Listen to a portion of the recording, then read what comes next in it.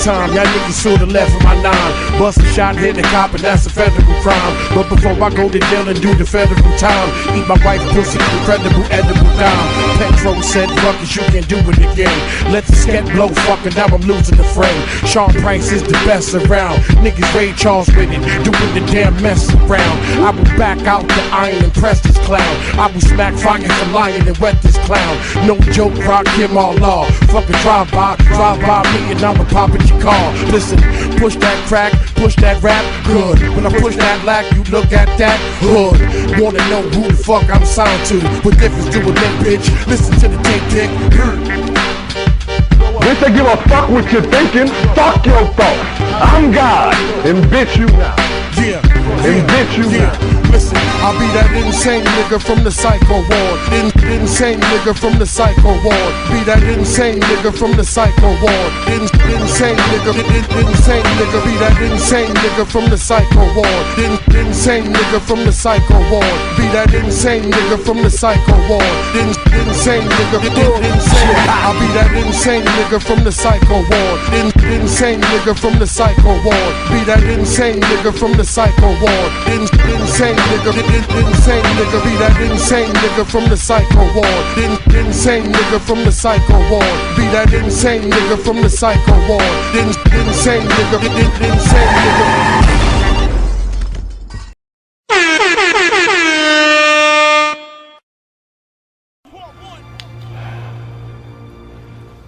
You listen to Nacho.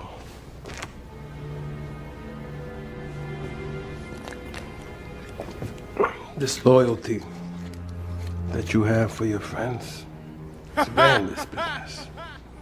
But someday, it's gonna get you killed.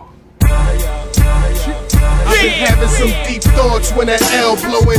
Niggas in jail knowing when you do it yourself and never tell no one. You see them shells blowing, I go to hell knowing that I had them eagles sit them down like Terrell Owens. I spell evil backwards, I gotta live. If money's the root of evil, then fuck it, I'm an evil bastard. You know that diesel acid, when it reaches the masses, I swear to God it'll burn, turn the streets to ashes. Dope in the Chargers, still smoking L's laughing. I'm coaching them Carter, call me Samuel Jackson.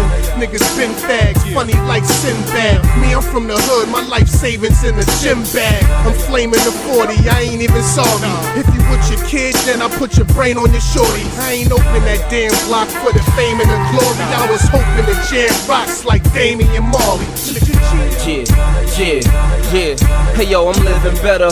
Second letter with a set of wings, butter leather, hoodie sweater and some better bling. Black Beretta, these niggas better not have said a thing. For the cheddar, I'm not a forgetter or regret a thing. I could get her, don't have to sweat her or to get her things. I could get her, it feel better just to let her cling. When you met her, she was better than Coretta King. Y'all lived together, she was gonna get a wedding ring. She chose me and blows me like she owes me. You knows me, I take whatever life throws me. Shows me, girls don't like boys, they like cars, money and some of that good smoke. Kush jars for 20, tell a few good jokes, but it's far from funny when you in the hood broke. You see, I understand what make niggas underhand, so I put 100 grand just to put you on the land. This ain't what you wanted, man. I'm a problem for every rapper breathing. On every track I'm eating. It's a fact, I'ma be a factor in rap this season. I pull my strap and squeeze and come up with a pack of demons that'll lead the past the bleeding. You ain't gotta ask the reason. I know it's Jack is scheming. You can see the tiger stripe J from a mile away. Yellow, white, and blacks is gleaming. Chain so sick, I don't need a piece for it. I can hear the streets talking, I dare you to reach for it. I'm strapped, if you look closely, you can see the Taurus. Hate niggas that keep talking, they usually be informants. That Brooklyn bullshit, you better believe I'm on it. You know it's for clean, my boy. Put G's up on it. And nah, I don't get along with these rapping cats. They mad, my chain the same size as they platinum plaques, that's a fact. Let me get mine first, then after that, I'm completely done with rap. You cats can have it back.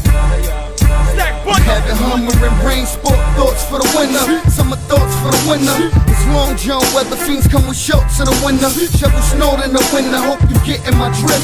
You should hold your head back when you get in the drip. A little grip, I could cover the order. Wanna floss, I'm a boss, I can front you a quarter. See the cross all flooded, low stones in the border. And I just got a divorce, so I'm looking for Run's daughter. Tell a Rev that I'm dealing with some evils. The sunshine on them cause the coop's sealing see-through. Dainty women, antique denim. His pockets gotta be nauseous, the mans keep spinning. Tricking on niggas, throw a little kitty on them. My niggas are sick 'em and empty out the semis on them. You rather spit on God than go against them. They were second guessing, scored up, convinced them. Come on, Jazz! They can't take me in the dark gray Jag. Seats the same leather as the Mark Jake bag. But Jazz, the kind of bitch that the narcs may tag. Cause I'm bringing the kind of butter like Parquet had. And no, I ain't a hoe that want a nickel or herb. The street bitch need a stack that's as thick as the curb. And you might catch a chick in the burbs. Maybe cause I'm nice with the nouns and slick with the verbs. Yeah, it's Miss Jizzazz, fizz-ass to fizz-ass. I'm like Betty Shabiz-ass with a little pizzazz. I wasn't sworn in just to join in. Been family since the morning that I was born in. And getting money is hereditary. That California kush got my eyes red as cherry. These bitches waiting on their next payday.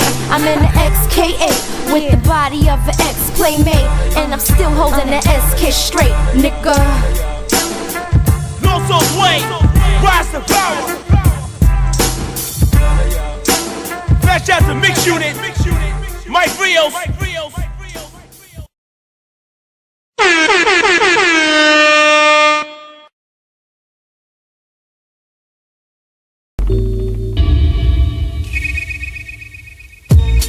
Yeah. Lots, baby. Yeah. Sheik Loach. Jada Kiss. Come on. The lock, Black Rock. Fuck's all up in this motherfucker. Word up. Bad boy. Big shout to my whole bad boy crew. My man Puff Daddy, Big Harm. I see y'all. Word up. And yo, if it ain't G's, you stuff in my pocket, nigga, stop it. That bullshit you talking, go rehearse that and rock. Fuck y'all, I pay dues. That nigga with the tattoos, that been hard. This motherfuckers watching little rap school. So when I say I bust my shit, you can believe it all the way. On the summertime with shorts and show where we don't lay. You can walk still, heavy blocking yonkers be hot still. With mine instead of bust you down, faster than the cops will. Niggas selling vests and stepping used. Falsely accused, that been shot and you can still see the chest bruise. I die for my 354 niggas. Whitney Young Stone niggas. Locks on my hardcore niggas. She give it to you like a bitch with a disease. They got AIDS on her lips, so when she talk, it bleeds. So if you want it, bust it. In the bed, not be flared. You gon' rock like a dead newborn under the stairs. That ass through the ER. Now I'm out VR. Heard New York. Y'all was looking for the PR. Flag and sweat us, we are for the baddest. I'm the one that gon' stick you for all your cabbage. The icon, doing this since Ryan. Perpetrate ass niggas like you, I keep my eye on. I break them, roll them, like smoke from Peter Ross. Then I roll them, told them, work hard to be the boss. In fact, it's Kumbaya on some attacking. Dude frontin', acting like they tough as tonight. Them bullshit rhymes, I stay hitting. Not forgetting them bullshit crimes and ass. I don't waste time, I brace mine from the waistline. Niggas is scared to face mine. See, I'm a criminal, so after this interview, I'ma benefit you. Fuck it, could be 10 of you. I put the end of you, I promise to God. It's about time, y'all niggas paid homage to Raw. You can catch me on the low with a calendar, bitch. I got blown when she bagging the shit. Coming through in the 98 wagon, laughing the shit. Imagine the shit, mystery like Agatha Christie. Cop in the trunk, SP cockety dump. You can find me with my enemy, copping his lunch. When I'm finished, niggas ask which block do I want. My pockets a lump, find me on the yacht with a blunt. What y'all know about dime, bitches cocking the pump. Watching the dime, I learned how to market Heron. I mean I'm valuable, celebrate, stuck off the Malibu. Science is the game and it's all mathematical. Pearl white Porsche, license plate radical. The real when the federales in Cali is mad at you to get back. Locks on the block, want the shit back. And I was in the first place, still of that niggas act like Jada. Won't grab the 380 with the potato and clap at niggas in broad day though. You know the flow, where it come from and where it go and where it's gonna be at. That's where we at. I touch you. If you think I'm jiggy, was a puff move and still selling 40,000 a week. So fuck you. 3 niggas you don't want none of. Make your insides feel like the summer. You getting dumber and dumber while we getting smarter and smarter, making shit harder and harder. We took this rap game like the Carter. I'm Nino, Styles is Rothstein from Casino, and Sheik is the boss of the Hennessy Gambinos. Talking millions, you talking C-notes. Used to stash dope in our ski coats. Couldn't play it sweet though, you know the kiss. On the low in the mix, blowing dro, sipping Red Alley and Mo with a bitch. When my niggas are flip, see how cute you look. In the box with a suit on like you used to look. Hard body with a purple face, future look. Future crook, same nigga who boots I took.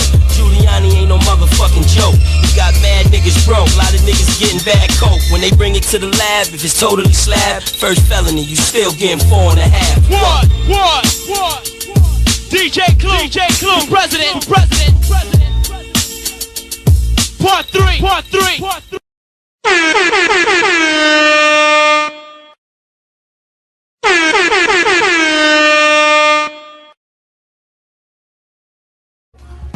These the last days. These the last days. These the last days. These the last days. It's all about taking my own life into my own hands. RBG, refine, be a grown man. See, that's what I'm doing, cause I know it's inside of me. All I gotta do is just bring it to reality. It's fuck the government, but still I gotta pay the rent. So yeah, I'm for the caper, most definite. Keeping it militant, focused, intelligent. Pimping the system is basic common sense. It's still fuck the bid. Black power ain't dead. All that red, white, and blue shit be going to your head. See, we break bread, it's like a game or a sport. Gotta train every day to keep your team on point. Cause still, to this day, our reparations ain't paid. And you can see it in the poverty around the way. It ain't even our own people on BET. So they gotta get it from somebody, it might as well be me. Besides, a nigga gotta eat when he hungry. You see how they send troops to war for their country. Niggas worldwide need an army of one. It's revolution to the fullest, put the bullets in the gun, nigga. These the last days. These the last days. These the last days. These the last days. These the last days. These the last days. These the last days. These the last days.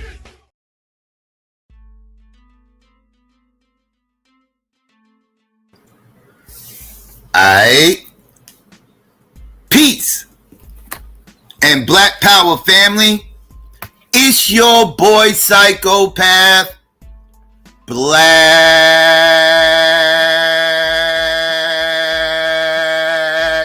at you. Nah, I mean, with another Wake and Bake Bill. What's really hood out there, family? Let me get some ones out there. Let's make sure everybody can hear me clearly before I get into all this. I should be good, but you know I have to double check. Know what I mean? So let's see. Let me get some shout outs while I'm waiting. Let me see. I'm in the wrong shit. All right, here we go. All right. See, shout out to Mr. Quint. What's good? B1 for life. What's up with you? Free DNA test for ABOs. What's going on? Golden Owl. What's good with you, sis? Aisha Bads is in the building. What's good? Lou, what it do? Old student, what's up with you? 764 roll up, what's the hold up? Q Hefner, what's good with you? I missed you earlier, my fault. Judah, what's going on? Miss Cardio Queen, what's good, sis? Mr. Leroy, was good? Angel is in the building, what's going on with her? J Cal, what's hood? By any means, what's going on? Who else? GA, what's hood with you? Frank 1, what's going on? Who else? Who else came up in here? Tells was good. Taz was going on. Caesar was good. Elaine is late as per usual. Lucky was going on. Who else? Pure was hood. Who else? Am I missing anybody? See, No Swirl Zone was going on. Kurt was hood. Shout out to everybody else out there that might be listening to slide through. If I missed you, my bad. Swarty, what up? What's going on, family? What's going on? Yeah, there's some things I want to discuss today. Y'all see the title. Some of y'all may know what's going on. Some of y'all may not. Right? So I do want to definitely discuss a situation that's going on just south of me out in Philly. And, certain subject matter that kind of resonates with me on a lot of levels. But we're gonna get into that. And let's see. Before we do, though, I do want to actually address one situation that happened a couple of days ago with these motherfucking ICE agents, right? These ICE agents, they out here and they have been wild, right? And every time we talk about these ICE agents wilding, we get the this ain't our problem, right? I get this a lot, right? I hear this a lot. Whether it be some Becky that got off, or whether it be these just some motherfucking tethers that should be getting the fuck up out of here, some Somalians or whatever. But it's just been a lot of ICE support going on in our community. Like, just a lot of ICE support. Just like a little bit shocking to see so much ICE support going on in our community. Like, just because it's motherfucking law enforcement. I don't know. I don't know. It's just I can't. I just can't go there, yo. I can't do that shit. I just can't do it. But it's a lot of that going on. I'm always told that this ain't our business. This ain't got nothing to do with us. Nothing at all. Black Americans specifically, right? This ain't got nothing to do with us. We good. We Gucci. We safe. They ain't gonna fuck with us. We all right. This is a white liberal Becky problem, and this is a motherfucking Somalian problem, right? Everybody else is good Gucci. We safe. We all right. Trump and them said we good, right? They ain't gonna fuck with us, right? They gonna go fuck with everybody else. But us, we foundational to this land, and because of that, we're safe of all things. This is the narrative that's being pushed, right? We safe. It's these other niggas that need to worry about shit. These illegal motherfuckers. Okay, got you. I got you. All right. So we gotta walk around with our birth certificates. Got you. I got my birth certificate. I usually don't like walking around with that motherfucker, but apparently that's what the fuck we about to have to do. Is walk around with our goddamn birth certificates. I don't suggest people do that. You really don't want to lose your birth certificate. You guys, especially if you don't live in the town that you was motherfucking born at, and you got to travel all the way back to that town you was born at. You know what I mean? And go to the Hall of Records and go through that whole process and everything. You really don't want to fuck up. You really don't want to lose your birth certificate. That's one document. That's a headache. You don't want to lose that mother. But apparently we about to have to walk around with that shit just to prove that we actually, foundational. Because, but I've been told this ain't our problem. That's what I was told. And then I start seeing wild shit going on that totally shows me that this is an American citizen problem, right? This is what I'm seeing. I'm seeing American citizen problem, right? That's what I'm seeing. The last time I checked, if you're foundational, you are an American citizen. Last time I checked. Unless that foundational shit got a different meaning, that's totally what the fuck that means, right? So if there's a U.S. citizen problem with ICE, is that still not our motherfucking problem? Is that still something we should just be overlooking? I'm just curious to know, should we be overlooking United States citizen problem? Should we be overlooking that? I'm just saying, because I saw some shit this week that showed me I was accurate in stating that this is an American citizen problem against authority figures. That's how I saw it. Other people saw it. Other people said it was a race thing. I totally disagree. But let's get into it. Let's get into this, right? Because I was told this wasn't our problem. Let's just get into this real quick.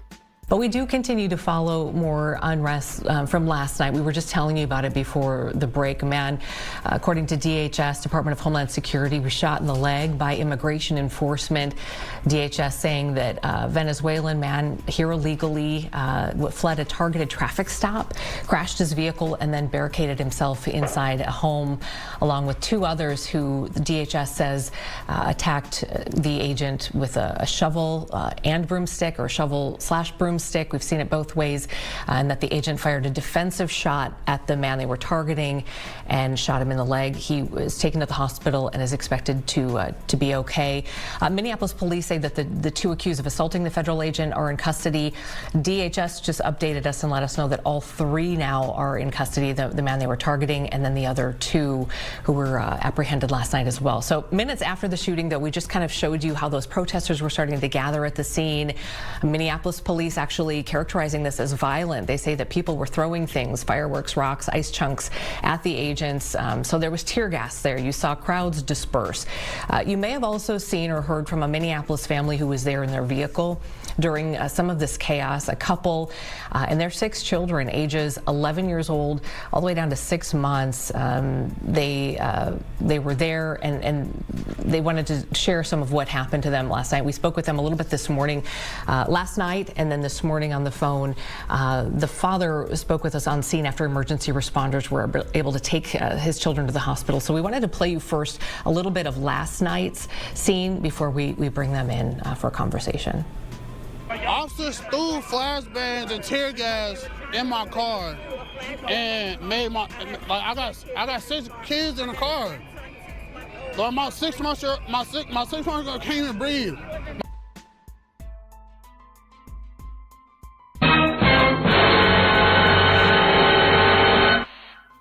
So this foundational Black American, and trust me, I'm using that term very loosely.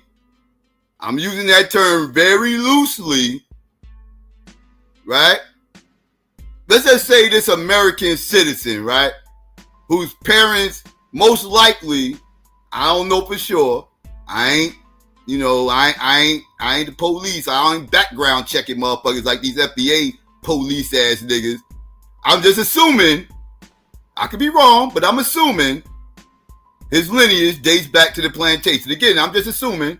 I ain't the police, so I don't know. I'll let the police ass niggas figure it out. But under my assumption, this looks totally like somebody who could claim to be foundational, right? Riding by, trying to go home with his wife and 6 kids in the car, and these ICE agents threw flashbangs and tear gas in the car with his kids in it?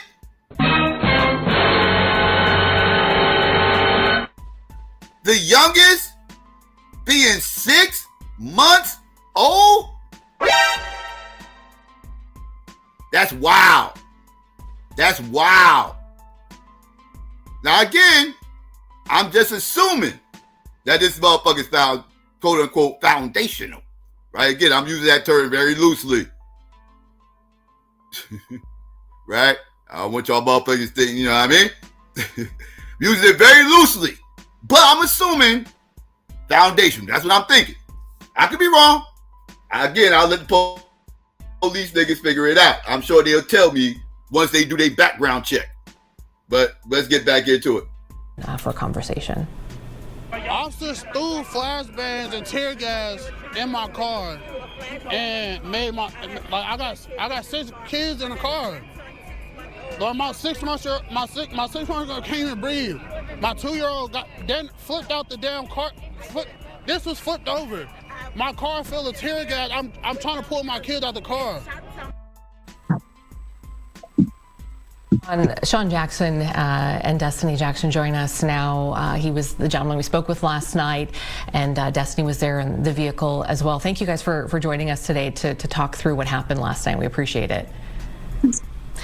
Destiny, when we talked to you this morning, you were saying that your family lives just a few minutes away from where this happened in the Hawthorne neighborhood. Can we first kind of step back and tell us about what was happening? How did you end up in that neighborhood? Well, I live in the neighborhood. I had just left South Minneapolis from attending my oldest child's basketball game at Anderson Middle School. And on the way home, we stopped at our neighborhood grocery store to get dinner, actually.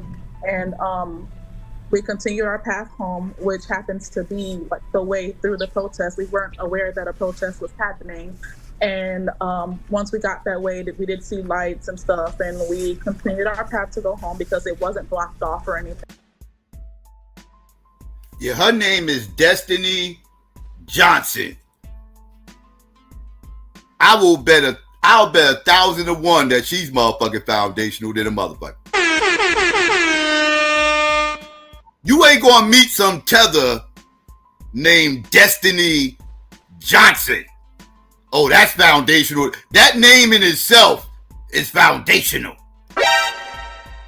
You believe that shit? You ain't gonna catch too many Destiny Johnsons in Haiti, or Destiny Johnson in Nigeria, or Jamaica. Destiny Johnson? Oh, that shit foundational than the son of a bitch. I'm just saying. Let's continue.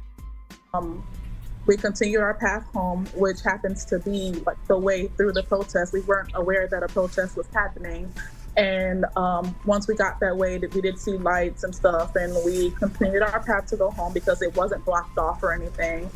And in the mix of passing it, my husband stopped, and asked what was going on and stuff like that. And there was people there, like, just explaining to him what happened. And Sean, tell me a little bit about how your family's doing today. We understand that, I don't know how many of the children went to the hospital last night. Tell us about that. 3 of the children went to the hospital, just from, of course, my infant baby, because he did stop breathing and I had to give him mouth-to-mouth and CPR to bring him back. And then my 11-year-old and my... Damn, they stopped breathing off that shit. She had to do CPR just to keep him alive, yo. This shit is wild, son. This shit is wild. I'm telling you, man, these motherfuckers is out of pocket. I told motherfuckers we gonna feel this shit. It's all fun and jokes until that shit boomerang back around to us. It's all fun and jokes. Like, I already see. We gonna be the motherfuckers that feel the brunt of this shit. They gonna set the motherfucker. They are gonna set the motherfucking. They gonna set the criteria with that Becky and say, look, this is what the fuck we did to our own motherfucking Becky. You niggas better get on y'all shit. Don't even be within 5 miles of ICE, or we gonna snatch you niggas up. We gonna bomb you motherfuckers with flashes and tear gas, and we gonna drag you out of your shit, break your windows, do all type. We gonna do whatever the fuck we want to do. And we just gonna say you was protested, or you was trying to impede our investigation, or some shit like some wild ass shit. They just make some shit up. The fuck we gonna do? They smoked they Becky. Fuck we gonna do? Right? Like, this ain't rocket science. Him mouth-to-mouth and CPR to bring him back. And then my 11-year-old and my 7-year-old, who has asthma, so they had to be treated. And there was me and the father who had to be treated also. Tell me a little bit about, because people I think want to know, obviously you were on your way home, you said, from this game. What made you want to get out and stop and kind of, not just keep going? What were you guys what was the conversation had in the vehicle? Well, after we had stopped and he had asked what was going on, we in the mix of all of that, I seen my mother. Now, I wanted to get her out of there before anything did happen, because as we were going through, it was not violent. Like, we were able to pass through. And I seen her. She recently got a congestive heart failure diagnosis yesterday morning. So I just wanted her, like, just not to be there because I didn't know if it was going to be violent or not. It took a couple, like maybe like 20 to 30 minutes to get her up out of there, because how she felt so deeply about what happened. And so as we were leaving, actually, ICE were coming our way in vehicles. And a couple of them proceeded to start screaming in my window. And they were saying, get out of here, get the F out of here. And we were telling them, like, if you guys will move away from my car, we can get up out of here, which is what we're trying to do. Like, you guys are in the way. We know what happened when when Renee tried to move, get out the way. You guys said that he hit you when she didn't. So he didn't want to move the car. He wanted to wait for them to move. And as they proceeded to move past the car, once they got to the back of the car, they rolled a tear gas bomb under the car. How quickly, can you characterize how quickly this escalated? How long were you there? Did you sense things were starting to turn? Were there opportunities to try to leave before it escalated? We did sense things were trying to take a turn for the worse. When in the mix of us being there with those 20 minutes, Minneapolis Police Department was dismissed. ICE agents took over everything, and a couple minutes after that, we seen people with like yellow vests or jackets coming up behind ICE agents, and that's when everybody was starting to like disperse. And so we were in the car, trying to get out, watching that happen, but ICE was blocking our exit. Did you see ICE was blocking their exit? They couldn't get out. They was trying to leave, and motherfuckers was blocking their shit. This, that, and the third. Like, and they went. And then they threw fucking tear gas and shit like that in their fucking car. Starting to like disperse, and so we were in the car, trying to get out, watching that happen, but ICE was blocking our exit. Did you see any Minneapolis police say that turned violent, and that there were people who were throwing rocks and ice chunks at the agents, things like that? Did you see anything like that? In the mix of all of that happening, there were a lot of like explosive stuff going off. Not sure if it was coming from the ICE agents or if it was coming from protesters. But I did not physically see any protesters. I didn't see them throw anything at ICE agents. And tell me, so there was hospitalization here. Tell me about sort of any injuries or what happened to the children. And you said, when I talked to you earlier, 11 years old is the oldest, and then six months is the youngest, right? And then you've got some twins, 4-year-olds. But so there's children in the car. Tell me about what happened kind of to them. When we did finally get out the car, of course, my baby was lifeless, so I did do the CPR and mouth to mouth, and there was multiple people in the house who were pouring milk all over my other kid's face and trying to get the tear gas off of them. There were also other people in the house who were on the phone with EMS trying to get them to get there as soon as possible. There was also someone else on the phone giving me directions on what to do. So there was a lot of people from the community were there trying to help us in that situation. Have you guys been out protesting before, or do you plan to go out in the future?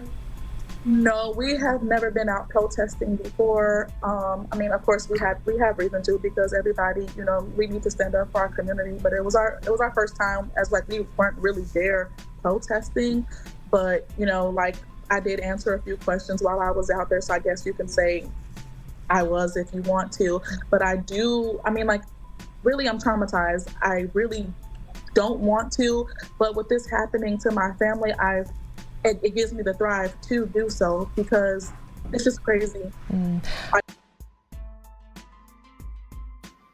They wasn't protesting by her own admission. She wasn't protesting.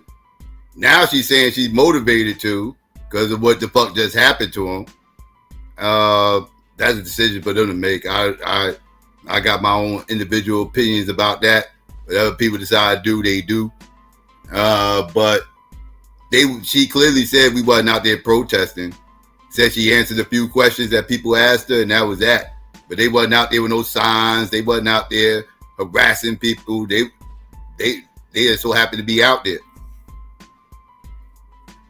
I really don't want to, but with this happening to my family, like I did answer a few questions while I was out there, so I guess you can say I was if you want to. But really I'm traumatized. I really don't want to, but with this happening to my family, it gives me the drive to do so because it's just crazy. Like, my kids were innocent. I was innocent. My husband was innocent. This shouldn't have happened. We were just trying to go home. She literally said they was just trying to go home. Like, she was just trying to go home. They was trying to leave, and ICE had them blocked in, and they couldn't move. They had the road blocked, right? They was impeding traffic, right? If a civilian blocks the road, they get popped. If they block the road, they get the tear gas people. You see how this shit work? But, hey, what the fuck I know? I don't know shit. I have to do so because it's just crazy. Like, my kids were innocent. I was innocent. My husband was innocent. This shouldn't have happened. We were just trying to go home. And and we talked about this earlier, and in all fairness, just gotta kind of reiterate this question because people are going to say, well, you were there, you stopped. What would you say to them? You got your kids there. Why not kind of just get your mom and keep going? Or, what would you say to them? I tried to, and I was determined to get her out. And I did not want to leave without her because what happened to us could have happened to her too, which she was a few feet away from my car when it happened, and she was walking to her car. Our car went up, And so all I would say is, like, you can't, even, we're innocent, like, we didn't deserve that. We were passing through and we were just trying to protect another family member. Do you think people have an idea of... Again, she just said it again. We was passing through. You can't, even, we're innocent, like, we didn't deserve that. We were passing through and we were just trying to protect another family member. Do you think people have an idea of what it's like to be kind of going down there and in those situations, how quickly things can turn? I mean, we see it on TV, those who have not been there in person. Like, what would you say to people who are thinking, I want to go down there, I want to protest, I want to, exercise my First Amendment rights? And we're talking to the people who are not trying to be agitators, the people who are really just trying to exercise their First Amendment rights legally. What would you say to them about kind of what happened to you last night? Is there anything you would do differently? What would be your message? I would say be safe, have an exit plan, pay attention to their body language, pay attention to your surroundings, because it all can turn really fast and you never know. All right, Destiny and Sean Jackson, thanks for spending some time with us and telling us a little bit more about your experience from last night. We appreciate it. Destiny and Deshaun, yeah, they totally FBA. They totally are foundational. Totally, right? Let's keep it at a buck. So that happened a couple of days ago. I'm sure the ICE defenders will be defending this. It's the black and blue, right? That's what I like to call these but now. The black and blue lives matter. The black and blue lives matter. They defend, ICE agents turning motherfuckers black and blue. They black and they love blue lives, so they black and blue lives matter. The black and blue lives matter crowd, y'all are something else. These ICE agents can't do no wrong. Like that is crazy work. But let's get into this title, because this title is really what I want to talk about. That's kind of like just a segue into the actual title, right? Now the segue into the title is The title is, these Philly Black Panthers that are out here currently in that city, right? Now, I heard about these motherfuckers. I didn't really see nothing in action. And when I heard about them, I actually assumed it's fucking snowing outside too. My fault. But I just peeked that it's snowing outside. But yeah. When I heard about these motherfuckers, I just automatically assumed, right, that this was the new Black Panther Party, right? You know, Malik Shabazz and these motherfuckers, right? I thought this was just like a chapter out there, right? I know King Shamir. I know King Shamir was the chapter leader out in Philly some years back. I think he had eventually left the Panthers though, and started his own little militia group or something out in Philly, if I ain't mistaken. For those who know who King Shamir is, you can let me know what's going on with that. But he had left the new Black Panther Party and started his own thing. I know he was doing that for a minute. And when I heard this new Black Panther Party out in Philly, I thought it was kind of like the same thing that was going on in King Shamir and them. I thought it was just a chapter of the new Black Panther Party, but actually, no. And some of y'all might not understand that there's actually a difference between the new Black Panther Party and the original Black Panther Party of self-defense, right? Like, they, ideology-wise, they are miles apart when it comes to ideology, right? Not a whole lot of similarities between the new Black Panther Party and the original Black Panther Party, right? There's a lot of differences there. A lot of ideological differences.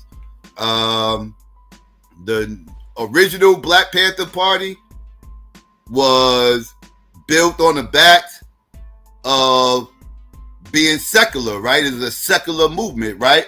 Wasn't no religion involved in that shit. It was made by a bunch of agnostics and atheists were the founders of the fucking movement, right? And they built it as a secular movement, right? It had no religion attached to that shit, right? Wasn't no doctrine or none of that shit attached to that shit, right? Whereas the new Black Panther Party, totally, not in its inception, but this is what it became once Khalid got involved, but totally was all about pushing an offshoot Nation of Islam agenda, right? It had little to do with a 10-point program, very little to do with, you know, a breakfast program. Very little to do with patrolling neighborhoods. It really wasn't on that, right?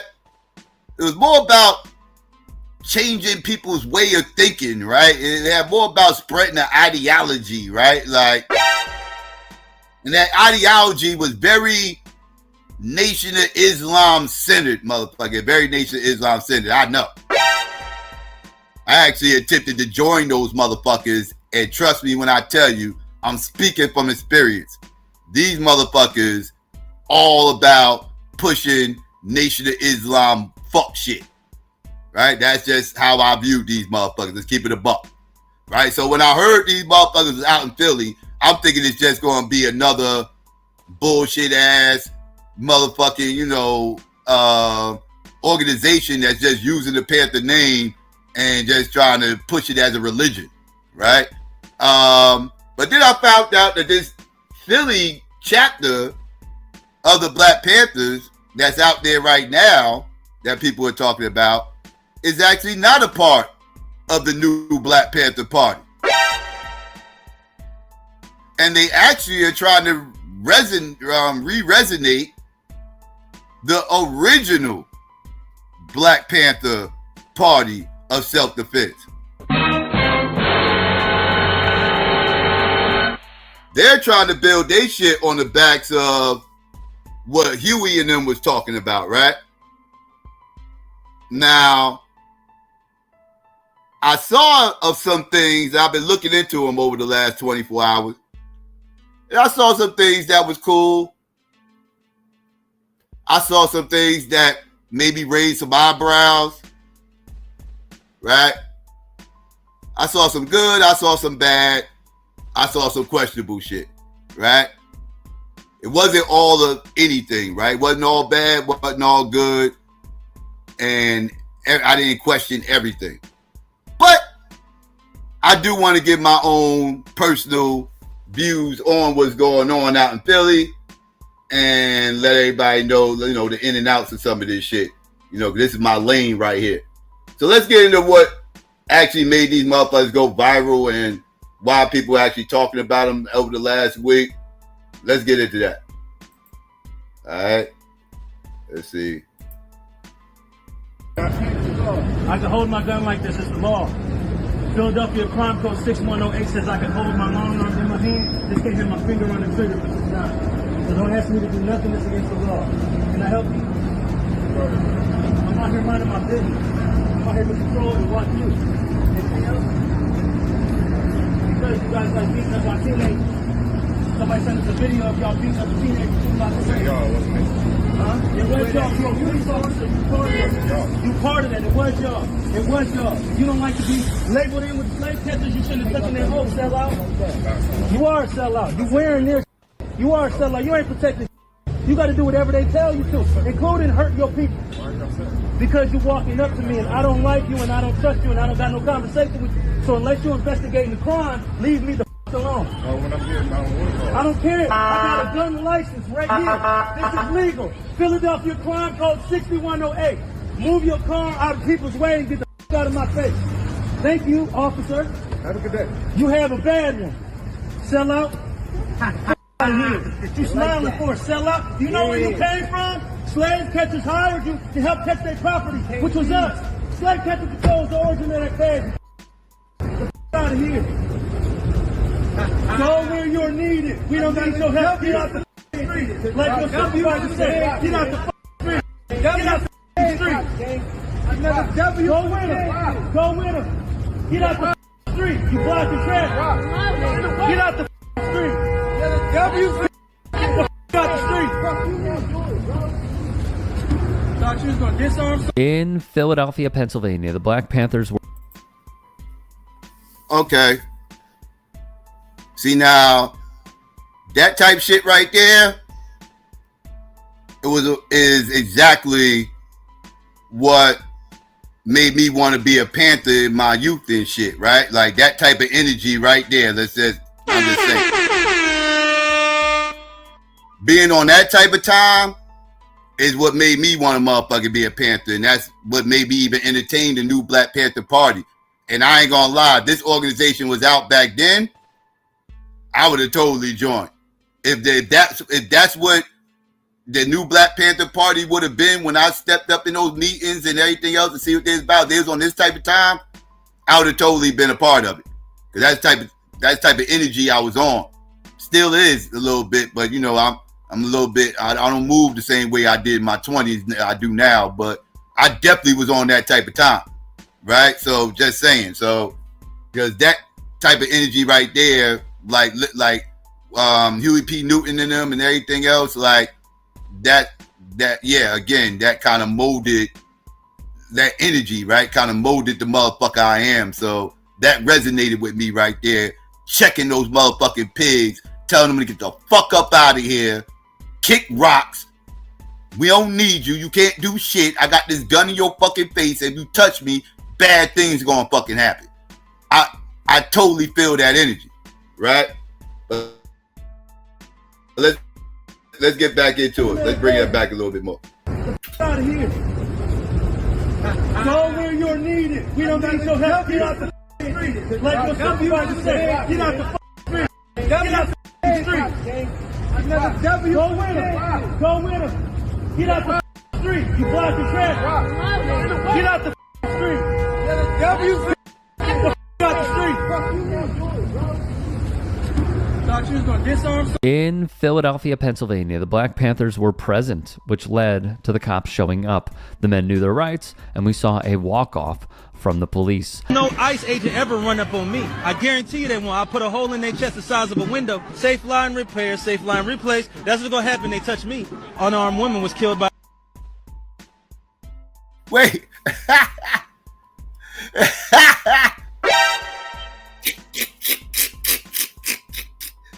I don't know how many of y'all motherfuckers caught that reference. But there's a commercial out here. I don't even know if that shit plays nationwide or not. Maybe y'all have that commercial, maybe you don't. But that statewide repair shit, statewide replace, that motherfucker. Yeah. Oh, that shit was funny as fuck. Thought you was gonna disarm. In Philadelphia, Pennsylvania, the Black Panthers were present, which led to the cops showing up. The men knew their rights, and we saw a walk-off from the police. No ICE agent ever run up on me. I guarantee you they won't. I put a hole in their chest the size of a window. Safe line repair, safe line replace. That's what's gonna happen. They touch me. Unarmed woman was killed by ICE. If you think you about to come and brutalize the people while we're standing here, around and find out. Our interactions with the police and ICE, and we hold them accountable. We hold them accountable. We patrol the community and we hold them accountable. The Black Panther Party for Self-Defense, we're the same Panther Party from back in the day, but we're a little more aggressive now, you dig? Carry bigger guns and we don't take no places where there are a lot of immigrants at. I think that the community around them needs to take special care to them and needs to start escorting them to and from everywhere to make sure that they're safe. Because them ICE agents ain't gonna act like that if it's a bunch of people standing outside with assault rifles and shotguns. It's a semi-automatic shotgun. That means them shotgun shells that shoot out of a pump, they shoot them rapidly.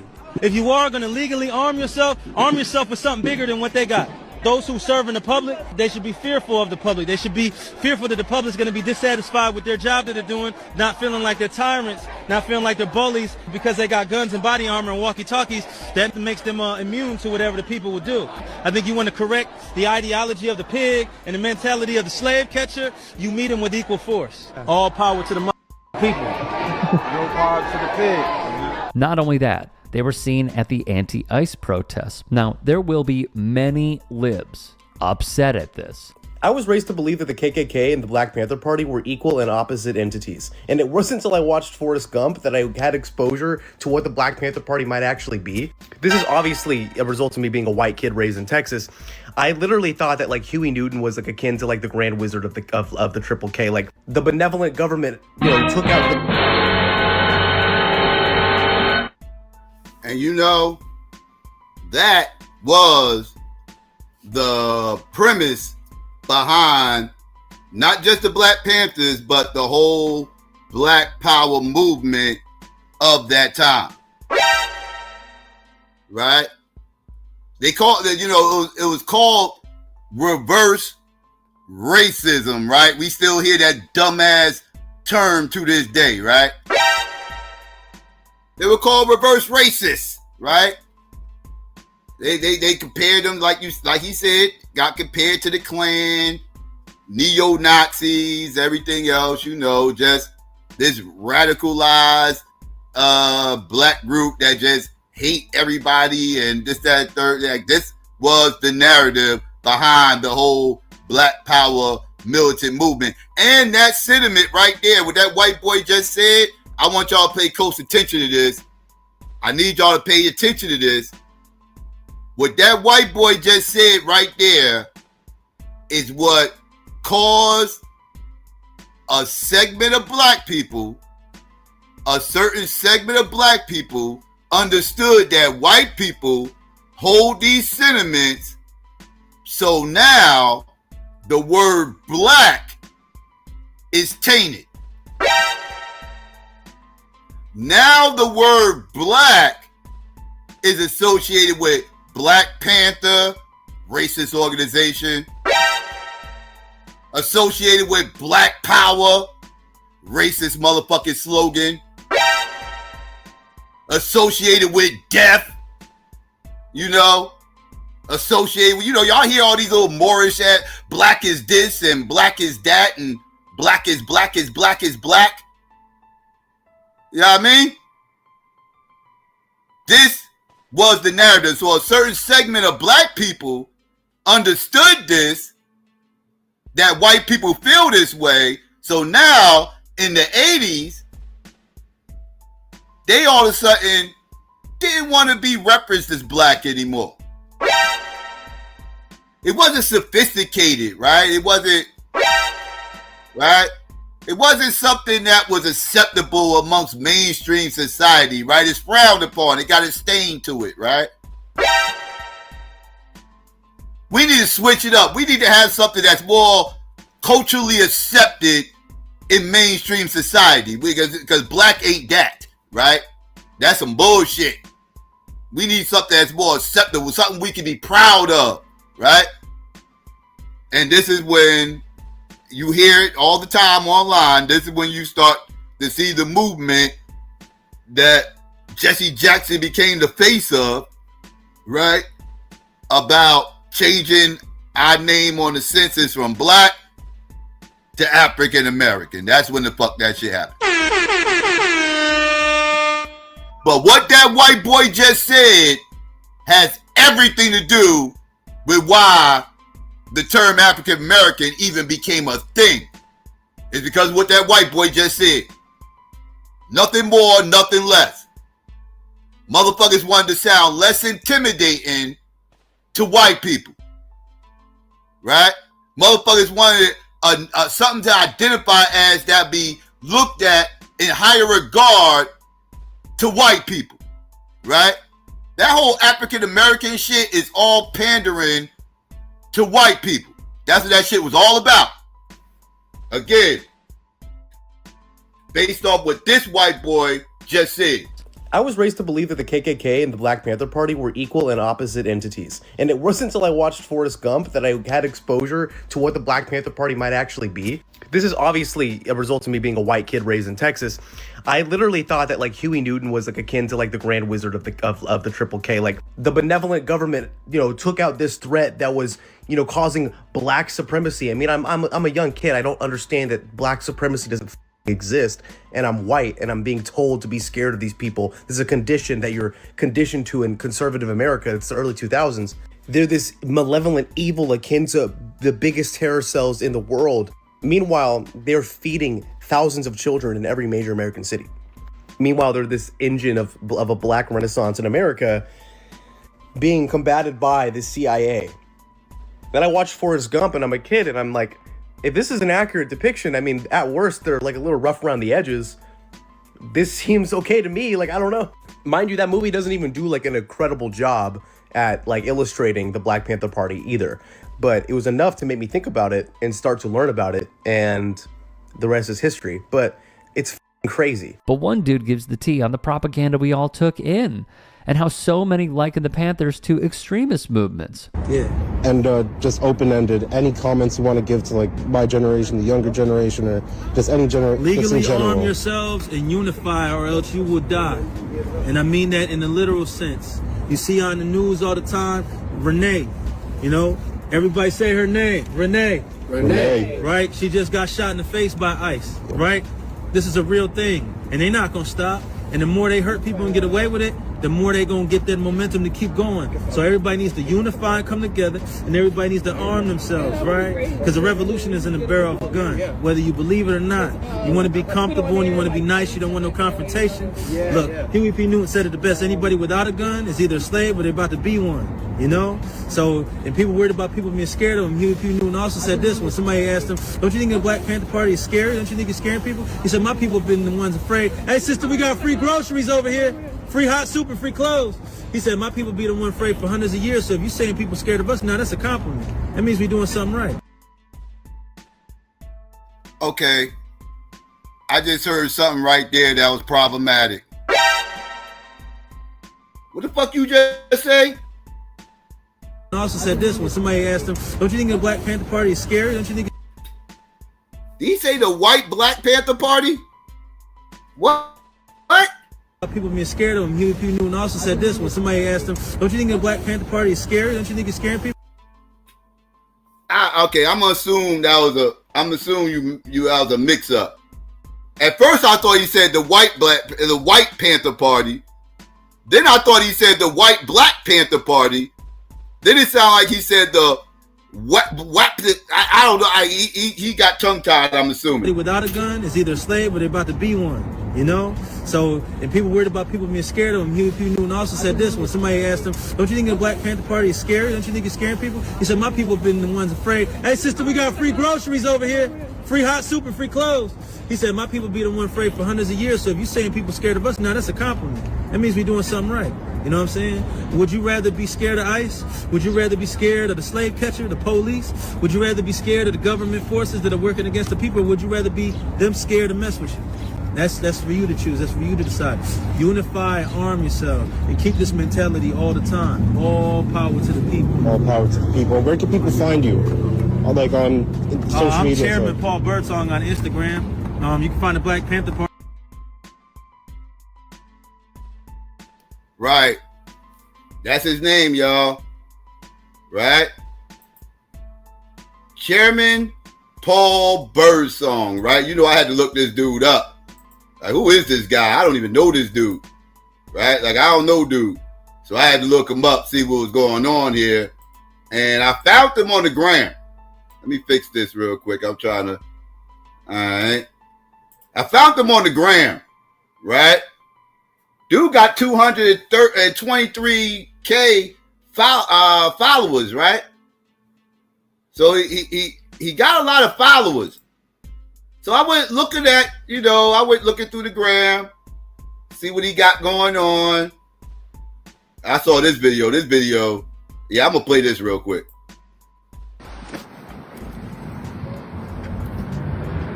All power to the people. Hey, listen, check this out. Me and the comrades out here in Northeast Philly, you know why we here? Because we was told ICE was hopping on the people over here. Over at the Brazilian bakery and over here in the neighborhoods. Now, yeah, we came out here and we see like them Sprinter vans parked and all these blacked out vehicles parked. But it's like maybe they in their hotels getting some sleep or something. Or maybe they knew that the Black Panther Party was coming, Like I said before and like I say it again and like Huey Newton said back in the day, the Black Panther Party is an internationalist group. So we stand with all oppressed people, no matter what your ethnic background is, no matter what your cultural background is. No matter what your ethnic background is. No matter what your ethnic background is. Okay, let's continue. Stand with all oppressed people. So a war on the immigrants of the United States of America is a war on everybody in America. It ain't just a war on people who just came here or even people who've been here for a while and couldn't get their green card for whatever reason. See, they couldn't get their green card for the last 20, 30 years, but you've been enjoying their food though. You've been enjoying taking your car to them instead of taking it to the Midas or something because it's going to be cheaper though, right? But now they out here getting chased around and killed and you won't do nothing about it. Hey, dig this, ICE ain't just coming after us. They just killed an unarmed black man in LA. But you sitting up here acting like, oh, that's not our... Okay. I don't know if y'all peeped that. This is Instagram, so I can't rewind. I hate that shit. I hate that about Instagram. Yeah, I can't rewind that shit. But that motherfucker said, y'all up here thinking it's all about us, right? He said, y'all think it's all, what he say? Yeah, y'all think it's all about, wait, I gotta bring it back. Damn, I can't rewind this shit. All power to the people. Hey, listen, check this out. Me and the comrades out here in Northeast Philly, you know why we here? Because we was told ICE was hopping on the people over here. Over at the Brazilian bakery and over here in the neighborhoods. Now, yeah, we came out here and we see like them Sprinter vans parked and all these blacked out vehicles parked. But it's like maybe they in their hotels getting some sleep or something. Or maybe they knew that the Black Panther Party was coming, Like I said before and like I say it again and like Huey Newton said back in the day, the Black Panther Party is an internationalist group. So we stand with all oppressed people no matter what your ethnic background is, no matter what your cultural background is. We stand with all oppressed people. So a war on the immigrants of the United States of America is a war on everybody in America. But see, that rhetoric right there is problematic. But let's continue. It ain't just a war on people who just came here or even people who've been here for a while and couldn't get their green card for whatever reason. See, They couldn't get their green card for the last 20, 30 years, but you've been enjoying their food, though. You've been enjoying taking your car to them instead of taking it to the Midas or something because it's going to be cheaper, though, right? But now they out here getting chased around and killed, and you won't do nothing about it. Hey, dig this. ICE ain't just coming after us. They just killed an unarmed black man in L.A.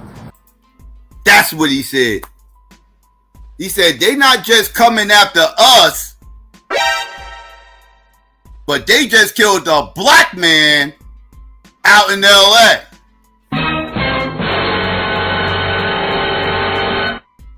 Now, when you just said they're not only coming after us, you said they are also going after a black man in LA. Now you need to describe who the fuck is the us, right? Because clearly us was not that black man out in LA.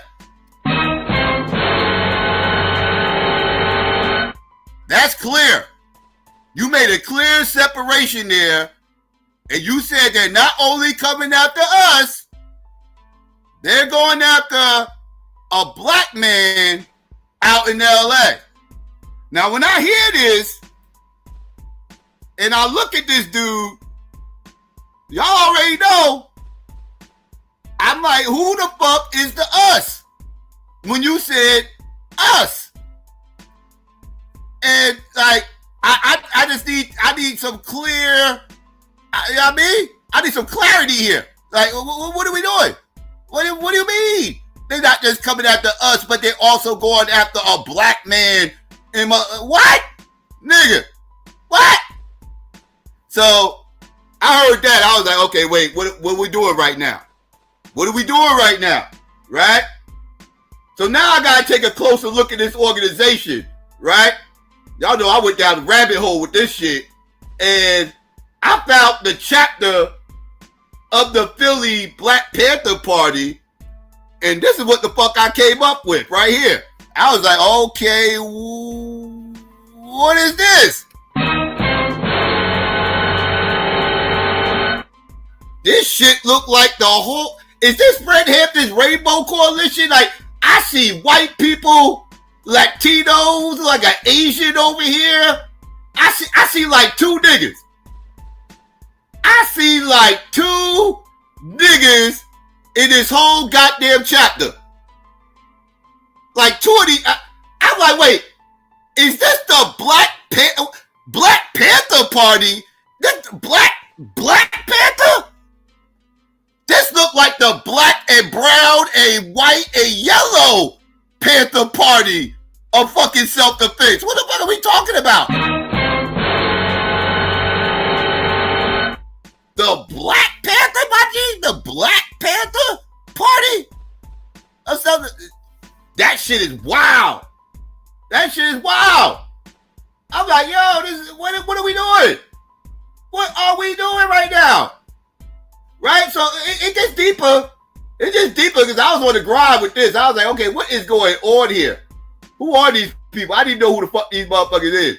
Right? So I went to, again, I'm on the gram because this is where they following is at. They following is on the gram. Right? This is where he's at. So I went all the way back to the beginning of their motherfucking post. Right? And when you go here, because, you know, this gives you an idea when this account was even created. And this account, wait, what am I doing? I'm tripping.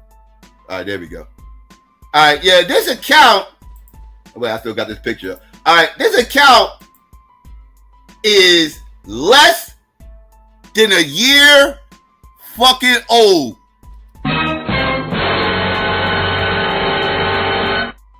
Now, there's nothing wrong with the organization being less than a year old because you got to start from somewhere.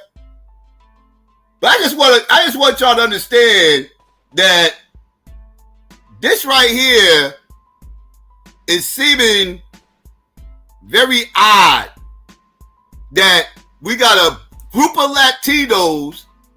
That's what it looked like. It looked like the Brown Panther Party of self-defense. That's what it looked like to me, with a few niggas mixed in to try to solidify them and shit. But I see this and And I see that this started right around the time when ICE, Donald Trump just got into office, and ICE was just being announced that they was going to be doing their thing out in these cities.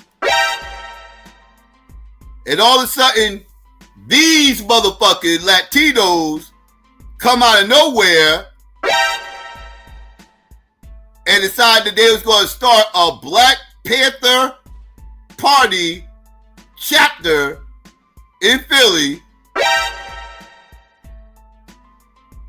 Like, I'm like, this is interesting. This is interesting. So, like, because 46 weeks, like, that's what's that? That's like, what? March, April? Or some shit like that? When this shit got started? So let's think about what was going on around that time. Like, so you start to wonder what the hell is going on. I'm not saying, all I'm saying is this shit is weird. It's weird. Again, I feel the energy when they, step into those pigs. I ain't mad that they step into pigs, all that, but who's the motherfuckers actually stepping to the pigs? Like, it's just kind of weird seeing this shit, right? Like, okay, and then, wait, why this shit? All right, there we go. Yeah. Now, and when you look and see, it's always like one black dude, and it'd be like a bunch of Latino looking motherfuckers by them and shit every time I see these motherfuckers. Right? So again, and if these motherfuckers want to start the Rainbow Coalition, and like, this motherfuckers, they also closely, I forgot to tell y'all this part. They are also closely associated with, and this is what I think is going on. I could be wrong. I got my tinfoil hat on right now. But I found out that these motherfuckers are closely associated with the Young Lords.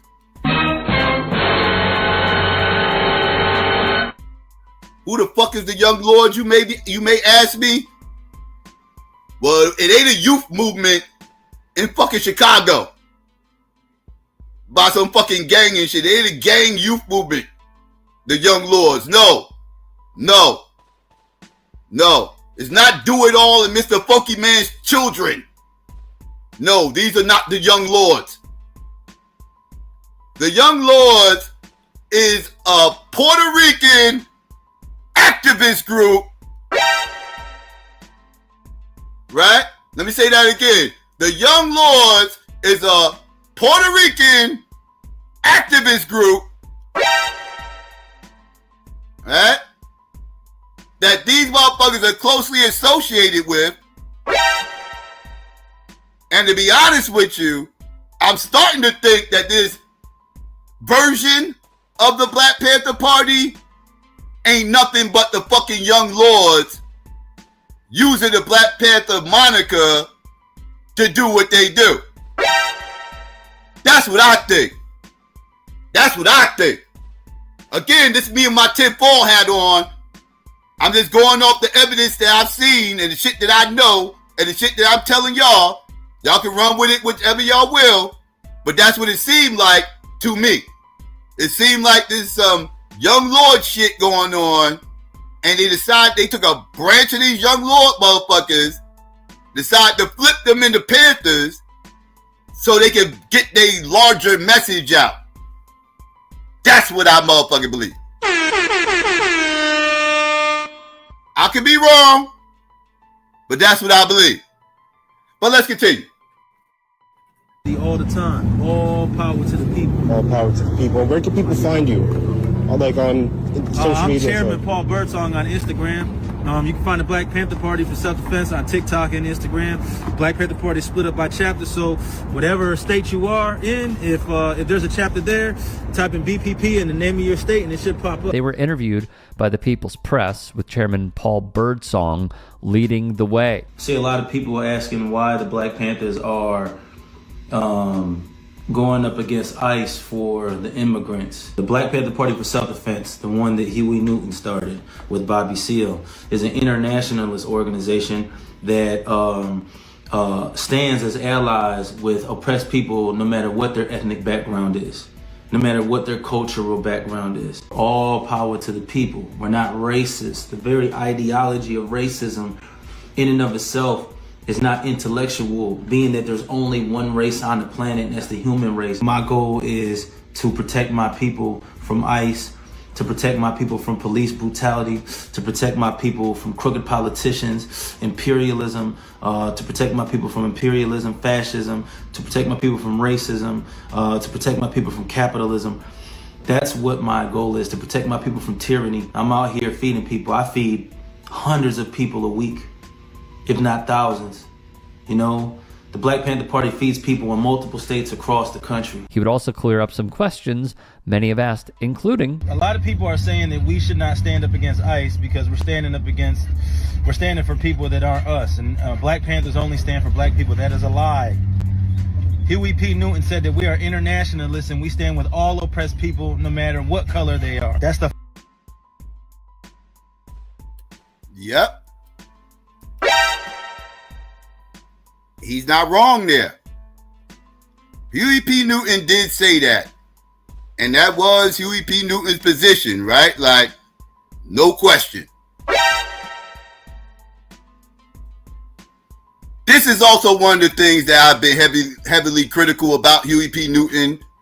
When discussing Huey P. Newton, this is one of the mistakes I feel like Huey P. Newton made.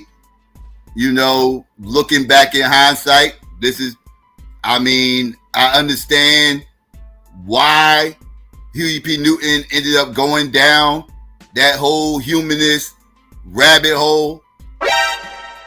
I get it. You know, he was locked up. You know, the Black Panthers needed some bread. He had lawyer fees to pay for. Bobby Seale was locked up at the same time. He needed lawyer fees to pay for. This is how Eldridge Cleaver became the head of the Panther Party for a minute, because everybody else was locked the fuck up. And they had the whole Free Huey movement. And like I said, the Panthers needed bread. They started going to these white liberals who were sympathetic to their movement, right? Got a lot of celebrities on board to kick out a lot of money. Jane Fonda being one of the more famous ones, right? They had to get some of that white bread to get Huey out of jail and to get Bobby out. Even though Bobby was defending himself, that's a whole different story, a funny story, by the way. But Huey needed some real lawyers, right? And at the end of the day, they got their bread up. Huey got out, everything else, and he felt like he owed a debt to those white motherfuckers, and he started picking up this whole humanist mindset. And again, I believe this is what killed the Panther movement. This is also what caused a huge divide within the Panther movement, because everybody wasn't rocking with Huey in that mindset. You know, this is when you get the whole Black Liberation Army splitting off from the Panthers, because the Panthers got too damn humanist for they liking. And they ain't like this humanist mindset that the Panthers had. And they disassociate themselves with them and created their own movement, which was the Black Liberation Army. I went through all this already on Assata Shakur, excuse me, I'm getting tongue-tied. Assata Shakur's stream that I did a few months ago when she passed away, right? But so yes, that was Huey P. Newton's philosophy.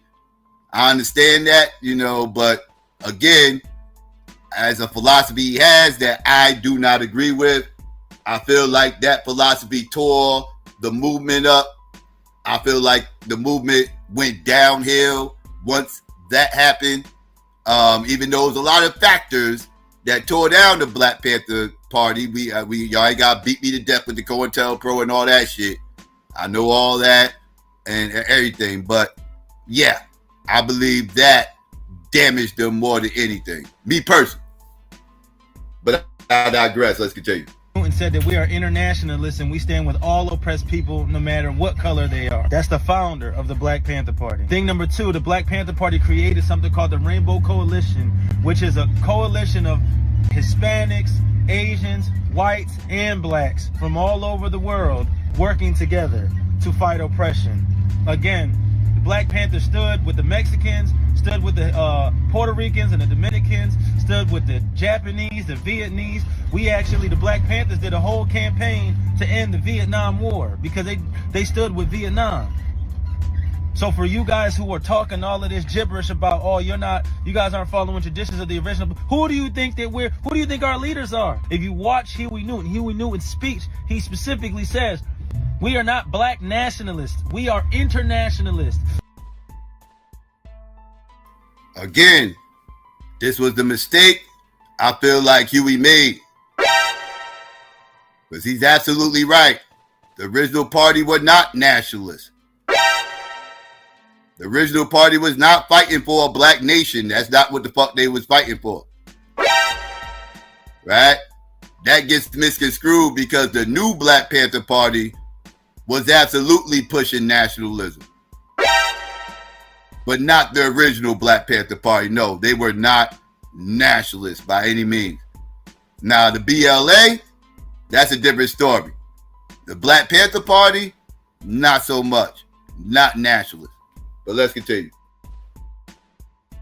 Who do you think our leaders are? If you watch Huey Newton's speech, he specifically says, we are not black nationalists, we are internationalists, and we stand with all oppressed people across the globe, no matter what your ethnicity is. One thing so many do not know nor care to comprehend is this. You ever notice when they talk about the Black Panthers, they show you guns and berets, but they never show you what they actually wanted. Let's talk about the 10-point program. They wrote it in 1966 for the black community with no apologies, because they knew that no one else was coming to save them. But they didn't just call out racism in the abstract. They named the system, pointed the finger at capitalism, policing, war, and the way that the state kept black communities in check. And here is that plan. We want freedom. We want power to determine the destiny of our black and oppressed communities. We want full employment for our people, where it says, we believe. See, these are the original tenets of the Panthers, right? And within these tenets, you don't hear all that humanist talk, right? That humanist talk came later. Again, like I said, that humanist talk came later. It was all about black this and black that. Our people, we want this, that. And when they said we, they were talking about black people, right? Like it was all about our black communities and like. We want full employment for our people, where it says, we believe that the federal government is responsible and obligated to give every person employment or a guaranteed income. We believe that if the American businessman will not give full employment, then the technology and means of production should be taken from the businessman and placed in the community so that the people of the community can organize and employ all of its people and give a high standard of living. We want an end to the robbery by the capitalists of our black and oppressed communities. It would also read, we believe that this racist government has robbed us, and now we are demanding the overdue debt of 40 acres and 2 mules. See? They had the whole 40 acre and a mule talking point up in their original tenets. That ain't had shit to do with no white people. They ain't had shit to do with no Mexico motherfuckers. Like, they ain't had shit to do with no Asians. They ain't had shit to do, that shit ain't had nothing. This shit was about black people, motherfuckers. Black people. 40 acres and a mule ain't attached to no other group of people, no other ethnicity than fucking black people. When they made these original tenets, this was not a rainbow coalition they was writing off to. This is not what they was following. That came later. That came later. And that is what destroyed the fucking movement. Was all this all people shit. Embracing the new wave, the original SJW / woke Slash, you know what I mean? Like all that. They the original wokes. They the original SJWs, right? Like those motherfuckers from the late 60s when the new left. The new left and the Weathermen and all these motherfuckers, all these little groups and everything that started popping up. And this is the original. When the Panthers started their shit, they was not affiliated with none of that shit. It was not a part. It wasn't attached to no parties. None of that shit. None of that. That shit came later. 40 acres and 2 mules were promised 100 years ago as restitution for slave labor and mass murder of black people. We will accept the payment in currency, which will be distributed to our many communities. The American racist has taken part in the slaughter of our 50 million black people. Therefore, we feel this is a modest demand that we make. We want decent housing, fit for the shelter of human beings. Not a lot to ask there. We want decent education for our people that exposes the true nature of this decadent American society. Want education that teaches us our true history and our role in the present day society. Again, not asking much, considering how the history books are put in schools to deceive many of us from so many atrocities this country took part in. We want complete free healthcare for all black and oppressed people. Again, free healthcare, not asking a lot, considering what we make as a nation. And be careful. I spoke on free healthcare the other day and got called weak for doing it. That's a weak person's position to want free healthcare like any other fucking country. That's weak. I digress. Not asking a lot, considering what we make as a nation and our value. We want an immediate end to police brutality and murder of black people, other people of color, all oppressed people inside the U.S. Calling for accountability for police brutality, is this really that extreme? We want an immediate end to all wars of aggression. The Black Panther Party spoke out and did not want U.S. intervention in Vietnam, for example. We want freedom for all black people and oppressed people, now held in U.S. federal, state, county, city, and military prisons and jails. We want trials by a jury of peers for all persons charged with so-called crimes under the laws of this country. And lastly, we want land, bread, housing, education, clothing, justice, peace, and people's community control of modern tech. So next time you hear somebody say the Panthers were just violent or extreme, show them this. Show them the 10 points. Because the scariest thing about them wasn't the guns. It was the clarity. They knew exactly what they wanted, and they refused to settle for anything less. From the videos we just saw, a bit more background here. The group, which identifies as part of the Black Panther Party for Self-Defense, is an entity of the 60s militant Black Power group founded by Bobby Seale and Huey P. Newton. Black Enterprise Prince Paul Birdsong, who we discussed previously, labeled himself as the group's national chairman, and attending members feel ICE should be abolished and the current admin should be held accountable. The Inquirer adds this quote from Birdsong: "You got people that are part of a cabal that are self-serving, and they prey on the common folks of the U.S. He states that ICE needs to be abolished." For all those wondering if Chairman Birdsong is indeed allowed to open carry on the streets of Philadelphia. From the outlet, the law says you can carry a gun in Philly, but only if you have a license to carry.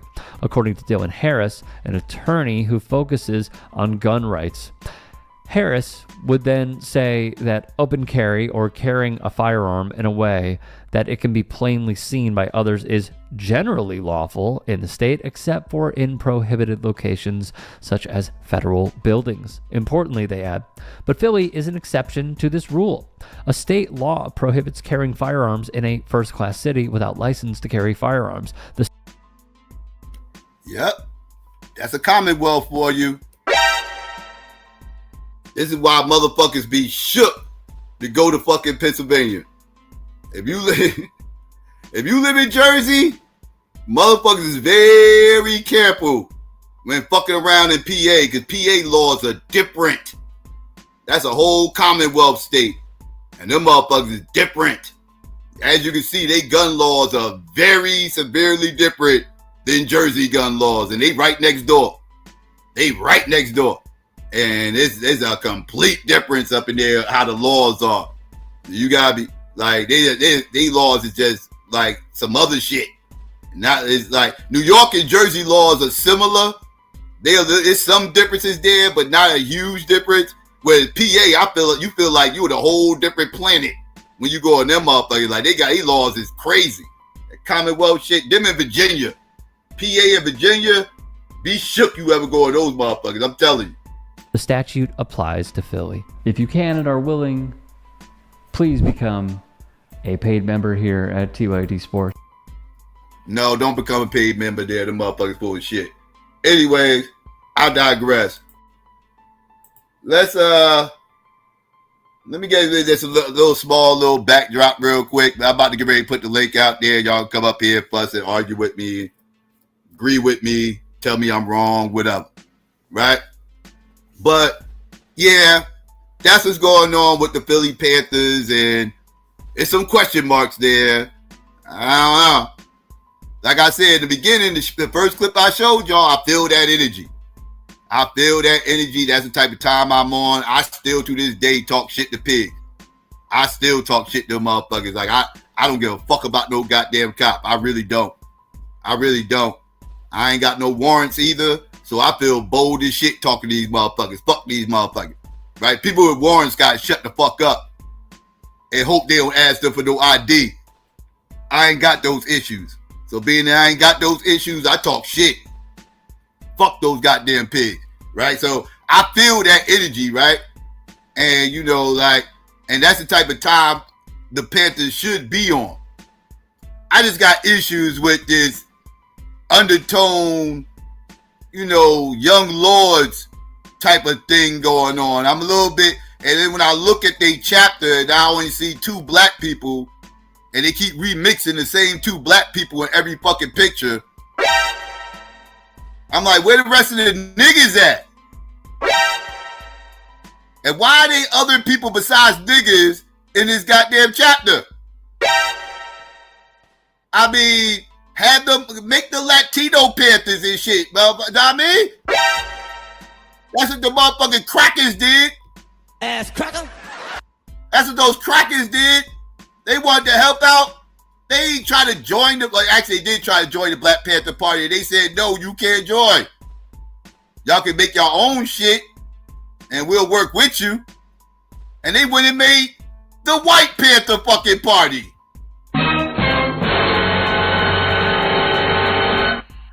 So why didn't y'all motherfuckers make the Brown Panther Party and shit, right?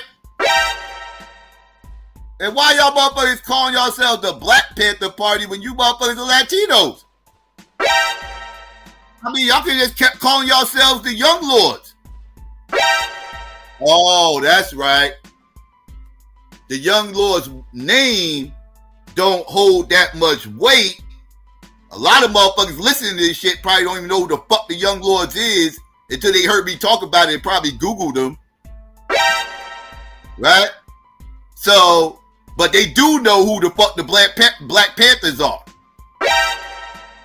So it's a whole lot easier to use that name to push your message, because your message is more likely to get out there under the Panther moniker than if you came out as some Brown Panther or the Young Lords or whatever the case may be, right? Like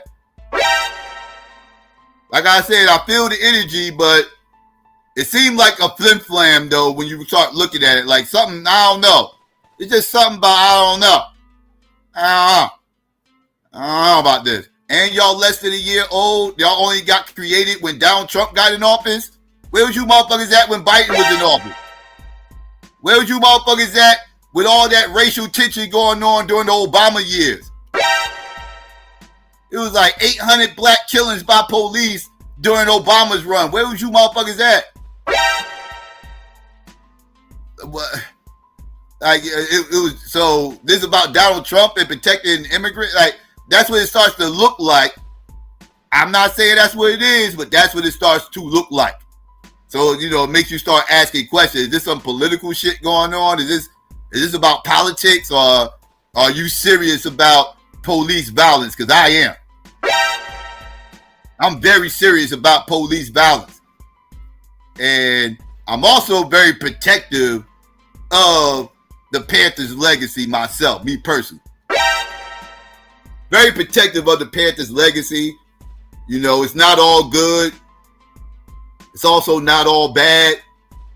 I embrace the good, you know, and I will acknowledge the bad, and we can address the bad and discuss the bad. But I feel like the good outweighed the bad. So I am very protective of the Panthers legacy. I don't sugarcoat it. I don't run from it. I don't hide from it. Right? It's certain things are hard to explain. Other things is something to be very proud of. So the Panthers got a very nuanced legacy and everything else. And I just don't want to see the waters get muddy with motherfuckers with political agendas trying to, you know, because there ain't nobody here to really check these motherfuckers from the original Panthers and shit, right? There really ain't nobody here to check these motherfuckers, so they can just kind of just run with the name and do whatever. And and that, for me, again, just somebody that's protective of their legacy, that, you know, a little bit of a red flags here. What the fuck is going on? Like, I don't know. That's just me. Some people ain't going to ask these questions. I will. Right? But, yeah. It's like I said, man, like, that energy rushing down on the police and shit, like, when I saw this scene in this movie right here, I was mad as fuck there wasn't any Panthers still around. When I saw this scene right here in this fucking movie.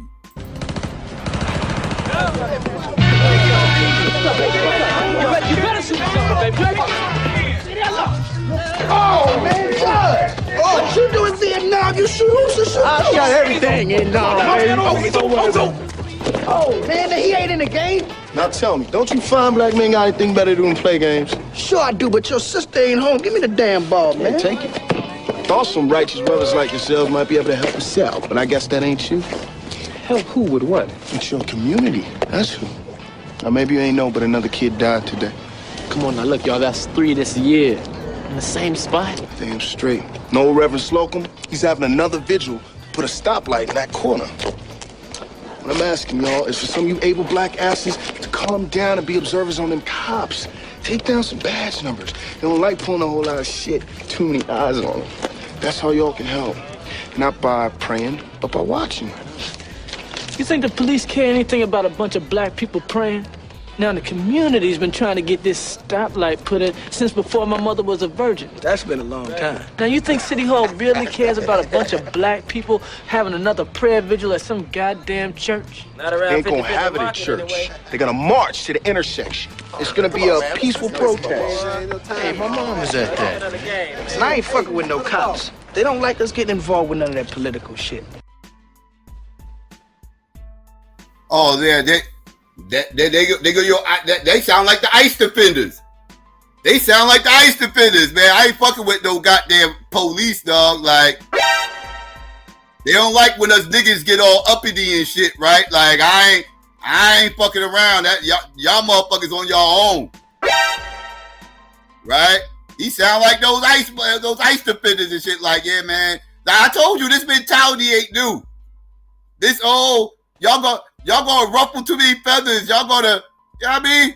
Y'all gonna piss that white man off. Y'all better stop. Y'all gonna make it bad for all of us. Like, motherfuckers been had that mindset. This ain't no new shit. Know what I mean? Them white folk gonna come and get us. They gonna get us. You better leave the white folks alone. Like, this ain't nothing new. This ain't nothing new. Them niggas been around. And I ain't fucking with no cops. They don't like us getting involved with none of that political shit. Look, some of us feel we shouldn't even interact with the white man. I mean, we are African, brother. That's right. Mother Africa's the only salvation.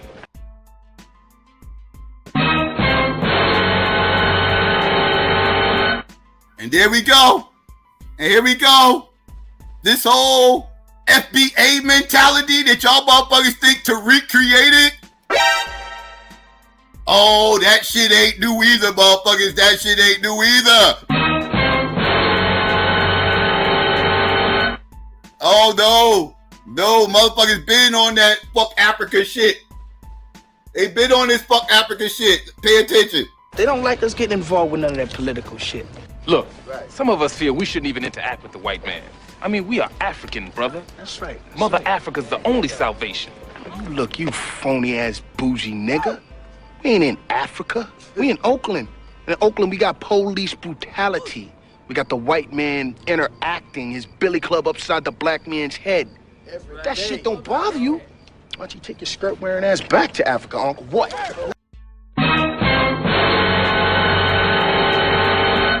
He said that shit don't bother you.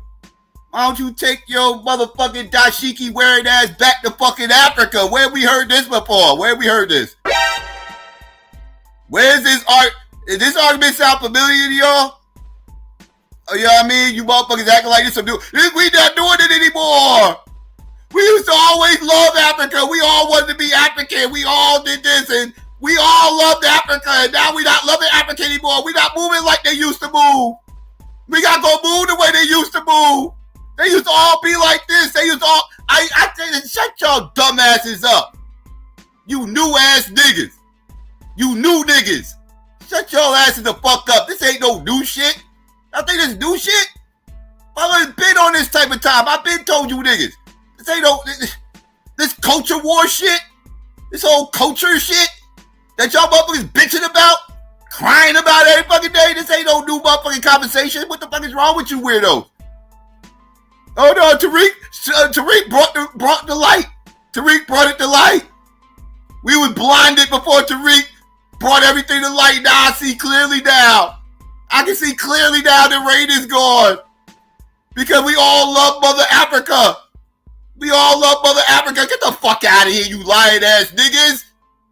Like I said, to prove to me you can delineate, you have to first prove to me you was actually lineated. Prove to me you niggas, you new niggas, was lineated, and then I'll believe you delineated. You motherfuckers ain't doing nothing different than what the fuck you been doing. Only thing different is now you calling people tethers and all this whole other wild ass shit, but ain't nothing in your life changed. You motherfuckers ain't never fuck with Africa to begin with. None of you niggas. I ain't never fuck with Africa. What you lying ass niggas, stop. Stop. That should be killing me. Fuck around with you like I don't know no better. Anyways, I digress. Let's continue. We ain't in Africa. We in Oakland. In Oakland, we got police brutality. We got the white man interacting his billy club upside the black man's head. That shit don't bother you. Why don't you take your skirt-wearing ass back to Africa, Uncle? What? Now, come on, man. Come on. We don't need none of this. Listen, we don't want to go. Go ahead. We don't want to go. Go. What about you? What about you, too? You were both there. You saw that kid. Yeah, I saw it, but... But what, man? You do live here, don't you? Yeah, I do live here. Then why don't you act like it, man? Come on. Just take a second, I promise. My mom is here. You young niggas crazy. The man ain't gonna let y'all have no say-so in shit. He gonna come down on y'all like a ton of bricks, just like this one right here, baby. Listen, don't let the cops provoke you. We're just here to take down some badge numbers. Who's we, man? Man, come on, brother. Where you been? So we the Black Panther Party for 7 years. Panthers? What y'all, some kind of gang or something? How old is you, boy? And we ain't no gangsters, we revolutionaries. Man, can you dig it?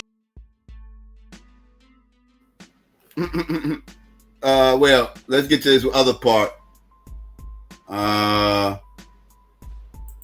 Yeah, let's get to the Panther meeting real quick. The Black Panther Party for self-defense, you must not only know the oppressor's laws, you have to know our laws.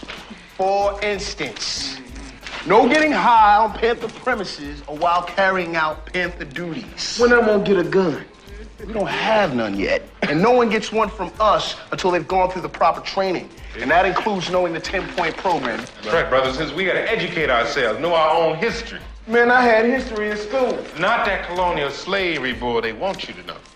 I'm talking about the real history, from Mao to Fanon and now right. from X. And if you got trouble reading, we will help you. That's right. That's right. Man, I'm out of here. You niggas, crazy. Come on, bro. Got no guns. Oh yeah, yep. Like them hating ass niggas. Oh yeah, yep. Them motherfuckers been around too. This ain't none of this shit is new. None of this shit is new. These same motherfuckers get on panel tell me, nigga, you crazy. All you niggas on this panel crazy. Everybody's channel crazy. Fuck that, I'm voting for Trump. Y'all niggas crazy. Talking all this blackity black shit. Ain't got no guns. You niggas all gonna die. That white man gonna have all y'all motherfuckers fucked up. That's scary shit. This shit been around. This ain't nothing new.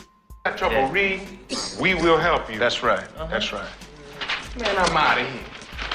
You niggas, crazy. Come on, bro. Got no guns. All those interested in joining the Black Panthers, just sign this sheet of paper right here. Clean here you go, this brother. shit Sign up. the sheet. Them white boys on, gonna lady. kick all y'all ass. Come on, you need to cut some of that hassle on your head to fit in them motherfucking coffins. Because that's why all y'all Black Panthers keep it. You can keep it. Don't worry about this. Hey, brother, you want to sign the sheet here? I know you coming back. Oh, you coming back, ain't you? All right, now. What you got there? Let me see this one. That's the one. What do you think? Why do you think that is? What has been filed, man? Cop catches you with this, he has an excuse to illegal stuff, right, bro? Yeah, just the legit stuff. Nothing wrong with that pistol.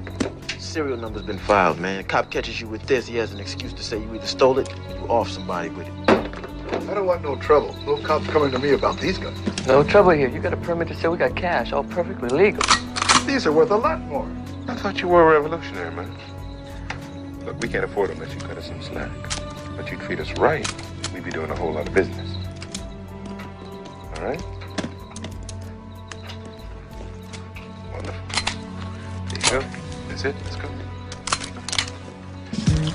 The ghetto being the ghetto, the Panthers had two big obstacles to overcome. Ignorance and inertia. The big eyes, as they call them. My brother, here, take a seat. Man, the party stuff. You see? Gene, I hope you see what you're doing. Look at you fool with that half a bra on your face. Looking like a fucking pirate.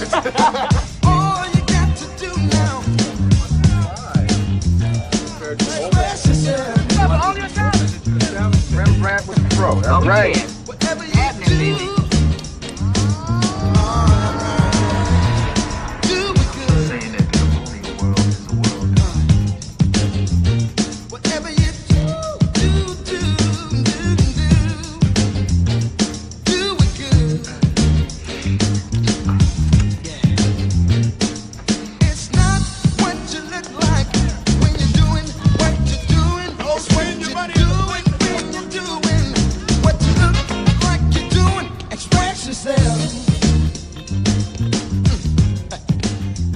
Now that's what we call a Panther Patrol. We see your brother getting busted, we check it out, make sure the pigs don't go beating on him. He's taken downtown, we try to hook him up with a lawyer, bail.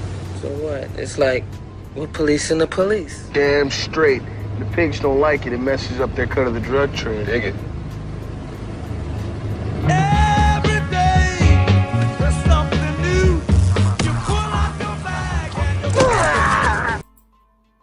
This the scene right here that, I was, after seeing this, I totally was obsessed with the Panthers after this.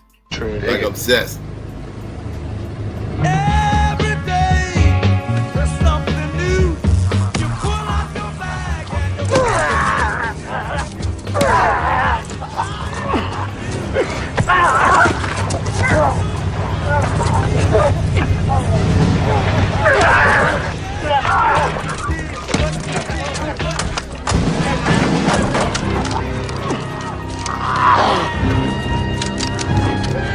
Hey, y'all, come out here! It's the police! It's the brothers with guns! Get some backup!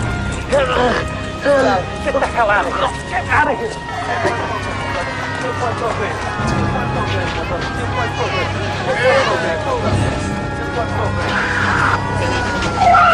So, Huey, so what's your telephone number? Well, I confirm with you my address. That's all I'm required by California law to do. We ain't broken no law. Then what are you doing with that gun? Well, what are you doing with yours?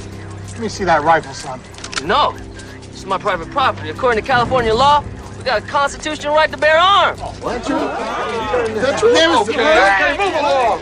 Go on about your business. Wait, brothers and sisters, no. You ain't got to go nowhere. This is your business. Stay right here.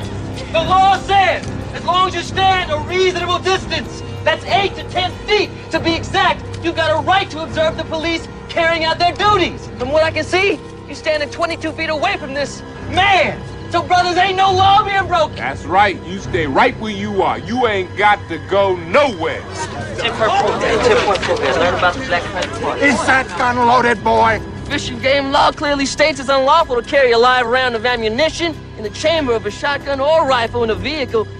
Pig. Refer to him as officer. Then don't you refer to him as boy. Well, is it loaded? I tell you, officer, it wasn't, but now it is. Ooh, them's a badass nigga. Now, for the last time, boy, what do those guns mean? They mean, pig, that the Black Panther Party declares you try to brutalize our community, you try to take our weapons. We'll shoot you, man.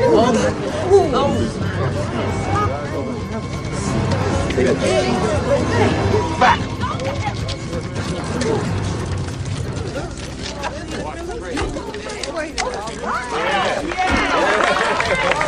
Jesus, I think I done died and gone to heaven.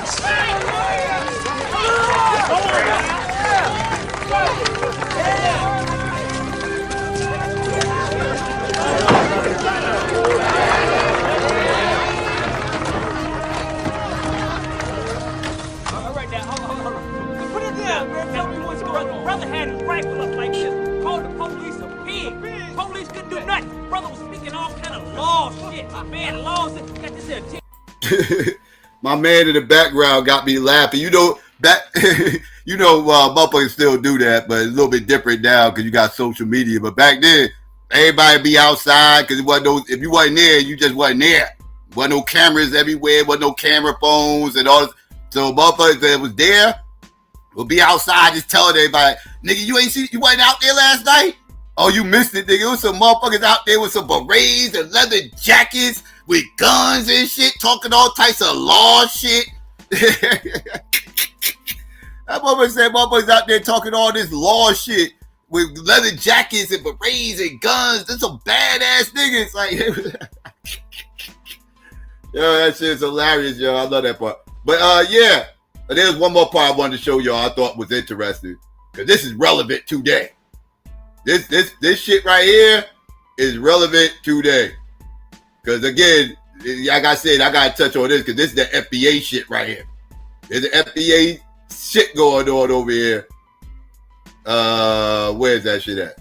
Where that shit at? Gotta get to the FBA part. Alright, wait. If I stuck around here, I'd end up drunk or dead. Why all the questions, man? Security. Security for Sister Betty Shabazz has got to be tight.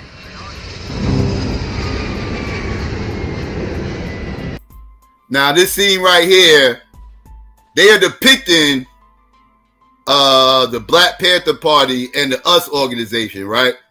Now, they not referenced as the US organization in this movie, but that's totally who they represent right here. But let's continue.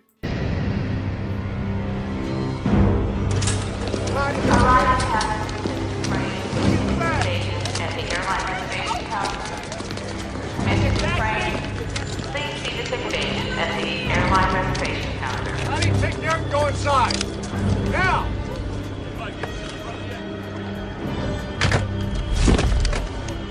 What would you tell young brothers and sisters to do in following Brother Malcolm's footsteps?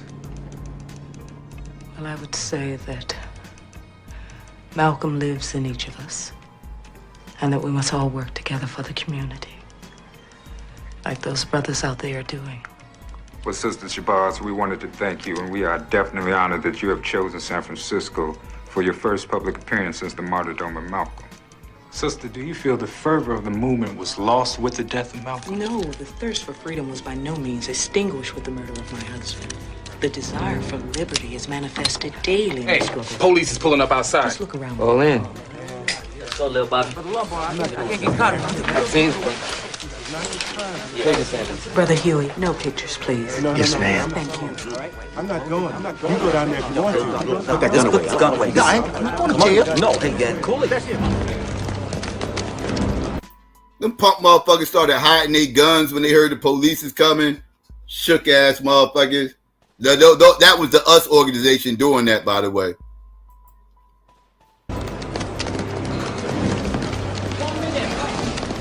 There she is. Mr. Boz, you fear for your life. You fear for your life. There'll be no pictures today. Back up. Mr. Boz. Through. Who shot Malcolm? You think the FBI was involved? What's the plot? Back up. Back up. Excuse me, you think Farrakhan was involved? Back up. Move back. Look, you're blocking our path. Hey, back up. Get away from Leave the sister alone, please. No big Sir, please, the last time, will you back up? Move out of my way. I just want to ask a question. Mr. Boz, you know who killed your husband? Sir, you're out of line. Move, idiot. No, step back, step back. This man assaulted me. Arrest this man. Oh, if I'm to arrest anyone, it's gonna be you. Oh, not today. Huey, come on, man, please. Lower the guns, man. We don't want no trouble. That's right. Put the guns away. You're a smart nigger like your friend. We ain't broken no law. You try to violate our constitutional rights, we will defend ourselves. Pig! Aren't you gonna do anything?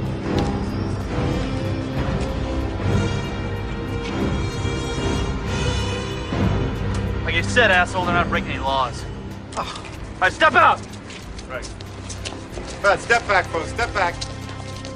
We'll go ahead and call it in. Excuse me, what's Mr. Boz doing here? Just the Panthers are dedicated to Malcolm Hey, X. come on.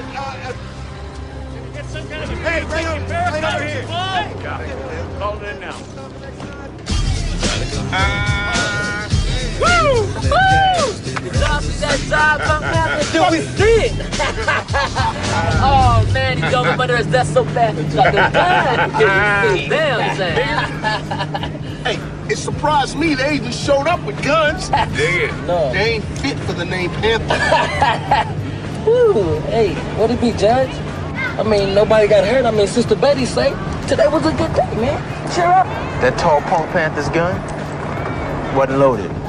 I bet you the rest of them weren't either, man. Shit. All right, let's find out.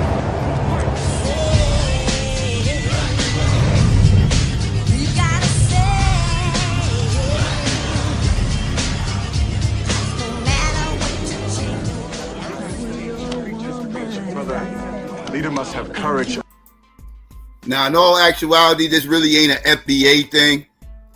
What you're about to witness right now is what I speak about a lot, and I will speak about again in the future, I'm sure, which is during that time you had an issue with the cultural nationalists, and I got a problem with cultural nationalists, right? Then you had the political nationalists, right? The political side of the black militant movement, right?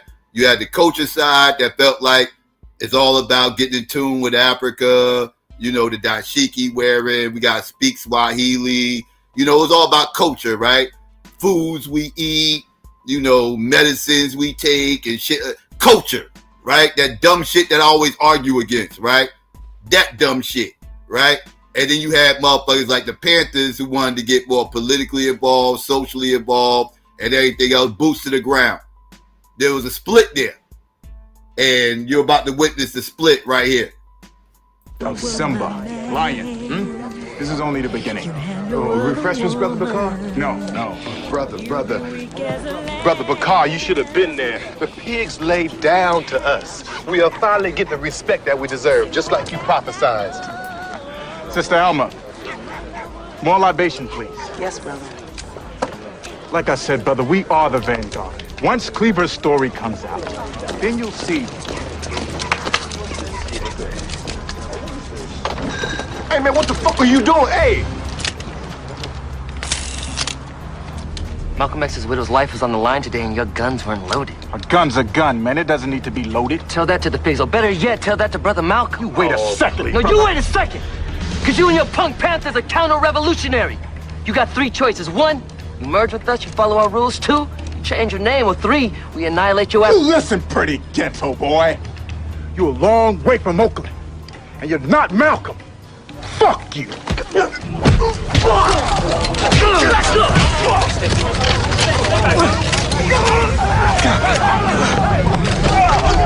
You're the kind of brother we don't need. You're the kind of brother that gets other brothers killed. You're gonna change your name. Bakar, tell him you'll do it. Tell him you'll do it.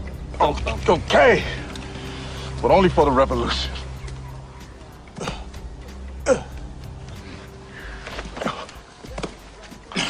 Help me out. Move out! Move out! You okay? Move out! See? This is counter-revolutionary.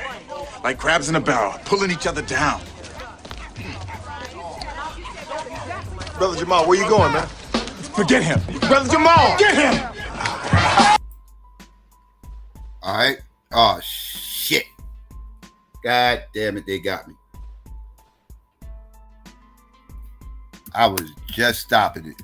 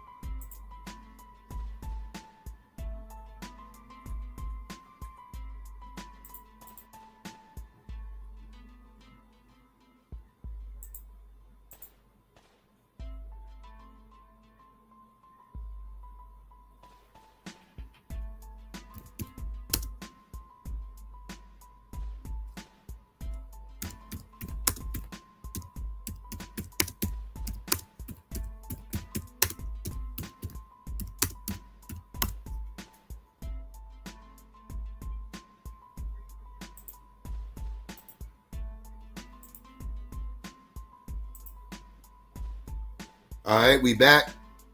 All right, cool, we back. Yeah. That was crazy, family. Like, I was just about to stop it, and then that happened. I thought we was good because that movie is actually on my channel. That movie is actually on my channel. So I thought I was good playing some of it because it's on my channel, but apparently YouTube don't know that's my channel. So they just going to block it. But whatever. We back. We here. Y'all got the gist of what the fuck happened. I was about to stop it. I just wanted y'all to see that little part. So yeah, I'll get ready to drop the link, family. Because I done pretty much got everything out I wanted to get. I was going to show something else, but since YouTube tripping, I'll go ahead and skip that. But well, we here. We back. All right, so give me 1 second. I'm getting this together. About to ready to drop the link. But again, I said everything I kind of wanted to say. I just wanted to show y'all that little part. I was going to show y'all the difference between the new Black Panthers and the old Black Panthers. But again, YouTube tripping, so fuck it. I'm going to go ahead and get ready to drop the link. Let me give a shameless plug real quick. Tomorrow night, family, before I do this commercial, tomorrow night will be the next interrogation room. And the next interrogation room is going to be no other than Outside the Cube. That'll be tomorrow night at 9 p.m. Eastern Standard Time. So be on the lookout for that. You know what I mean? And that'll be, again, tomorrow. So that'll be the next interrogation. And I'm about to get ready to go to this commercial break, family. And I'll be right back. So, yeah. Give me 1 second. Link's about to be out there. My dogs make you back up and run. Yeah, this shit is crazy in the bricks. We be wildin' in the bricks. Shit is crazy in the bricks. We be wildin' in the bricks. Yeah, Essex County. Yeah, 07104 on down. On up, Irvington, North. Yeah.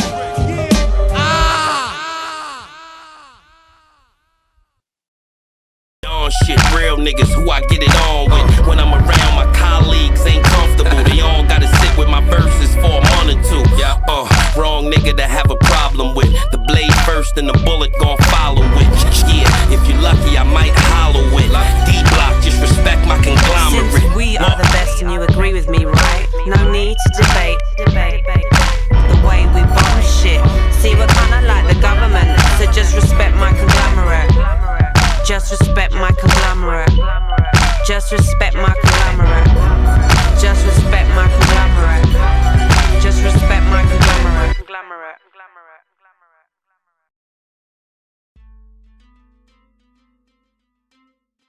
All right, family, come one, come all, first come, first serve. Y'all know how we do.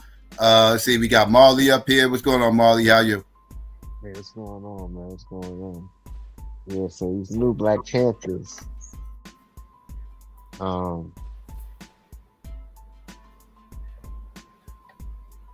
No, You there? know what to say. Yeah. Oh. Yeah, I don't even know what to say, man. These are not the same people from that who what's his name, Khalid Muhammad was down with, right? No, that was the new this is it's you gotta keep it's hard to keep up, but this is a new Black Panther Party, but not the new Black Panther Party, right? So this Black Panther Party right here is supposed to be following Huey P. Newton and them brand of the Black Panthers, not Khalid Muhammad's version. Khalid Muhammad's version is a whole different thing. Yeah. So do you think, because here's my issue with this, right? When Huey was saying like power to the people and all this type of shit, they didn't promote white bitches though. You know what I'm saying? Like the idea was, yeah, I think we can support everybody in their venture, but we not speaking up for y'all though. We not going out and protesting for y'all. When we speak of oppression, we speaking for us, but we're not ignoring yours, but we're highlighting ours. That's not what people are doing with this shit now. They're turning this into all lives matter, and they painting that picture over the Panthers, bro. I would argue the later Huey P. Newton version of the Panthers was on that type of time. I agree. But now, I agree with that though. I agree. In the later years, I agree. Yeah, but initially I would agree. They was on the same type of time as Malcolm. Like y'all can go over there and help yourselves. We over here helping us. You know what I mean? My point, but I guess my point is we've always promoted that early version of what we want as a community to be understood as the Panthers though. Like I've never seen a time where people wanted the Panthers to be promoted as those who later went into politics or started working with white people organizations or went into feminism and whatnot. That's not the portion of the Panthers that's promoted most of the time. Like except for, well, that depends. Progressives, that's the version of the Panthers that progressives actually like. Is that version? Like they attach themselves to that because that it kind of embodies their whole ideology, right? Like they whole most Black progressives subscribe to Huey P. Newton's later version of the Panthers, right? Like that whole ideology, we all fighting the same oppression, so we all need to work together type shit. That's kind of their mindset, and that's why when they speak of Huey P. Newton, they quote him from the later years, not the early years. Right, and then the early years is what I'm saying is we always have to defend them. We have to defend the early years from the conservative branding, which says they're terrorists. Yeah. Because like I said, that was the sentiment about the Panthers. The Panthers were, a bunch of gangsters, thugs with guns and shit. You know what I mean? There was a problem. There was reverse racism and all this. Like they had a huge stain on them.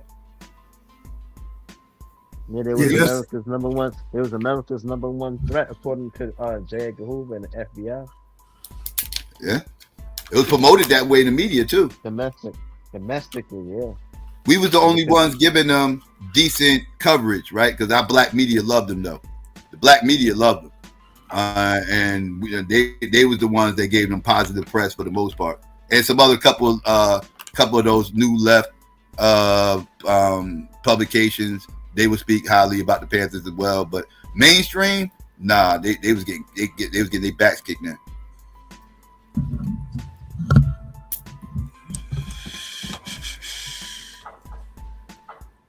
What's going on? We got Arthur, Skinny, Madon. Yo, what's poppin', Psycho? What's going on? What's the word? Oh man, Thunderbird.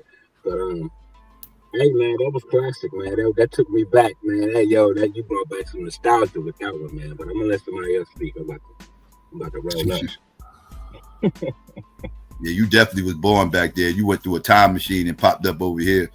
And hey man, motherfuckers in the chat was talking bad shit, man. Hey, yo, motherfuckers crazy, man. Because you a whole sound like too, though, Psycho, that I was talking about in the chat. It's like, I mean, I got love for Huey, bro. Like he's GOAT. You know what I'm saying? Like niggas is goated, man. But having that, he's not the embodiment of the Panthers, though. Like there is no one embodiment. Like, you know what I'm saying? And when we start some chapters that would have never went for that shit. You know what I'm saying? I've studied some of the other chapters and what they were in Kansas City and Seattle and some of the other that had legit. Disagreed with Huey. A lot of them disagreed with Huey made the turn. He might not be but he was a part of the initially starting it. Well, he's one of the founders. Yeah, he's one of the founders. But Seattle's Panthers are the second ones, though. So you know what I'm saying? It's like yeah, they started it, but then it's niggas that saw that shit like, no, nigga, that ain't how you do it. Like, nigga, y'all niggas too supportive, but this and that, we gonna do it this way. So it's not a one thing for the Panthers. No, it's never one. And that's what I always try to explain to people. Like, there is no one leader of the, like, and Huey gets propped up more than anybody. And that's because, you know, the imagery, everything else, you know, him sitting in that wicker chair with a gun in one hand, a spear in the other and shit. Like, you know, like that iconic image. And, you know, he was the one, it was the whole free Huey movement and everything. So, you know, that's very prominent when you think about Panthers. And like I said, you know, a lot of people attach themselves to Huey because Huey was the one that started pushing a lot of the, all lives thing, you know what I mean? That we all got the same oppression type mentality. So that's why he gets propped up a lot more than everybody else too. And he knew the rights, how to bear arms. Oh yeah, well he knew it a lot better than others, but yeah, a lot of them knew that though. It was all, like, that was kind of the thing. You had to learn the laws of your state. That was kind of mandatory. But yeah, Huey was better at it than most though. I'll give you that. Yeah. He was articulate. The thing is, right, like the other guys may have been whatever, but they're not known for Panthers. They're not the representation or the symbolism of what Panthers are. They may have had a more stringent means of doing what they're doing, but they're not known historically as Panthers, or you know what I mean, the what a Panther is, or the epitome of a Panther. Not in the annals of everyday history. Maybe people like you who research it and do other There's things. a reason for that, though. There's a reason for that. I'm saying there's a reason for that. They don't want you to know about cultural reasons, or there may be some reasons to shut out a more radical form of it. Yeah, I can agree with that, but I'm just saying in everyday conscience of what a Panther is, those gentlemen are not mentioned, or even those chapters, right, are not mentioned in the pantheon of what the Panthers stood for. But that's the problem. But that's the problem I'm saying, though, Art. I mean, if you looking at what the Panthers embody in totality, the only thing you really find across the board is the breakfast program. You know what I'm saying? Like that was implemented in all the cities.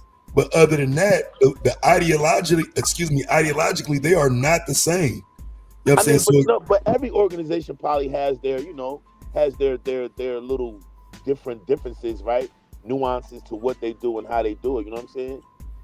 But it becomes a problem when somebody's sitting up saying, I mean, but Huey said it. I get you.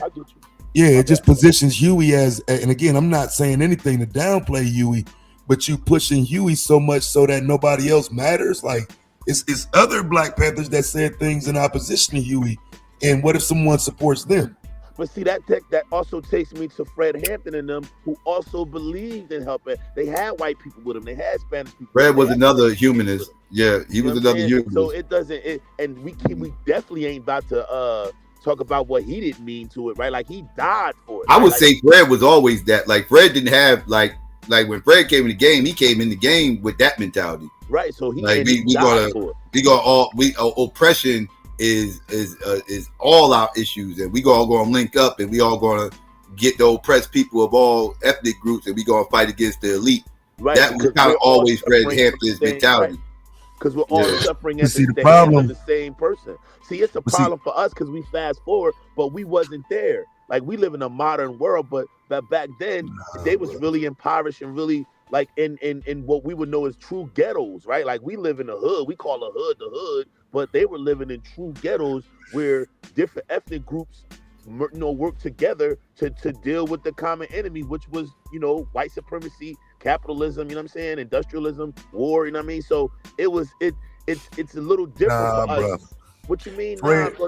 That's listen, the bro. truth. Fred let all of those people attach themselves to him, and when them motherfuckers killed him, didn't nobody ride. I mean, that has nothing to do with it, though. That has nothing to do with it, bro. That has everything to do with it, nigga. That has everything to do with it. He created Did black people ride? Bro. Yeah, all they did was make a song. Nobody rode. When you say nobody, you mean like black people didn't ride, white people didn't ride. Nobody. Black people been riding for the whole decade, man. I understand that. And again, when you use Fred Hampton as the example, Fred Hampton is the face of the Rainbow Coalition. So yes, somebody else got to ride. Anybody ride though? Did his team ride? Somebody else got to ride now. But it has nothing to do with it. This the problem. I'm like, okay, go ahead, bro. I'll finish when you're done. Niggas who ain't studied shit. Your point is irrelevant. It's always a nigga who ain't studied nothing. But your point is irrelevant, though, because it has nothing to do with what we're saying he was. Whether they rolled or not in the end has nothing to do with the choice he made to integrate them into his ideology, into his mission. So who didn't ride for him is the after point. That relates to nothing that we're saying. That's just that's what you carry as an issue with it or problem. Right, exactly. Several leaders and nobody rode. That's on you. That's right. That's the issue I carry with it. Right.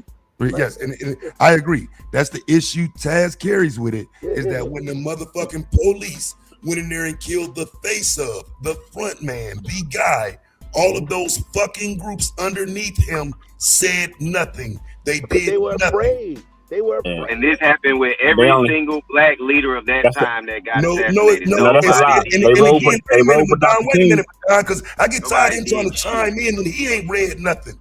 We fresh off of a riot. We fresh off a riot. Yeah, they burned down for King. Hold on, let me stop. We fresh off a riot. They burned. Then they stopped, right? And then they stopped, right? Did they avenge his death? We rolled. Did they avenge his death, nigga? But the question was if we did it. I'm just letting you know we did. But we burned down our shit. Don't move the goalposts. But we burned down our shit. We rolled the whole 60s. Riding and burning down our shit. Riding is going after them. Riding is not burning down our shit. Like, we can't change what the word riding is. That's your definition. Somebody, I'm going to get the nigga. I can't speak, but I know out here in North, they motherfuckers riding on white people, bro. They was like they was tearing up white businesses. They wasn't going after black businesses. They burned down those white businesses. They never came back. Exactly. Never recovered from the riots. Me and you both know that. Neither city has ever recovered from the riot. Either city. Yeah, they burned down those white businesses and they never came. Those factories and shit. Yeah, they like they never came back. Black people. That's what I'm saying. They burned down Pittsburgh, but for King. So when a nigga out here speaking for all the groups should have did the same shit that black people did for our group. History, man. We're dealing with modern time. How I'm revising history, giving you a fact. Here, you was nigga, they were like that was 50 years ago. Hold up, why did they say they led to nationwide protest? Like, you wasn't here, bro. You wasn't there. You banging your chest with some shit that you wasn't there on, bro. Like, that kills me about. Wow. You wasn't there, my nigga. We wasn't there for none of this. You act like that was 200 years ago, man. We're not speaking about being that there. That can't be your argument. We wasn't there. Are you serious? My mom was there. She done told me all about it. My grandma was there. My dad was there. Yeah, we still got contemporaries that's still alive. About the tradition of what the integration and how the people that they had with them. That's what we're speaking of. So when we fast forward and these groups still have that kind of alliance with other groups, we can't look at it like that's not what they did. Like y'all, I guarantee you, if you got an organization in Seattle at that time, I guarantee you there was some non-black people in that shit, involved in that shit. I guarantee it. In Seattle in the 60s, what the fuck are we talking about? That's, again, we're talking about black people. We're talking about black people creating black organizations. A lot of black people in Seattle. Black people, bro. Where white people were not. A lot of black people in Seattle now. So imagine how the paucity of them back then. Like, you laughing, but that's real talk. I'm laughing because again, you're making suggestions of things you have yet to study. Bro, so you Dixon brothers didn't need no white people. What are you talking about?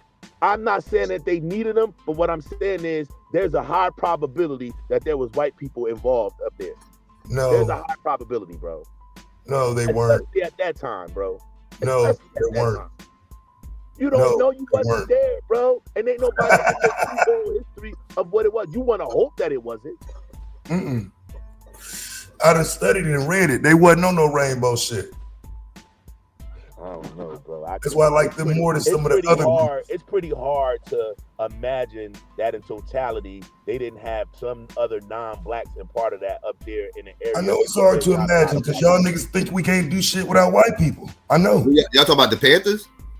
Yeah, the Seattle Panthers. Oh, the Seattle Panthers. It has nothing to do with whether we think something could have something to do with white people. We're just saying at that time, and I'm speaking on a region like that. The demographics in Seattle at that time was not a lot of black people. There's not a lot of black people now in Seattle. In 2026, I was stationed in Fort Lewis, Washington. Ain't a lot of black people up there. They had a pocket. They had a pocket of black people out there, but they pockets. Yeah, right. They was a minority. But they still a minority, but yeah. Super duper minority. Yeah. I don't know about that. What you mean?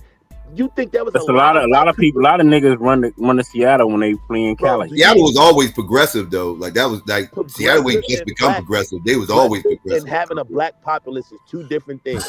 I didn't say it was a black populace. I said the Black Panthers. No. Now they're saying that there was probably a burgeoning black populace in Seattle, and I really don't think so at that time because it ain't one now. Like it's a black population, but it's not very large. I don't think it is. Well, that's what you get for thinking. Oh, I hear this goofball nigga.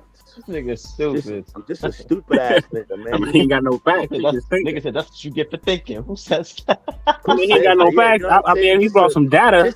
Just a hater ass goofball nigga that always I'm a hater. Gotta take shots, man. You just bro, I'm not. Bro, man, get the marbles out your mouth, man. Learn how to speak correctly. Get the marbles out your mouth. Nigga, go crank your lawnmower up, nigga. That's what you do. It's snowing outside, dickweed. We'll get your snowblower, nigga. Get your snowblower, then.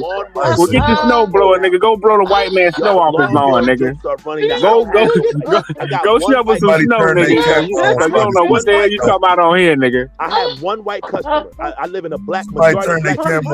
Unlike you, I don't live in Alabama or Pittsburgh where there's no black people. I live in a majority black. It is snowing, Taz. I swear to God, it's snowing out here. It's snowing. It's snowing, Taz. I ain't know it's snowing either, but it's snowing, Taz. It's snowing outside. He ain't lying. He ain't lying, Taz. It's snowing. They say no snow in a minute. It's snow outside. Yeah. I see that shit on TV now, boy. Snow on the ground. See the snow? Everybody see the snow. It's snowing outside. Oh yeah, y'all niggas getting hit. Y'all getting hit. Niggas to get the marbles out. Y'all getting hit this weekend. Yeah, it's all good. Yeah, it's supposed to snow again tomorrow, Psycho. Yeah, it's all good.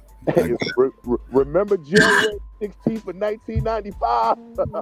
Yeah, it's not a blizzard. I don't think, or nothing like that. I didn't know no blizzard. I mean, it's warm now. Yeah, winds.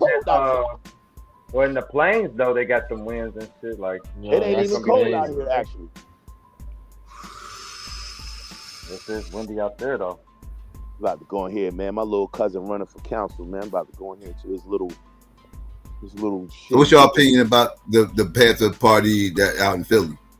The new joint. Psycho, Angel was saying that those people weren't a part of it. They're just supporters. She said they wasn't a part of the chapter. I don't know how true it is. It looked like they representing what everybody else represents. It could have been. I don't know. Don't quote me. That was the picture that they had.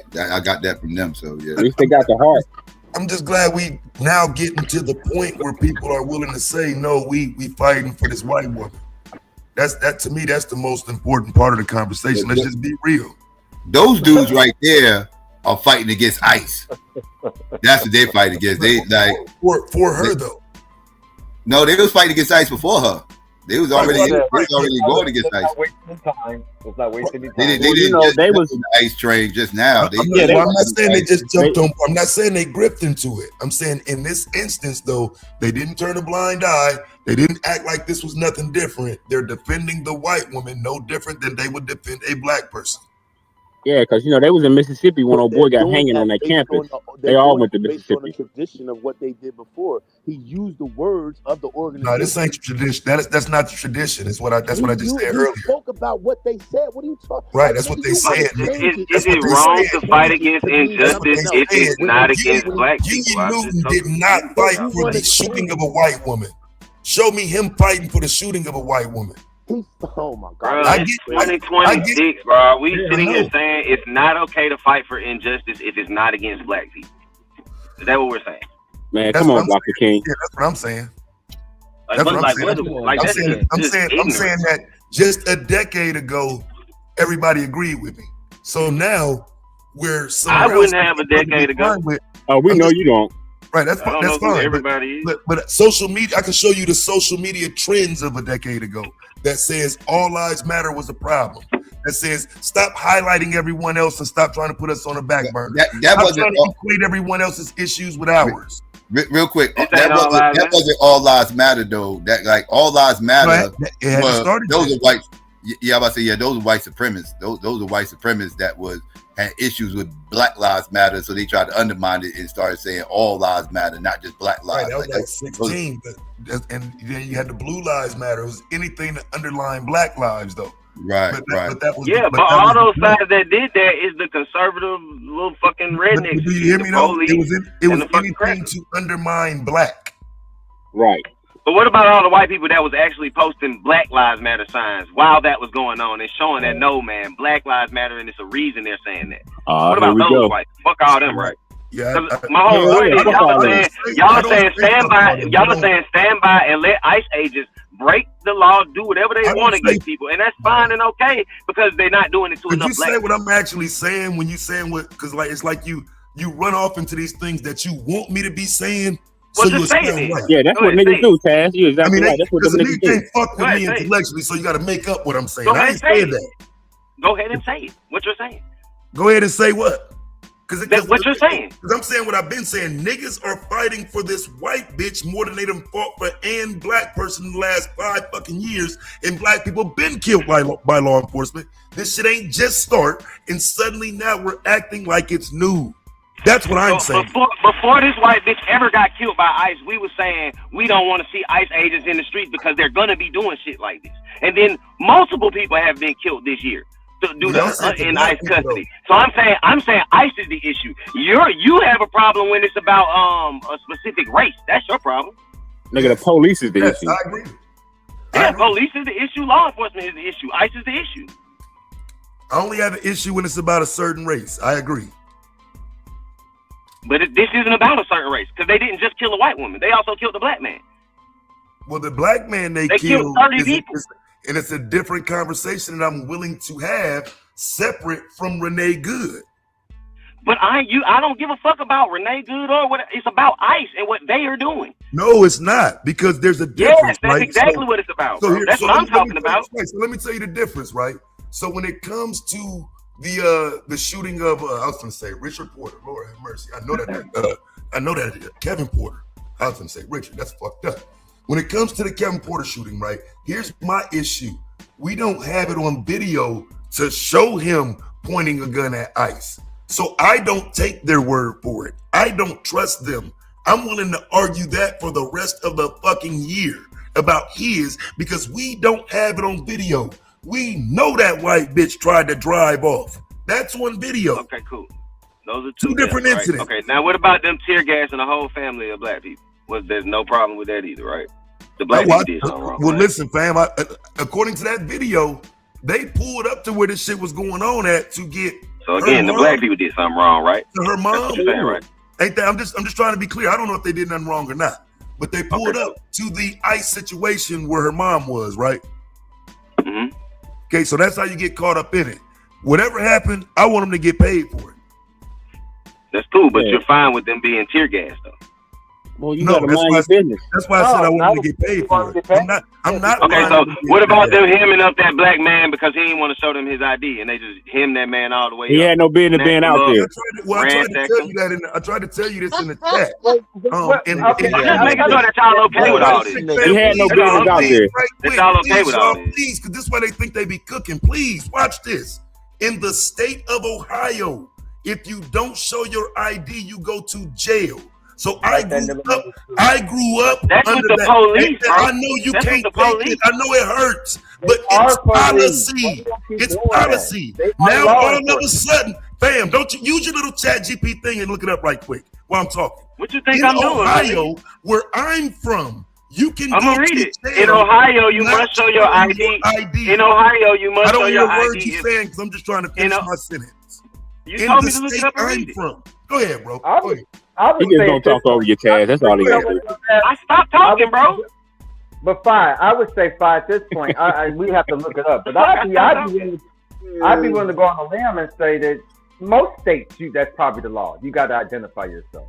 No, that's not true. In Ohio, you must show your ID if driving. In Ohio, you must show your ID if driving. But if you're a pedestrian or passenger, you generally only have to provide your name, address, and date of birth if an officer has reasonable suspicion you're involved in a crime or witness of a felony. Otherwise, you can refuse to show photo ID in a casual encounter. Though providing it can prevent escalation. This is in Ohio. Right, I'm trying to so tell it said I do not have to show you my ID unless you suspect me of doing something. Right. But you have to identify. And so now here's the I part. can tell you I'm on the same. My birthday is 10/22/1985. What you want? Because here's where y'all start double talking. Here's where y'all start double talking though. If you're not doing nothing and they come fucking with you, you act like you don't know the high probability is they will claim you were doing something. So you're gonna need that ID. What y'all are saying is they're gonna violate your rights. Right now, just to be clear, rights, bro. Partain, just to be clear, 9 times out of 10, because we can't trust these motherfuckers, you're gonna need that ID, right? Right. No, just to be clear, when I just read what it crazy. you told me to look it up and see what it says in Ohio. It's smart. It's smart to have your ID, bro. It's smarter to have your ID. Come on, I just showed you. That's what it just said, and I just read it. And it literally tells you if there's reasonable suspicion. I'm telling you, they make up reasonable suspicion. I know they're gonna fucking lie. I know they're liars and fucking demonistic. I know that. That doesn't mean I'm gonna allow them to violate my rights, though. You're saying just allow them to violate your rights because they liars. Bro, why provoke? Can we agree that you need your ID in Ohio? Because you can legally go to jail for not having it. Can we agree? That's all I'm saying. New York too. Yeah, it's wiser to have your ID, man. Like we gotta be wiser, man. Stop being dumb. You have to have your ID, right? You don't. So Yeah, that means if they suspect you of doing a crime, they can ask you for your ID, and if you don't have it, yeah, you can go to jail. But if they don't have no reason to be asking you for your ID because you ain't suspected of doing nothing, then I don't have to give them my ID. Well, what you talking about? You on enemy territory, nigga. Hold on a minute, Father Don. So what you saying is they can violate your rights, so shut the fuck up. Nigga, you in enemy territory. You better have all your shit right. Like I said, y'all don't give a fuck about what these ICE agents are doing, and y'all okay with it. I ain't okay with it. I'm just telling you, be wise. My bad, Skinny.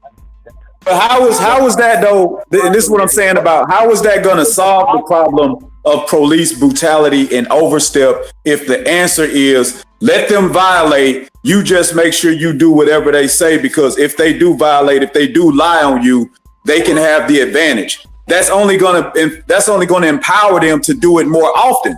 Wouldn't the solution be to actually stand up if you're not doing anything wrong? No, the solution would be stay out of Minnesota. So make sure you heard the scenario, because we just talking about in a scenario where if you're in a car or you're on the street. If you're on the street, then no, you can joust with them for a minute about your ID. If you're driving, you can't. That's a nuance. People need to know that. Right, no, I get that. But when you said, when y'all was just speaking on if you don't have your ID, y'all didn't specify that was about driving without an ID. Y'all just said if you don't, hold up, but that's what I'm saying. Because I tell my son to just have it. There is no nuance. They will make up shit, create something to where in Ohio, like I said, where I'm from, nigga, you can go to jail just for not carrying the motherfucker. Right, that's only if you suspect of doing something though. And so what I'm saying is that I'm asking y'all, is that the solution to deal with the problem of police overstep and violating people's rights is to just say you're expected, like, dude, we're always suspected of doing something, right? Right. Right, but what I'm saying is go further than that. What is the solution to stop them, or either give them a reason to stop violating you by lying and saying that they suspected you of doing something, knowing that they didn't? You got to move wise. I would say y'all can fix that by going out there right now and protesting with them people. And ain't none of y'all doing it. Can I say something though? I don't think y'all read. Can you read that again, please, slowly, bro? Because I think y'all missed something he said. Like the whole. Can you? We ain't missed nothing that nigga said, bro. Please, please. I don't have I can't look it up right now, bro. The thing is, man, hold on, bro. If you got a counterpart going on, man, why run into Minnesota where you know these motherfuckers is amped the fuck up, trigger happy? Why put yourself in danger? You got to be an idiot. The point I was trying to make was, I thought I heard him read something saying, you have to still, now see, when we say identify, okay, you may not have to have that ID per se, but even if you're on the street, if they stop you, from what I'm reading, from what I'm hearing, he read, he said you still have to give your, what did you say, name, date of birth, and address, whatever. So that's still a form of identifying. Now, your social security number. Hold on. Now, what they can do, this is what Tad's saying. They have so much under they have what they call loophole laws, right? So they have little shit like, okay, well, okay, fine, you ain't got to give me your ID, but cool. Now, guess what we finna do? Because I don't know if that's you or not. Then they have this at their leisure to do this. Now we're finna take a ride to go get fingerprints and make sure that's you. We just want to make sure you ain't got no warrants passed. Maybe an hour. You can't do that unless you suspect me of a crime. You can't just say, well, since you won't give me your ID, I'm gonna take you to get and fingerprint you. You can't. But now you're not trusting the police, bro.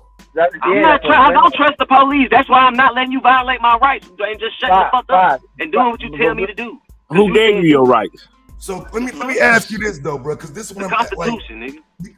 Because here's all I'm saying, bro. If the law says you're driving, you must show your ID. If you don't, you're now breaking the law. You don't show the ID, like what's the problem? If you're operating the vehicle, you have to show your ID. That's the part that they did specify. If you're operating a vehicle, you do have to show your ID. Right, because you're operating the vehicle. So watch this. Getting your license, you agree to that. So I'm reading about Minnesota, right? Because that's where all of this comes from, this conversation.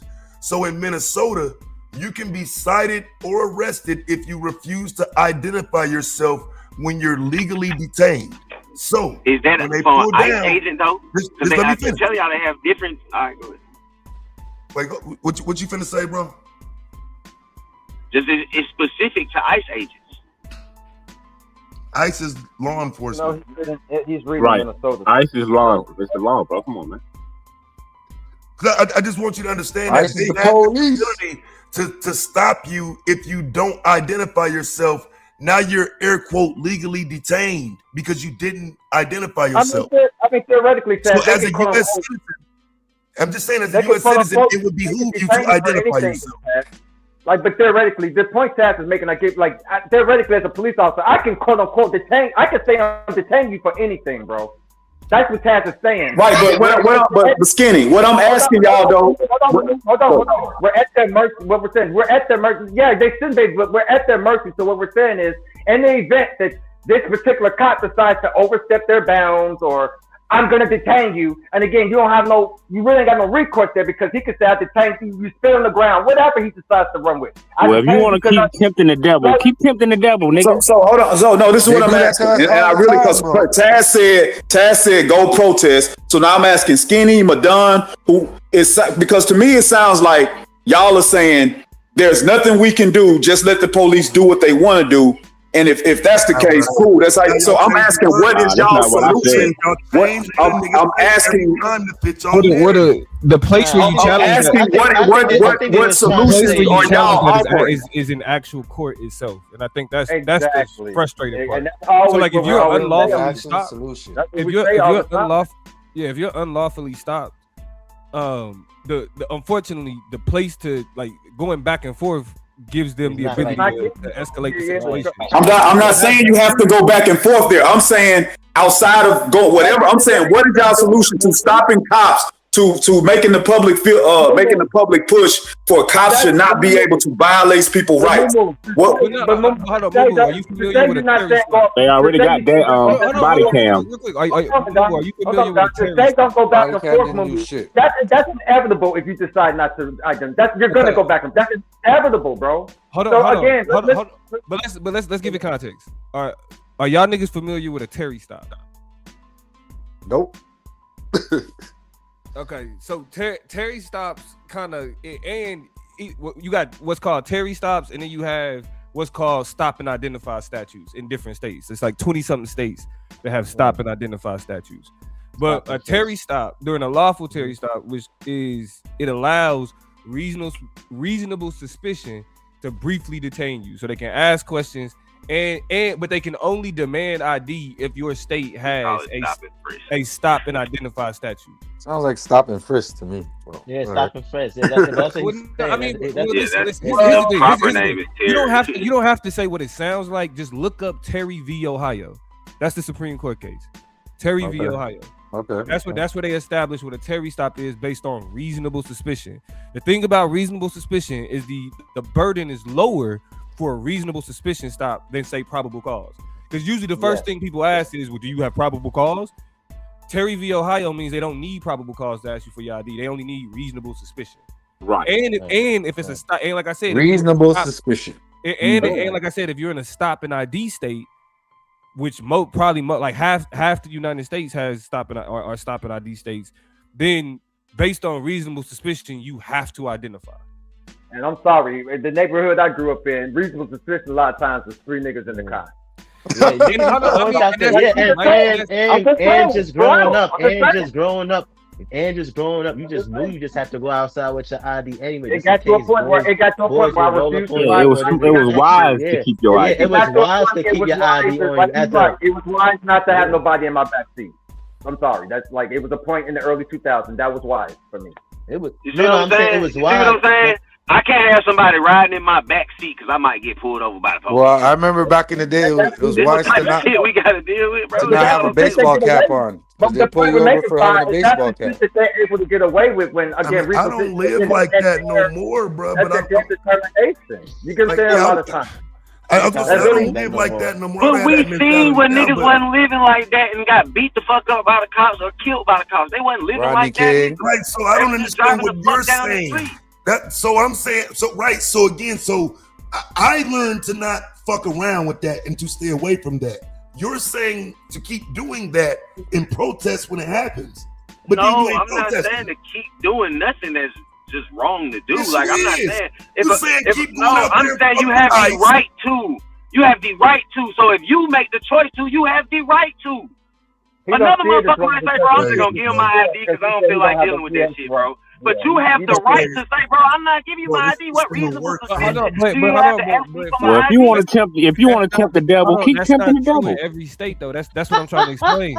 You don't, like, if you live in a stop and ID state, the law states that even though identify yourself, you don't have to have. How many your of us ID have a lawyer on retainer? Listen, I get the That's criticism not what about. stopping identify mean. It don't mean show me your ID, Domo. It means you have to identify yourself. That's what I'm saying. A stop and ID state anywhere though. A stop and ID state does mean you have to show your ID. But I'm saying ICE can do this anywhere.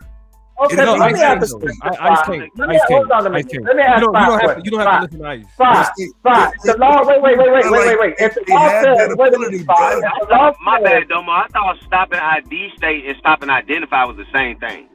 Yeah. No. Yeah. Yeah. But ain't ICE federal? Ain't ICE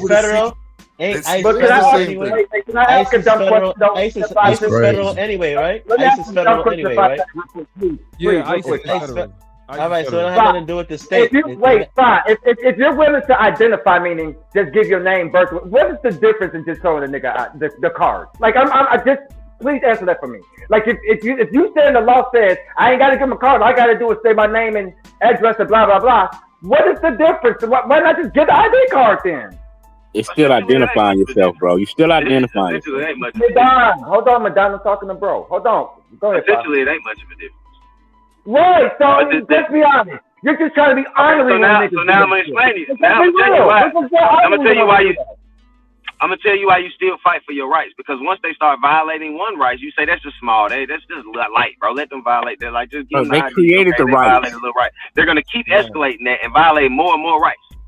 And as they're doing, we're watching them do it. It's the thing that they're getting that they're going to get either way without violating it. I.e., if you're going to give it to me by law, by just saying it, and I can write it down and go running anyway, quote unquote. But I can also say, bro, my name is Fontaine. I stay over there on 6th Street. Like, why do you need my ID? They're going to press you for your ID anyway, Skinny.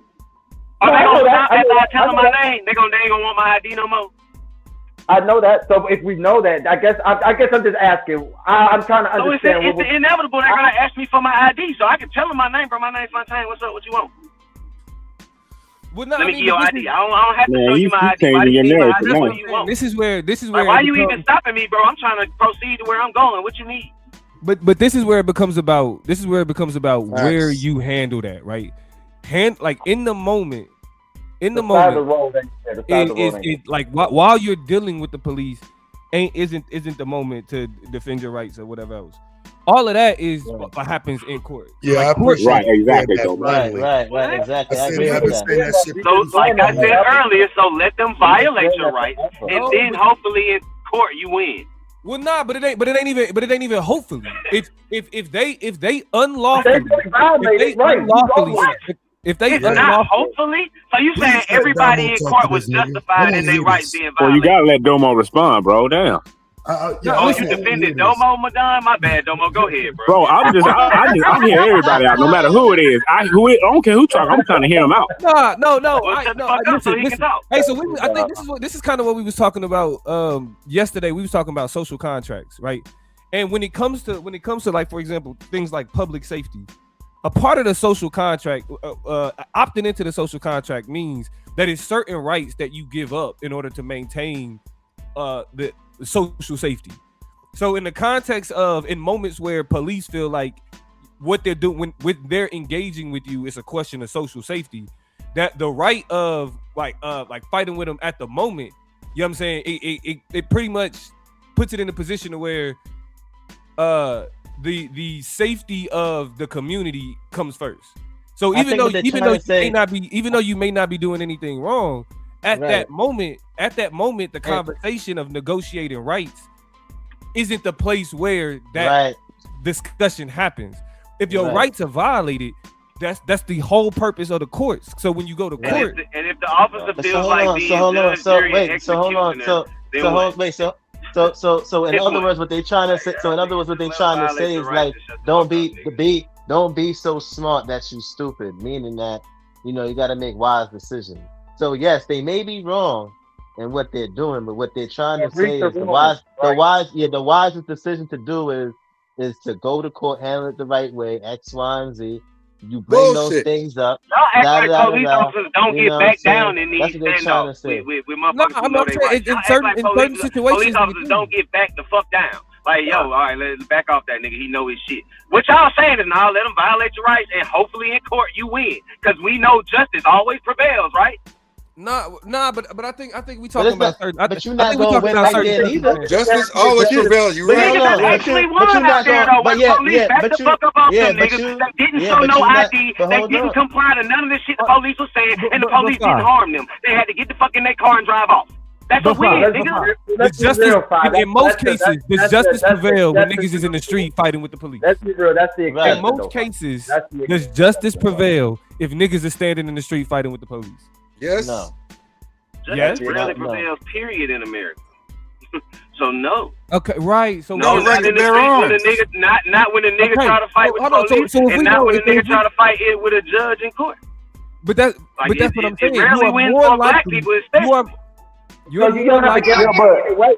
So hold on. So you don't have to guarantee. You gotta have the right lawyer, bro. You just need the right lawyer. But you don't have but listen to what he's saying. You don't have a guarantee either way on that road or in the court. So let's run with that. I'd still rather go on and go make it home and make that eat outside that side of the road a little bit. And I wouldn't try to convince you otherwise, Skinny. I'm not up here telling niggas to I'm like, give your ID, bro. That's the safest way. I totally agree with y'all. To give your ID is the safest way to make it home, bro. I don't disagree with that. What I'm saying is, look what we're saying. Let them violate you, and then hopefully on the back end you get rectified, you get justified. Nobody said let them violate you. Y'all don't want to say it. That's what we're saying. Y'all keep fighting me at this point. I think right there. Hold on, but what you're saying is like right there, and they still ain't got no guarantee. But that's what I'm saying. Hold on. But sometimes you gotta lose to win. Sometimes you gotta. The thing about rights is that rights aren't absolute. Rights are not absolute. Like, so that's why courts exist to negotiate how rights are interacting. Because again, when you opt into a social contract, what you're saying is that in instances like these, rights are negotiated. So every instance where a cop is like, let me see your ID, isn't necessarily a violation. Isn't necessarily a violation of rights, especially when those rights are laid out by the same laws. You know what I'm saying? That's giving them the ability to ask you for your ID. The active ID. Yeah. So that's what I'm saying. I don't disagree with what you're saying. We shouldn't just capitulate to cops bullying people. But at the same time, it's like when we're having a conversation of rights, like when we're having a conversation of rights, like whether they search your shit or go through your shit, all of that, it's a spectrum of the rights that are negotiated during a traffic stop or during an interaction with police. So what's the point of having body cams if we can't?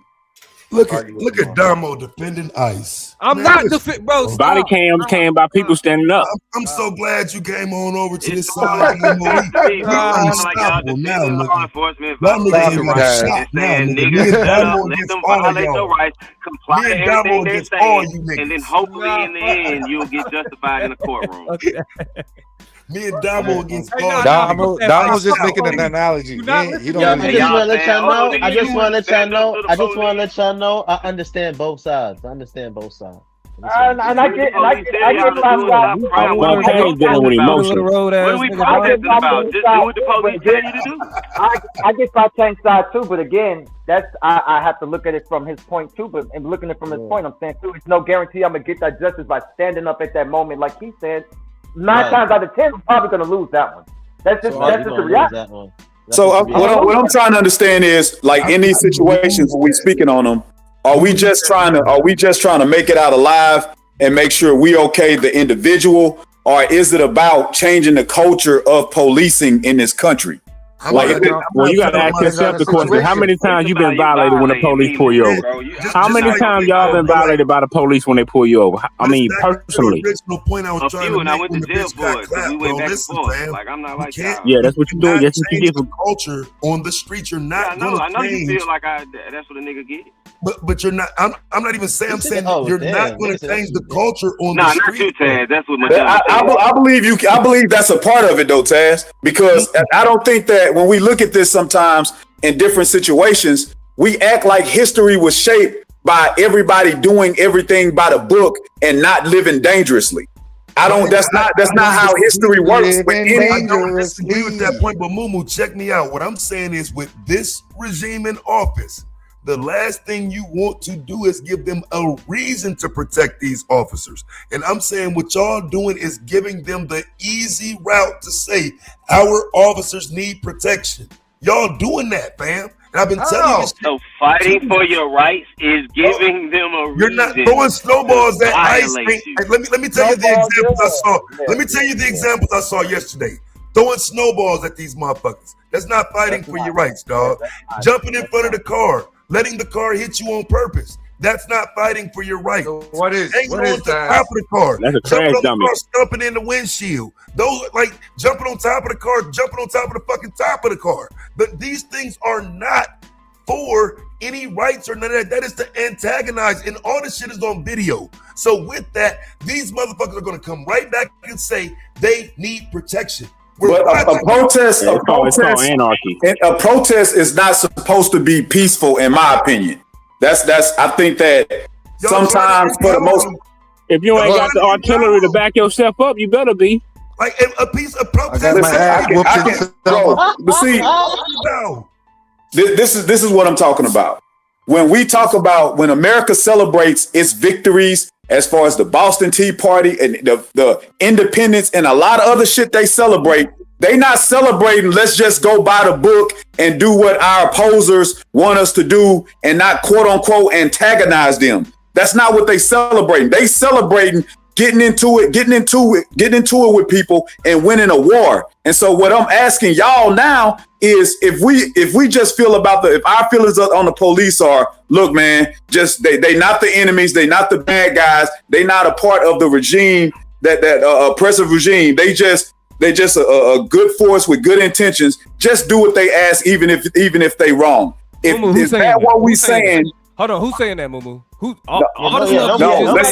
Listen what I'm saying. Dumbo, I didn't say anybody said that specifically. What I'm saying is, or what I'm asking is I guess before, what do we feel the police are? What do we feel the culture of policing is, as far as are they an enemy or are they not? Are we just saying they need like a little bit of adjusting, or we need to flip the whole culture? Because if we do, we're talking about Minnesota. That's a separate conversation, though, because we talking about we're talking about you in an interaction with the police. They asked to see your ID. What you're talking about, like in terms of challenging the police as the enemy and all that other shit, I'm with it. That's why I'm like, nigga, I don't know about Taz, but I'm definitely not saying. I don't think nobody else saying like, yeah, nigga, we should just be best friends with the police. And none of that other shit. Taz is too. I'm saying, I think that on a personal level, do I not have the right to ask why before I just show him my ID? If you're asking niggas to be martyrs, that's no, Domo. What I'm saying is, if we saying that, okay, we're not really trying to change anything. We just trying to make it out alive. Cool, I understand that. But if we not, go ahead. Yeah, nobody's saying that though. Nobody's saying we're not trying to change anything. Who's not trying to make it so if we are trying to change something, then when we violate it, standing up is a part of. That's what I'm saying. Standing up in those situations is a part of making that change. No, bro, no, it's not. It makes it worse for you. You're not going to win that exchange. You are not going to. No, listen, what I'm saying. I get you, bro. This is why I have a different opinion. You intruding? No, I understand what Momo was saying too. I think what Momo was saying in that event, like for example, if Momo stands up to the police in that particular event and something happens, even if Momo loses in that event, and something that's going to transpire where it's going to be some type of fight for your rights type of shit, X, Y, and Z. That's the thing. I think that's what he's saying. I think. Yeah, but we're saying that all the time. We're talking about a situation right now. So if that was the case, so y'all gonna stop? Y'all gonna go stop SWAT? You gonna go stop SWAT in Atlanta? When they come to your homeboy crib? I agree. Hold on. I agree with. Within the last 10 to 15 years, with all of this, from the George Floyd, if the culture hasn't changed at this point, like I just have to ask again. Like, nigga, what do y'all like? Seriously, I have to ask. Bro, these people on a mission. These people on a mission to find illegals, bro, and y'all trying to interfere within police work. Illegals? Yeah, that's what they are. Nobody. I don't think most people looking for you, Negroes. I say coming looking for you, Negro. They know how you niggas trying to intrude on their business, and your ass gonna be earthworm food, nigga. What he said about the movie, you're going to throw your hands against a brick wall. But listen, hold on. Let me say this right quick. I don't think most of us are trying to be martyrs, but like that's what Martin Luther King was doing. That's what his movement was about. All them doing it. I didn't do nothing wrong. Y'all are saying I just justified in every instance we talk about. The people was the ones that was done wrong and provoked the it has not changed the culture yet. If you stand for nothing, you're gonna fall for everything. I want Momo to explain how that changes, how your point, how your way is gonna change it, because it hasn't happened yet. We're seeing people do it y'all way. We're seeing people taking court on the side of the road. We're seeing people quote unquote stand up and years, bro. It has not changed their culture. Yeah, we understand. We behind enemy lines, yo. And this is what every time y'all say this hasn't changed and that hasn't changed, you keep fighting and you keep going harder. There's nothing in this world, and I think this is, to me. Hold on, it sounds like we want to live under different rules than the people who win live under. The people who are winning are not winning because they did one thing one time and stopped. They're winning because they keep doing something. And we Momo right on that. Nah, he right. No, he's not. On that point he made. Now hold on. Come on. You don't do it one time and stop. We have names. Situations, and we're talking about a 10 to 15 year period here. So no. You sound like you're in an ICE facility right now, Skinny, from your mic. I'm definitely telling niggas to comply, because they ain't gonna have no support from the black community if they get beat by the police, because clearly niggas gonna say, you should have just listened. You should have just complied. I would say hold on. This is a real good topic. This is a real good topic that we have right now. What kind of scary ass nigga shit is that? MLK's movement of nonviolence. It wasn't, like I said, what they was doing was intentionally agitating the police and the communities to violence. to say like, hey, look, y'all gonna have to do something. Y'all gonna have to show y'all hand. We gonna force y'all to do something stupid because we not gonna move off our square because this is what we stand for. And it's like now we saying that we can't use those tactics no more. We just gotta go kindly ask in a courtroom. And I'm saying that. Hold on, listen what I'm saying. I'm saying that applies. We have to fight in the courtroom too, but we gotta fight on every level. Here's where I it took a white bitch. I agree more with you. I agree more with you than I disagree. I agree more with you. Nah, don't do that, Taz. Don't do that. Hold on. You just follow me on Facebook, then you'll realize I ain't just start talking about this shit with a white bitch. Don't do that. Don't do that, Taz. We need some order in the court. Order in the court, bro. Order in the court. Real quick. Like the context that you're using Dr. King in the conversation we're having are not the same. They were at peaceful protests and they wanted their antagonism was the fact that they were peaceful and they were getting beat up on. We talking about in the context of police being like, hey, can I see your ID? Right? That is acting like civil rights was a bed of roses. Those are not the same types of situations. Like for example, I had one situation in Oklahoma where I was walking out of my apartment and as I'm walking out, I look to the right. There's niggas out there. I see a cop car. This nigga look at me. I look at him. I keep walking. I'm like, man, this nigga better not fuck with me. You probably thought you were. As I'm walking, he pulls up behind me, hit his lights.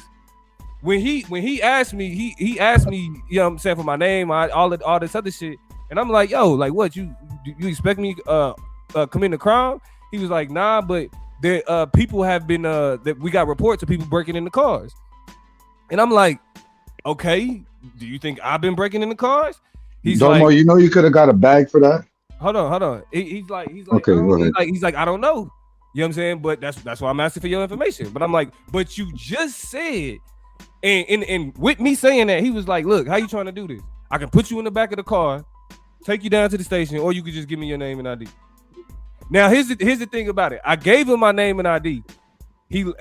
After the shit, he let me go. But come to find out, I did have a warrant.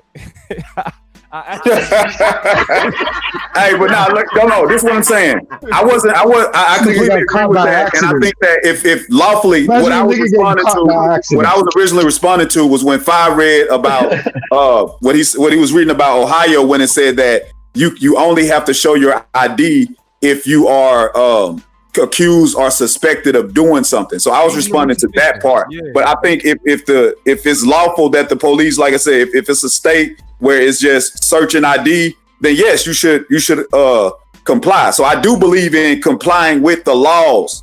I do believe in that. I don't think that you should just not comply with the law as a protest. I'm saying when they violate the law, if the police officer is violating the law, I don't think you should comply. But I don't think it said if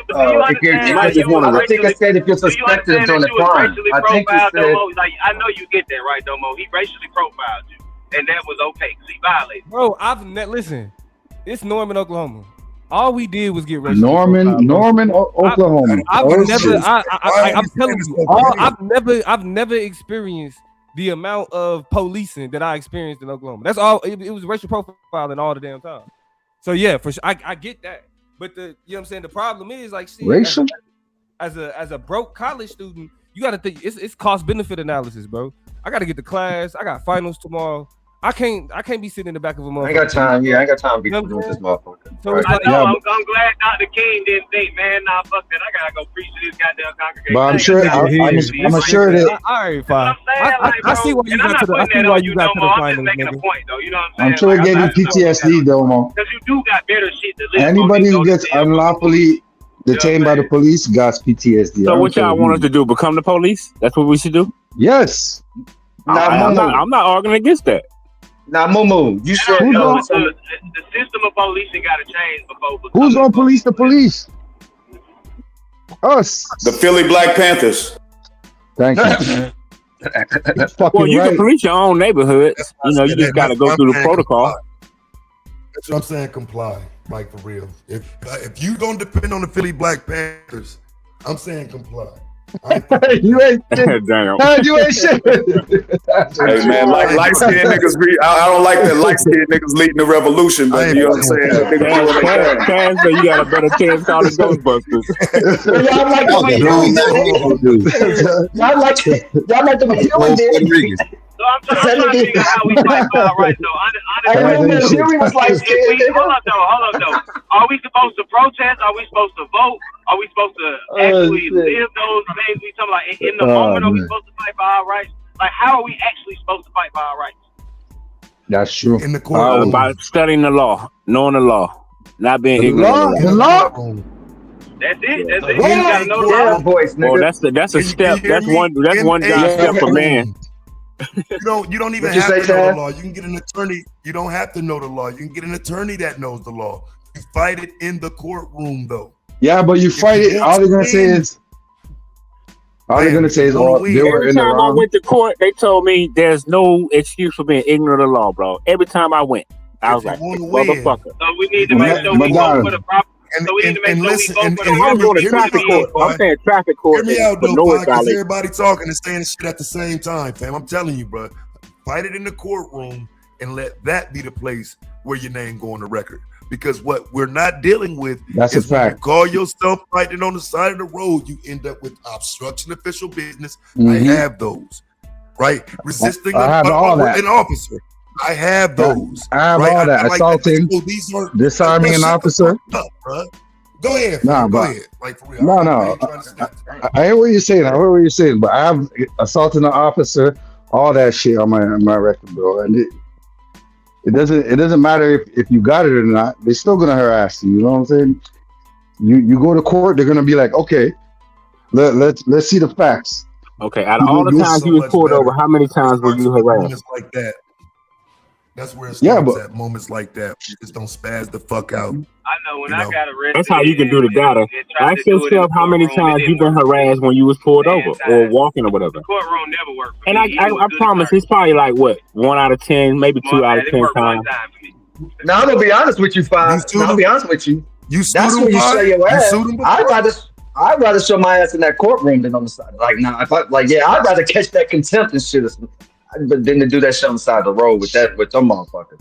Yeah, I agree with that. You lose catch the contempt. You lose your leverage.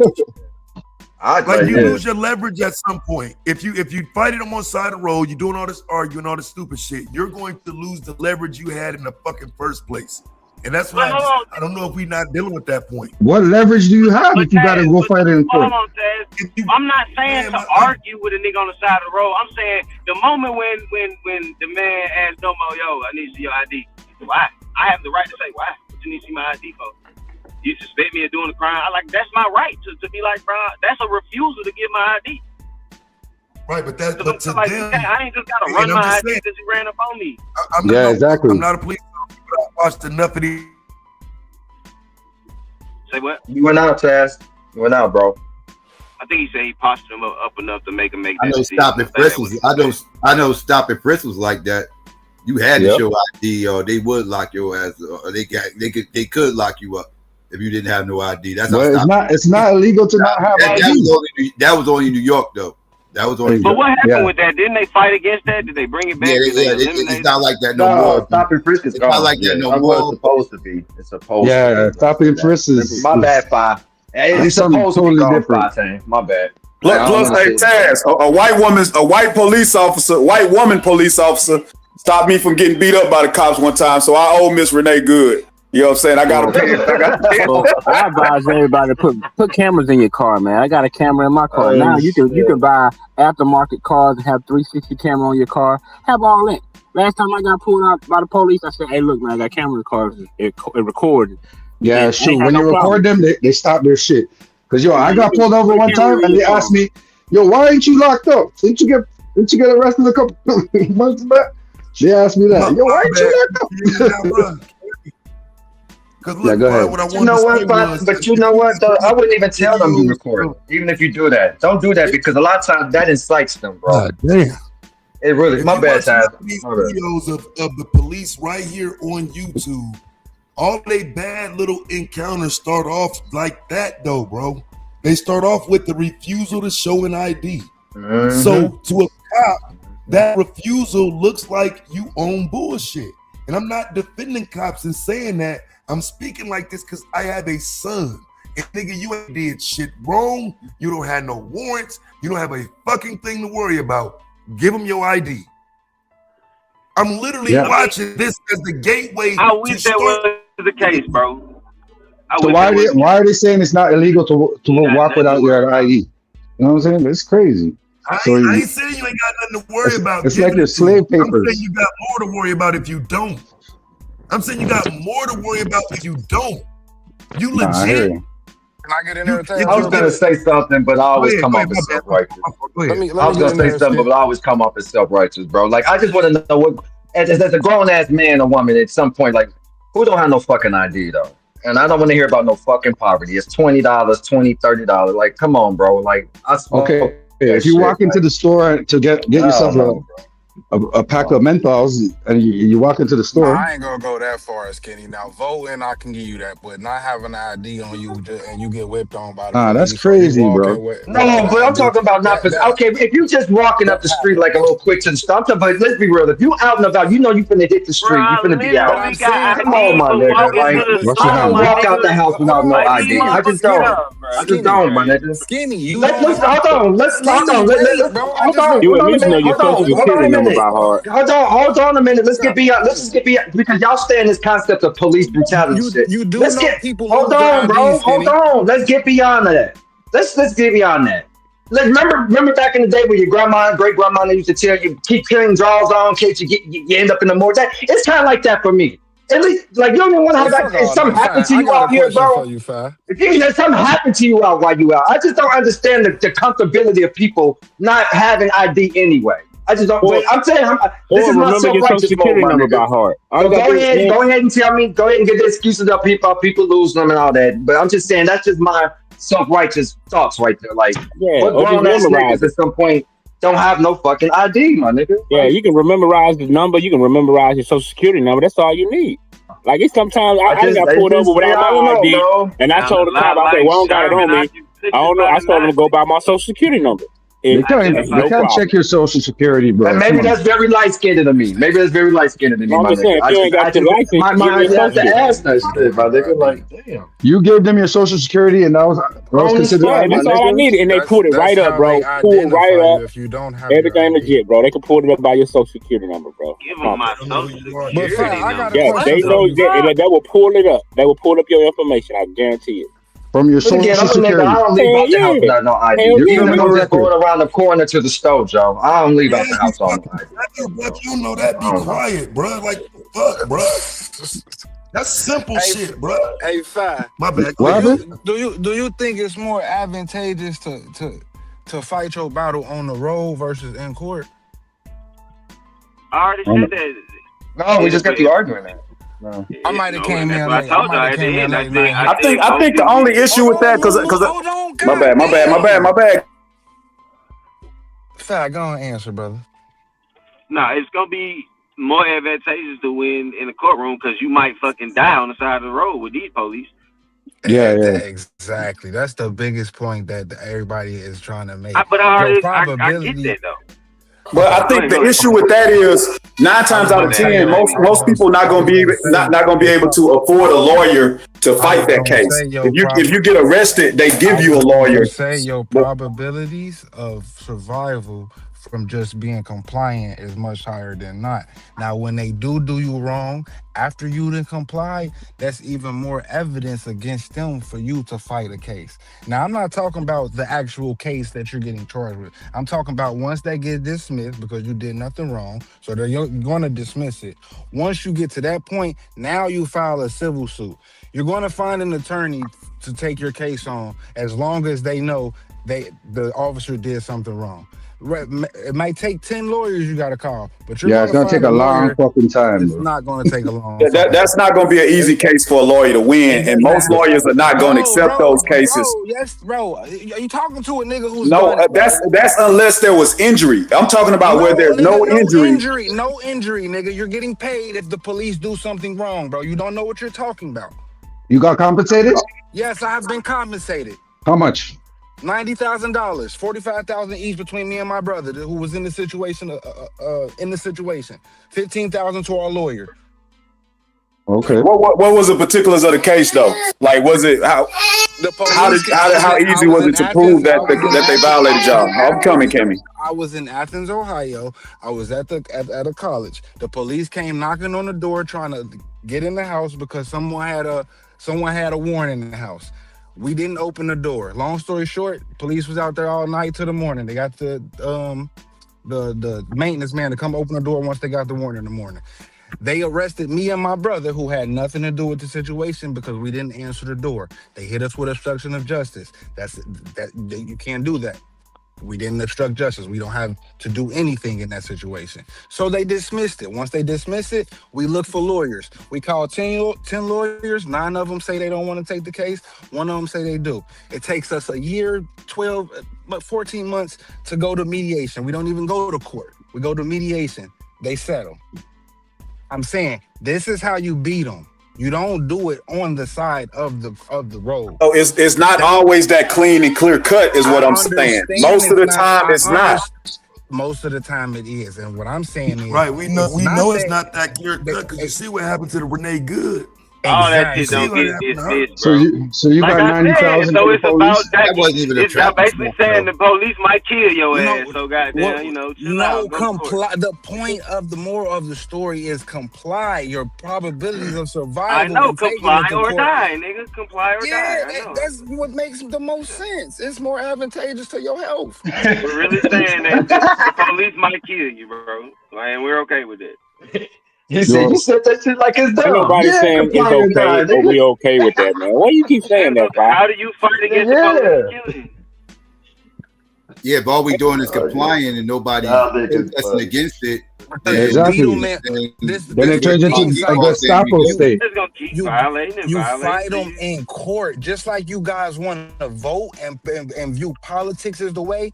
You can't be fight them fight them at the traffic stops, but don't fight them when it comes to the laws that they making. Like if you gonna have that point on doing it at a traffic stop, you gotta have that viewpoint on fuck politics. None of this shit works. Yeah, when the last time you got pulled over, Bob? The thing is, how do you fight against the court, against them in court when the motherfuckers are saying they're innocent and they just ain't even gonna, it ain't no case here, nothing to see here, goodbye.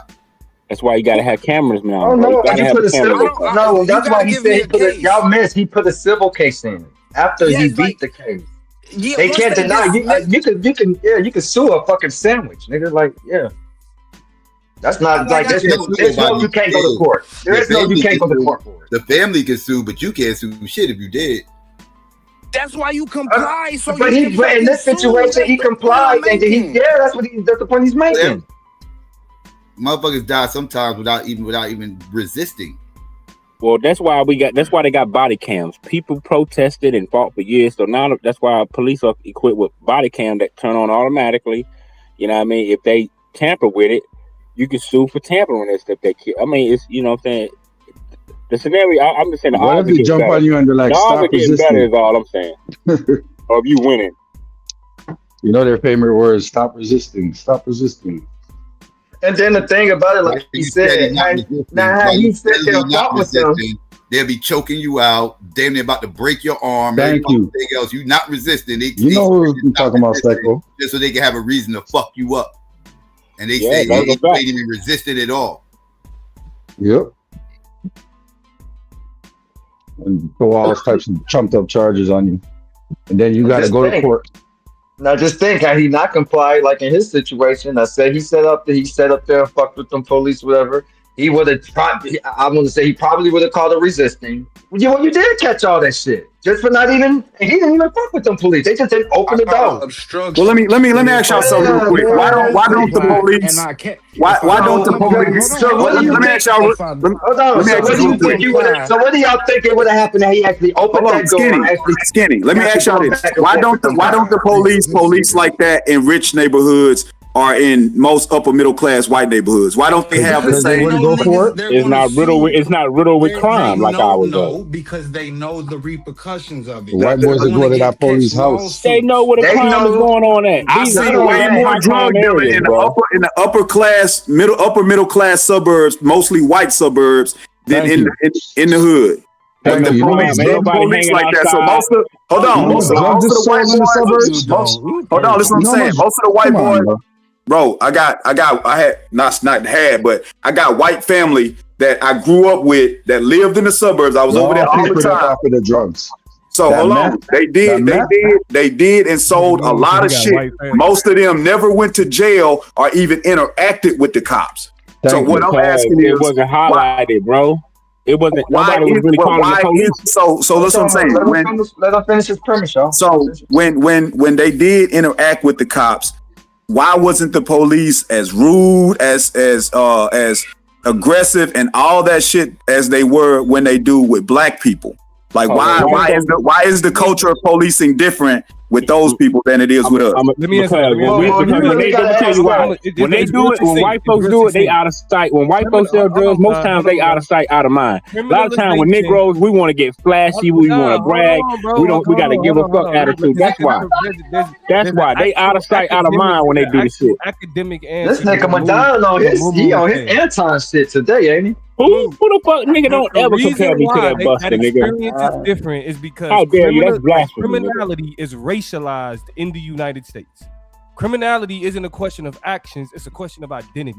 What do you look like, right? And so, and that's not to say that it's fair, and that's not that it is what it is. I'm not saying that at all. But when we're asking the question, well, why do police interact with white people different? Because criminality is coded onto blackness socially. Do those white folks comply or die? Do those white folks comply or die, or do they stand right there on the side of the road and fight for their rights and tell them, "No, I'm not doing that. You violate my rights." They stand on their motherfucking square. Y'all know y'all seen it. Dave Chappelle made jokes about it. They stand on their square, right? But we understand that's white privilege. Y'all act like y'all again. This is elementary. That's not white privilege. That's white supremacy. So how do we I watch a lot of audible rights? videos. Are you saying, Skinny, that we just got to concede that we'll never have those same rights? No, I'm not saying. I'm not. A white boy can be saying for 100 years. Fine. I'm not making. That is not white privilege. I'm just saying the questions that are being posed to me is kind of, y'all know why that is. Like, y'all know, like, even with Mumu, we know why they police differently. Like, all of these things, we know we get those types of rights. So you're saying we'll never get those types of rights. We'll never get to fight on the side of the road for our rights. If you watch a fair amount of First Amendment auditor videos, them niggas get locked up too. Like we cannot sit up here and be like, oh, white people just be they fight for their rights and they get away with it. Then if you watch them cams, if you watch them police cams, I seen a white boy. First Amendment auditors get locked up for not. I seen up and then they sue, don't they? You said what, Aaron? They get locked up and then they do what? They sue. I can't. I seen a white boy get bailed. I can't lie, bro. Those police, them body cam videos, they be fucking on white people up, bro. They be fucking on white people up. I seen a white boy get bailed for a kid, though. Yeah, they do, bro. They be fucking on white people up. You can't be in a impoverished neighborhood driving around a $100,000 car, bro. I'm saying white folks is most times they out of sight, out of mind when they sell drugs. Niggas, a lot of times, we want to know. We want everybody to know we the plug. I seen a white boy get. To me, that's the difference. That's part of the difference as well. Last thing I'm saying, you got to right on that one. If y'all ever want to see white supremacy mean nothing, watch White Sovereign Citizens. White Sovereign Citizens. Oh yes. Oh yes. The fuck up. Yes. White sovereign citizens. White sovereign citizens. White sovereign citizens. Yes, they be pulling that same more shit. And they be getting fucked up. I'm talking about white women, white men, old white ladies, young because they're not. White people are not sovereign to anywhere. That's why. That's because they're standing on pseudo information. No, what he's saying is they be the same way they do. They don't be. Yeah, I seen that shit, bro. I seen that shit. White folks in the Morris. All right, hold on real quick. D.A.B.A.T.E used to say all this shit, bro, about standing up for his shit. Even with that COVID shit, what happened to him in the hospital. You niggas push back on him so hard against standing up for your rights. Why you don't just do this? Why you don't just do that? Why'd you do that? You Why'd niggas, you I do this? never push back on no nigga saying he's I don't standing up know, for his fam. rights. I don't know. I feel like you was one of I them push niggas back for on sure. D.A.B.A.T.E when he's pushing pseudo information. That's it. Hey man, what happened to young D.A.B.A.T.E, man? What that nigga at? They said he was locked up. Locked up. Yeah, man, he in the Oh, clutches. He in the damn, man. clutches right now. Yeah, he in the clutches right now, bro. Well, I like D.A.B.A.T.E. He has his heart's in the right place, but all that extra fucking. No, I know what he's talking about. No, we gave Diddy a hard time because you remember when he first came around, You Diddy too, was Skinny. It was all I'm like, no, but you know what it was, bro. It I wasn't didn't what you say they said give him a though. hard time. No, It what was it always was, pushing fine. pseudo information. No, fine. What it was, but that nigga was he was up there one time, bro. He was just talking about suing for any and everything. So we were just like, oh, nigga, you just Y'all was calling him ambulance a chaser scammer and shit. shit. Yeah, we was like, oh, because he was just that's what that was. That's when he first came around, though. Motherfucker break your rights or fuck over your That rights. nigga was using You this. sue He was their using it as a ass. hustler. But yo, D.A.T.E wants some. Use it as a hustle. He wants some court cases too. D.A.T. has to go in there and pick a fight. And D.A.T. he be naming shit, telling the story like he was picking some shit just because he know he gonna turn around and sue their ass. Yeah, that's when he first came around though. That's revolutionary if you really think about it. Man, I wish I knew about suing when I was younger. That's what them white auditors do, and they get paid. Yep. Well, it ain't too late, Moo Moo. We got white folks coming back from 1970. No, hey, I done won 2 lawsuits. I'm saying I discovered that later on in life when I got older. I done won 2 lawsuits, 50,000 and some other. Yeah, like now I know the game. Yep. I was working offshore with a bunch of white boys, and they would write nigger and all kind of shit on the tables. They go straight to mediation, bro. Now I'm gonna tell you what I did learn, bro. I did learn something about how sometimes people be like suing for what they broke or whatever. Sometimes people do that shit. Well, yeah. I did see a sister get a white lady like that, bro. One time,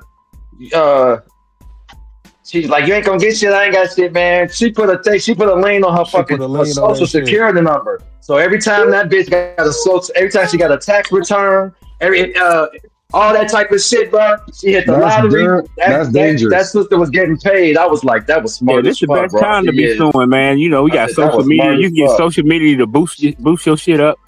Hey, man, you got a great chance of winning nowadays.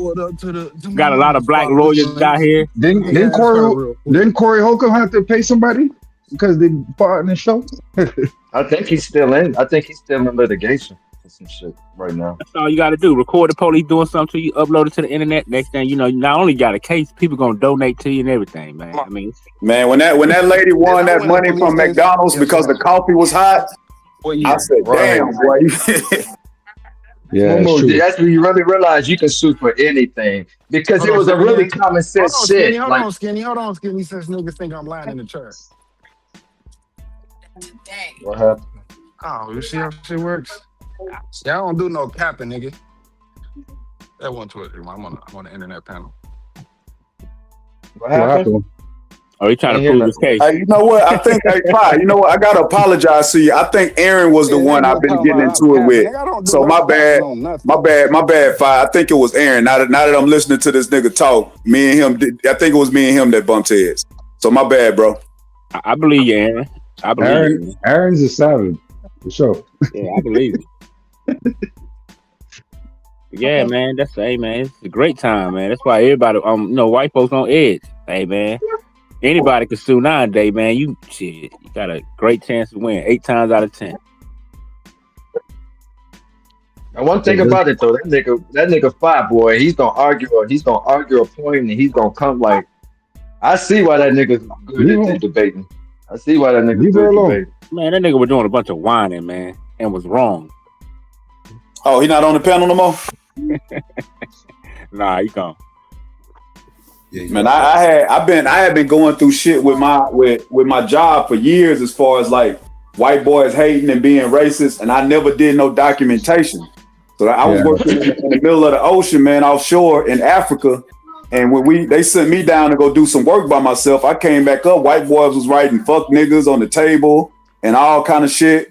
So I grabbed some wrenches, Stand like. up for your rights, bro. But no, I'm saying I did. This is the first time I ever took pictures. That nigga grabbed some wrenches. What happened after you grabbed the wrenches? Let me hear. I grabbed the wrenches and went up there because it was about 6 of them and one of me. I said, man, look, whichever one of you bitch ass niggas wrote this shit, nigga, just say who did it, and if you got a problem, nigga, it could be whatever. So I'm going off. So then I catch myself. I'm like, damn, it's gonna be their word against mine. So that's when I started taking pictures and plotting and shit. And like I say, I ended up getting $50,000 out of that shit because once the job was over, they tried to say that they fired me for not wearing pants on this thing called a billy pew. Whenever you go from like F off, yo, that's some bullshit. Yeah. So they said that they fired me for that shit. But then I had pictures of myself wearing pants because I took some pictures with some crew members right before I got on the shit and right after I got off the shit. So you know, but yeah, that once I learned that shit, like, man, you can really sue and get that money from these niggas. Shit, Yeah, I'm like a hog now. My boy got 90,000. I should have sued their ass when they did that shit to me, for real. Now I think of it, because you go to court and then the police get acquitted of the charge. Well, you get the charges thrown out or whatever they accuse you of, right? Then you could turn around and sue them. You just gotta have the right pictures. Right shit. Yeah.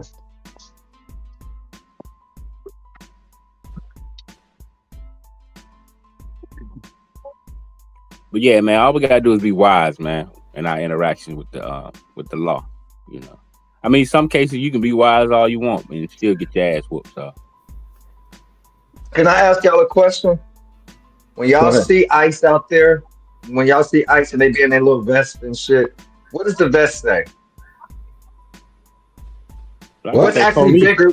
What is bigger than ICE on there? You just said it. Say it again. Don't be scared. Say it again. Okay. I'm not mistaken. Okay. Okay. Thank you. Okay. Thank you. That's all. I'm gonna leave that right there. I'm talking to the chat. Links, check that docket right. I am too. I'm talking to the chat too. Yeah, man. I don't see why, like, niggas be tripping. Nobody said that we know they're not local police, but at the end of the day, they are law enforcement. They literally walking around with police on their damn vest. I don't know why we keep trying to do them semantics there. I don't know why. They work for the government, man. So, you know, they got more power than the local police. Matter of fact, I think they do. So what about in them movies they're talking about jurisdiction and all that? Don't matter? No, not with federal. Yeah. Federal police can go anywhere. Yeah, exactly. So does ICE legally have the right to like ask you for your ID? Jurisdiction. My fault. Yeah. No, my bad, Psycho. Yeah, I was just saying, police is limited to a certain jurisdiction. You know, different police departments and everything else. With ICE, is just, you know, them alphabets go where they want to go. Yeah, them alphabets, they go where they want to go. They closer to feds than police. Right, but okay. So are they arresting all the illegal white people that are here? Are they doing? And that? they do have arresting powers too. So that's another. Are they arresting the illegal? He's law enforcement, but they is not police. For all intents and purposes, them niggas is police. Like we can keep doing some accents. For all intents and purposes, G. But hold up, are they arresting? You walk around with a weapon. You have the authority if you have to use it, per se, quote unquote. You got arresting powers. I mean, at the end of the day, what are we really talking about, Joe? Jurisdiction. That's basically all. That's really all. ICE can arrest a legal citizen. ICE arresting white citizens, white legal aliens. They can. Now, whether they're doing it, that's another argument. I'm saying, can ICE arrest legal citizens? Can they arrest us? No, if you're interfering with what they're doing, if you're interfering with what they're doing, hell yeah. But their gauge is to deal with immigration type shit. If you interfere with what they doing, bro, they would lock that what they doing. Interfering with an investigation or ICE obstruction is obstruction, my nigga. Right. And, and they have a wide scope to say what obstruction is. And again, so they don't like get the actual like the county police or the city police to arrest you. They can actually ICE can say we've done an investigation and you're obstructing and we here to arrest you. Yeah, they got a detention center. They set up different areas where they detain you at. And then do an investigation. And then turn you over to the police. That's what they could do, yeah. But Mumu, let me ask you this. How should ICE be conducting themselves? What do you think ICE should do? What do you think should be the limits of their power? I think they should be conducting themselves, first of all, respectfully and not being agitators in situations. I don't think that they should be carrying out raids at elementary schools. I think that they should really be going after illegals who break the law. Now, if as far as breaking the law, as far as, obviously being over here illegally is breaking the law. So I'm saying, like, I don't think they should be going after maids and people that's cutting yards. I think they should be going after people who did initially break the law by illegally entering the country, right, Mumu? Let's say that's all they did, right? But they contribute to the country. They've decided to become, they've decided to accept America sincerely as their country. So why didn't you become citizens? I don't think I should pursue them. No, I would agree with you. A new law was passed, bro. So they gotta. Well, let me ask this. Okay, let's give another perception to this, right? Okay, say they're coming there to get one of those real criminals, right? They coming there for them, so they may not be coming for the janitor lady, right? But she just happens to be there. So I'm running names now. I'm running everybody's names because I'm in the building. We're going through the building. Now, I didn't come there for her, but unfortunately, I'm not supposed to turn a blind eye because now I find out she was illegal. I'm not supposed to be like, oh, let's forget. Like, y'all act like y'all don't know how some of this be going down. But some of this is just they getting caught up because okay, yeah, you may not have been the goal. Like it's the same thing if you get pulled over with a nigga and they run everybody's name. I'm not driving, but I got a warrant. I'm going to jail. Y'all act like, wouldn't you say this? They're targeting people and you do nothing. If you was ICE and you came across somebody that didn't necessarily commit a heinous crime, but the only crime they committed was they might have entered the country illegally, right? But they pay taxes, they treat people fairly, they really stand on egalitarianism as far as not showing. Let's say it was if I am ICE and I'm in a building or facility or in a place, and this is what we're there to say. We're there to get MS-13 and some shit, right? You know how that works. They're gonna run everybody's name. So again, I'm not targeting. I'm not targeting the taco lady. But if she's in that build, hold on, she's in that building. Conducting a raid, but go ahead. If I run her name and it comes back, oh, she's here illegal. She's going. It's no different than if I run job. If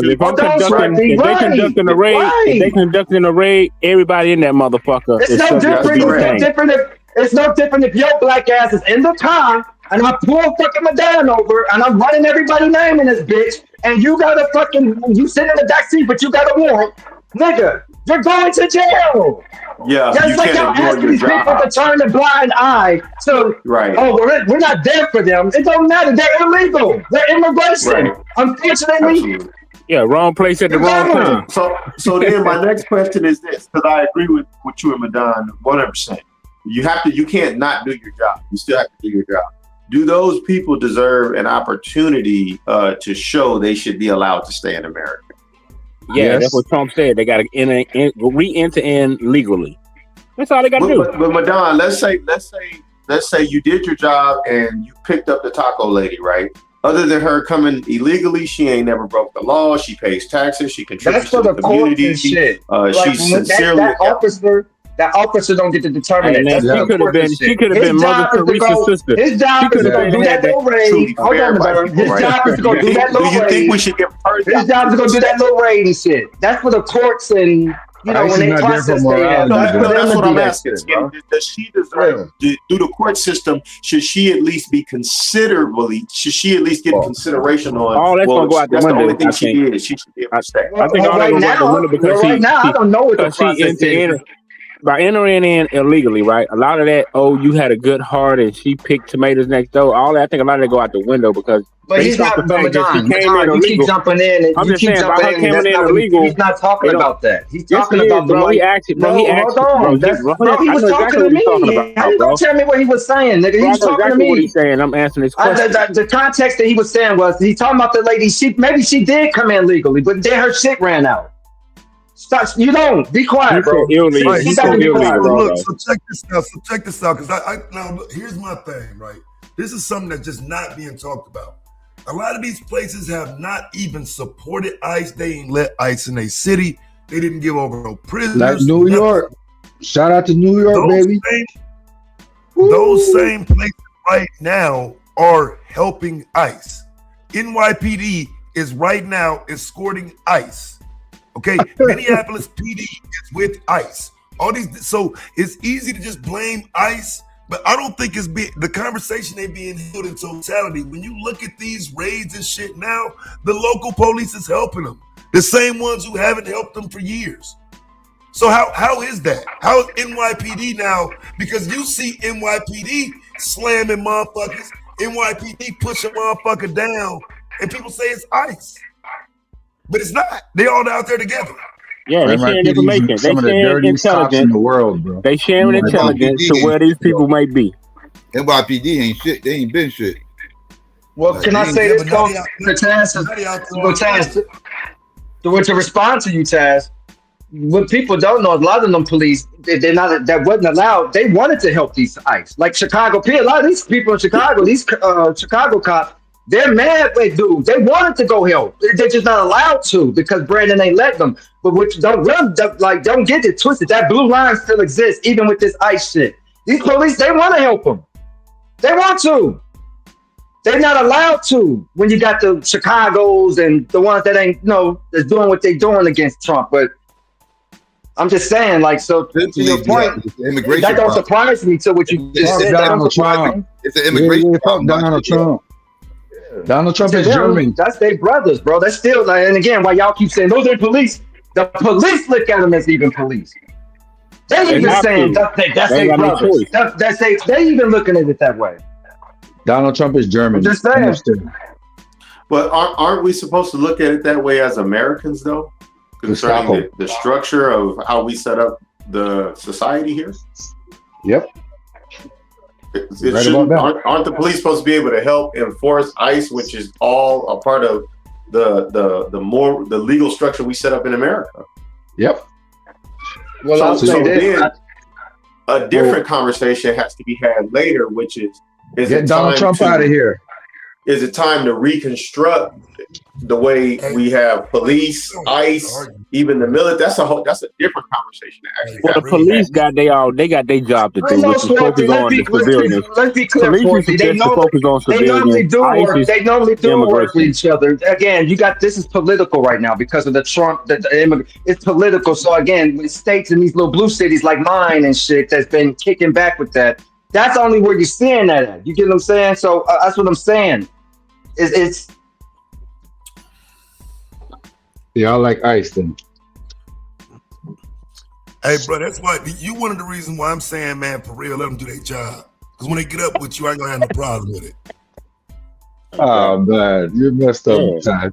You want ICE to detain me? I don't know why y'all trying. I don't know why they up there trying come to get this nigga Mac Missile, man. That political gang. I be cursing the whole thing. Skinny, that political banging is real. Like where I'm at, you cannot openly say you're rocking with anything other than the Democratic Party. You'll fuck around and not have a job or nothing. You either can't talk about it, you cannot openly profess to be a Republican and sincerely not get any lashback at all. No, you can't do that in Minneapolis or St. Paul. Like you got some fanatical left wingers here, where they're unreasonable. Yeah, that's why Trump called it a shit. That's why Trump called it a shithole.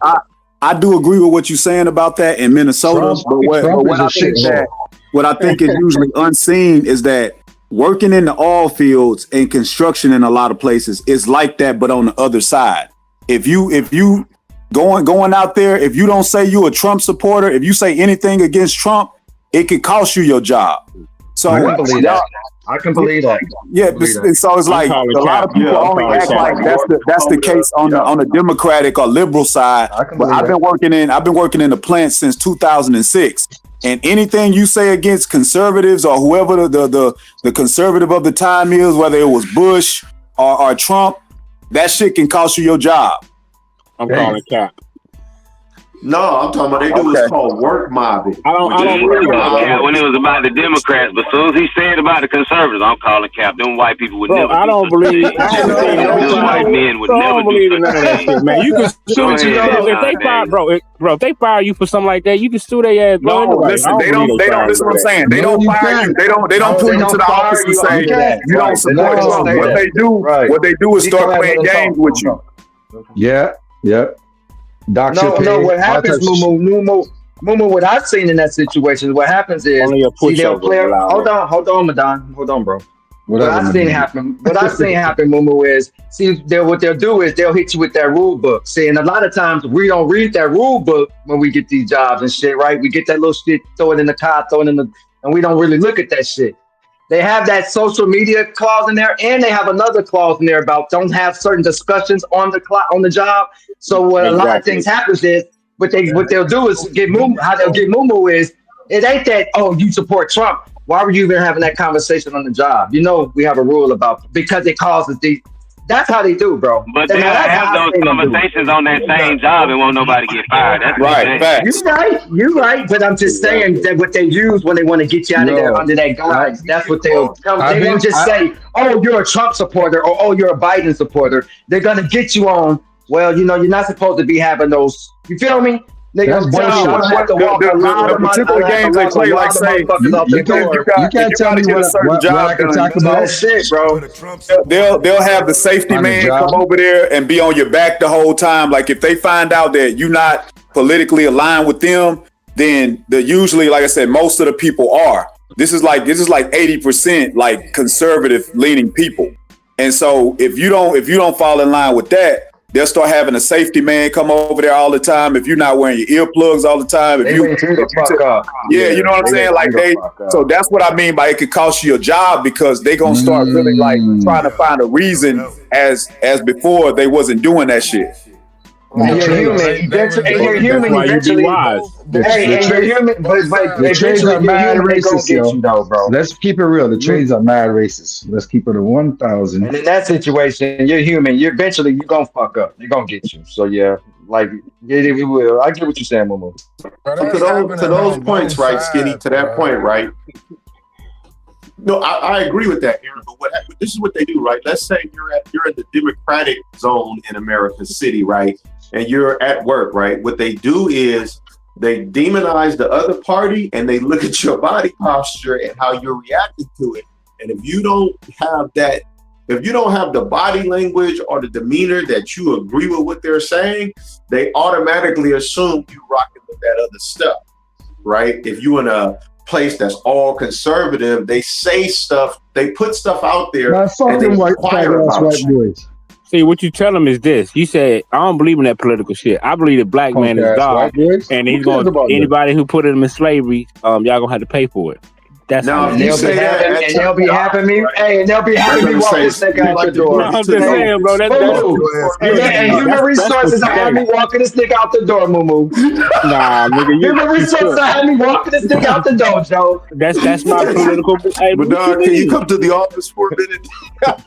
Nah. We talking some political shit. Hey, before I knew about suing, bro, I ended up losing my $1,600. I believe the black man is God. How about that? That's what I'm saying. I ended up losing my $1,600 bonus because you gonna get locked up. Talking about going Afrocentric at the job.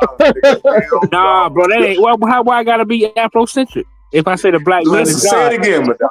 I said I don't like. I had this discussion at my job. I'm like, I don't believe in all that political, conservative, Democrat. I believe the black man is God, and this is his thing.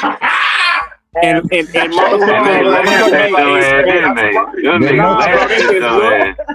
look and now it's all respect. What you say, Pa? That's the way they see me. What you say, Pa? Madonna's the company clown. He said that shit. Madonna's the company clown. They're like, this nigga is crazy. I'm telling you, bro, that kills the whole argument. They don't ask me about Democrats and shit no more. That's what you tell them. I'm gonna try it out on Monday, Madonna. Yeah, try it out. I don't believe I'm just saying they gotta start talking about the political shit. Democrats and Republicans. So I don't believe in all that Democrat public shit. I believe the black man is God. And then hold on, what they say after you said that? Hey, they just look and like they just look like, you know, like damn, like, you know. Yeah, I know. That's look like. Damn, hey, that's right. So I'm still working. You standing on business. I believe in it, dang. I ain't finna start believing him now. I'm just saying, bro. If anytime somebody bring the political argument to me about Democrats and all that, I said I don't believe in all that. I believe the black man is God. And I hey, bro, like, no, Chaz, I'm gonna tell you why I believe. Stop saying that, try it out for me. Just do that for your boy. I'm gonna do it on Monday. I'll let you know. Think about a nigga having a political conversation, then a third nigga just bust out of nowhere. Well, shit, I believe the black man is God. And we talking some political shit because God is political. God is political, nigga. That is the because everybody just look like, all right, no doubt, family. Don't nobody. We talking about what we believe in. Appreciate your input, my nigga. I mean, we talking about what we believe in, right? Democrats and you right on with that, brother. Right on, brother. Right on. Don, you just coming right. The black man is God. What? Oh shit! And that's who you know. That you let them know that's who your people vote for. Nigga, I'm voting for that. Ass nigga. This Sharif ass nigga, if you don't get your ass up off the hold on, if we dealing with belief system, hold on, we dealing with belief. So they believe. Nigga, if you don't get up off the cooler and hand me a motherfucking conservative, that's how you kill that argument. Even to our brothers, hilarious. The black man is God. Don't say that at your job, please, bro. If we talk about only if we talk about politics is when I make that argument, bro. That's what I'm saying. No, but to the point that I was making, right? If you're in a conservative city, they're going to say things to you to see what you own. And saying I'm not political or I don't know to them means you rocking with the Democrats, and vice versa in Democratic ran cities. They put things out there to see if you agree with it. And if it's I don't know or no, they just assume no. All I'm saying is try what I said when they bring up Democrat, conservative, and all that. Try what I said. Hey, what job though? I've been to church in my whole life. What job though? Like Democratic, where it's mostly like Democratic people in it. Family, let's just put to the side that it's Madonna saying, right? And let's look at what's being said, right? To go right to get right to that point of the conversation on some super Afrocentric shit is crazy, bold, and wild to say it to job. That's why Madonna is scared. Madonna can say it. That's why. That shit right there in front of all the crap. That's right, Madonna. Stand on that shit. I'm just saying, because they talking about what they believe in.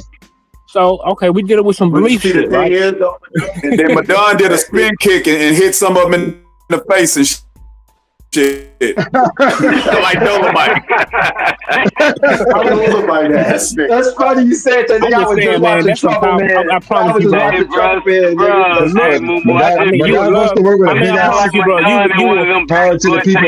medallions. I'm just saying, bro. When you say that, bro. When you say that around a bunch of black people, when you say that around, I'm just telling you from my experience. When you say that around a bunch of black people and there's white people there too, bro, the facial expression is priceless. That nigga gonna be on Tubi. Bro, you'll go to sleep. When you sleep that night, you're gonna sleep so well. Madonna, should I call him a jive turkey after that? Nah, bro, I'm just saying they gotta be talking about. You can only say this when they talking about Democrats. You can only say it when they talk when you at your job and they have a conversation about Trump, Republicans, Democrats, conservatives, left wing, right wing. That's when you gotta say that. Yo, where the fuck Truth been at? Where Truth going at? I ain't seen that nigga. I ain't seen that nigga in like True started work with ICE now. He got a job with ICE. ICE ain't now, man. ICE in Brooklyn is crazy. I don't want to take away from the boldness of making a statement like that at your job. That shit is mad Afrocentric, Khalid Muhammad niggerish. Well, you gotta be bold to say you're conservative. You gotta be bold to say you're a Democrat. You gotta be bold to say you're a Republican at your job, right? Wait till we control the jobs. You gotta be bold to say that. What job environment has mostly liberals though? Because I haven't worked in an environment where it's predominantly liberal. So what have y'all worked in environments where it's mostly liberals or Democrats? Hell yeah. You can just know it. Mostly liberal. It's mixed at my job. All them jobs, except for the police, is liberal. Bro. It ain't a job per se. It's the company. It's not jobs, because you can have construction workers. You got that company who's a liberal. The owner is a liberal guy. He's a nah, construction nigga. It's mostly conservative. That's not true. Well, as a company, my company would be liberal. We don't got no stats on that. But it's individuals that definitely. Well, I think he's referring to the industry, like most of those oil, coal. I'm saying the oil industry. They're gonna be more prominent to that conservative, because they tend to lower they tend to lower shit for them to do their businesses and all that. So yeah, I think I give it traditional. Like that's like he works on those oil rigs. You said you work offshore, right? If he's saying industry, what flavor of white supremacy? Wait a minute. You said you work offshore. Hold on. You said you work offshore, right? You said you work offshore, right?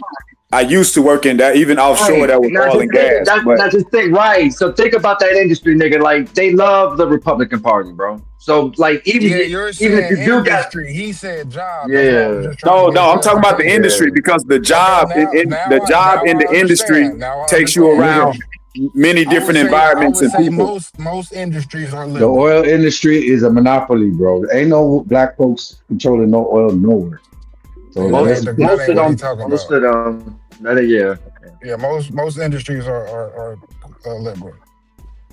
Yeah, I think the wisest thing to do is not have that conversation ever with anybody at work. The conversation. Thank you. I was about to say I don't even have to. I was about to say I don't even have this work, bro. I'm doing like my dog. On Monday morning, I'm be like, the black man is dog.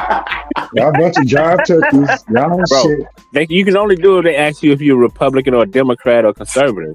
And then you say, well, I believe, I don't believe in that. I believe the black man is God. And then that kills the whole conversation. I promise you. And I definitely don't, and I'm being real with you. I definitely don't, and honestly, I definitely don't talk politics with nobody that's not black. If I'm at work, if I decide to slip up, it's probably somebody black. I don't do the. Why? Because of a fear, right? Because of a fear, right? I do feel like because I feel like they trying to figure you out, like dude said. They trying to, like you said, if you don't say something or if you don't respond a certain way, they assume that you. They assume that you this, they assume that you that. So you think it's like man, that be damn near like them police encounters though at your job sometimes, because a nigga really don't be wanting to get fired or play like that. You know what I'm saying? And sometimes, you got to make a decision. Like, you know what I'm saying? Am I going to shut the fuck up? Or, you know what I'm saying? Or speak out on it. Only in the job field? I'm not blowing no bag for the sake of fucking being able to politic with niggas at work. It's not wise, man. You're going to bite your tongue. You're going to bite your tongue. But you know what? Now if you standing up for yourself, like Fi said. Now if you standing up for yourself, like Fi said, say somebody like if you got a situation like that, that's different. But you willing to give up your bag to have a conversation with a nigga in the lunchroom? Man, fuck off. No. What I'm saying now, I wish, bro, I would have been a millionaire if I knew better back then, because there were situations where I should have just I kept my job because I was always in the right. And you know what I'm saying? I've always been good at what I do. So it wasn't just easy to get rid of me because of some personality shit. But there were times where they tried to, and I had them, nigga. I'm talking about I had them. And instead of me just letting them fire me and then suing them, I put that one job, we had to work 4 days a week, and then you work nights, and then the next 4 days you work days, nights, days, nights. Well, they page me, they give you a pager, and they say, and the pager, they supposed to send you the message or whatever. Well, anyway, they wanted me to come back. I worked days. They wanted me to come back days instead of nights, but they didn't page me. And I got to the job, and they called me in the office, and the dude was like, "Yeah, Mac, we got to let you go, man. We told you were supposed to come in. You put a note." But listen what I'm saying. My dumb ass, I put the pager in his face. I called the dude who he said page me. I put it in his face. What the fuck is you talking about? Da, da, da, da. But I think back, and so they like, "Oh, okay, well, go to work." And I think back, I'm like, "Damn, man, I should have let the motherfuckers fire me and really got that bread." Exactly. That's how you do it. See, in Georgia, it's a right to work state in Georgia. You're gonna be hard pressed to get a lawsuit off saying why they fired you. You gotta have real good proof. A lot of lawyers won't even take the case. Yeah. South Carolina too. It's a right to work state. All you gotta do, this is Dang easy, shit. bro. All you gotta do is catch a motherfucker talking about sexual activities, bro, and work. That happens all day. You gotta know that you gonna lose. You gotta already know you about to lose your job to do that. If you get fired, documentation. and they violated you don't even no get real way to prove it. But but you know what the best thing to do, Five? I'm saying the best thing to do though, bro. Don't even wait for you to think you're getting fired. Like when you on your job, bro, document some shit even if you don't think. Like I document everything just in case. Like you get what I'm saying? Like I may not even make no issue, but I got to document. I got a notebook, nigga. I document everything, nigga. I may not do nothing with it per se, but if I need to, I can write. You can go back, and that's most lawyers gonna look at like it's hard to argue with document. Like, damn, this nigga done document for 4-5 months, bro. That these motherfuckers been fucking blah blah blah. About sexual topics on the job and record them, bro. That's an automatic. Yeah, that's an automatic. Yourself a lawsuit right there. Yeah, they usually ain't gonna play with that. Yeah, they ain't gonna usually play with the sexual shit. Yeah. Especially these days, I just gotta provoke a nigga to say what they call it, bro? Zero tolerance. What they call it, zero tolerance. Yeah, most places got a zero tolerance. What they call it. I just know the civil suits that come behind it. I know a few people who that's they move. Right. Yeah. Most companies ain't even gonna take that liability, bro. Like you out of there. Somebody. Yeah. You really ain't gotta have a lot of motherfucking proof on that. If they probably ain't gonna play with you just on accusations on some like you know what I'm saying. I've seen some people they ain't even gonna play with it, bro. It's zero tolerance. And again, they gonna always go back to why was y'all even having that conversation? Like, man, them white boys and Mexicans would quit their job if they wasn't allowed to make gay jokes on them construction sites because that's all they punk ass be doing. All day, nothing but motherfucking gay jokes and drawing dicks on the porta can. Thank you. You catch them. All you gotta do is video record it real quick. You got a civil suit. Yeah, documentation is a motherfucker though. Because they're they got them Ray-Bans. They got the cameras on them. Woo. No, you're right. You're right about that. I mean, yeah, but they getting hip to them now, bro. Them Ray-Bans, like they done got hip to them. When they first came out, that was a doozy, bro, because nobody was really on it like that. Right. They hip to them Ray-Bans. Yeah, they be looking for that shit now. It don't matter. Like, when they be doing that, no phones allowed and shit, nigga, they looking at them glasses now. They used to didn't do that shit. Now you go in concerts and shit, they checking glasses now, like. But you still gotta really be paying attention because it's still a new thing for you to look out for camcorders on the damn glasses. Like you should still get them skinny because that's new for people to adjust to now to have to watch and see if somebody got some of them on. Yeah. I know. I'm just saying though, like now it's getting a little bit now. You know what I'm saying? People getting a little more people are up on them now than you know when they initially first came out. So it's like, on their glasses. Depending on where you go, and if they really on some no phones and no cameras, they looking at them. But I'd be like, damn, you just go to a fucking little concert or some shit. They're gonna if they got no phone or some shit. I just seen them checking glasses like, and I didn't get it till I was like, oh fuck those Ray-Bans, because you know that shit they be having. You can see the commercials and shit on your timeline and shit all the time. That's you know what I'm saying. So I do it that work, but I'm like, I don't know. It's a term for it. I think it's called work mobbing. When you know the one person at work doesn't agree with the majority of the work's political ideology or religious stands or heritage stands, right? So they all put smoke on that one motherfucker. I think it's called work mobbing.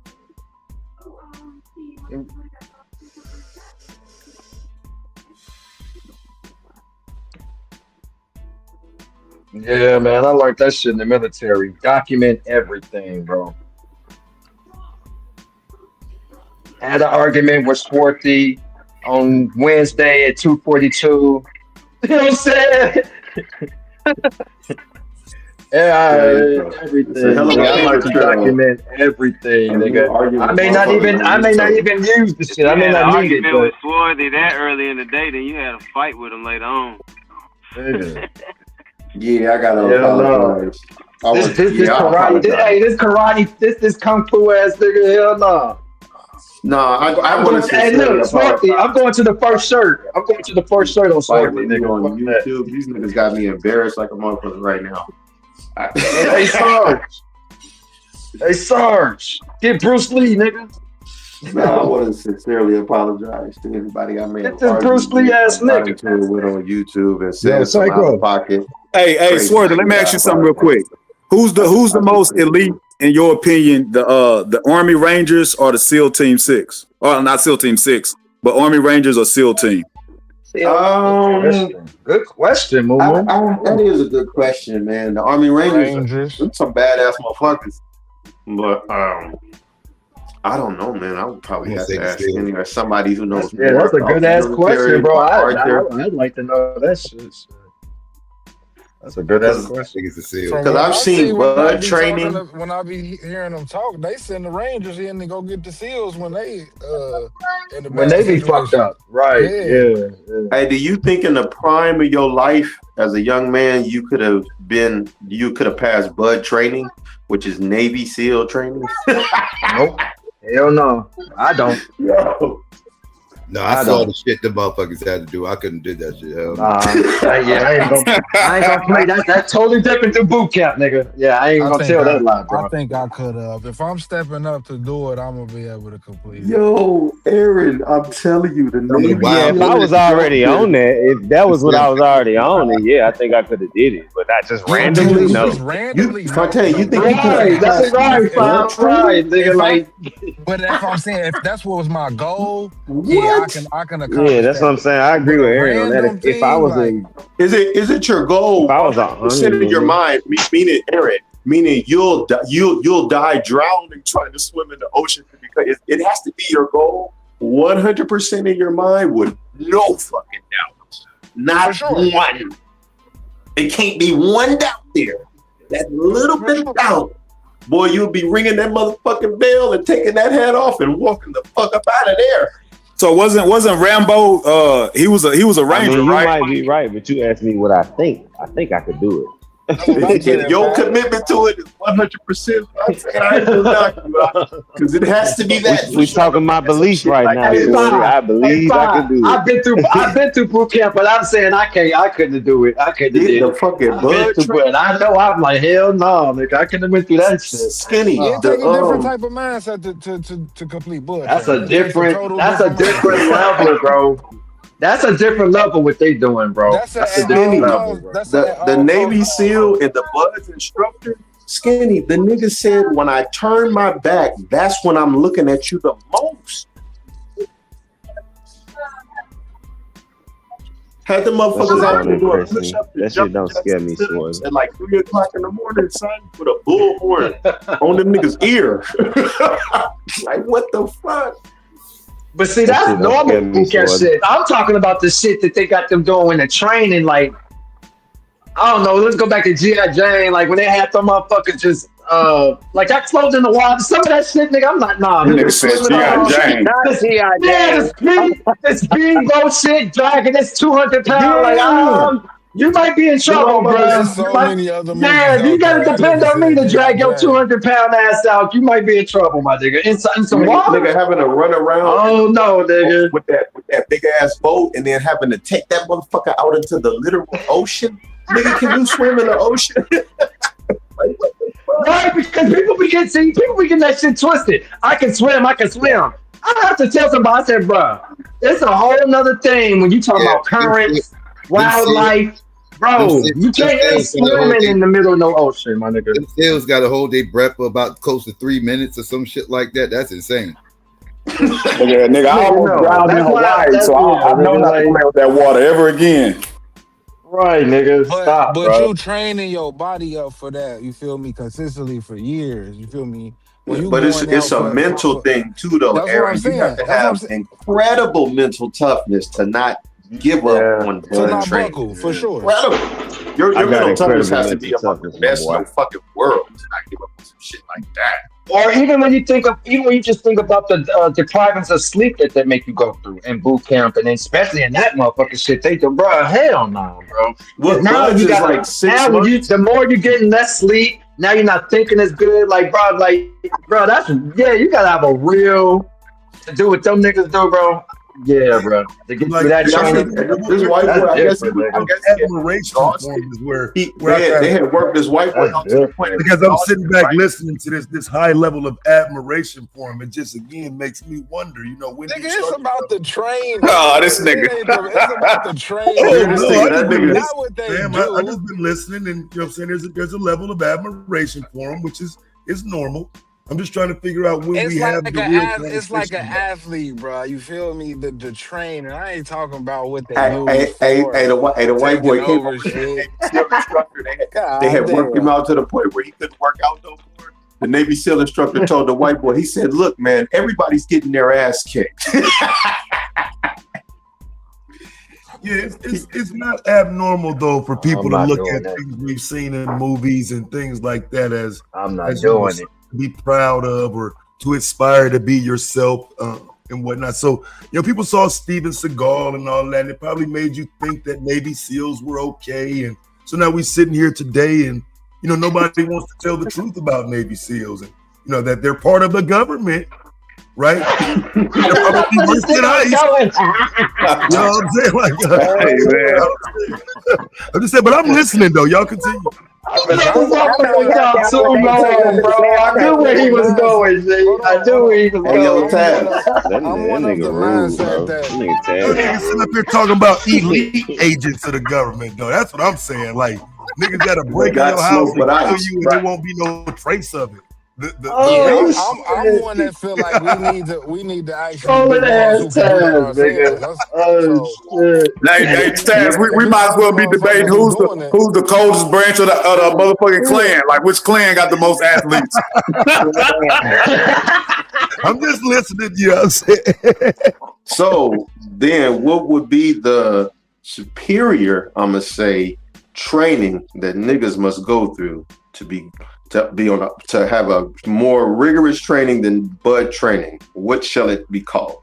Sparta. Nigga jitsu. Take our kids out these public schools, nigga, and get them in these woods, nigga, and get to shooting and training every day. Right.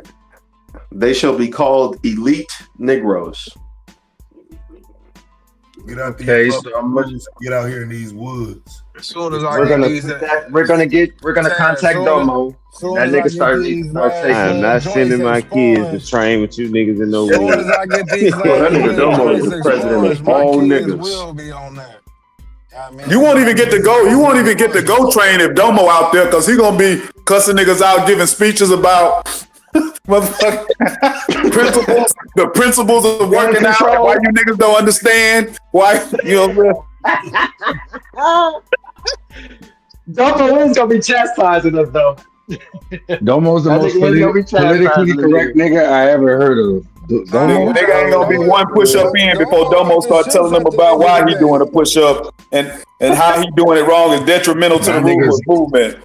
MLK 2.0. Shit, but he said that he know at the end of the day it's gonna come down to war. So That's why we need a Domo. You know what I'm saying? To he just be getting y'all with all that political shit. Yeah, I know what Domo be doing. Domo ain't slick. Domo knows that shit. When it comes down to it, you gotta fight. But I mean, when they send them Navy SEAls, niggas, it's over though. I just heard. That's what I'm saying. I just heard y'all. Yeah, all they gotta do is send Navy SEAls over at can't be not doing that type up. training though.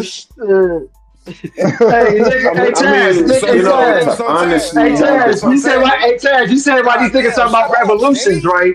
Yeah, niggas don't even want no smoke with the Navy SEAls, bro. Niggas Navy SEAls, bro. Like they ain't even got a I'll say civilian this. up to them. Look at I'll the say SEALs. this. No shit like that. Let's have smoke. Let's have smoke with the Navy SEAls. Then no problem. My bad. We're gonna start Hey, training tomorrow. imagine we in full blown revolution and the Navy SEAL standing across the street. We send our hardest nigga over there, and that nigga just get washed up. The Navy SEAL beat the break off in about 3 seconds, and the nigga start looking around like, oh shit. It's gonna be that scene Psycho just showed at the beginning, bro, where niggas like, shit, I ain't got no gun, bro. I ain't going out there with that gun. Because ain't no niggas in the Navy SEALs doing it. You shouldn't be going to the Navy SEAls to get training like that. So when they got training, All right, Taz, we waking up tomorrow at 3:30 in the morning. Nigga, we gonna start with 1,000 push-ups and 50,000 jumping jacks. Yeah, a nigga that can't do 50 push-ups can't tell me shit about revolution. Penitentiary, I ain't even. Fuck that shit. We trying to establish the elite Negro. That's true. There's a few niggas on this channel that can't do 50 straight a push-ups. troll like a motherfucker. Y'all niggas been out here talking about Panther this, Panther that, and then we have to talk about put the motherfucking. I got what you was saying, nigga. You a troll like a motherfucker, bro. And that's the bad part of it is you have to take my serious thoughts and turn them into troll comments because they're that powerful. You know what I'm saying? It's like, damn, that nigga gotta be trolling.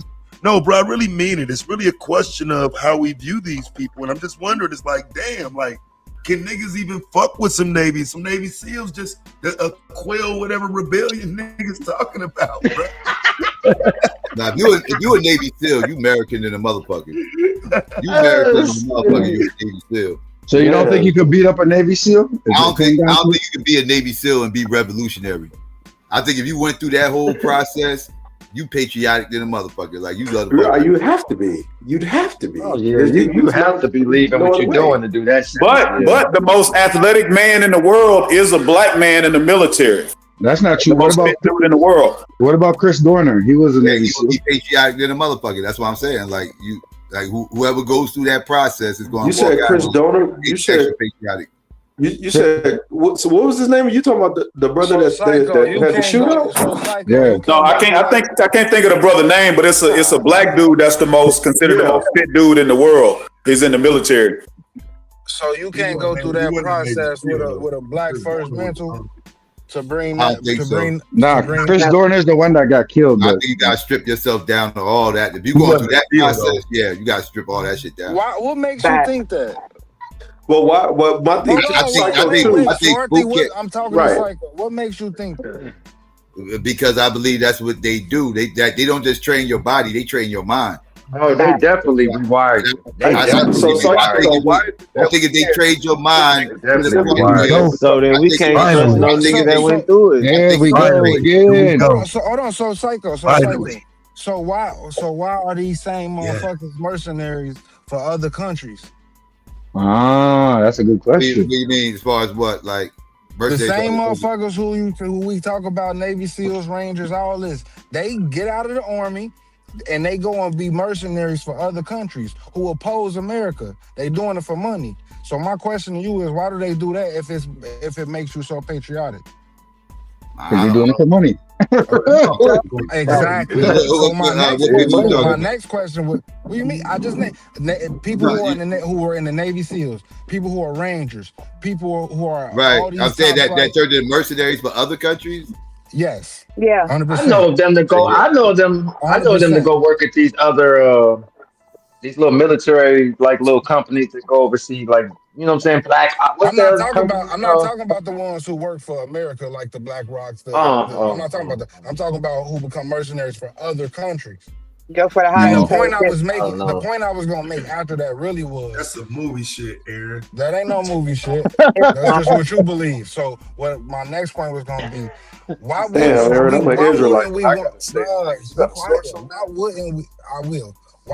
we want our people you debater though, bro? You gotta prove that, bro. I will. I'm just gonna finish my second point. Why wouldn't we want that type of training amongst ourselves if we know that's the elite training that the elite people of the world use? Why would we look at that training as white supremacy training rather than because the who's people giving who it? utilize it. I'm not even necessarily knocking the training per se. I'm You talking about basically who's saying giving. it's a black, Wait, black, Eric, Because you ain't gotta have a heart to do it. That's right. And I'm not knocking necessarily the practice of the training practice per se. I'm talking about who's delivering the training, right? Who's delivering the training? That's the problem. Because like I said, like they're going to indoctrinate you. But actually, you was already indoctrinated before you even went through that training. Because they already put you through the motions and broke you down mentally and built you back up to the point where you felt like you want to do this for your country, right? Because you're not doing this. Like people are not training to be Navy SEALs for the ethnicity. Well, they've already gone through one boot camp. Yes, they are. Niggas ain't got the heart to. Niggas ain't got the heart to be a Niggas group that's set by the door. before they get to those schools. Psycho, we don't know. I get what that Psycho's the saying. fact that there's not Niggas that fought in the Vietnam War was all about to learn how techniques but those are that the we SEALs, the though. army We're talking uses to bring back to their people. Yeah. Right, but I'm talking about if you go through the process. I'm talking about we talking about the black Navy. people doing We talking about the Navy SEAls He's here. talking We're about not these talking elite about groups. He's talking about the elite group. You're not talking about regular boot camp or your regular 4 years or whatever the case may be. You go. I agree with you. I'm talking about the elite, the Navy SEAls. So you mean to tell me there's no Asians out there? There's no other people who've been? Yeah, but they're whitewashed. I say the same thing with them. I would say the same thing with them. So there's no person like that who has went back to their country and delivered that type of training and techniques to their country. None that I know of. No, they don't. They don't go back to their country with that shit. All right, bro. They keep it. They keep That's all it. that In, loop, I don't know ain't nothing but an ad-libber, bro. I'm talking to Psycho. The terrorists did it. It's some terrorists. But no, because Aaron, I was more so asking, like, because it sounded like you talking about some shit like Jason Bourne type shit. And I'm not saying that shit ain't true. I'm just saying, like, is it any proof of it? I don't really doubt that that's a real concept. I'm just saying, mercenaries that work for that was once former elite military. Yes, there's. I pull up the proof. I just wanted to finish. Other countries, because I would have thought that would be criminal damn near. You break it up, Aaron. Cases for doing it. I'm going to my fault. Right, you said they called cases. Now, see, that's what I'm saying. If it's criminal, then yeah, I believe you. Didi, you breaking up soon. Oh, I hadn't tried to talk yet. I thought you was chopping. Go ahead, Didi. My bad, Didi. Go ahead, Didi. Aaron, you think there's Chinese people that are bringing back military? She just got up here. Let Didi speak. Okay, my bad. Go ahead. You're fine. I was just going to give. I don't think that Navy SEALs are necessarily patriotic, and I'll tell you why I feel that way. I actually knew one, and they were wherever they go. Of course, you don't know where they are. When he came back to the States, I guess a bomb had gone off. He had shrapnel in the back of his head. A piece had severed his esophagus. He had almost lost one of his fingers, and he had some in his leg. They patched him up in the field. They took him to Germany. They fixed him or whatever. Brought him over to the States to finish fixing him up. And it was crazy because like he couldn't chew like real food or anything. Like we actually went out to eat and he had a baby food grinder. So he's eating steak and he's using the baby food grinder. And it was just crazy because, people looking at him and, then, they don't know his story. Right. So the reason I'm saying it's not patriotic is this man wasn't even fully healed yet. And all he cared about was getting back to his brothers, getting back to the group, getting back to them. So I don't think that being patriotic overrides being where they get this mentality where they work as one unit. And when we talk about mercenaries, if you look at the little pockets of mercenaries, it's not like, hey, I work with you, I get hired, It's usually a group of people that were special forces that have been together since the beginning of them being in special forces. They form this bond where I think that bond comes before anything. It comes before white supremacy. It comes before black power. Before America. And that's just my opinion. And I told you why I have that opinion. Just because mercenaries are different because they're getting paid. Because I don't think it's about the pay. I don't think. I think Didi right. I don't think it's about being patriotic because they wouldn't be able to do what they do for money. Who cares if you're doing it for your country, if you're doing it for money, if you're doing it for the Israelis, if you're doing it for Turkey? when the main focus is you as a unit. They get this mentality where the only thing that matters is them. It's like this self-contained See what you unit. mean. So that's just my opinion. Yeah, I think the brotherhood is bigger than. No, I was just gonna say that makes sense to me because that's just saying the brotherhood is bigger than the mission at times, and it reminded me of this little show motherfuckers was watching about that shit. What's called Band of Brothers. Y'all ever heard of that shit? Yeah, I heard that. Yeah.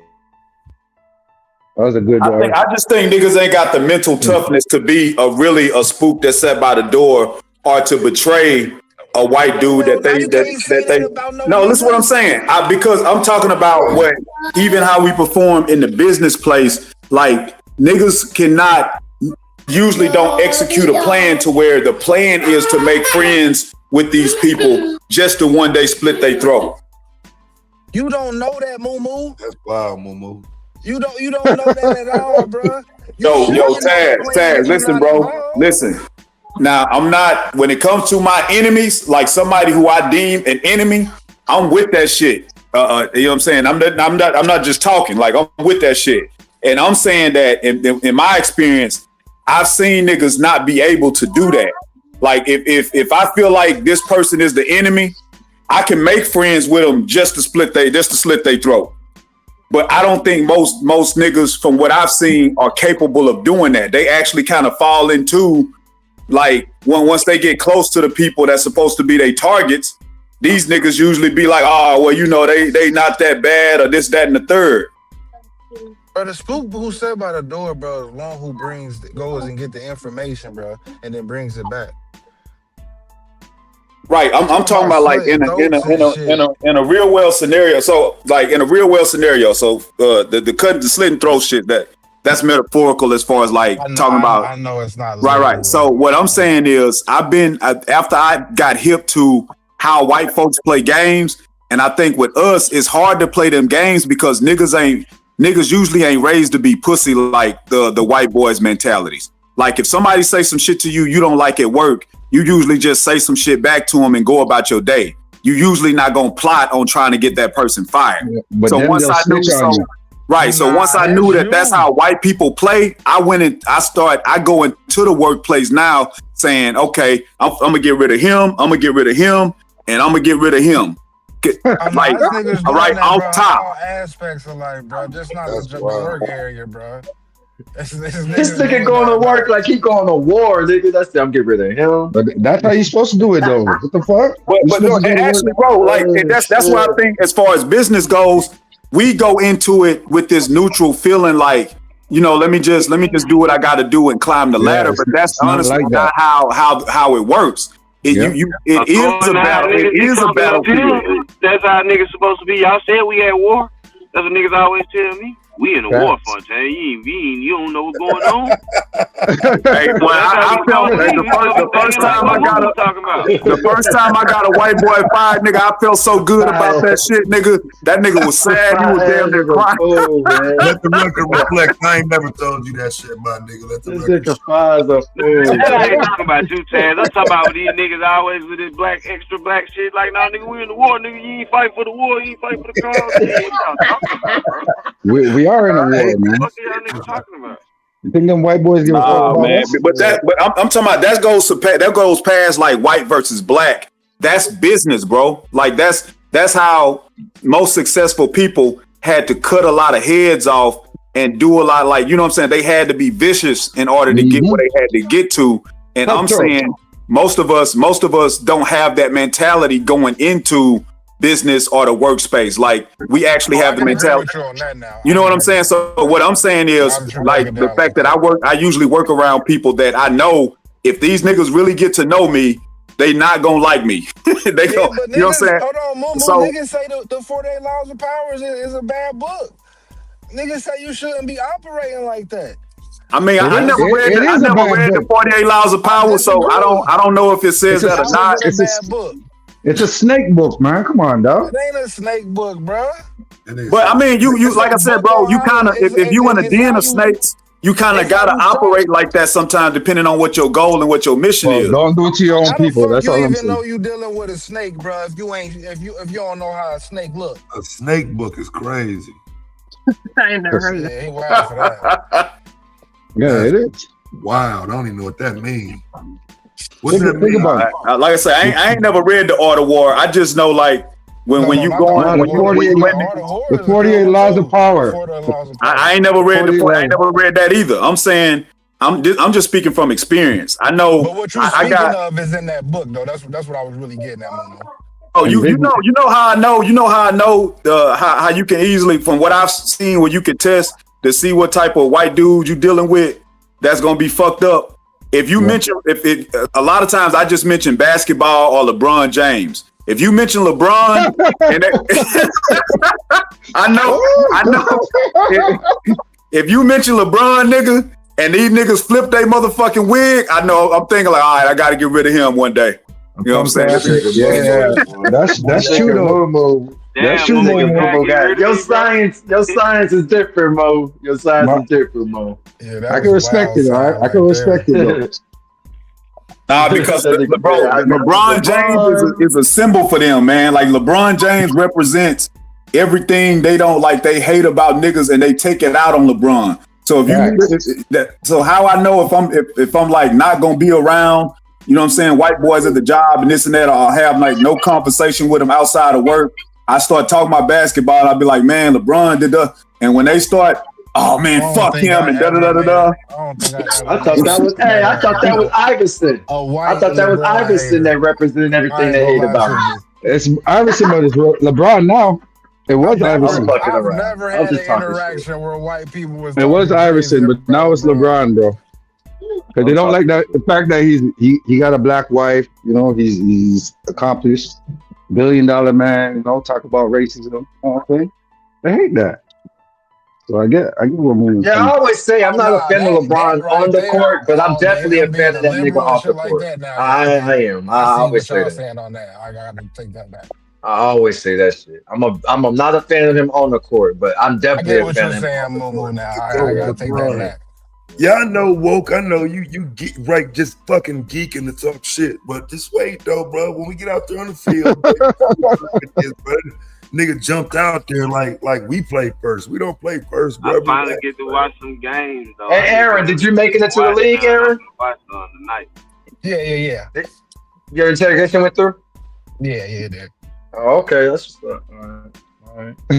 Yeah, it was a folded interrogation, but they put me through though. They said I can come. I watched half of it, but then I didn't get to finish it to see what was the decision. Don't watch the rest of it, bro. It get bad. hey, bro, Taz, you might like this one, nigga. One time we had to fire a white boy because I was safety on this job, so I was in management, and so these niggas, the white boys, hated liberals so much. I made a joke, and the white boy came to them and complained, like, "Hey, you know, Mac made this joke. Like, I said some kind of joke to whether he was offended by the joke." And the superintendent said, "We gonna fire that motherfucker. We don't need these soft ass liberals on the job." I said, find a way to fire that motherfucker. I said, I got you. I will do. Tenfold. Fonte, you home? Yeah, that's Fonte, you home? Psycho. Oh, yeah, what's that? I was asking, was you home? I'm on the way. I'm about to be. Oh, I was gonna ask you want me to show the? Yeah. Yeah. Hey, Psycho, I got a bone to pick with you though, bro. I'll be home in a few minutes. Pause. Let me get my wrench. That came out totally wrong. Pause, nigga. I got a bone to pick with you though, Psycho.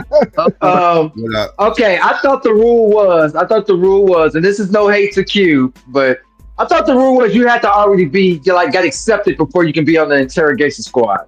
So if this nigga hasn't had his damn interrogation yet, why the hell has he been interrogating on the people? panel before. They let me on the panel. Oh, did they? Okay.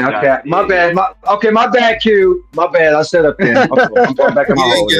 I think it was one show interrogation. I'm sitting up there watching one. I'm like, why is this nigga out there? Why is he interrogating yet? He ain't been through his yet. Like, nah, but all right, my bad. I set up there, Q. My bad, nigga.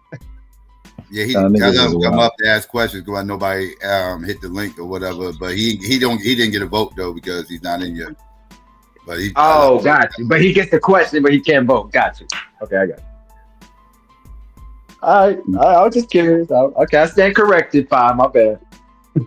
No, I ain't defending him. I ain't no hypocrite. You know what I'm saying? I know. No, I didn't know that you. I thought when you was doing it, you was already did yours. I guess. Yeah. I guess I was off. My bad. My bad. I was just hating on Cube that day. Why is he up there fucking interrogating? He ain't on it. Yeah, it's tomorrow night. Yeah, buddy. You said Cube interrogation tomorrow night? Yeah. I don't know if Cube gonna make it through, bro. Based off yesterday. Yeah, I think Q gonna say fuck this shit. I ain't gotta do this. I don't know if he gonna make it. Taz, you gonna show up? I have to take this. I'm going home. Yeah, I'll be the first one there. I figure. I'll be the first one there. Oh, and what's a collar? I'll be the one that's still on him, nigga. He might not even stick around after Taz, bro. That nigga bounced twice yesterday. Him and Anon be y'all be niggas be fouling at the mouth, bro, when the fucking link go out. Like it's like you really seem like he take medicine or something, man. Like it seemed like he be up for a while and then he start like wigging out. Like I don't know. It seemed like it seemed like come to a point in time, like when we be talking. That nigga's retarded. You know? Them niggas be frothing at the mouth, G, when they say interrogation. That nigga and now Anon and Taz, bro, I'll be like, these niggas is y'all niggas. God dog, Joe. Yeah, that nigga. No, let me get him first. No, I got him first. Shut up. These niggas look like Pippen and standing like Jordan and Pippen in the '92 Olympics on Kukoc. That's how y'all niggas be acting, like Mike and Pippen on Kukoc, nigga, in the Olympics, nigga, like. Yeah, my because turn. Damo been bullshitting though, bro. Like it's supposed to be all three of us, bro. He's supposed to be the bad guy sometimes too, but he don't ever be here. Yo, like so you got to realize how that the games that nigga play. He's supposed to be there too. He said Damo was ducking the smoke. Nah, that nigga. The smoke. He don't want to be. He don't want to be one of the bad guys. He come up, say a couple things. Yeah, because he's a Democrat.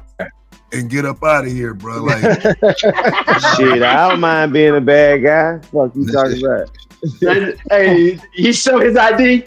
He show his ID tab and going about his way, don't he? Yeah, bro. I'm telling you, bro. Like I think he's a Democrat. You know, Hey, nigga show his ID and go about his way. Diplomat. That's what he takes a diplomatic approach. that nigga Mario pop in for one question, like, hey, so would you be willing to debate such and such? All right, thanks, bro. I appreciate you, man. Good luck. Hey, I had apologized to you earlier, man, when you was off the panel. I think it was Aaron that I got into it with before, and not you. So I apologize for, you know what I'm saying, mistaking you like that. You good, bro? Nah, you're supposed to say fuck you, nigga. You too late, bro. That's what I'm saying. Well, I'm not apologizing. I'm not apologizing for talking shit to Five because he already know that's what we do. So I'm not apologizing, Five. Oh shit! Yeah, you already know you my nigga, bro. Five be on bullshit. I would tell say fuck you, Skinny. It's too late. I be waiting. Look, I be trying to trigger you into it. You know, you be coming back too intellectual. I be like, this nigga always gotta stay intellectual. We don't never want to fucking get in the gutter, bro. Yeah, man. Nah, I don't do that with I only do that with niggas I know is ignorant. That nigga like that nigga stay in the gutter, but that nigga under talk through everything, bro. What you talking about? No, I be trolling Five. I be trolling nigga in the chat. He'll just be like, "What's Skinny? Can you show that with stats, Skinny? So what you saying, Skinny?" Hey, one time niggas talking. I was just looking for some argument, bro. That sounds like Damo. Block everybody out and listen to him, bro. I'm telling you, just one time, just block everybody and listen to Five, bro. You'll hear how much shit that nigga be talking under everybody, man. Oh my god, that nigga allowed a whole scenario and didn't nobody catch it, bro. I be hearing that shit. I definitely can hear it.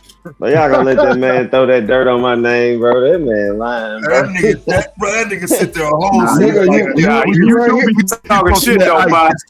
We just supposed to lay back and just let Ice kill us, though. That's what we supposed to do. Acting like he ain't in the room. Right, Chaz. You can sit there like. Hey, look, I pick and choose which times I'm gonna respond to, because I damn sure be hearing that nigga every time. Shit. Man, he do be doing that shit. He do be doing that.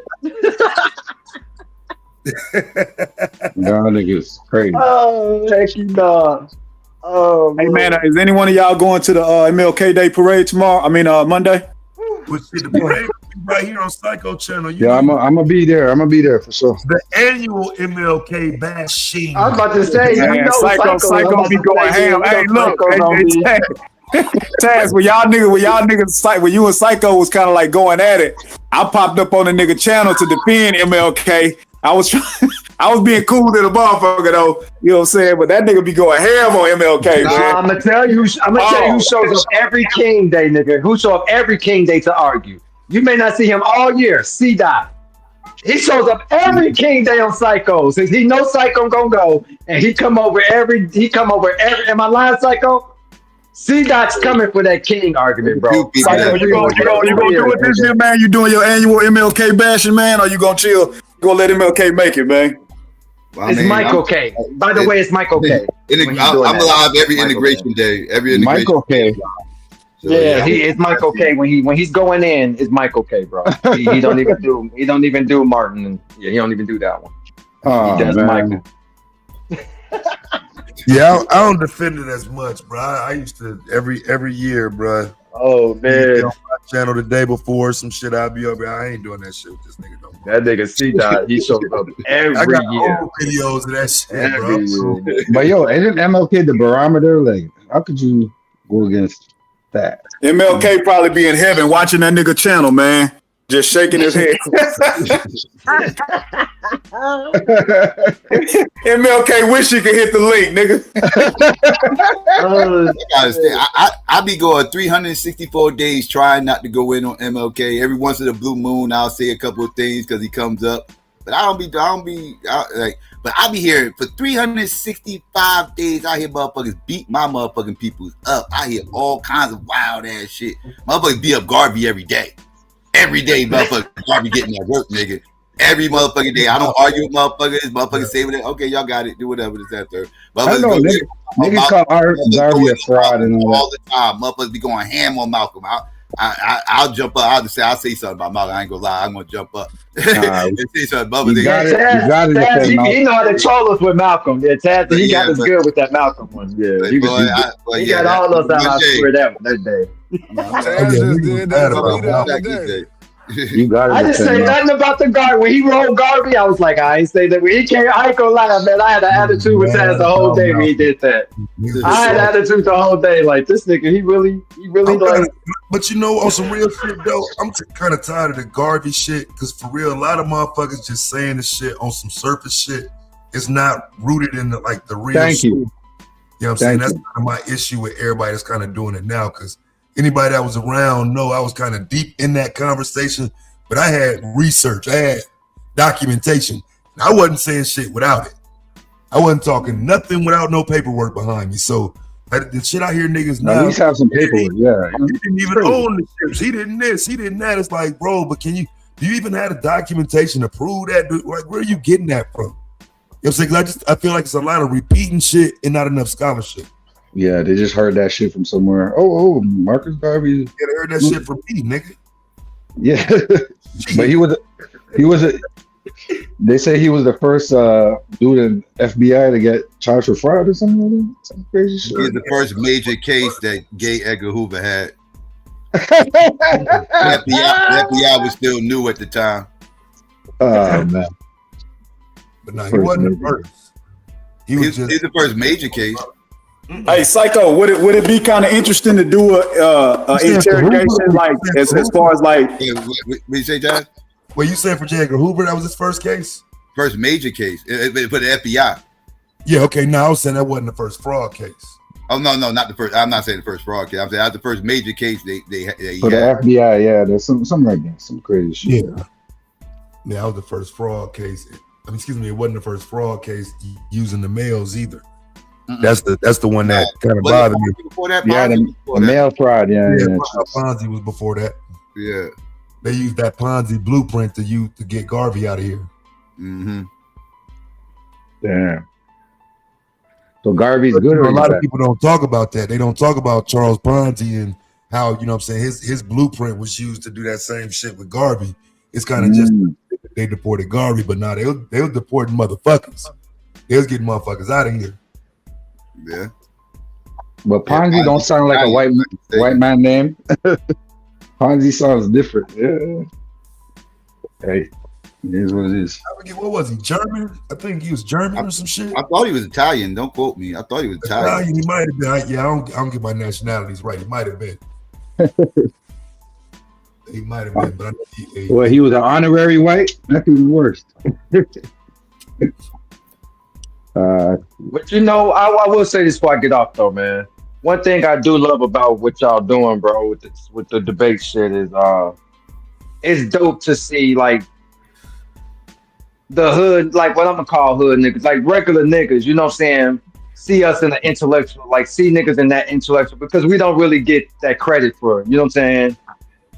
For being quote unquote smart men and thinking, man. So sometimes, even though we may be disagreeing, I think it's dope that y'all, you know what I'm saying, the way when y'all intellectually joust, because I think like that's dope to see. Like, even if it is we talking our shit in our hood way, or you know what I'm saying, like the intellectual is there, like that's there though, and you be sitting there like I think that's the dopest shit about the debate league to me.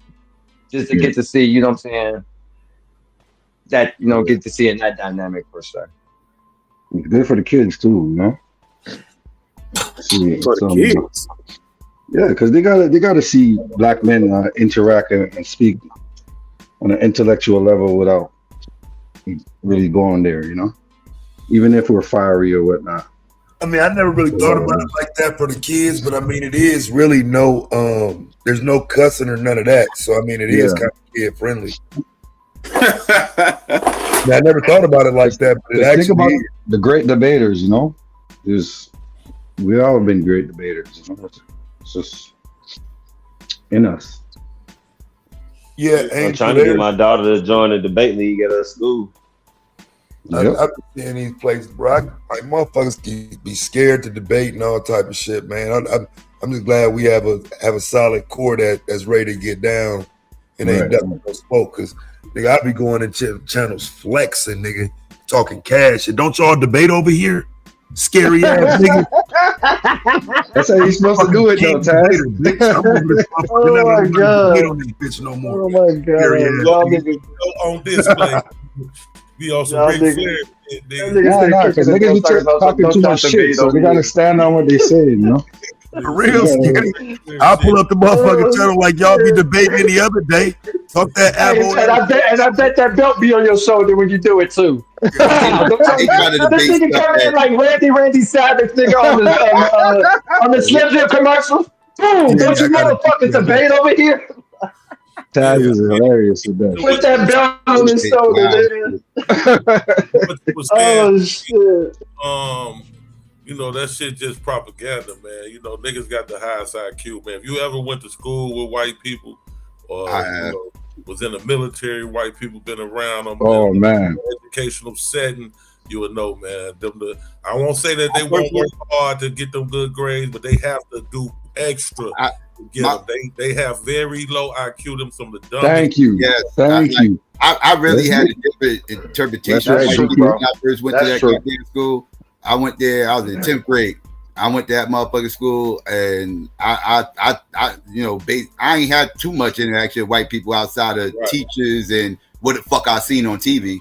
You know what I mean? So I'm like, okay, I got to step it up. These motherfuckers seem like, you know what I mean, like, you know what I mean, they be learning some other shit that we don't be learning in the hood. So I'm thinking I'm about to have to turn it up, and I went there after we took that first test within like first week or two at school. We took our first test. Way more advanced than I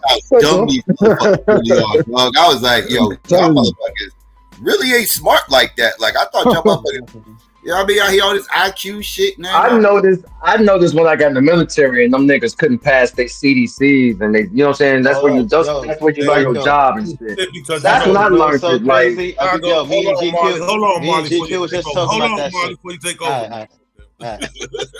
Yeah, me and GQ. I just mentioned Psycho earlier. Oh shit! God damn. Yeah. We Marley's in here. Oh shit. Me and Marley were talking about it this morning, but like I say, by me being in Chicago and never being around white people and going to all black school in all black neighborhood.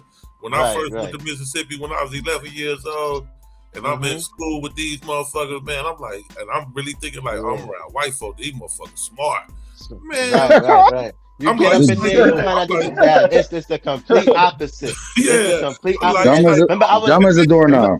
Yeah, remember, dumb as a doorknob. Remember, I was saying that. I think that's what a lot of us who got that exposure, like at a young age too, like Psycho, myself, because I got it in my first year in high school when I left the city and I went upstate and I started living around predominantly white folks for like 3 months. That's when I'm like, because the whole time I'm thinking these niggas is smart. You know, you in the hood. You know what I'm saying? You see shit on TV. You know what I'm saying? You think these niggas are smart. Then when you get around them, I was like the smartest nigga in like all my classes. Like, used to have the white kids coming up to me and asking like, because we used to have like a chart. Like, asking you for your notes and shit. Not only that, they used to ask. They used to have a chart where everybody used to have an ID number, right? And your ID number would have your grade average. Now, usually in the class, I'll be either number 1, 2, or 3. But it was to be some classes I'll be 2 or 3. And niggas would come and ask me like, "Yo, is you number 1?" Like on the like white kid, like the white kids. And I'm just like, nah. I'm like, I was either number 2 or number 3. Only certain classes I'll be like number 1 and shit like that. But like that was definitely a lot of us never really got exposure as black people around being around white people in schools. So a lot of us think that because of what we see on TV and shit like that. Exactly. We don't get that exposure. You gotta be around the motherfuckers. Yeah, you gotta be around that's them tough, niggas, man. That shit dope. Hey, when you gonna hang it up, Fi? When you gonna hang it up? I thought you was gonna put it on the wall. I'm rearranging my room right now. At least I just got home. I'm about to finish rearranging my room. I'm gonna put it up in there. I just got that's dope. That's dope right there. Yeah, I'm about to say, that would turn into a poster. I wouldn't even put that on the Shout out Marcel. Marcel made this. Oh, that shit is. Shout out Marcel, bro. That shit is fire, bro. That shit fire. Now you need to make me one now. And his name ain't no belt, but that bitch still fire. And his name say fire, nigga. Black owned company. Yeah, that fire part. Yeah, black owned company. Yeah. Oh, that's what it is. And his name is fire. Yeah, he make more shit too. You gotta go to his TikTok page and he made my shit, bro. He made me one long time. Fire. I still got mine. If y'all got the link, drop that somewhere, man. We go to that page. Yeah. I wanna get one of them shits too. That's a floor mat. Yeah. He ever do me a floor mat with my logo, nigga. Five hung that bitch up on the wall. He said that shit ain't going on the floor. Yeah, that's how I did mine. I put mine. Yeah, you put that shit on the wall, bro. Put that shit on the wall. That's dope. That's strange. Okay, yeah, we need the link for that. We got a link with Marcel. So as y'all see, if you watching, nigga, Psycho's a Bay League, nigga. You get good gifts over here, nigga. Support that. This nigga ain't cheap. This nigga ain't cheap over here, nigga. Yeah. Mm-hmm. That's what's up, Psycho. That's what's up. And they was dumb as hell in the military too. Like I'm about to put the link in the back chat to Marcel TikTok. My bad. They was dumb as a doorknob in the military too. That's why most of them. Yeah, that's what I said, man. Like the military is grunts. You know what I'm saying? A lot of them flunked out of. I don't know what y'all call it. They're not infantry because they choose to be so hardcore. They infantry because that's how. Because they can't test this shit out. Yeah, they can't test it. That's hilarious. This too stupid. Dude, this nigga got on a karate robe. So here's the thing. This nigga went and put on his robe for the ring too. I'm gonna wear it for the rest of the day. See what I'm saying? Nah, that bitch hard, bro.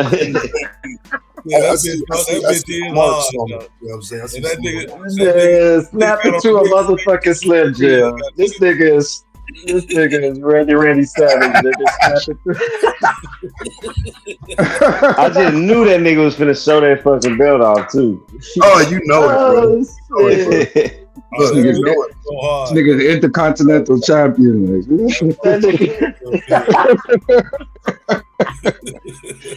nigga the WBC, nigga. WBC. He the real. Yeah, the other ones don't Damn, count. that bitch got the whole tournament bracket on it. I ain't even see that. That's No, fuck that. He got fuck that. He Ring Magazine. He got the Ring Magazine belt, nigga. Fuck that. He got the Ring Magazine belt. I'm telling you, hey, I like this shit though, cause bro, on some real shit, I am wearing. I actually wearing the motherfucker, like, you know what I'm saying? I actually do have it. That's hard. Yeah, that motherfucker. Let me see. Hold on. Let me show. That nigga be walking around. Nigga got the roll ball with You the see belt. this? You supposed to throw it over the shoulders, Tad. High quality. No, that nigga got it on like Ali and shit. Yeah, that bitch look quality too. Yeah, that's high quality right Nah, there. that motherfucker perfect, bro. Yeah, that's a nice. Yeah. Go. Yeah, you weren't supposed to give him $500 with that. He had $500. He didn't need that too. God damn. Should have made you pay. He should have made you pay for your own belt, like Terrence Crawford. Nah, that's what makes it solid though. Like you got the belt and you got money. Like that's a piece Y'all right there. Like, y'all league should kill it though. Y'all doing shit like that, man. That's an incentive for people to join too, man. Oh, you shouldn't have got shit, nigga. I want that motherfucker. I want all that shit, nigga. but I won my bracket though, Tad. I won my bracket though. Eastern Conference get a championship too, even if they don't win the final. But it ain't respected. Shit, if it was respected, nigga, LeBron would be the GOAT. Oh, see what's gonna start happening. Now see, Psycho, you done started a sub. You done started a little sub thing with this now, because what can happen now is I just thought about what Taz just said. Niggas gonna start coming for other niggas shit with their name on it. So nigga, I'll debate you for that rug fight. They go because it's your name on it. So now they can walk around like, nah, yeah, nigga, I got 5 rugs. Yeah, nigga, I got Taz's belt, his name on it. That's what's gonna start happening, bro. You done created a sub currency even within this debate shit, nigga. Oh yeah. I got the 5 rug. Yeah, the niggas gonna start wanting to get real bold. Like, nigga, put your rug up there, nigga. Put your actual belt up. Fuck the belt I'm like wearing at the end. Put your belt up, Taz. He gonna be debating another nigga for a nigga. I got the 5 said rugs. some shit like that about 2 weeks ago. Put your belt up, Taz. That's what they gonna be doing, nigga. Like, no, you get the belt. Whoever wins get the belt. They gonna be like, I want Taz's belt. Now, I did say that though, like 2 weeks ago. But I ain't saying that shit no more. I ain't putting shit up. That's some dumb shit. Hey, fine. That's the link. That's the link. That nigga's like, I'll put my belt up. I never. You was on some WWE. That's the link to Marcel TikTok. Okay, cool. He was on some WWF shit. You pulled up to somebody's platform like, yeah, I'm challenged anybody that wants to take this nigga pulling Clarissa Shields, G. That's the one. That's the one Marcel did for me. That's the one That's dope, Psycho. Oh shit, that's dope for real. That nigga pulled the Clarissa Shields, nigga. I challenge anybody that wants to get the belt. Yeah, come get it. That nigga was up there like Rick Rude and shit. Ravishing Rick Rude. Ravishing Rick Rude ass nigga. Oh shit! I like the energy. Do me a favor, bro. That was a dope rug, though. I ain't gonna lie. Text that link to me, bro, if you can. Yeah, y'all doing y'all thing with that though. Psycho. That was dope. Yep. Yeah. We was going to give a trophy out, but I said I think they like the belt better. Hey, Psycho, what's up with them Puerto Rican Black I like the Panthers? belt. Yeah, I like the belt idea. Yeah. Let me ask y'all this: is there a way for y'all to do teams? Like, look at me finna get into some tennis shit. Like, how do y'all can y'all make debates to where like, I don't know, maybe 2 niggas group up and debate another? Like, y'all should try doing something like that too, y'all. Is that possible? Mm-hmm. I think that would be interesting, bro. I think they could. Yeah, they could do that. You can have singles and doubles, nigga. You can have singles and doubles, nigga. Singles and doubles. Tag team. Why not? They do it in battle rap. Tag team, nigga. Yeah, nigga. Y'all should think about that too, Psycho. Niggas gonna be on some, man, you need a test to win, dude. Like, come on. Y'all can even make names for your team, nigga. The corporation, nigga. They had all type of goofy names back in the day. Team Ice.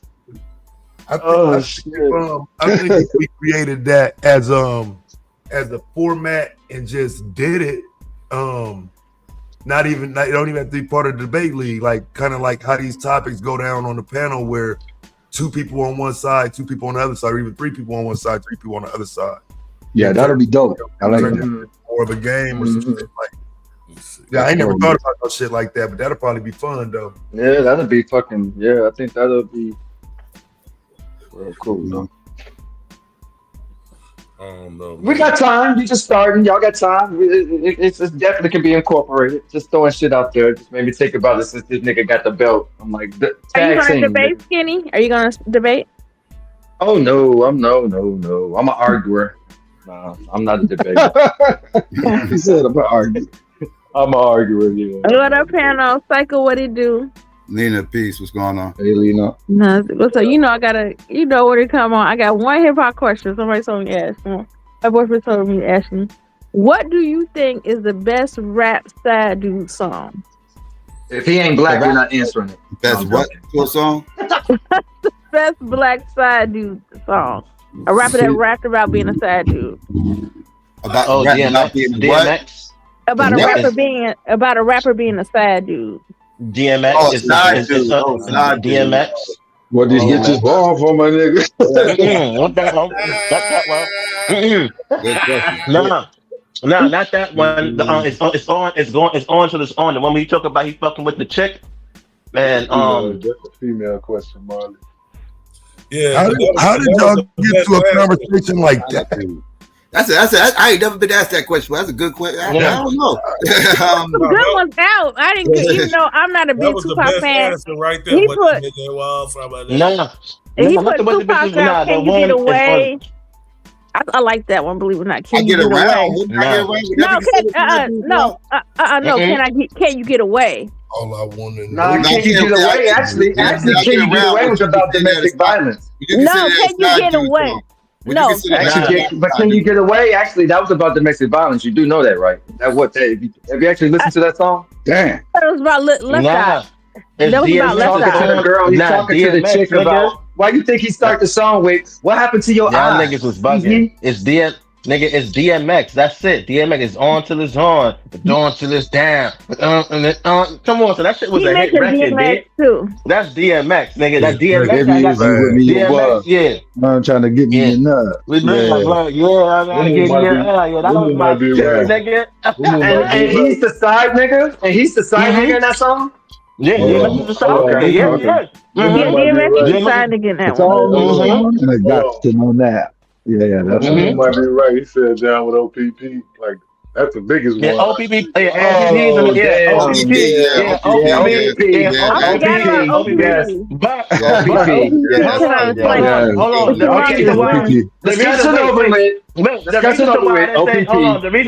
reason why I didn't say OPP because it's not really a side dude song explicitly. It's for both males and females, but that's why I said DMX. But yeah, OPP is up there. Because it's not for just males, it's for the women too. You know what I'm saying? Who got an OPP and all that shit. I mentioned, y'all keep stepping over me. What about I Get Around? Would y'all count that as a side dude song? Nah, that's a... no. As him being the side dude? No, I only got one night in town. Right? Nah, that nigga he only got one night in town, bro. That's bro, what the fuck? That's more some player shit than the side dude. Yeah. What about I'd rather be a nigga? I'd rather be a nigga is pretty good too. I'd rather be your A&I-G-G. Yeah, that's a good one. Yeah, now he is the side nigga in that song. He's the side nigga in that song. What your man got to do with me is a side nigga song. That's what I was gonna say. Somebody said I got a story to tell. I said that too, but he was saying that was more of a story. Yeah. You know what? That's side dude song. That is a side dude song though. Yeah, that was what a these good bitches one. want from a nigga besides He knew she had a man, didn't give a fucking one. Yeah. I'm still gonna say out everything we named. I think OPP. I'm gonna stay with that's the best one. If we're gonna have to choose one of all time, I think I might have to go to OPP, bro. Well, you know, I do got a song called Same "Shit time, Don't Tell Nobody." You know, I got side dudes. Oh, niggas, plug your shit. And nigga said, "Well, shameless plug. You go check out my new album." And then he had two other ones. He said, "What do you think was the best rapper and singer duo song? Like where a rapper was rapping and a girl got on the track to sing or do the hook." Mary J. Blige and Method Man.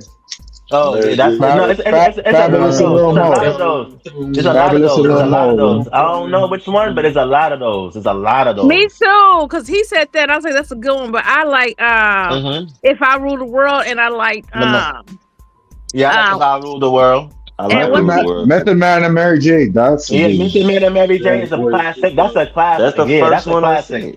That's a classic, right? Hey, what's Ghostface and that girl who did Rainy Days? She killed Rainy Days. Hey, Lena, do it got to be men and women, or it could be anything? Oh, Maya and Silk the Shocker and Maya and Praz and ODB. That's what he said, man and woman. I'm gonna take Song Cry. Oh, I ain't. Oh yeah, I thought about that too. Yeah. Who's the R&B singer on song? Oh, T.I. and Rihanna. I forgot how that shit go, but T.I. and Rihanna. What that woman name? Oh, what you talking about? Fuck, I had it in my head. I'm finna fuck y'all up. I'm finna go another way. Yeah, I'm say Ja Rule and No Girl When I Cry, nigga. Is that what you talking about? Shit, Ja Rule got a few of them, if we be honest. Yeah, I'm gonna say shit. I can go Ja Rule and I'll go Ja Rule and kill all y'all. Pause. Any of them, nigga. Ja Rule had a bang. Yeah, I'm about to say that might need a pause, but it might be. I don't think it's Ja Rule. I think Ja Rule got a lot of songs with women, but I don't think it's him. Right? I wouldn't necessarily say it's him. Ja Rule. Nah. Yeah, back-to-back hits like that though. Wait, what was with multiple women, so how is it not him when he did it with It doesn't matter. That wasn't missing before 50 showed up. Hold on. Nah, but that don't matter though. We talking about. We not saying who did the most songs with women as a rapper in terms. We talking about the best song. Right, so he could probably do a lot of songs, but it don't mean that it's the best. All of them were right? top, like all of them was hits. Yeah, he had the one with him and Lil Mo, him and J-Lo. We talking about no bullshit. Better than Mary J. Blige and Method Man. None of them songs he made is better than Mary J. Blige and Method Man. None of them. None of them. None of them. None of them. That's what I'm saying. Mary J. Blige and Method Man was like the blueprint for that shit, though. Simply because I'm biased. I'm gonna agree with you. No, I said I'm biased. I got another underrated one. What about Dilemma? What y'all think about Dilemma with Nelly and Kelly? Yeah. Yeah, that's I still don't think he touched another top. I still don't think he touched another Ja Rule shit. Yeah, that's a good one. That's a good one. Nah, but that song with Nelly and that shit still gets spent today. I think I'm being biased. I like Nelly too. So I'm gonna go over Nelly with that Ja Rule shit. Okay. And I like Kelly Rowland too. Okay, here goes some sleepers. Now we gotta start talking about Trick Daddy. Trick Daddy had a couple that Thugs Cry. It look like Kelly Rowland, nigga.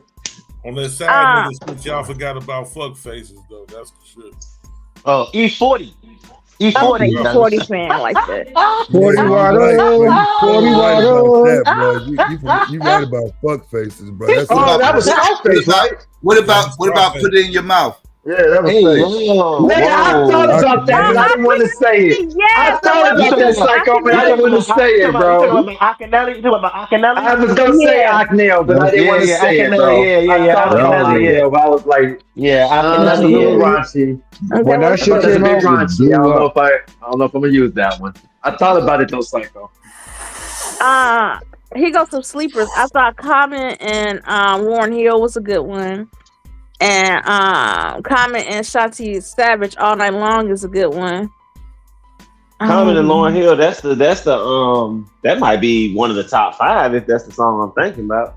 Yeah, what he's talking about abortion, like hip hop and shit. Yeah, no, not that. You thinking about how I used to love Lisa Lover. Yeah, that's the one I'm thinking about. I take the light. But there wasn't no female in that song though. I used to love her.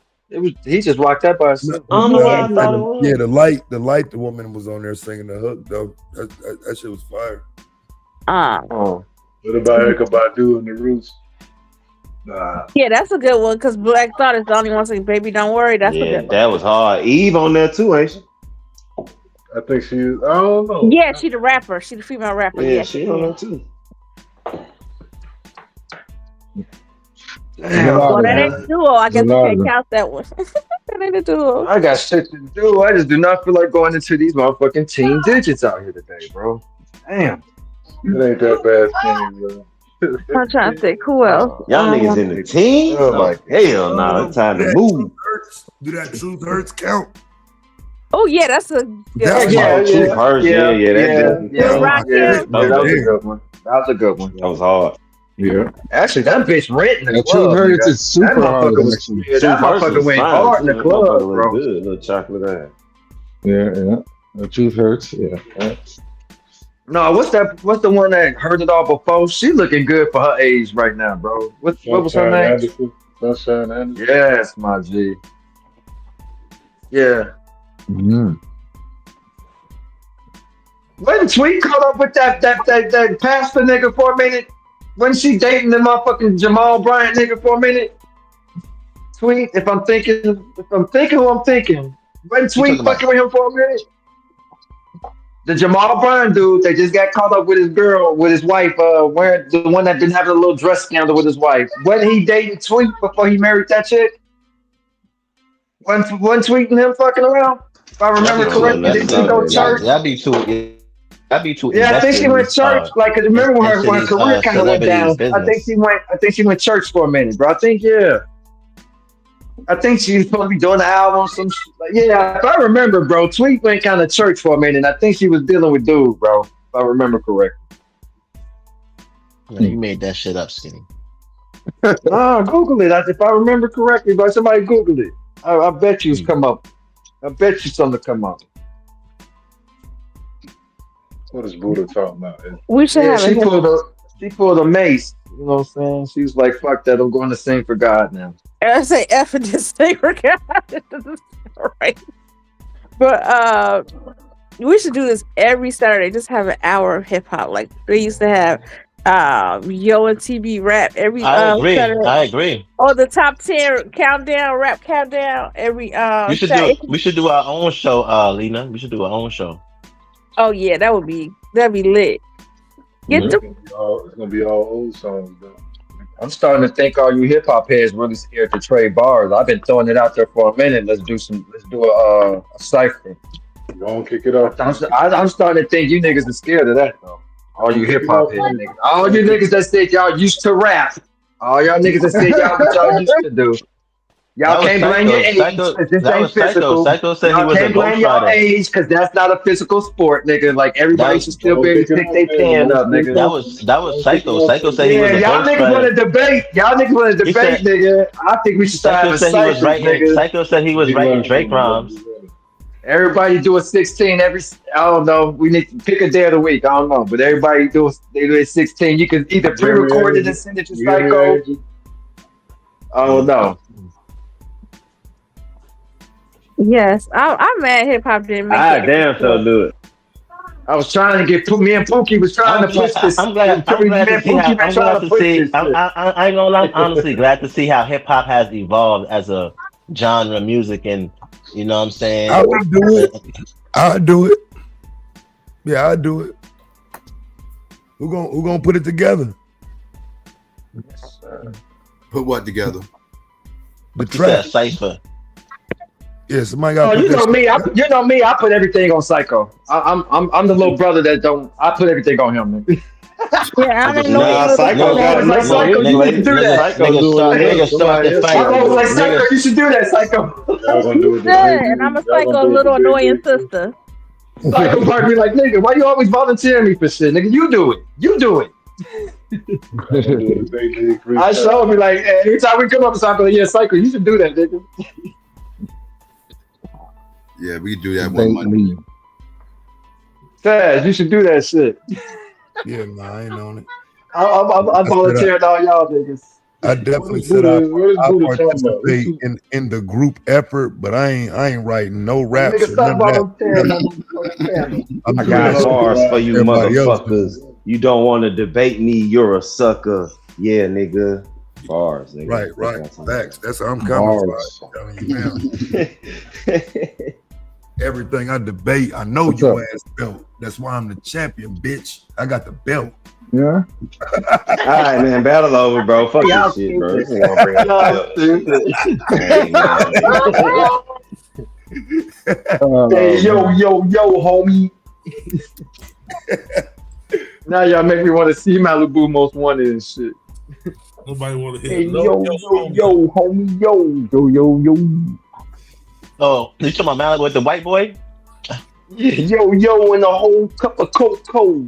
What movie was that with the white boy? Yeah, that was talking about No, Malibu Most that was Wanted. Revenge of the Nerds, nigga. Nah, I'm thinking of another white boy. That was Revenge of the Nerds, nigga. They was in Fort Lauderdale. That nigga was, yo, we was trying to. Remember they did the rap, Psycho? No, on 15, nigga. Okay. Am I the only nigga that watched Revenge of the Nerds? Y'all gonna do me like that? Y'all gonna do me like that, nigga? Okay. I'm the only nigga that used to watch Revenge of the Nerds, nigga. Okay. Hold his motherfucking hand. Told you. What happened? Y'all nigga, okay, I'm the only nigga that watch Revenge of the Nerds. Okay. Alright. That's how y'all gonna do me, go. I mean, that's how you get. I don't remember that part. Cause you know in the 80s and shit. Cause you know in the 80s niggas used to stay up watching all that cable shit. Hell yeah, nigga. I watch all that shit, nigga. Wait, that's Lou up here. What up with it, fam? Like, nah, fam, it ain't sweet like Don't that. start with me, Taz. Y'all got a game today. Right, Don't we start doing with it. That's what I'm saying, which is why I'm wondering is we gonna see you tomorrow though.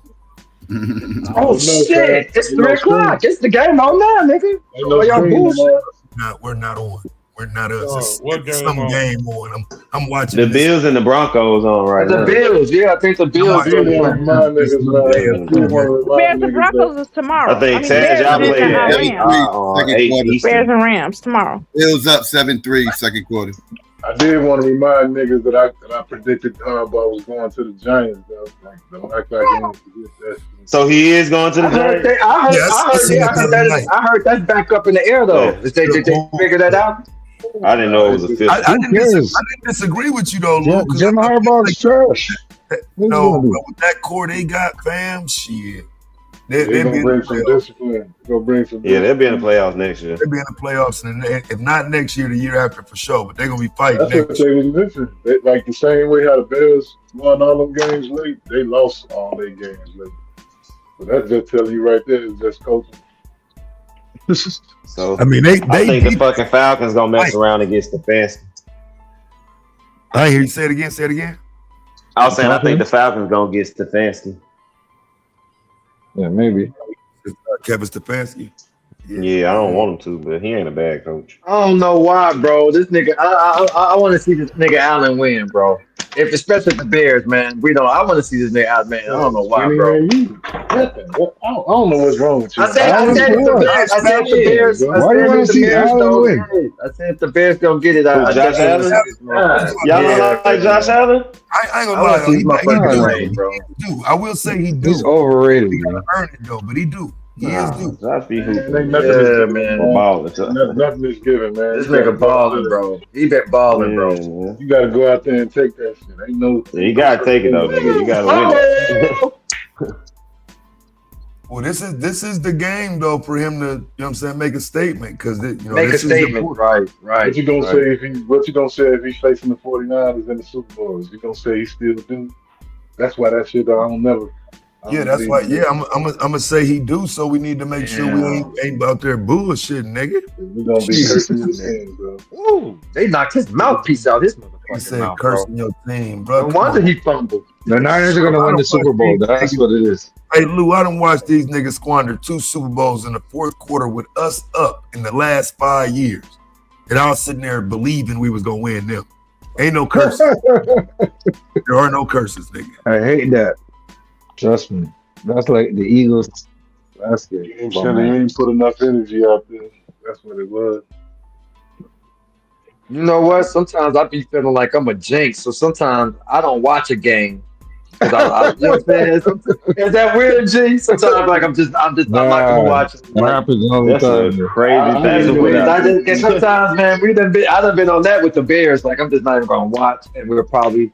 I hear you on that shit. You just like, I don't know what shit that I be Oh, on, you bro, said but a I done jinx, done that nigga. a I couple thought you of said a times. J, nigga.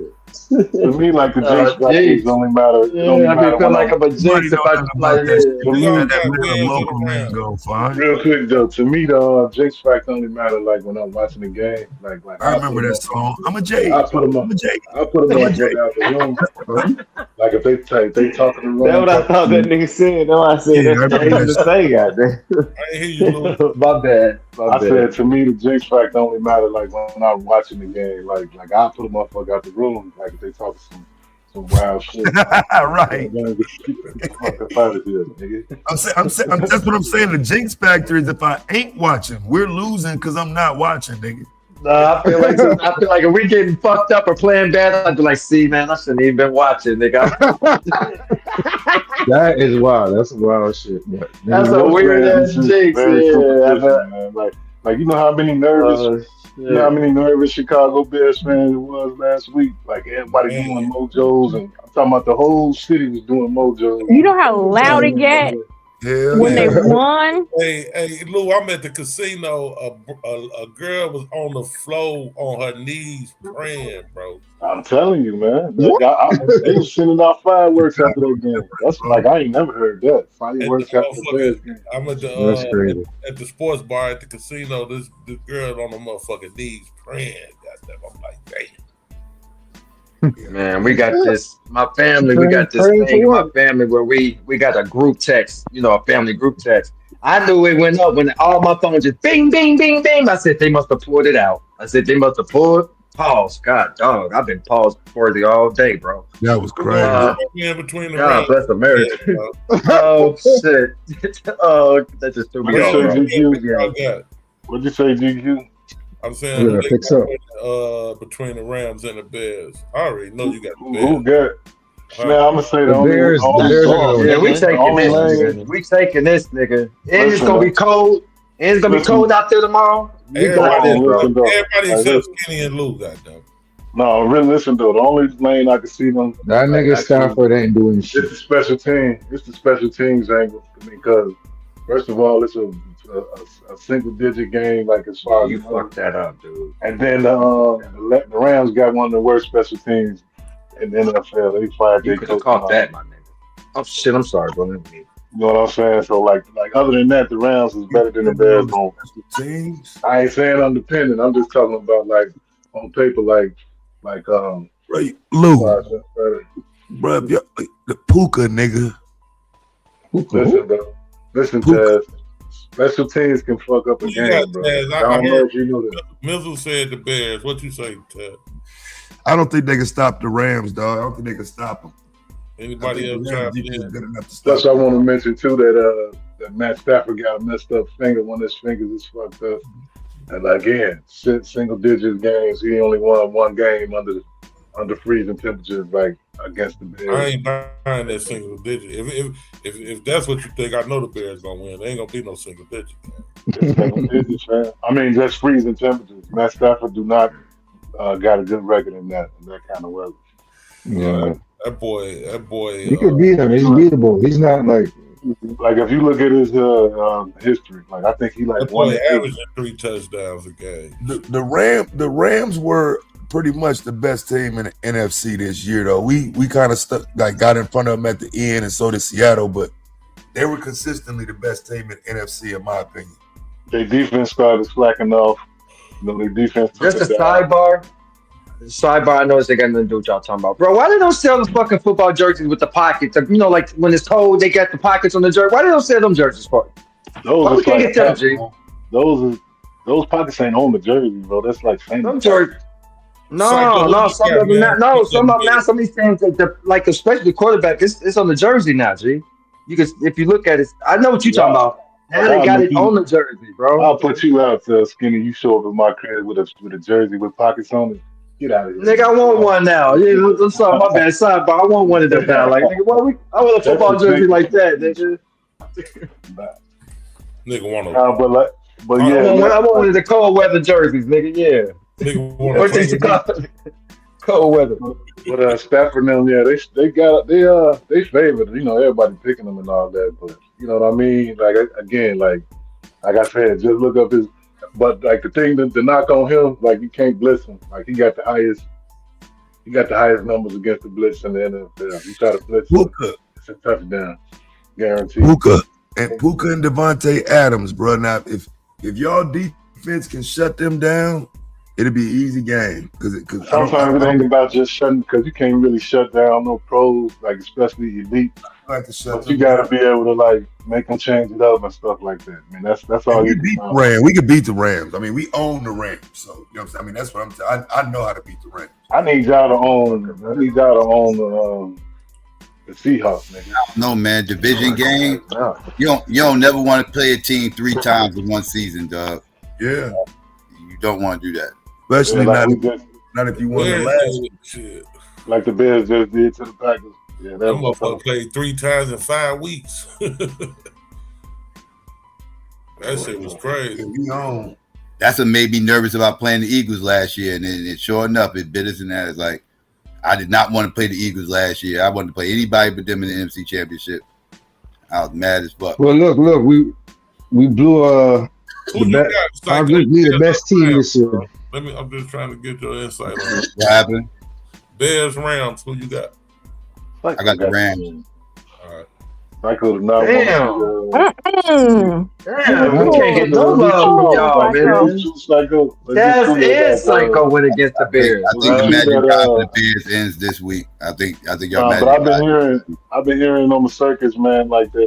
The Commanders Is fan. Caleb Williams really like that though? They don't want Caleb Williams like that. Or Drake May for that. See, I'm only nervous because these are betting niggas. Like Taz, he bets and shit. So now I'm just nervous for him to say that. Like, bruh. Yeah, that's why I wanted to know what they thought about it. Yeah, they're like. That's why he said. Just because he chose them don't mean that he bet on them though. Like that's just his opinion. But if he bet on him, like that though, that motherfucker is like that, man. I mean, to be honest, the money is on the underdog at home. You know what I'm saying? The money bet is on the underdog at home to win by 3. You know what I'm saying? Always get 3 points. You know, so well, no, I'm saying to win by 3. You know, that's actual standard plus bet for plus 600, rather than just betting straight up. You bet what the actual margin to be. I don't even like the Bears, but that nigga Caleb like that. That motherfucker is like he go a fucking touchdown to no goddamn body. This the shit I be hating right here. That's why I don't believe in that single digit shit, Lou. That nigga, that little nigga averaging 21 points. Yeah, they put up points though. That's for sure. I was asking Psycho because I've been hearing like about the Washington fans don't want Drake May or Caleb Williams to win. Something to do with that draft class with them 3 quarterbacks. No, ain't got nothing to do with that. I think the Bears had a good season, good bounce back season for Caleb and all that. But I think y'all riding the magic wave right now, and I think it's going to end this week. Well, you gotta keep saying it like that, bro. He said y'all magic, like we're not supposed to be here. Hey, that's nigga, what it's saying. I'm sorry, that's what it's saying when you say it like that, nigga. I mean, you saying that like y'all niggas they really ain't supposed to be there. Those type years, you know, they just had those. Your luck runs out. I just hear when you say that. I hear your luck runs out. That's what I heard. Yeah. To all my Chicago natives, do y'all watch the show called Force? Nope. That's that show. That's a 50 Cent show. 50 Cent? You talking about the 50 Cent? Yeah. I watch it here and there. No, y'all don't watch sports. That should take place in Chicago. Marty, that show is here and there. They let a white man from New York. Those niggas don't be watching nothing. Listen, they let a white man from New York come in and take over Chicago. I'm gonna be honest with you. That's what a lot of people. That's what Al Capone. But that's what Al Capone did. A white boy. Right, but it ain't the 1920s though. But you know, Tommy's Italian. Al Capone is Italian, so they trying to go with that. Tommy is Irish, man. Tommy is Irish. No. Tommy is Italian, nigga. He's Italian. I'm talking about on the show. He's Irish, man. Oh, no, I think his father's Irish and his mother's Italian. Nah, they both Irish, bro. Nah, I'm telling you, he repping Irish. Hold on. Let me Google it. Let me Google it. Hold on, I'll be right back. Who are these people, bro? Egan is not. Egan is not. Matter of fact, I think that. Hold on. Right. Wait. So hold on. His mother's Italian, and his father is Irish. His father's Irish. No, nigga. His father's not black. Tommy's a white boy. His brother is half. No, his brother is half black, half white. They got two different fathers. But Tommy's father is Irish, and his mother is Italian. Anyway, that's why his last name is Egan, because he got his father's last name. But he's half and half. Yeah, so he's half and half. Okay. Yeah, that's why his father was with the mob, but he couldn't be a made man because he's not Italian. People from a TV show? Yep. Yeah. Okay. Yeah, he took. Yeah, from a TV show. I know I was bogus, but I didn't ever watch Power. TV show we talking about. I don't even know who they was talking about. You don't watch Power, Psycho? Yeah, that's crazy. Psycho. Power is like the Marvel universe. It's like the for black folks and shit. You know what I'm saying? I can't stand it. I never watched it though. I cannot watch Power. Yeah, Power is the Marvel universe for black folks. Hold on, Mark. It's like a dope dealer's. So far-fetched. It's a dope dealer's wet dream. That's all it is. Yeah, it's a dope dealer mixed with Marvel type of. That's exactly what it is. Yeah, because when you start watching, you start to see how it starts to. He said wet dream. All right, so Lou and GQ. So what's the word on this shit with the Bears in the city, bro? Like what they gonna do, bro? Are they leaving? They're going to Gary or not? They're going to Gary or not? Gary. They've been threatening that shit for some years now. I mean, it's been going on. Gary Bears. Yeah, they say Gary trying to bid hard for that motherfucker. They would still say Chicago. They would still say Chicago. They used to be playing. But I'm gonna tell you, bro. If they go, bro, I'm not gonna be a Bears fan no more, nigga. No, they would just be moving. If they move out the city, bro, I'm done with them. Because I get what you're saying, but it wouldn't be no further outside the city than most stadiums. You're right, but I'm petty. I understand where Skinny coming from, man. Like, I mean, that shit's kind of been normalized now, but I remember when the Giants first came over here and started playing in Jersey, that was some new shit. Like teams was not playing outside.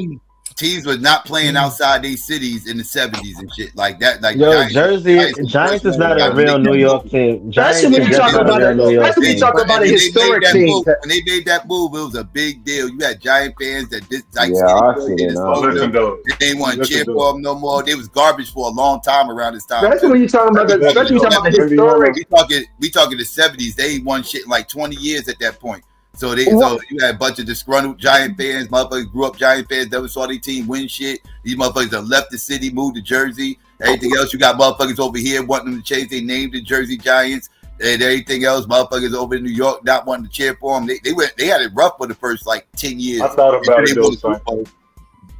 it though, Jersey Giants actually sound better, but y'all go ahead. If Indiana want to pay all the taxes and do all the cleanup and all that type of shit go on here, it's still a Chicago team. It's still. No, I know it will still carry the city name, but I feel like if you leave, then I'm like Ike Turner, nigga. If the name stays home, the name stays home, nigga. Right. You want to leave? You're gone, but you drop in Chicago, nigga. You drop in Chicago, nigga. Yeah, that's how I feel, bro. That's just how I feel about it, nigga. I'm Ike Turner with it. We'll see you on later. Name stays home, nigga. Like, you know, another team that's talking about leaving, even though it's not a football team, I was upset when they talk about the White Sox gonna move. Y'all can go on root for the coach. We'll tear the city up. They better not move the White Sox. That is like that is like a landmark. That's like actually though, I tell you what, they can get away with doing them before the Cubs though. Now they gonna have a problem. They try to move the Cubs out the city. Yeah, they move the White Sox. I'm sorry, that's they could pull that one off and might get away with it. They ain't gonna get away with moving them Cubs out the city though. You can't move the Cubs. Yeah, the Cubs ain't going. White Sox, that's like our That's like our landmark. You know you on the south side of Chicago when you see the White Sox Stadium from 32. Yeah, but they don't have the they don't have the cultural and the significance that Cubs team do though. Sox They is don't. trash. The Sox ain't got it. Yeah, they ain't got it. Why y'all need 2 baseball teams? They're staying on the baseball city for the Cubs to have that much meaning in that city. The White Sox is a stain on that city, fam. No, it's not. Don't you talk like that, Taz. No. I'm just saying. I done been to both games. I done been to games at both, and I'm telling you, it's lit at Wrigley. It's lit in Wrigleyville, nigga. I'm telling you, bro, it be lit. Nigga. It's lit in White Sox because we'll beat your ass in White Sox, and they know it. Great American. What is that motherfucker called?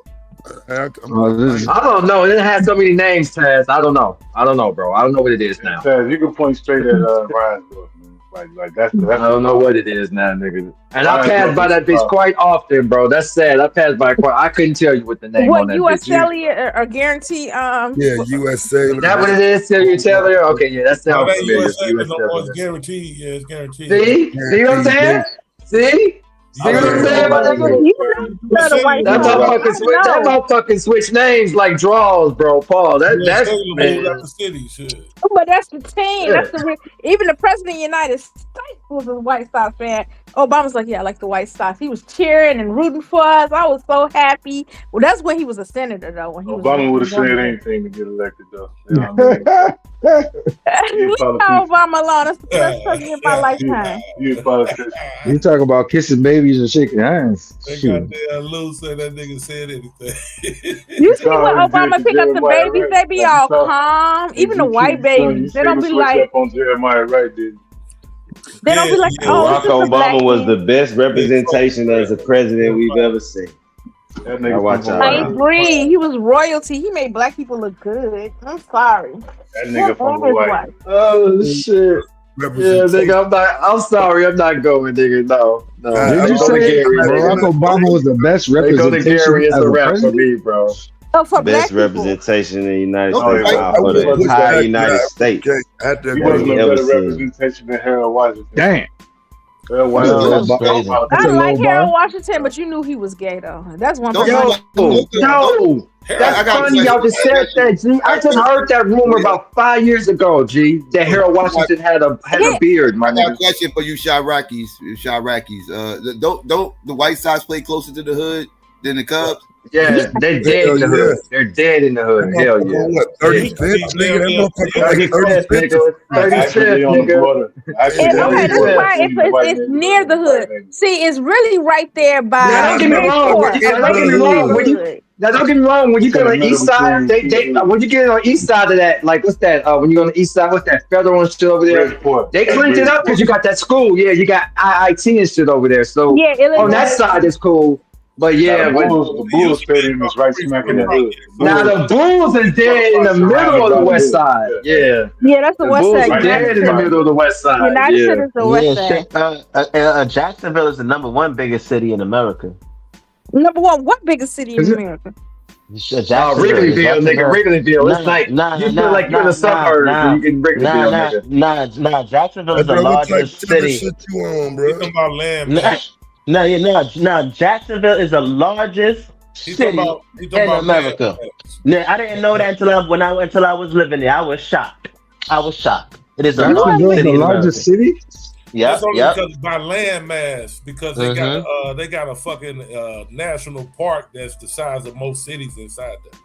There's a bunch. Y'all talking about New York? Jacksonville. No. Jacksonville is the largest. We talking about land mass. I ain't talking about population and all. We talking about land mass, the largest city. But most but when you say largest city, that's what it is, land mass. You can't think nothing else. Yeah, because like I say, he got a national park that's the size of damn near New York inside of Jacksonville. You're gonna be sad when y'all see the largest airports, because I thought O'Hara was one of them. The largest one is in Dubai. The largest airport is in Dubai. No, I'm talking about in this country. When they were talking, It's Atlanta. Yeah, the largest airport is Atlanta. The largest airport in America. The largest airport in America is Atlanta. The largest in the world is Dubai. I don't know why people want to go to Dubai. I do not want to go to Dubai. Largest I would airport in never the go. world is Atlanta. Dubai is lit. Yeah, the biggest airport in America is Atlanta, the Atlanta airport. But Dubai is lit though. Yeah, I hope the Bears Yeah, that Atlanta airport huge as fuck, bro. Yeah, what number is Chicago at airports? I don't think we even break the top 10. Chicago not up there. Chicago not up there. Yeah, that's what I heard. We want to Chicago wants to go airport to not even Chicago? big like that. Yeah, Our airports are small. Our shits are small compared to airport. Yeah, JFK is big. It's pretty big. The Atlanta what she's confused at is with the traffic. We get a lot of traffic because we're a Midwest. We're a hub. There's a lot of traffic there. Yeah, our airports aren't big. Yeah, they're not big. We're just a hub. Yeah. Like when I had to fly out. We compare with Atlanta when it comes to the traffic, the volume. That's what we compare with. We got more traffic than Atlanta. We don't compare at all with the size of the airport at all. Neither one of our. I was surprised because when I went to O'Hara like they got a whole fucking train. G. I've never been to an airport besides overseas that had a train. You got to ride a train to get from one. Fucking gas. It's a train at O'Hara though. It's a train at O'Hara and that's a trolley. No, nigga, that's a trolley, baby. No. Wait, hold on. Let me scare this up for her. That's a trolley. What we got is a trolley. They got a train at Atlanta. That's a train. But hold on. A lot of airports do have the train though. Like in New York, they got the train, the one in Atlanta, and a lot of different places. I've seen little trolleys type shit, but and we got our own expressway. 170 is basically your airport is not big, Lena, like that. Which one are you flying to? We don't have a big airport. O'Hara. I thought it was big because when I got there, this is how I got there. It's big, but it's not small, right? It's bigger than a lot of airports that I've been, like in Florida. It's bigger than a lot of the ones in Florida that I've been. It's big, but it's not the biggest though. And I've seen. O'Hara used to be the biggest, and then Atlanta kind of took it.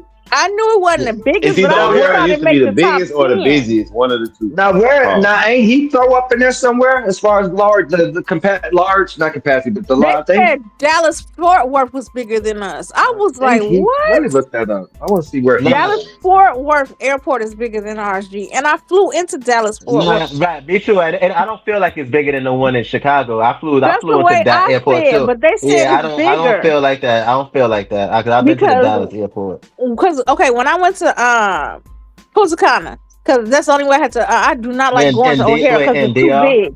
Because I'd rather go to Midway.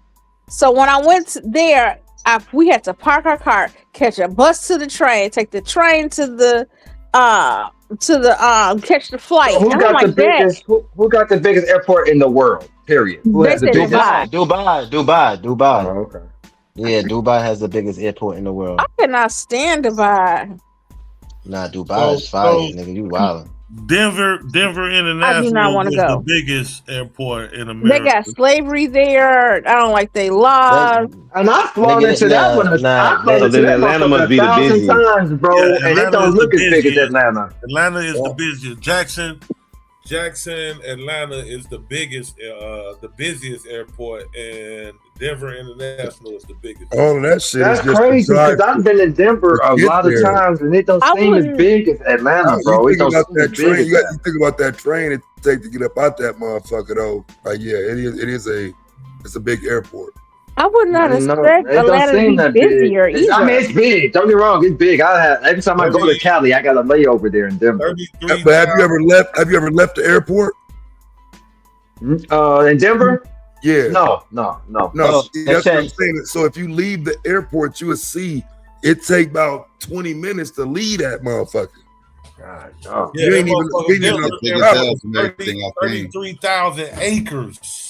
Yeah, it takes forever to get off the price. It's a train to take you off the property, bro. Like that motherfucker ain't no joke. 33,000 acres is fucking crazy, bro. That's bigger than some city. That's a big. I love Denver though, bro. No cap. Like that's one of them places you ain't gonna see niggas everywhere. Hey, Tad, that's one of my favorite trips I ever took, bro. Man, that shit. I didn't see no police. I was there for like 4 or 5. I didn't see police or nothing, bro. We was fucking chilling, bro. Yeah, I loved it up there, bro.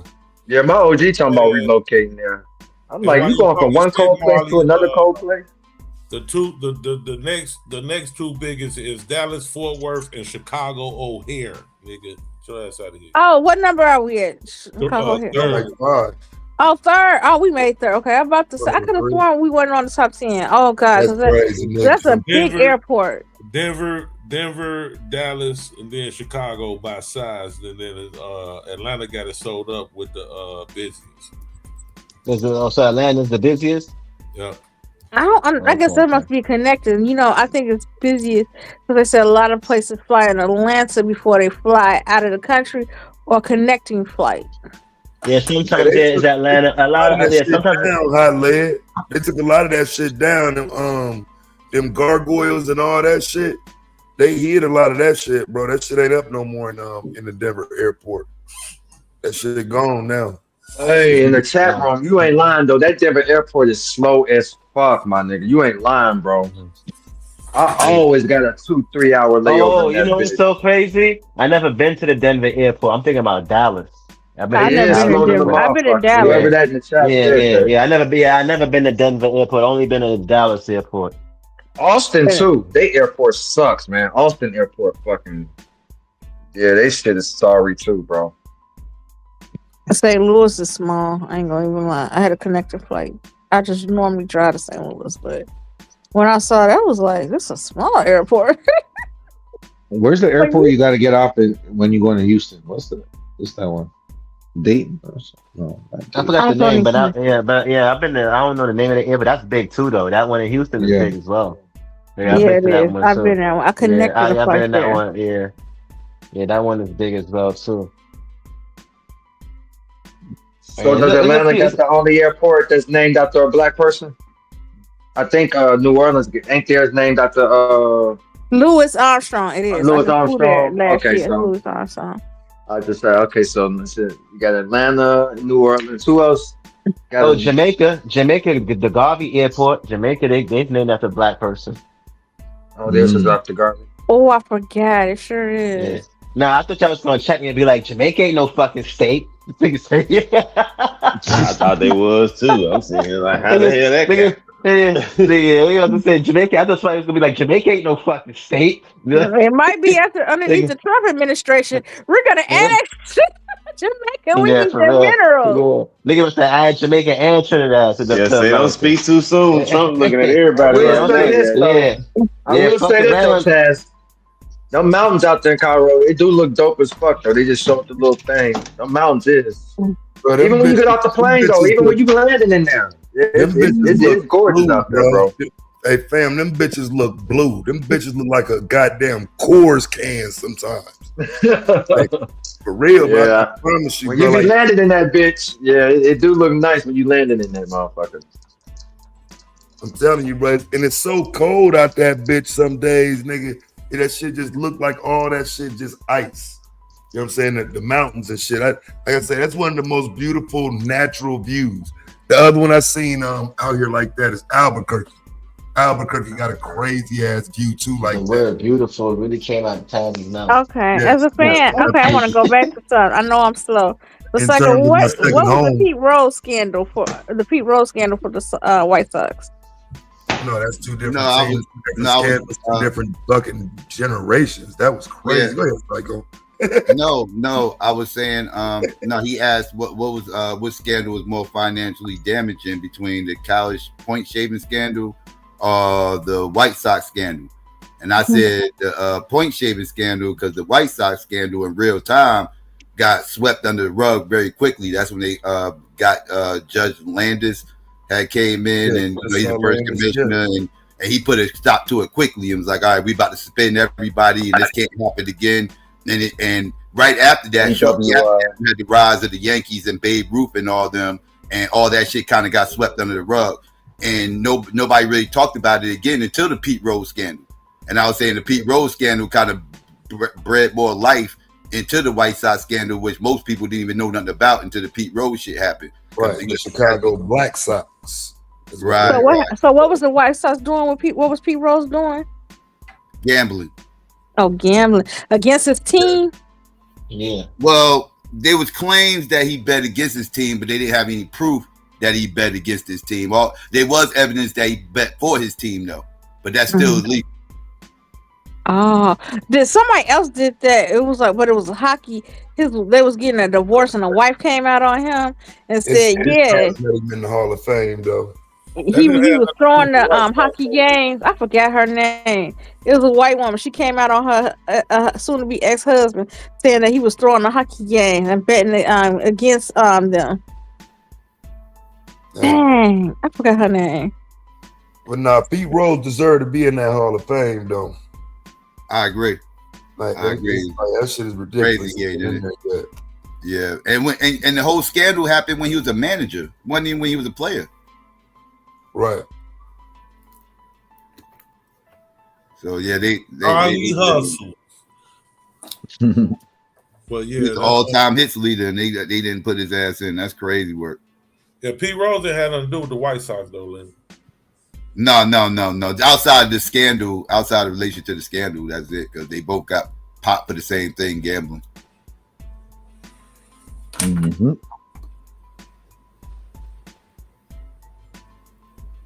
That Black Sox scandal ran deep, though. Yeah, that was they do the motherfucking World Series. Yeah, that was some mafia shit, though. That's some other shit, Jewish right mafia. there. And it was the Jewish mafia. That's Jewish people got a mafia? Hell yeah. Yeah, they got a mafia. They got the Jewish mafia. Yeah, they got You the see- Russian you see how- mafia. They got the Romanian mafia. The You see how Albanian covert they are? mafia. She didn't even know that. Yeah, they See do. them, but Yeah. they're The Jewish came Jews do got the mafia. Maya Lansky was fucking Jewish. Yeah. He was a Yeah. Jewish motherfucker associated with the Italian mob, but he's a whole smart. I would not think that. They always seem so religious and they stick together. I'm gonna buy from you. You gonna buy from me. Arnold Rothstein was like the biggest Jewish gangster. Maya Lansky was under him. But Let me tell you, no group in America. He was the big boss of all the small hat gangsters. Yeah, they were the ones washing the money. He's the one that no fixed- group in he's the one America. that- No group They're in the ones America who- has they're the gotten ones to fixing where the they White gotten Sox, without doing something. Yeah, And there's I no found group out in it was America.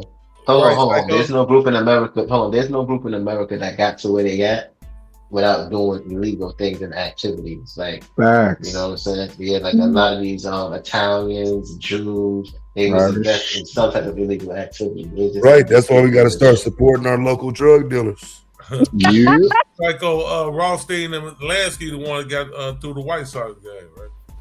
Well, Rothstein did. Yes, Rothstein did. Yeah, he's the I'll one agree, that- Taz. I he's the agree one to a that he's certain the one degree, that fixed the he's the one that fixed the game or whatever. Shoeless Joe Jackson is the one that pretty much gets fucked out of that whole story because there's no evidence that he tried to throw anything. I mean, the motherfucker batted like 380 something. I think that series or some shit like that. Stole I forgot how many bases, and it was some wild. Like his numbers were crazy in that series. But because he was at some of the meetings and he didn't accept no money, but he did go to some of the meetings, they didn't put him in the Hall of Fame because of that. But there's no evidence that he tried to throw the games though. Now That's they how did have like 2 pitchers that was in on it, a couple infielders and an outfielder, I believe. That's how Gilbert Arenas got burned up because they was on that Jewish mafia motherfucker. The feds was watching him.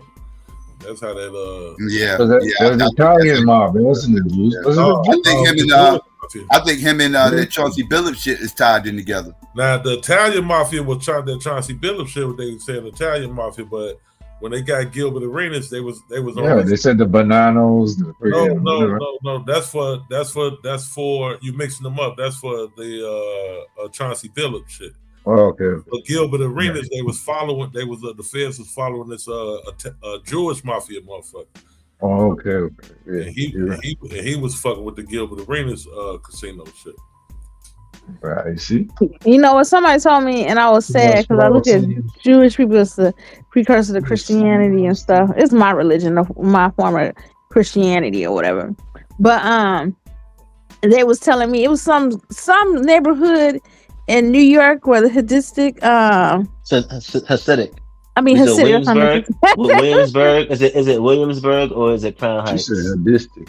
I meant to say, you know, It sounded right to me, shit. I don't know none of that shit. But I heard Hasidic, Hasidic. Hasidic Jews,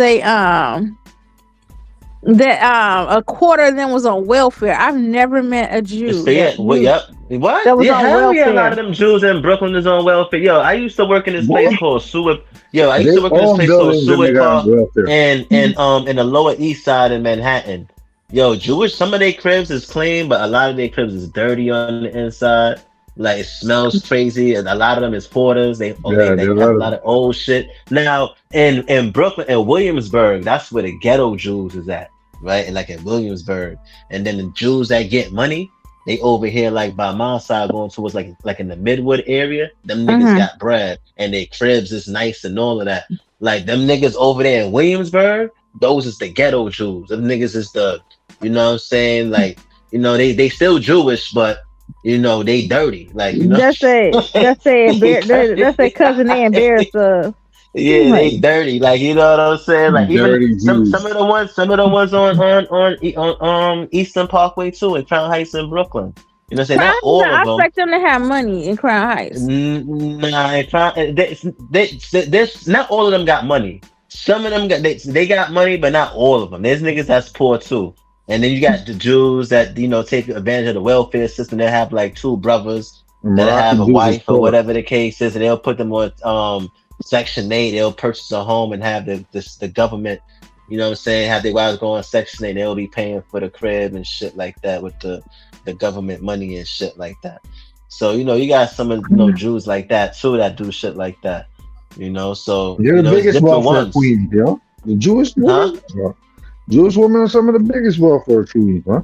Yeah, and they own buildings. They're getting and a lot of Jewish women too, and a lot of Jewish women too in New York. They own like businesses and shit, especially like in corporate America and shit like that. Crazy. A lot of people, a lot of white folks, like a lot of white immigrants, like immigrants in general, from the white ones that I've spoken to, a lot of them like coming to America because of the freedom and shit like that they have here in this country to do certain things. Like even some of those white women and shit like that like it over here because over in their country they can't. No, white women. I'm talking not the Arabs too, but the white women too that like America too because they, you know, they could practice the whole feminism shit over here. This and that, the freedoms that they have over here and shit like that. They can't do those certain shit like that in those European countries. They'll get their ass beat over there. A lot of the women right now in this country, they glad to be here in this country in America. And some of these other if women was to go here, they would have a hard time. They would have a hard time being a woman in a lot of these other countries as opposed to America. Real talk, son. Real. This is some real shit. I've heard of all types of women. Black women talk about how good it is in America. White women, all types of women. Asian women. Like the type of shit from where they coming from in their country. Nah, son. Them niggas ain't getting that shit over there. You know what I'm saying? America, when it comes to freedom and shit, this is the country of the so-called quote unquote freedom. You know that's why I'm gonna shut the F up around me and let y'all have y'all day. Y'all wonderful. Continue building, please. We love it here. Thank you for giving us freedom. Nah. Them niggas can't do shit over there. They can't, in some of these countries, women can't do shit. You know, so they can't talk crazy. Right? You know what I'm saying? Yeah. Niggas get free. Even the gay people from America. Them niggas can't even be gay in their country, bro. Yeah, some of them you know what I'm saying? I wasn't Dubai. I was so happy when I was there because I ain't seen no gay people out there. You know what I'm saying? But yeah, because you know they don't allow that shit. But in America, you could do all.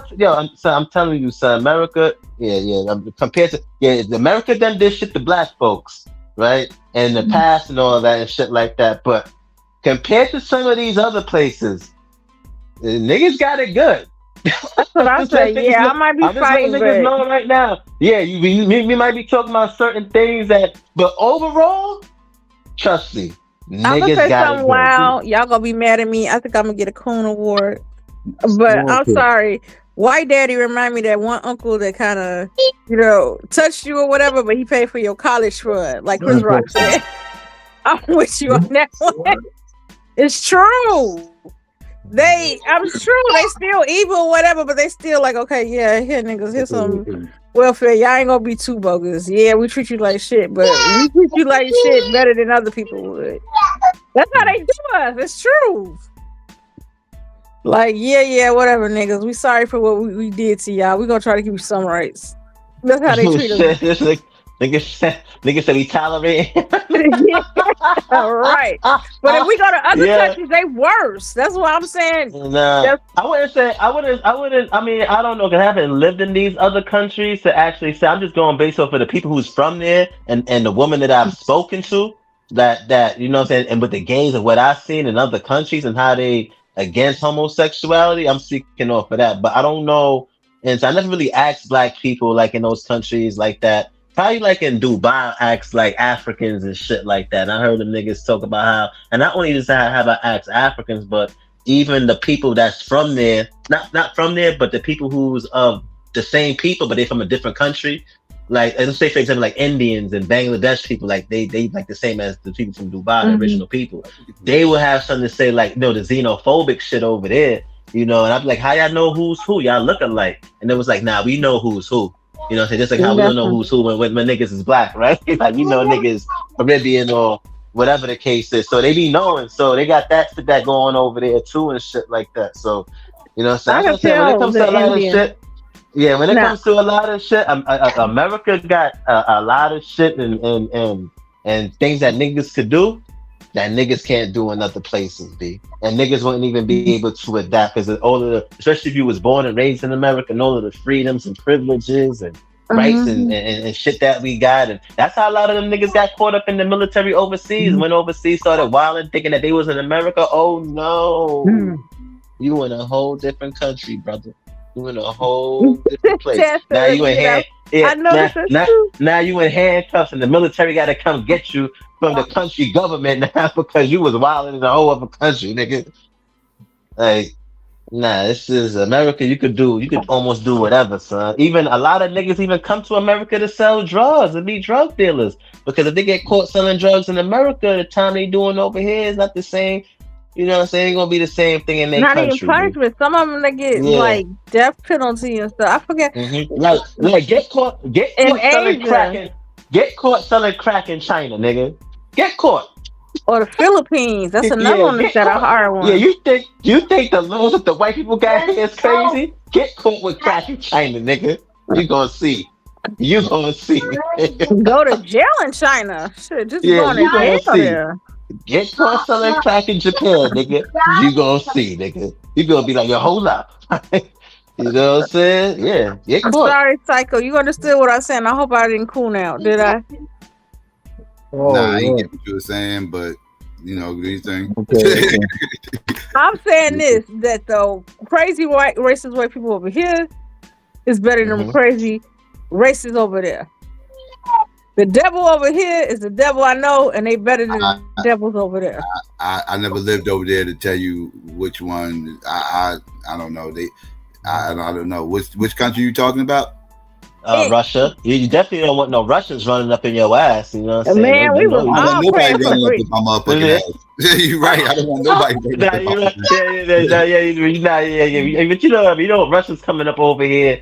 You know what I'm saying? It should probably be worse. You know what I'm saying? Yo, what if Hitler would have won World War II, B? What if Hitler would have won World War II? That would have been mad crazy. Yo, it would have been mad. You think shit would have been better under Germany than white Anglo-Saxons?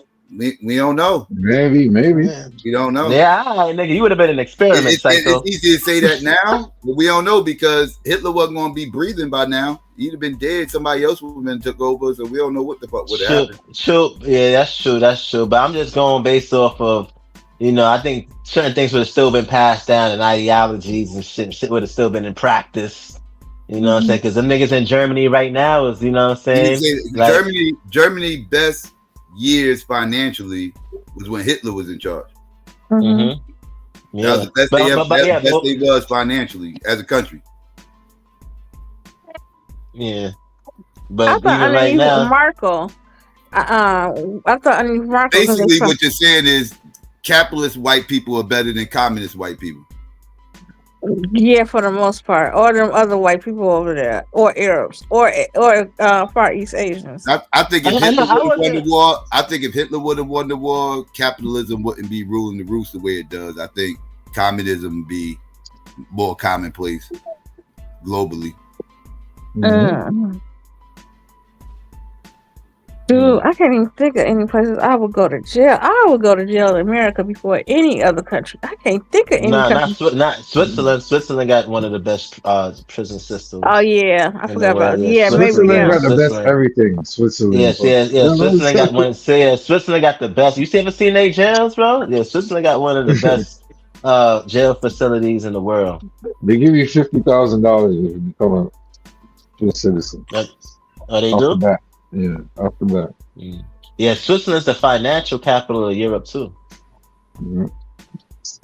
Switzerland, here I come. No, I'm just kidding. Yeah. I don't care if it's better. I love it here. I love America. I can't even move out of Chicago, to tell you the truth. I love. There's a few other places. Like if I had to move and go there, I could transition. Like I could transition in St. Louis. I got family there. I love it there. I can transition in Baltimore. Yo, what's Taz at? Let's do our debate over, Taz. No, he gone. I think I scared him. He was like, I'm out. He was like, this bitch is crazy. Let's do our debate over, Taz. He was like, I gotta go. This bitch talking shit. Sorry, Tess, forgive me. I won't come up here doing that goofy shit again. Yeah, no, man. Yeah, you got niggas got it good over here, son. I got other shit that niggas has got, we got shit going on, but to be quite honest, man, the shit that I'm telling you, like Black Americans right now with certain credentials and shit like that go overseas to other countries and they want to be like, son, you got coming from America, bro, nigga, like you golden, son. You know what I'm saying? You golden, bro. Like right now, even Mizzle, even if niggas like go to Trinidad or some shit with a degree, or from Columbia or Harvard or some shit like that, and you then, you know what I'm saying, you could put you in some high positions, son. Like Black Americans, like that's how I was telling people, like if Black Americans was to leave, like how immigrants come over here and go to other countries, like Black Americans who got degrees and shit like that, niggas would do way better in these other countries than some of the niggas that's there already, and even they'll be doing better than the immigrants that's coming over here because they already got shit, right? So you going over there to those countries with your credentials and all of that, and yet what? The niggas will take over, son. Right now, Black Americans go. They got resources. Yeah. Like if I wanted to go, like even though I wasn't born in Trinidad, if I wanted to go over there, like right after I finished doing everything, and be like, I want to run for president. You know what I'm saying? It's probably a high chance that I probably might win. Yep. Hey Marley, they asked, are you gonna debate in this? That's because everybody love America, dog. You saw how they did, motherfucker. I show speed. Yeah, they do. All that cottage, all that fake ass cottage shit. They call Trinidad Little America. Little America, right? That's what I'm saying. Trinidad's like the Little America of the Caribbean. But what I'm saying is that what people like the Black people in America don't realize is that the opportunities that niggas have even outside of America by being American. There's a lot of opportunities for Americans, whether you Black, white, whatever the case is, as an American, with those credentials that you have.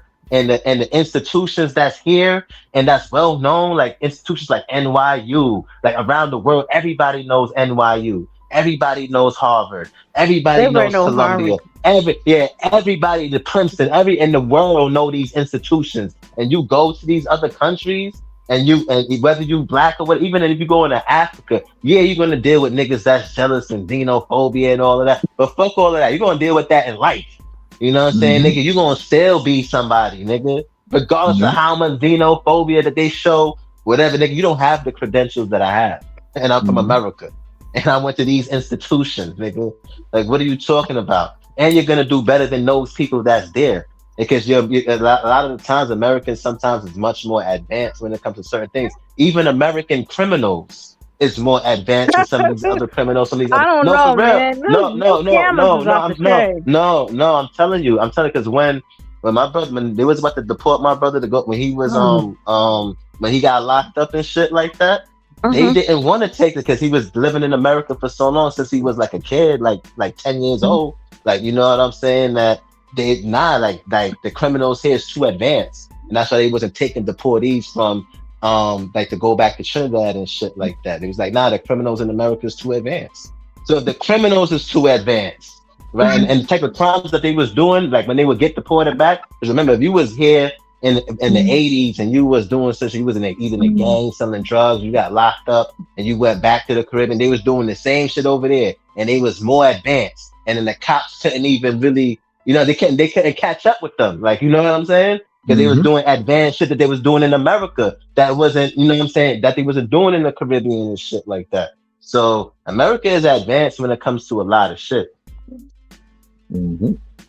Yeah. Okay, so your brother was born in Trinidad? Yeah, he was born. Yeah, my brother was born in Trinidad. He came up here when he's 10 years older than me. So he came up here. I was born here, and he came up here, but he's not. He wasn't born here. Me and my sister's the only ones that was born here. Oh, gotcha. Yeah. Why don't these FBA motherfuckers talk about I Show Speed though? Like I'm trying to figure out like I see it. Like why ain't these FBA motherfuckers like they acting like they don't exist. because it kills their narrative. That's why they don't want to talk about this shit, right? Exactly. They want to act like that shit ain't happening. Like FBA motherfucker ain't go over to Africa in multiple countries, not just one country, not just one area in the country, multiple countries. He's doing a whole tour of the continent and getting treated like a goddamn king.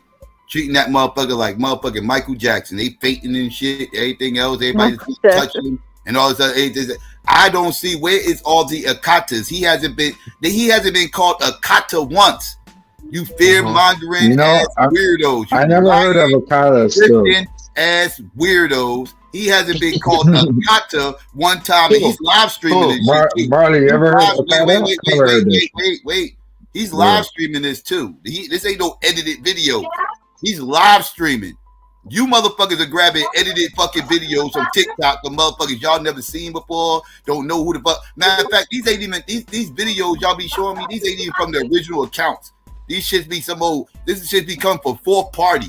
Y'all grab that shit from somebody else's fucking video. Y'all can't even show me the original account. Y'all can't show me how old that account was. You see how I did that Black Panther motherfucking video earlier? You see how I did some research to find out how old this account was when this shit was created, who this person is, this, that, and third. I fact checked all that shit. Y'all don't do that shit with these weird ass TikTok videos with all these Africans talking this Akata shit and every fucking thing else. I don't be where's the accounts at? Who is this person? I don't know this person. Can I see? Or y'all just gonna keep spoon feeding me bullshit? Y'all get the fuck out of here. Where's all the Akata talk? Y'all want to keep talking? I never heard that shit in my life. Yeah, I never heard that shit. I never heard that shit.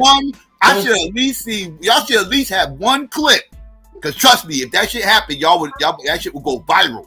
Y'all motherfuckers will remix that shit and play it over and over and over again. Y'all make a month's worth of content just on one African in that crowd saying Akata. Y'all can't find that shit. And we talking hours for weeks, and y'all can't find one motherfucker saying Akata. Shut y'all dumb asses up. Shut y'all fear mongering, weird grifting asses the fuck up with that dumb shit, and stop telling me what coons are fucking saying. And let's talk about what the real people are saying out in fucking Africa. That ain't what I see out in Africa is a bunch of motherfuckers kissing FBA's asses. Just think about it. There's coons on both sides. Like y'all weirdos over here talking this tether shit. Shut y'all dumb asses up. Y'all motherfuckers a bunch of grifters. Y'all motherfuckers is full of shit. Y'all listening to a bunch of coons who made their way over to this country because they hate Africa just like you motherfuckers. Y'all the same motherfuckers. Y'all the same motherfuckers y'all complain about. Y'all complaining about some African coons who hate Africa. Guess what the fuck y'all are? Descendants of African fucking coons. I hate Africa. What are we talking about? Stop it. I got a question. I'm not listening to you motherfuckers. What do you think about liars? I finally saw the whole Antoine. What up, Peace Classic? In Africa feel about black people in America based on I Show Speed, a nigga that can afford $1 million robot. You can't. Right. But show me the average motherfucking Africa in Africa being called the Akata. Y'all can't show me that either. Show me. Somebody show me the regular, average, everyday passport, bro. Psycho. If the Nigerian called a goddamn Akata. Can y'all show me that? Psycho, if Nigeria as a country did a live broadcast and said, Psycho, we did make up the name Akata for Black America. That's not what I'm asking you. I'm asking I'm you. just saying you still me. wouldn't believe it. I'm asking, can y'all show me? Right, look, you can show me that. Can you show me that? I ain't never heard it though. That's what I'm saying. Show me the hypothetical. No, even if Psycho was called Akata by a Nigerian, he still wouldn't accept it because he's a radical Pan-African. What I'm saying is, somebody in that crowd. What I'm saying is, somebody y'all should be able to show me somebody in that crowd should have said, "Go fuck yourself." Something, whatever. If the African came out here and was doing a war throughout the course of America, if an African superstar, streamer, I guess I ain't never heard no Wait. No, did the Nigerians make up the word? I know it bothers y'all. I know it bothers y'all. The grip is being exposed. I know, but if an African streamer came out here and was going from state to state to state, and he was the biggest streamer in Africa, the third largest streamer in the world. I promise you can find a whole slew of motherfucking Americans out there calling them tellers. Get the fuck out of here! Stop trying to steal our culture. With all this old don't have two videos. You know we can't find any Africans saying that shit about motherfucking Black America. You done did 50 videos on NBA. What happened? Nigga, you don't, Psycho, beloved, you don't have 3 videos rebuking the prime minister of Ethiopia for telling niggas to pull themselves up by their bootstrap. Nigga, you don't have 3 videos rebuking the other people. You're telling me about a bunch of coons. Psycho, look how many videos thousands of regular, average, everyday Africans. I'm talking about thousands of average, everyday Africans. You cannot pick 1, 2 motherfuckers and try to make that the diaspora. Psycho, That's not how that shit works. I can show you some coon ass self-loathers out here in America. That don't make every Black American a fucking coon. Just because I can show you 2 or 3 of these motherfuckers, that don't mean nothing. I can show you motherfuckers. Psycho, your rebuke of Black people is not a fair representation of everybody in South Carolina. He's not. You got more videos rebuking FBA for talking bad about Black people. Yeah, because that's what I mainly see. You talk bad about that's what I Black mainly people, see. Psycho, you do not. Where's the African over here talking crazy? You guys call them coons. Where's the African over here talking crazy? I do it too, Psycho. Even when some of the Hebrews are wrong on certain shit, I support them because we Israelite. I do it too, nigga. Like, come on, man. If an African came over here talking crazy, he will get checked. He will get checked. That's a fact. Right. A lot of Africans and a lot of Africans and a lot of Caribbeans don't come over here. So of course niggas is gonna be coming at the people. When's the last time that Psycho or even any of the brothers in the Pan-African community did a video other than General Saru and Seti? I've seen Seti get on West Africans and East Africans for talking crazy about Black Americans. I've seen him actually do it. Even with all the shit I disagree with that Seti said about the Bible and the Israelites, to be honest, I have seen Seti actually get on West Africans and East Africans for talking crazy about Black Americans. Psycho, you got 10 videos on FBA. Who was he getting on? He was doing the same ambulance chasing. He was doing the same ambulance chasing bullshit that Tariq Nasheed do. Give me an example of you correcting. He fell down that Tariq Nasheed ambulance chasing content where y'all go scour the fucking internet. It's not all about. It's not always Africans saying something so y'all can have this gotcha moment, this aha moment, and say this is motherfucker how Africans feel about you. He fell into that trap, and then he fell out of that trap. He saw the bullshit, and now he not talking that dumb shit no motherfucking more. Because he sees this all bullshit. He sees the fucking But Psycho, how can we say that we're loved by How can I say it? I ain't say that I showed it. I ain't say that I showed it. Speed is a nigga what people are saying is you keep listening to what people are saying instead of believing your motherfucking eyes. Believe your eyes. I showed it. They don't hate us. He's got 41 million. I'll be talking that shit don't mean Psycho. You're telling me a bunch of motherfucking elitists out here that they don't feel that I show speed is a representation of us. That's every motherfucking but that's different. Any Black motherfucking community, you're gonna have the elite that's gonna look down on the other Black because the thing they say the most about but that is not a fair representation. Telling me what an emperor said. They do be talking shit. Telling me what an emperor. I know it hurt.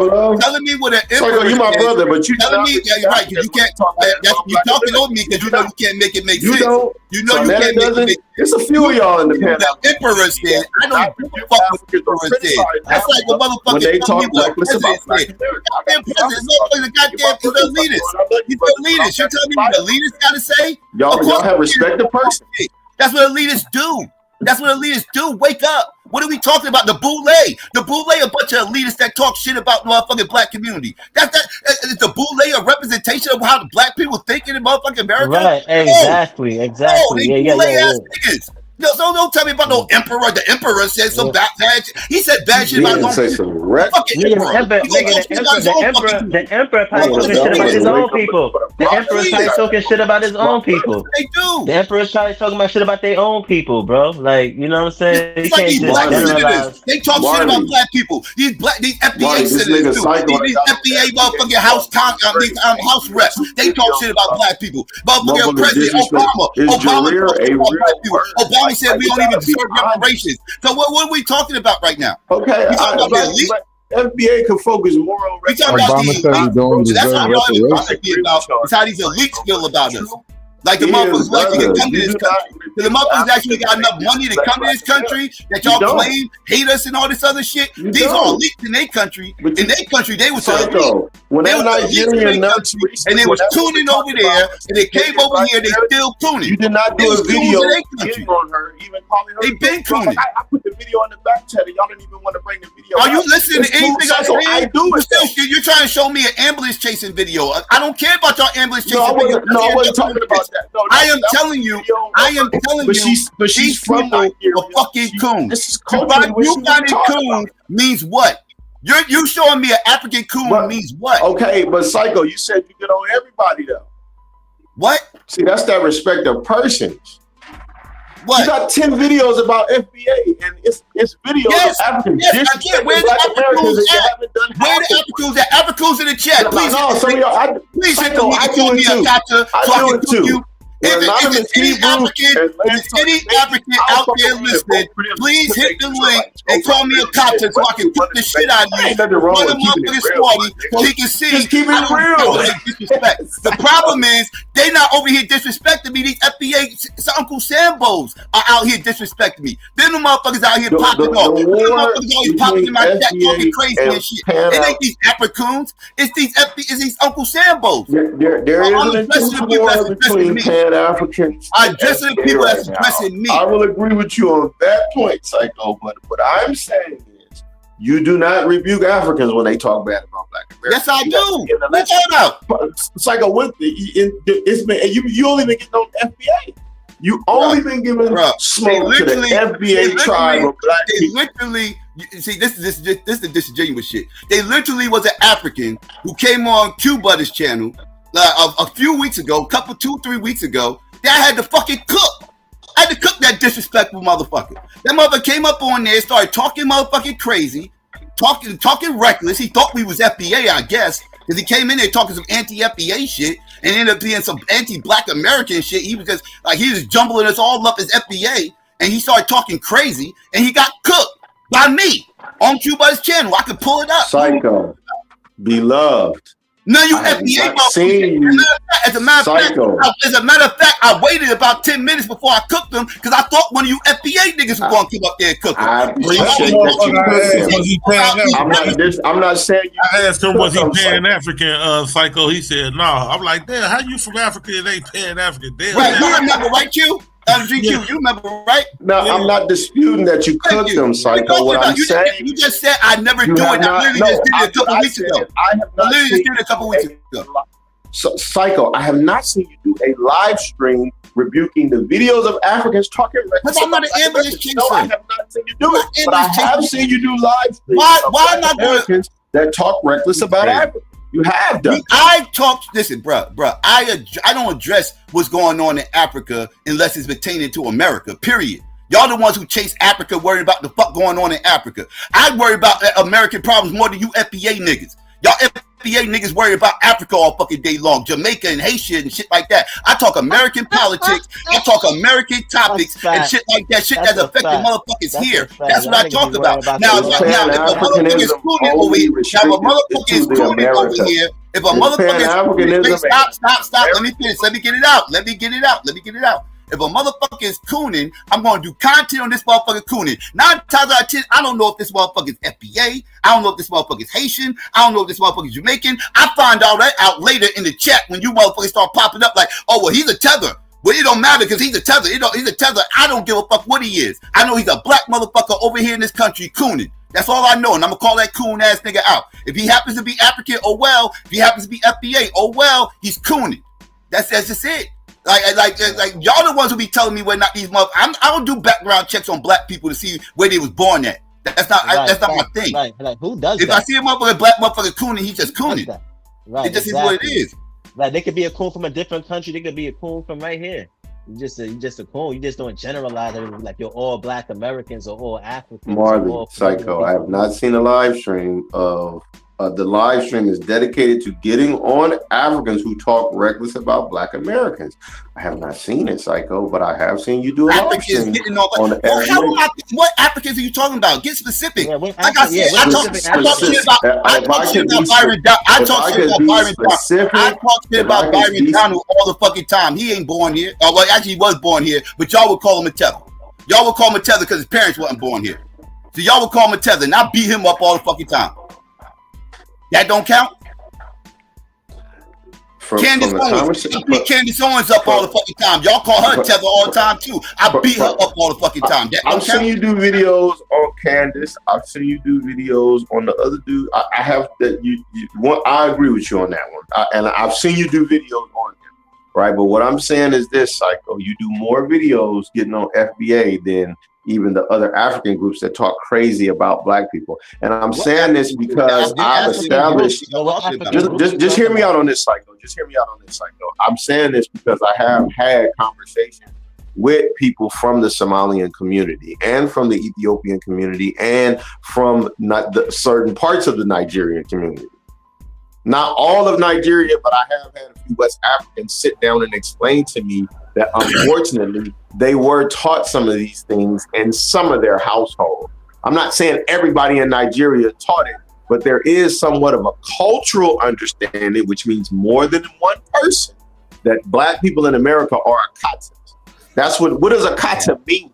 And who is it for? If it wasn't there, then the word wouldn't be there. Jareer wouldn't be there if they didn't feel like that about us.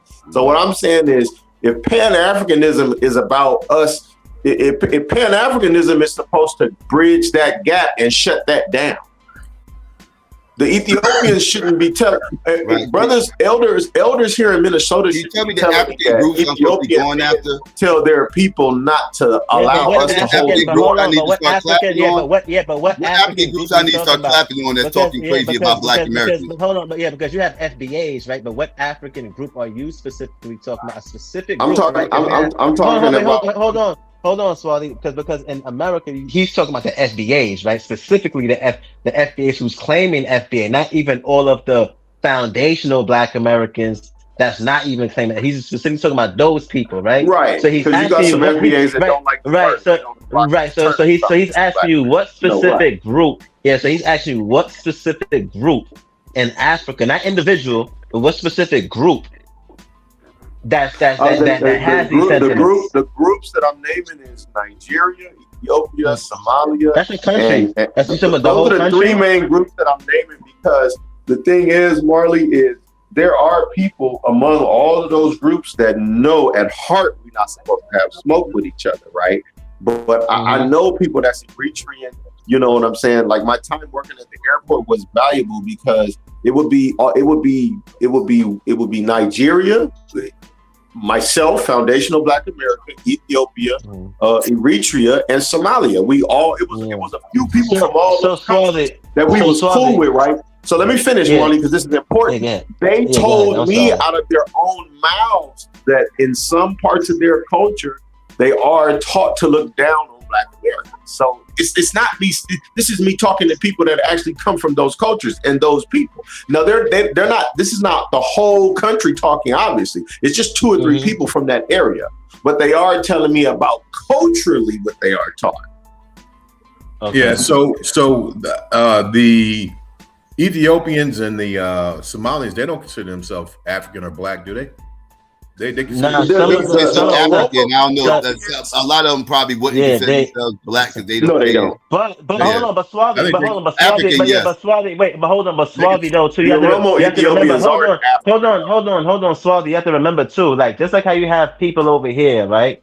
They'll say that they came from Africa. Like how you have the Somalians. It's like, oh, we're not Black, we're not African. They have some Somalians who's against those other Somalians as well. Like how you have niggas like us over here. Hold on. Just like how you have us like over here, right? How you say is like defending. They have some people over there too that's defending Black Americans. Like why y'all? There's people like that too.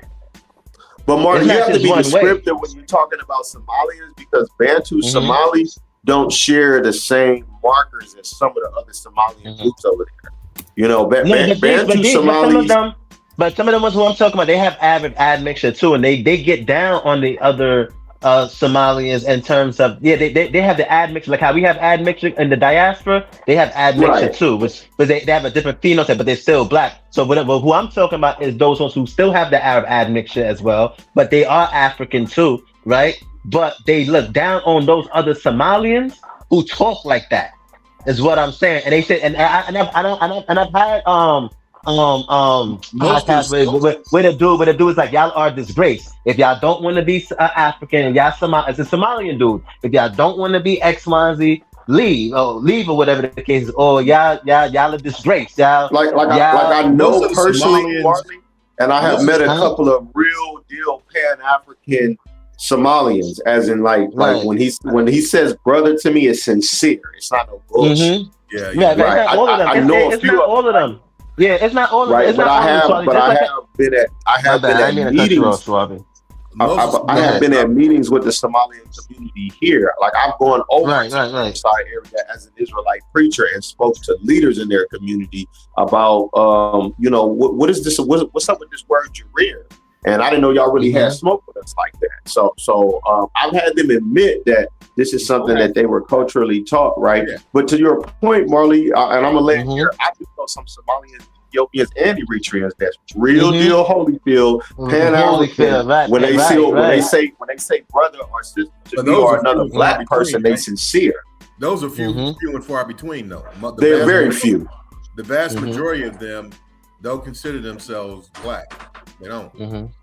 Yeah. I think even if a Roma Ethiopians say they're not Black, right? They still have the EB. They still have the EB31, right? So they still share a variation of E with 60+% of African Americans right now in the Americas. So the Romo Ethiopians, I would make an argument would you say it's fair that those Ethiopians and those East Africans, they have the same sentiments towards the West Africans too? So it's not specifically. Right. So it's not when I'm telling about, but the reason why I'm saying this to you, because it's not anything personal towards Black Americans or the people in the diaspora, right? They're like that to the people in Africa too, like the Nigerians, the people from Mali, the people from Senegal. Because you can ask people from Mali and West Africans, and they will tell you, yes, they think that and they will tell you too. Even the Southern Africans think that they're better than the West Africans too. And I've experienced Southern Africans talk wild crazy about West Africans, Nigerians in their country. You know what, Marley? That's why we're at the bottom. That's why we at the bottom. Yeah. So it's not that exclusively towards Black Americans and Black Americans only. Yeah. So it's not anything the bottom of what? Yeah. But I'm not going to excuse it because that's why we at the bottom. That's why we at the bottom, and that's why we was the spoiler and not the victor. That's the bottom of what? Shit right there. The bottom of the T. Who was at the bottom? We fell in history. We fell. That contributed. I'm just saying, I don't believe Africa would have been conquered had they not been tribal like that. At the very least. I don't believe they would have failed. No, You mean that even with white people showing up with guns, they would have got their ass whipped right the fuck off the continent. History as we know it would be different. Yeah, you mean African people as a whole? Yeah. Oh, absolutely. Right. If we were smart enough to say, I know we've been beefing, but these people look phenotypically not even close to what we look like. We got to put smoke on their ass right now. Yeah, but people wasn't thinking like that, and it's not just it's just not exclusive to Africa either. You had the Europeans, but we got to stop excusing it though, Marlon. We got to tell Ethiopians and West Africans. No, you're right. No, you're right. This is how we fail. No, you know what? You're right. We got to start telling them. This is why. You know what? I will agree with you on this part. You're right, and I'm not going to make up an excuse on this. In this particular part, you're completely 100% right. You can't use excuses. I agree with that. Okay, so you got that part right. We don't have the luxury to be like, well, the other groups is doing it too, right? So that part I understand in terms of making up that thing. But what I'm trying to say, if you look at the historical context of, how the people were in those particular time period, they didn't look at it in terms of race. They just looked at it in different nations. So that concept didn't apply back then. And I understand what you're saying, but that wasn't, I don't think that people was thinking in that ways in those particular times. Like, you know what I'm saying? So it was like this tribe, that tribe. Yeah, go ahead. Let me say this real quick, Marley. I was working exchanging currency. I had a few Ethiopian coworkers and one Somalian coworker. I looked at both of them. I said, because we don't want to work together, that's why we're working the jobs and not giving the jobs out in the earth. And they had to agree with me. Go ahead.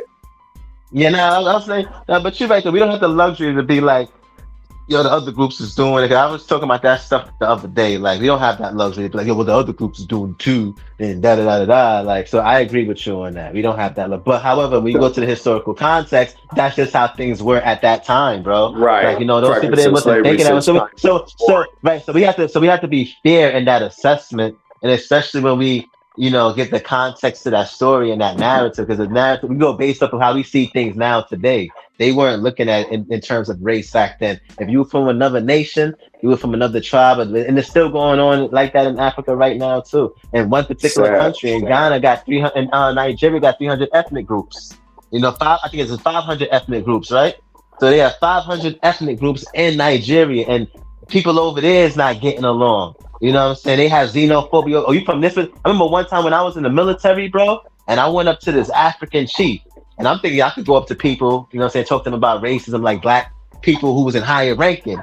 And what the nigga told me? He's African too. I forgot what part. I think he was from Gambia or some shit like that. And he was like, well, it's just xenophobia in Africa too, and da. And I'm just like, yo, this nigga here, I'm coming to you for help about racism. You in higher position. This is what you gonna tell me? So it's the same. It goes on over there too with the same people.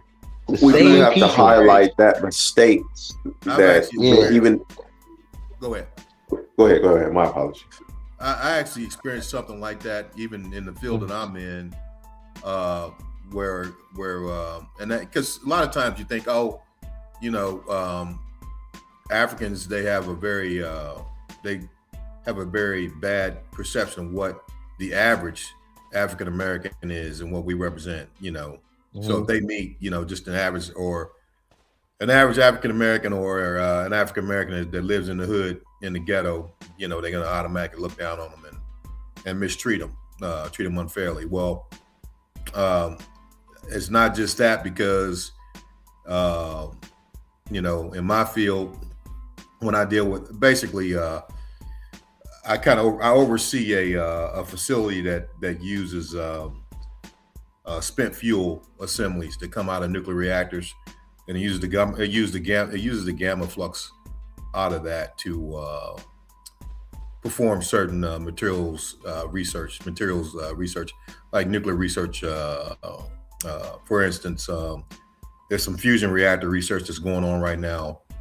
That's different from the fission reactors. The fusion reactors actually harness the power of the sun, of a star. So it actually it'll allow for space travel, very, very long distances. But anyway, this fusion reactor, it has issues with the creation of tritium. Tritium is really what sustains that reaction inside of a fusion reactor. So the creation of tritium, called tritium breeding, lithium compounds that are used to do that under a neutron flux. But then once you have tritium, if you know anything about tritium, is just, 3 hydrogens put together, H3. But the bottom line is hydrogen is very permeable. So it'll go through steel. So that's why when, like in nuclear reactors, even the Navy's nuclear reactors, you have to keep your hydrogen concentration down inside the primary coolant system. Because if you don't, it'll start to go through the steel piping and cause hydrogen embrittlement. And you can actually have a rupture of your primary coolant piping and have a reactor accident. But tritium is the same way. It's very permeable. It'll permeate through any surface. So unless you actually design a permeation barrier. And so this new research that I'm doing now is designing a permeation barrier where we're looking at certain, basically using a deuterium capsule, has a vacuum on one side, deuterium on the other. I won't get into the specifics why we're doing that, but it models what tritium's behavior we're going to be, what tritium's behavior would be under a gamma flux. And so anyway, I do these type of experiments, and there was a guy that had an experiment that was in Africa, and he wanted to use the facility that I manage, this facility that I just spoke about. And so, we were corresponding over email, right? And all of a sudden, we made a arrangement where we had a Teams meeting. So basically, it was a visual, cameras on, everything. And man, you should have seen the look on his face when he saw that I was black, an African American. You should have seen the look on his face, and it was disgusting, brother. It was disgusting. And that's terrible, man. Yeah, it was disgusting. I mean, and really, the truth is that I think the dude, I guess he almost lost interest because it just couldn't. He couldn't wrap his brain around the cognitive dissonance. The cognitive dissonance that he's been programmed to believe about African Americans. He couldn't believe judging all of us based on that shit is talking to him in that capacity. He couldn't believe it. You know what I mean? And so we didn't get off on a good foot because I wasn't putting up with that shit. You know what I mean? I wasn't gonna put up with it. But I mean, obviously I didn't come out in that professional environment and say it straight out, but I let him know. Yeah, I'm more than qualified to be here, brother. More than qualified. So any concerns you have, you can bring those to me, and I'll answer them just as a Caucasian person with a PhD would answer them. It was disgusting. Would you consider dude to be like an elitist type of dude, like I wouldn't. I mean, he's an African. He had a PhD. I think the brother was from Ghana. But it's safe to say he probably was an elitist. Probably, maybe. Right? Probably, I don't know. Yeah, some people. Sometimes. As I'm concerned, I don't give a damn who you are. You know what I mean? I was just saying, like the elitist mentality is everywhere, and once you get that elitist mentality, you're going to look down on the have-nots, right? But I lay my credentials down next to him and prove to him if anybody could look down, it's me. Shit, I know damn well he hadn't done. Well, I feel you there. Yeah, I'm not. I got you there. I was just trying to explain like the mentality of some of these people that y'all might run into or whatever the case may be. These are the same type of boule type of thinking motherfuckers that you run into here as FBA. They just so happen to be African, right? Like that mentality is not exclusive to here, right? Like that's right. Yeah. Like, that's what you're trying. That's why, like I said, most of the people that we run into, most of us ain't going to Africa. Africans we run into is here, right? Motherfuckers who came over here, migrated here, whatever the case may be, went to school, student exchange, whatever the case may be. So again, we are talking about the elite class of Africa, right? That makes it over here, right? Because the broke Africans can't make it over here. We don't even meet those guys. We don't talk to them unless we go out. Right. So so we got to remember the type of mentality that of African that we're talking to, the ones that's here. And that's the problem. Exactly. See, that's the thing. Because even because that's what Psycho was saying too earlier. Like, so that some of those people, even in their country, they're coons. It's not just like over here, neither. Like in their country, the people is like, they own like that. Right. That's what I'm trying. That's what they're trying to tell them. I said, what'd you say the name was? They called Zakata. What is it? What is Akata. Akata. Yeah, Akata. Yeah. Okay. So yeah, I can see that look on his face that he just thought I was a kata, I guess. You know what I mean? But once I started explaining to him what the facility's capabilities were, I didn't really go into my background. Then he said, okay, I think he relaxed a little bit, but he still had the akata in the back of his mind. I was just a intelligent akata. You know what I mean? I think that's what he left the meeting with. But the bottom line is that this is a sick thing, brother. It's sick. Oh, like I said, these people exist that some of these people talk. I'm not saying these people don't exist. I'm just saying we can't paint with a broad brush because this ain't even the average everyday African that motherfuckers be talking to. Right. That's like saying when September 11 happened and with the Arabs and stuff and all of that, right? And the people in the Middle East, the Muslims and stuff. Now in New York, the Arabs who I see and the Muslims, I don't get that vibe. But when you're watching the news and you're seeing, you know what I'm saying, like what they doing over in their country, that you can't use the population that comes over here as a representation of what's in that country. You know what I'm saying? Because those people who they talking about in the news, and I don't see that in the corner store. Like Americans that go to Africa, they ain't a fair representation of the average everyday black person. Right, exactly. The everyday black American that you see here in America, right? They're not. Because the average everyday black person in America is not traveling to Africa like that. Right. Exactly. Yeah. It's right, exactly. So you can't just say, oh, all of that. No, it's those people, like the people who even coming from the Caribbean. Like, right, it's not the whole Caribbean that's coming over here. And to be honest, too, Psycho, a lot of the times when the people from the Caribbean come up here, right, even the people like back home, son, you're like, oh, motherfuckers, this, they change, they look down, So it's not, and so it's not that exclusive to the people back home. Am I lying, Mac Mizzle? Like the people back home in Trinidad, when like as soon as niggas get a chance to come to America, or they have an opportunity, they out, and then when they out, now they say, they this or they that, or this and that and the third. I guess, and these are against their own people, because again, these are a bunch of coons. So they looking at it like, well, they got it so good over here. This white man so good that he got all this stuff, everything else. How are they not doing this, that, and third? Because again, they coons. Because they like, well, I would be all up under this white man kissing his ass and getting all this money and doing all this, that.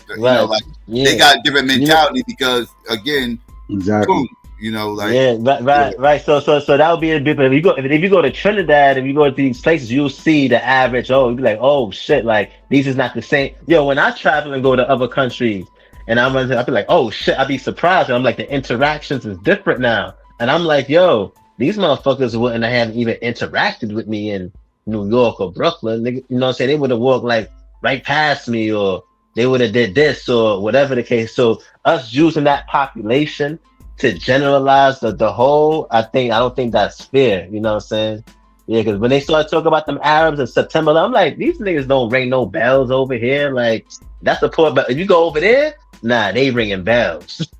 They ringing bells over here. Nah, they not ringing it. So that's not a good representation. They peaceful in the corner store. They chilling wherever you at in America. If they got in gas stations, because I know some places in America, the Arabs own the gas stations and stuff like that. They not no threat to people. Well, not that I see. You know what I'm saying? But in their country, it's different. Because trust me, like people say, like they don't, when they come here, they don't drop their Monica, they don't drop this flag, they don't drop this flag, they don't drop that. Man, they can't wait to drop that motherfucking flag. The matter of fact, they kids, they children, they next generation, they not going to be repping that flag that much, and the generation after that ain't going to be repping it either. They can't wait for their lineage. They can't wait for their lineage to get ethnogenesis into this motherfucking culture. Like they don't want to be. They don't want. They really don't want that shit. They only wave that flag and they can't wave the American flag. They really rather wave the American flag. That's the flag they really rather wave. That's why they. Right. That's a fact. So I know a lot of people who's from Bangladesh, India, Pakistan that has that they don't want to, and sometimes those people too is looked at by the people they left those countries as traitors. Like a lot of those people in the Middle East that they left that they left Marlon, those you predominantly do. hold on they left those predominantly Muslim country to come to a Christian state, which is America. Yeah, this is the opposition, even in the religious aspect. It's like, yo, you left it out of this predominantly Muslim country to go be with them Christians.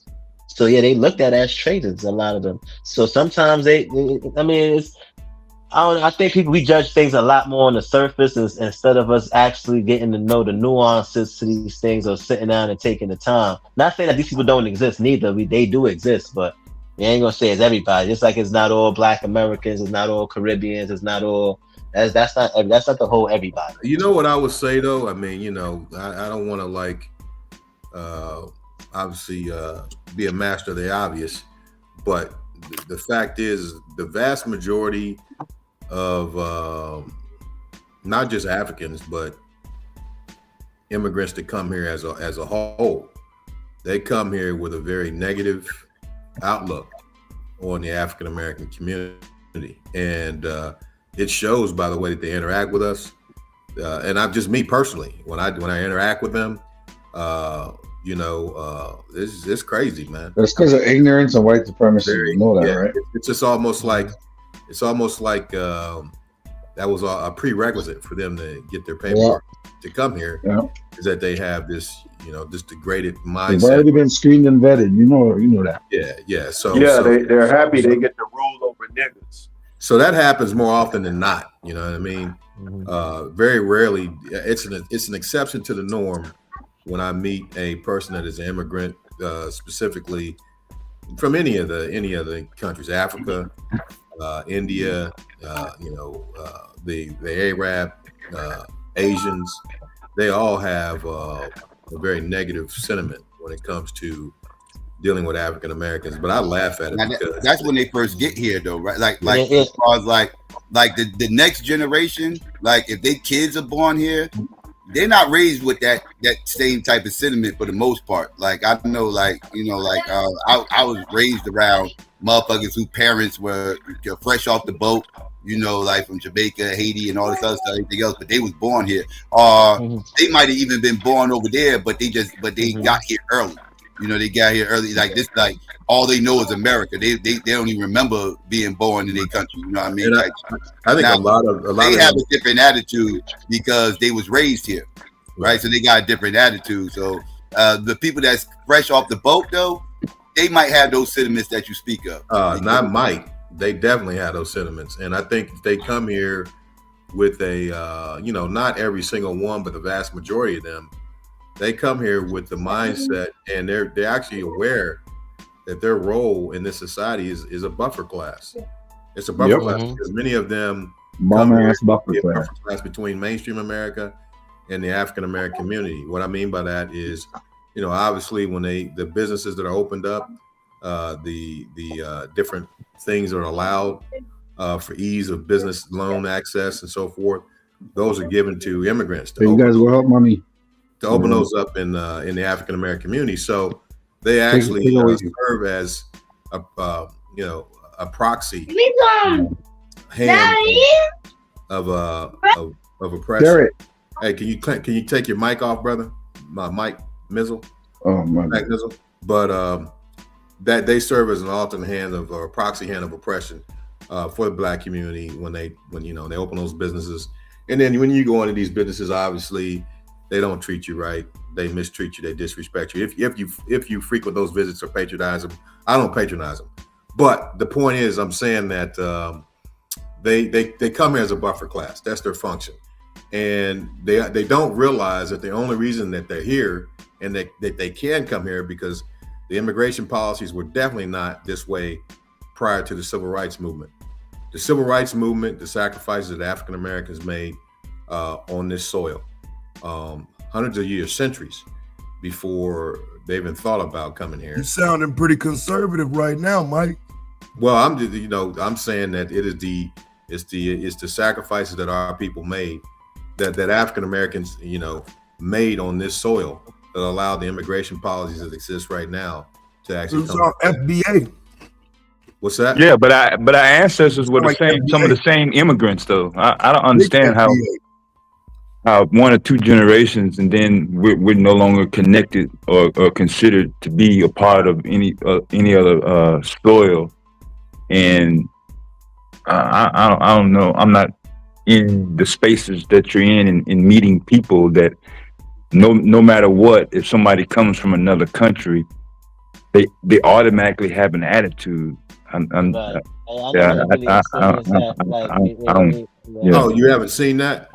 What I have experienced. Yeah, I'm in Chicago, so I'm around a lot of immigrants from different countries. I'm gonna tell you what I've experienced. I had to curse out. It was like 3 years ago. I had to curse out some Asian dude in the cleaners. He was the owner of the cleaners. Now, I took it, because I'm black. I took it as, because I'm black, he came at me a certain way.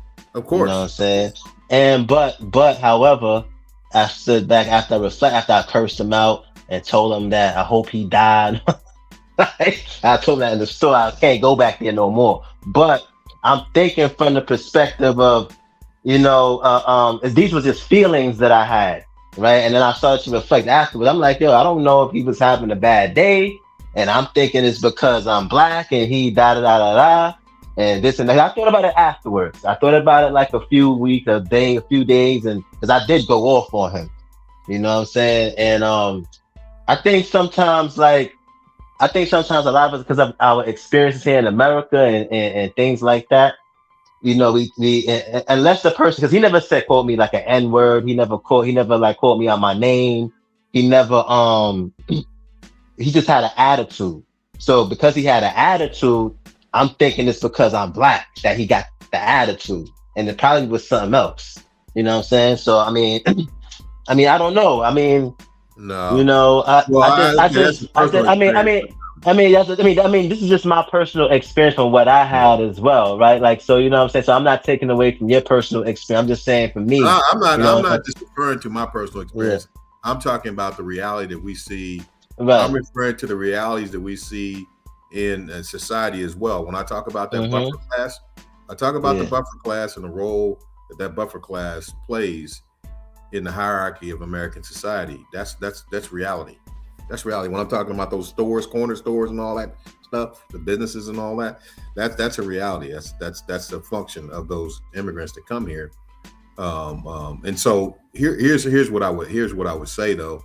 At the end of the day, that's all possible because of the sacrifices that African Americans that are descendants of chattel slavery that came through hundreds of years of living in that degraded human state, complete torture, came up. That's why I think our people here, I'm talking about African Americans here, we're amazing. We're amazing people.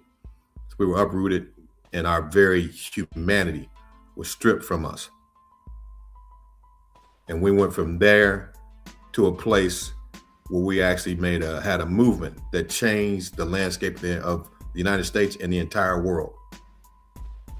I mean, unfortunately, we took some of that momentum and gave it back to a system, and they twisted it, and here we are with the images that are put out throughout the globe about who we are as a people. But we used to be a beacon of morality, a beacon of hope to the world.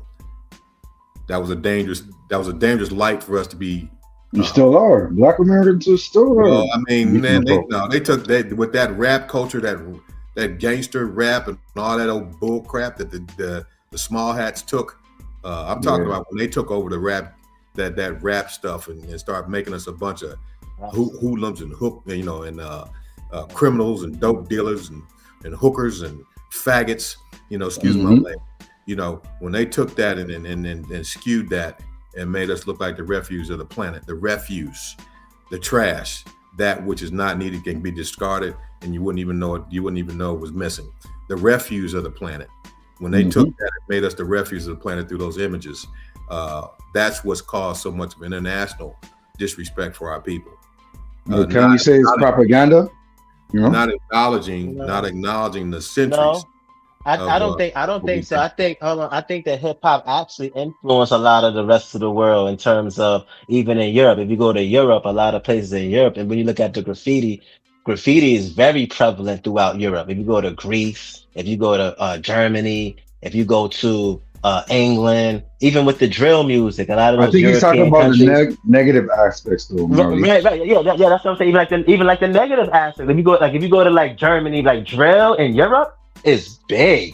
Like even the white folks and that's the drill music in Europe is huge right now. It's huge. So it's not, and even around if you go to places like even like Japan, like the carnival that's in Trinidad, Mac Mizzle, they got that over there in Japan. Yeah, the Japanese, they allow Caribbean people to celebrate in Japan, bro. And even the hip hop culture in Japan is big. Yep. It's very big. One of the dance hall queens of dance hall music, she was Japanese. Yep. I'm just saying that the images that came out of that movement, the late 80s, the influx of crack cocaine, early 90s gangster rap and all that other stuff, they just went downhill from there. A lot of people around the world, they love hip hop, bro. They love. I don't really give a damn if they love it or not. What I'm saying is the images that came out, the negative, the dehumanized images of our people that came out from that went out to the entire world. That is the basis and the foundation of the disrespect that we think that we get from other cultures. So you saying hip hop? You saying hip hop? Hip hop? Wait, Marley. Nah, I didn't accept you need to explain how y'all allowed a Japanese woman to motherfucking take over dance hall, but that's a whole different topic. You be more specific on the images that we that gangster, quote unquote gangster rap was putting out at that time. That was problematic. Mike, you there? Oh, you were asking me a question. Yeah, I was asking. Because you had mentioned the imagery of gangster rap in the late 80s and early 90s, and how it was problematic. I was asking what images specifically was you speaking on? Well, I mean, just the fact that we had a drug culture, the drug culture and the killing. NWA. NWA, Snoop, and all them. I mean, they actually laid the foundation for that garbage. And the beats were good and all that, man. I'm all good with that. But it's the verbal, it's the verbiage, it's the messages that were given out. Dehumanization. The dance hall queen is black now, though. Dehumanization of our women in that music. And the sad part about it is not so much, it's sad that it goes out to the world that way, but it went down from there. The small hats came in at that time because it was making so much money, and from there it just went to levels of. When did Jews not have control of the entertainment industry in America? I don't know. You tell me.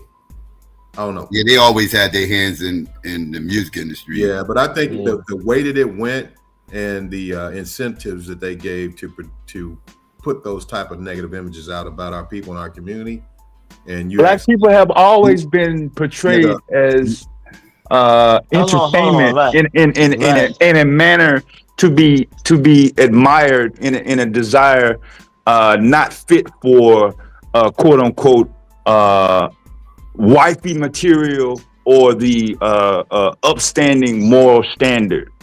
The sex symbol that's been since day one, since we got off the boat. We go all the way back to minstrel time. So you can't really say the 20s, the 30s, Jim Crow, Reconstruction, civil rights. I mean, the 70s. Talking about our entertainment. When you talk about black exploitation, I mean, what period? That was there, but. What period was not what you're talking about? That's what I was trying to point out. It's not solely just on hip hop. Even in those days, the foundation of our music. You listen to the lyrics, man. Even if it was, a lot of them was not played at all. even if it did have sort of a negative connotation to it, it wasn't just right out in the open, right? You had to be old enough to be able to understand what they were saying, to understand what the song was saying. It wasn't like, fuck your bitch, excuse my language. It wasn't all that stuff that we saw coming out of the 90s and into the 2000s, right? I mean, it was you had the OJs, Last Night the Pips, you had you name them. Yeah, I'm familiar with all of them. Yeah. Yeah. Okay. So that kind of music, man. You had Curtis Mayfield singing about Mayfield. Yeah. It was singing Marvin Gaye. Curtis Mayfield was singing about Curtis Mayfield was singing about street culture and drugs and all that. And yeah, I'm your pusher man. Yeah. But you had to be old enough to understand what that meant. No, you didn't. I was a child listening to Curtis Mayfield in the 70s. If you try to say that the music that came out of the crack era is the same as the music before that, you full of shit. No, it wasn't the same. Nobody's saying it was actually them. They actually embodied everything from the 70s, like that, all that gangster stuff. Right. Like if you look at Snoop, all samples from the 70s. All Snoop music was centered around blaxploitation from the 70s. Right. That's where he got most of his beats from. Yeah, Superfly. You look at Superfly, the Mac, and all of that. Like they had all of that stuff even before hip hop. But I'm saying, wait, Barley, wait, because I'm saying like Snoop's whole persona is centered around that, like his whole around. He's a whole exploitation film. Yeah, the throwback lowrider cars, the old school cars, the lowriders. Yeah, if you don't understand what I'm saying, I can't really.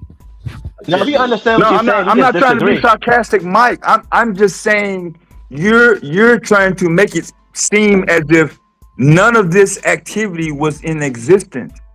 And then all of a sudden, either somebody that wasn't black or another group, and then all of a sudden this material start being published. So that's what I'm disputing. And keep let me in say this. mind, I'm gonna say this, okay? Go ahead. So this is my analogy. Say you're on a plane, right? And you're descending. You're descending into the airport, okay? So there was a slight error there was a slight amount of the music that was not positive, right? But you had to actually listen to it to get those messages out of it. I'm talking about in the 70s and everything, there was music that, like My Pusher Man, you talked about that. There's things in there that weren't positive, but they're talking about reality too. Certain realities that existed. But the bottom line is it was just like descending to the airport. When you hit that crack era, it was like, okay, fucking crash, dive straight to the freaking ground. I'm talking about it wasn't just descending to the airport. You to the airport, you actually the nose dive straight there you go. You said the crack era, I don't know, Mike. We both came up in the 80s, and I'm saying the 80s also spawned a lot of blending with pop music, crossover. Yeah. So you had the element, the Luke Skywalker and Too Short started his stuff. Yeah. But a lot of that was trying to hold on to disco.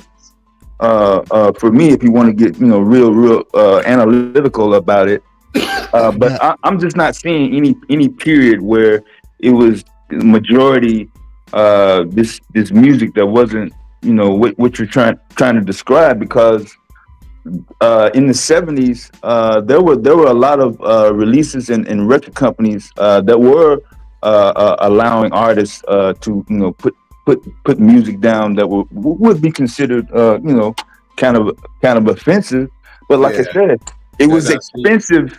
It was expensive to access music then. That was a different time. We are in internet. Like anybody can listen to anything in less than 2 seconds. Yeah, that's now. I'm talking about but you know that there's different about back in the 90s when Snoop and NWA and all of those were coming out. We're not internet then. Yeah, but you know there's music, different. That music had a whole nother vibe, man. Had a whole nother vibe, whole nother darkness, and actually it wasn't the worst. It wasn't the worst.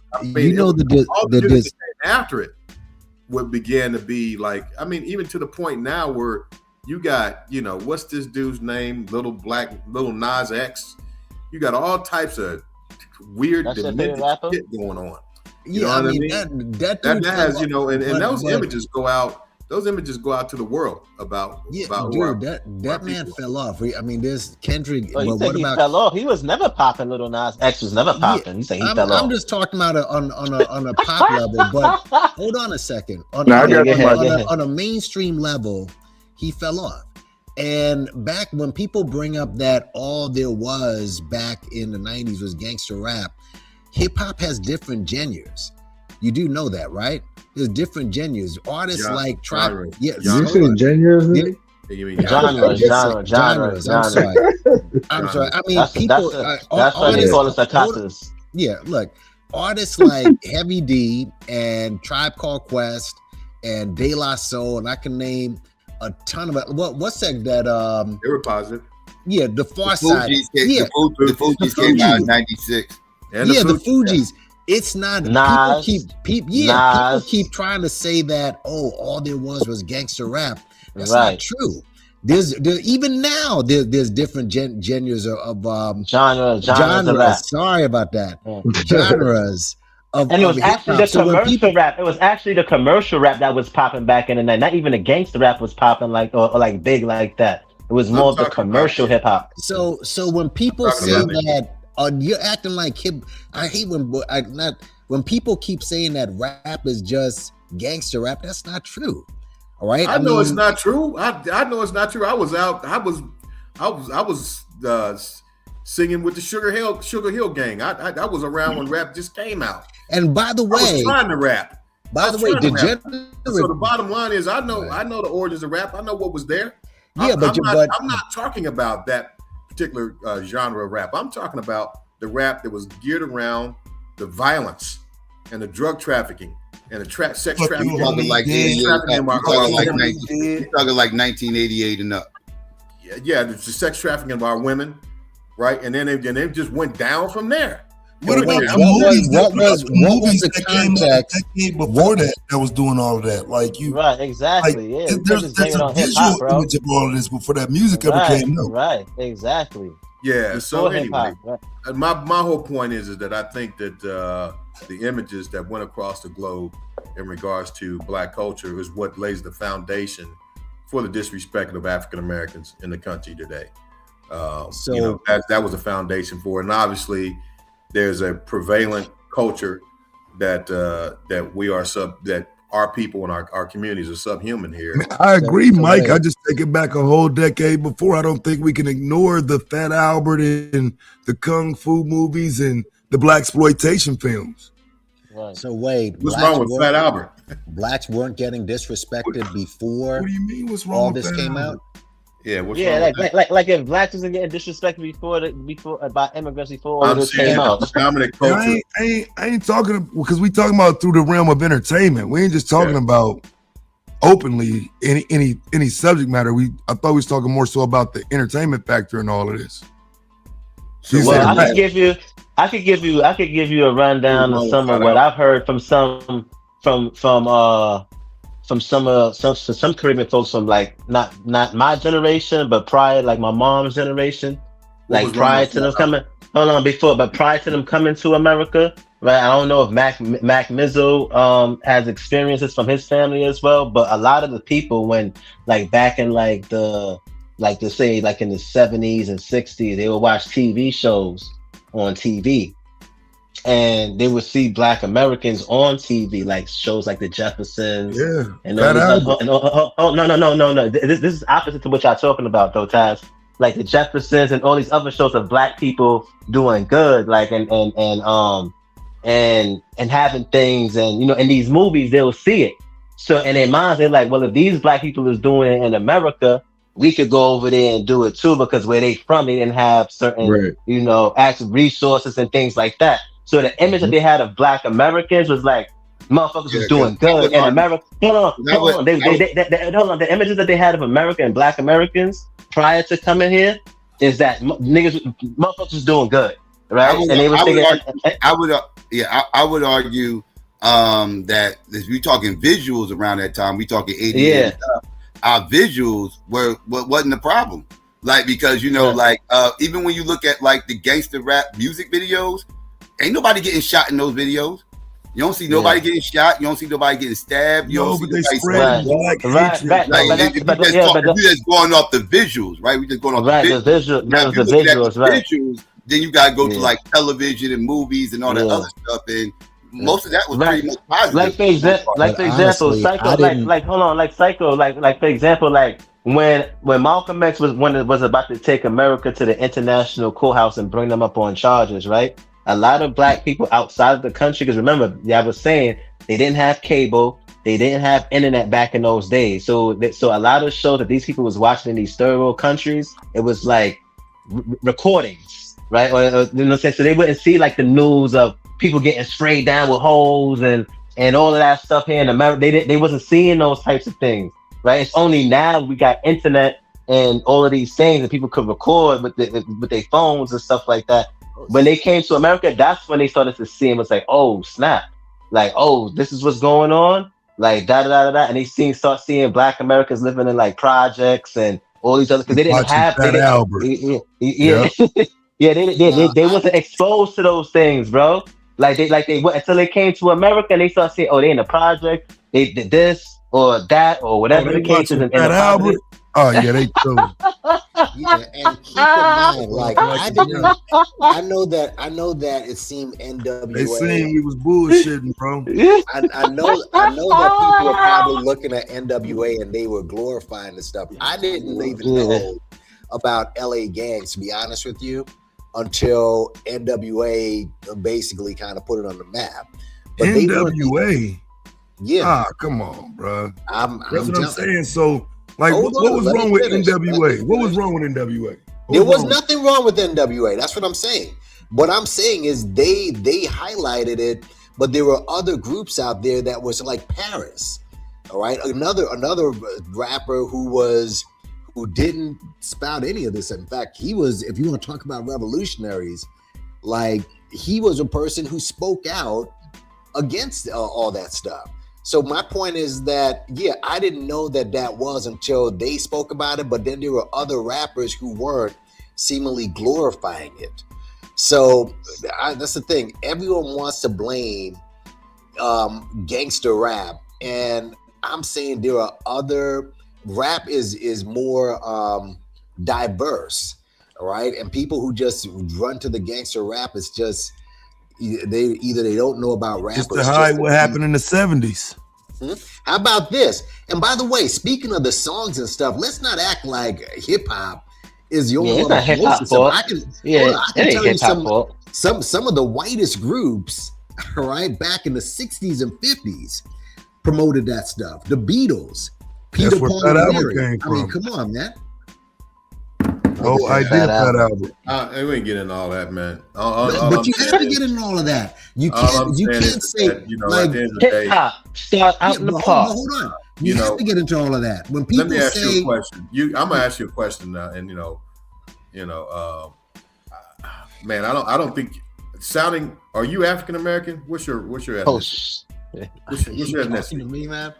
Be honest, brother. What's your ethnicity? You talking to me? This nigga FBA. This nigga might make a whole FBA up here, bro. Yeah. I'm African American. What's up? What's your ethnicity? What'd you say? Why? I said I'm African American. Oh, you are? Okay. What does that have to do with anything? Well, I just want to make sure you got tether, Mike. No, but no. Let him speak. What does that have to do with anything? Yeah, I just want to make sure you got skin in the game. Because see, if you're coming up here, you might not be foundational. This brother keep talking. My dude, you're the FBAs. Just get all out of this conversation real quick. Go ahead, bro. My bad. Go ahead, fam. We just left a week where FBAs went to the height of coonery, and you're asking those questions now? I don't know what you're talking about. They hit the stratosphere of coonery this past week.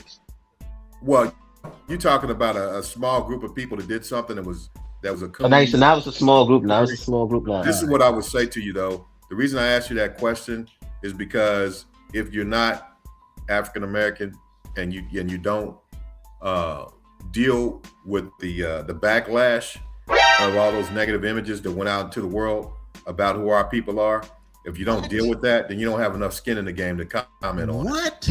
I grew up in New York during that time. What? I'm just saying if, brother. That's what I said. I said if. That's why I asked you that. Right. If you ain't foundational. Right. I don't know what to tell you, man. Yeah, that's it. That's it. You don't need to tell me anything. You don't need to tell me anything. You don't need to tell me anything. I do. You need to hear to understand. You ain't foundational, not brother. Here to argue. That tether talk, bro. Yeah, those their coonery and Samboism went on fleek this past week, and you're still on this shit, bro. You talking tether talk, bro. Wow, you don't sound like you from here. I hear you. That's crazy. That's crazy, yo. Now these are the deflections that we coming in as ego defense mechanisms to validate our perspectives on things. This where you ain't got no skin in the game, bro. You a tether. I hear you. I'll be that. I mean, my goodness. But that's crazy. But we gotta. But this is a whole. This is this respectability type of stuff that we got to get away from. Did y'all hear? I don't mean to change the subject. Did you hear what? You better change it, nigga. Hold on. Did you hear what Judge Ice pull up, nigga? For Ice pull up next to you, nigga. Now let me quit. Did you hear what Joe Mathis said the other day on Tamron? What did he say? Judge Mathis or Joe Brown? Mathis. This dude was on Tamron with his family. Apparently, his son, came out as gay. You thought Tamron Hall? Yeah, he was on Tamron Hall.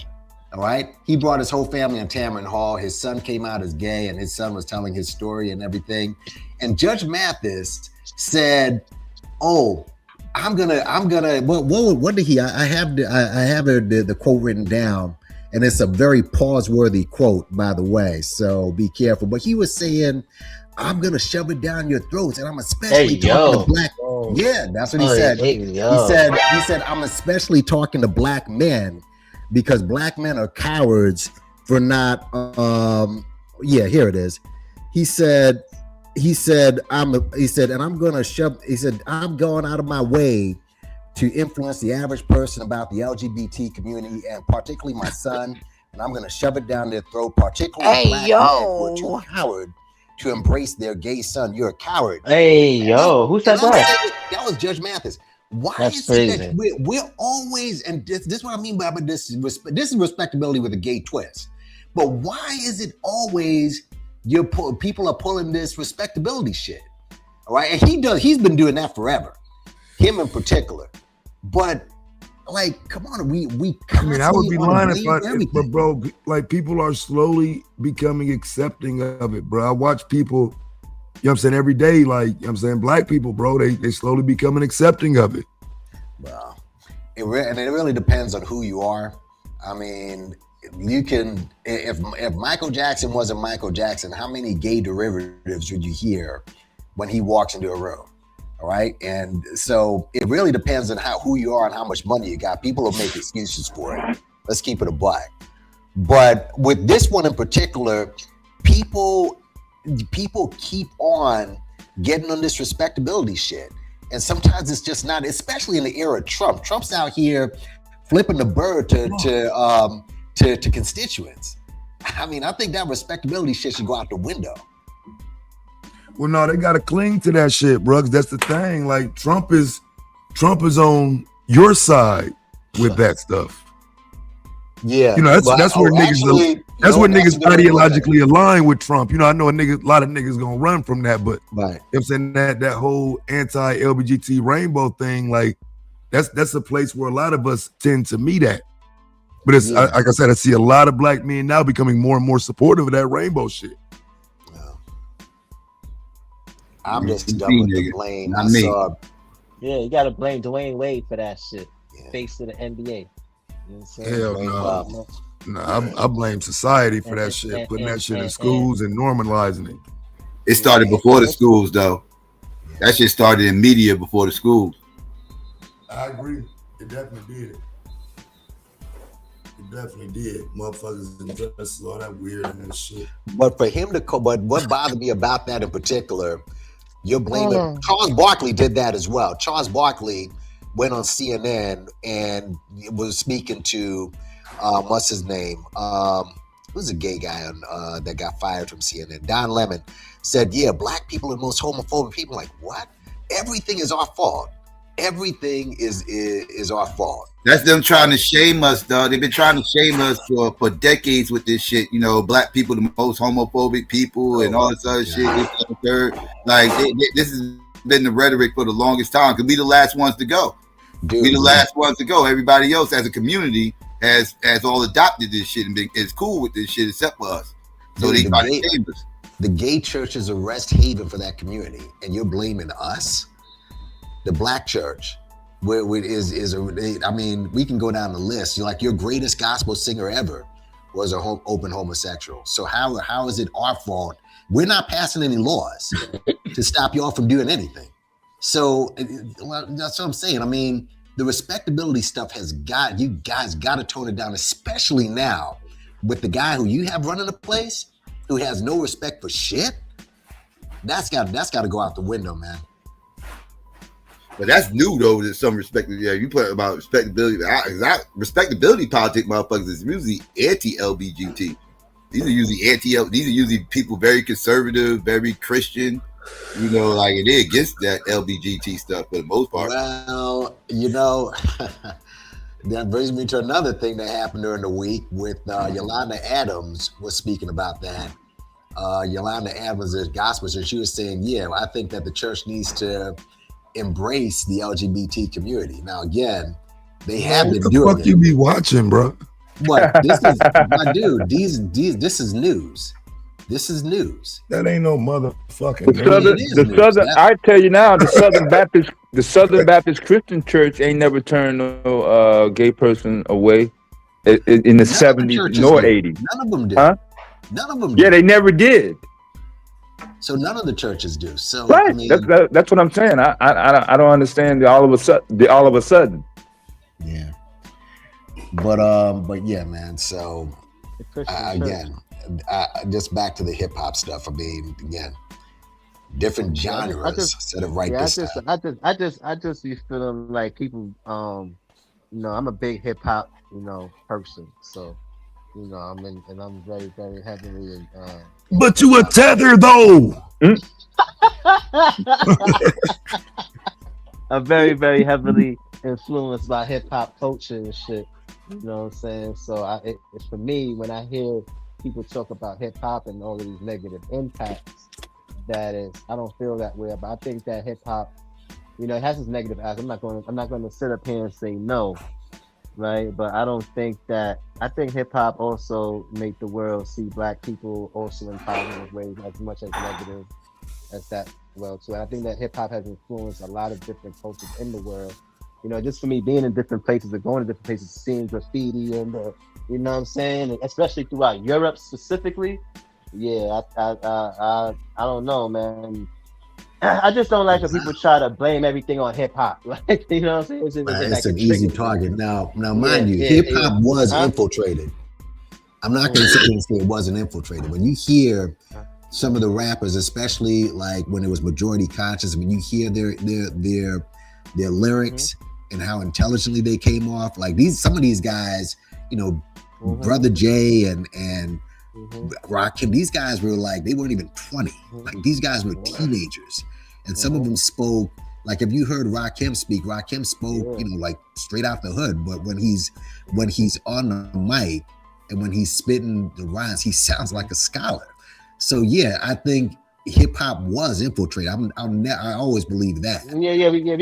I'm not saying no to those things. I also think it has its positive influence. Like hip hop guys everywhere rocking Jordans now. You go to places in South America, the Caribbean, and so that's all. Jordans is part of hip hop culture. These fashions and these sneakers, it's all part of hip hop culture. Even with the fashion, hip hop culture. You go into some of these places, and whether it's in Africa and the Caribbean, they got the dressing of hip hop culture. UK, they dressing with the hip hop culture. You go to Germany, they dressing with the hip hop culture. You know what I'm saying? They into the culture. You go to Japan, they into dressing with the hip hop culture. You know, so hip hop has a positive impact around the world from what I've seen. Hip hop has not completely done bad. Now, I do think that some of the gangsterism, it did. Some of the artists, they kind of saw the handwriting on the wall, and I remember this the interview Eric B had. He had it with Combat Jack, and he was saying such where we decided that album in '92, that was our last album. It's not like they were falling off. They still made a good album. But he said it as if, you know what, I kind of see the writing on the wall where hip hop is going and what our style is. And I think that it's best that we stop, doing this. Like even influence some people to kind of change their style a bit, but and try to be something they weren't. And they weren't able to navigate like the other artists that I've mentioned before, the Heavy D's, the Tribe Called Quest, Fugees and stuff. Some of them were able to navigate. Some of them were like, I won't be able to compete with this. I mean, they weren't about to do a Hammer, like go from, dancing and like Mr. Religious and Christian to freaking gangster, which was a disaster at the point.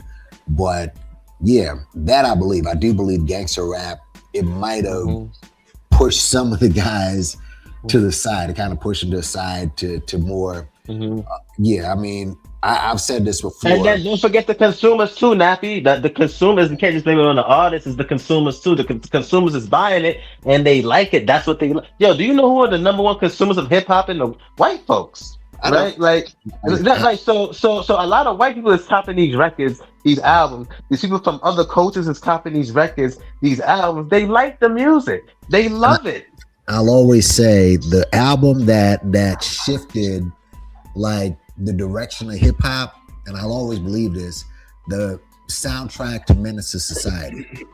That album shifted the balance as far as where hip hop was going, because you had all these West Coast artists, MC8 and who else was on there? Quick was on there, and you had the East Coast artists like Brand Nubian was on there, and Pete Rock and CL Smooth. They were all rapping like gangsters. I'm like, bro, this is, when did you talk about, shooting and killing and all this other stuff? And I remember when they did a review of it, they sounded so that wasn't because of Menace to Society. All them 80 motherfuckers went through that phase. The people that were stuck in the 80s, they was trying to keep up with the times. MC Hammer, a whole bunch of them motherfuckers did that shit. Run DMC and them was trying to look like thugs. They did. Onyx and shit like that. Like they wasn't rapping like bunch of they tried to toughen up their look a little bit and get more like street. Even though they was always street, but you know what I mean. Like they were. No, well, we're dancing around what's been accepted in society in America, and that is Dillinger, Capone. I mean, all of the mafia, through J. Edgar Hoover, all the way through Gotti. So, I mean, the rappers made it clear. I'm even going to take their name. I'm not going to even come up with my own name. I'm going to take their name since society is given the green light that this is acceptable. Now, the mafia has been acceptable for all these decades. Now, when rappers do it, it's something negative now. I don't get because the green light for white. That's a good crime point. is not the same as green light. There is no green light for black crime. That green light don't exist for your black ass. D.A.B.A.T.E come through like a debater. Yeah. But I think this it's a good topic of discussion to have, to share different perspectives on how people, I'm not completely, I'm open to hear what, Brother Mike got to say about, whoever else has something against hip hop. So, that's y'all opinions and perspectives. I respect it though. I just disagree. It's interesting. Nobody sees it. Nobody sees this from the opposite side though. Like, because I don't know. I always thought it was a conscious effort from white people to shut down gangster rap Like everybody talks about this conscious effort for white people to put out this negative image about us. That's actually not true. Like I can show you evidence of this. We can start with Bill Clinton. Bill Clinton he hated motherfucking gangster rap, didn't want that shit promoted. Matter of fact, he laid hip hop all together. He attacked Sister Soldier. He attacked the conscious sister and everything else. This is that third. He went after her because he didn't like some comments that she made. And then you got people like C. Dolores Tucker, who everybody seems to love today. It's funny, everybody loves. I'm not talking about Sister Soldier. No, I'm not talking about you. I'm not talking about you. I'm just saying like the energy with the whole hip hop kind of turned things and shifted things around this time, and they think it's because white people was playing a role in this. And I'm like, no, white people were the ones trying to shut this down. They made C. Dolores Tucker the face of their movement. C. Dolores Tucker was working with a whole motherfucking white wing ass fucking Republican to attack motherfucking hip hop. She was working within the administration. She worked under Dan Quayle directly. Yes. I said the small hats. I know. The premise is the small hats are pushing that out to do X, Y, and Z. What I'm saying is, no, these motherfuckers. But when you talking about the record industry, right now, the record industry again, if we talking about the record industry, they're gonna put out whatever is gonna make them money.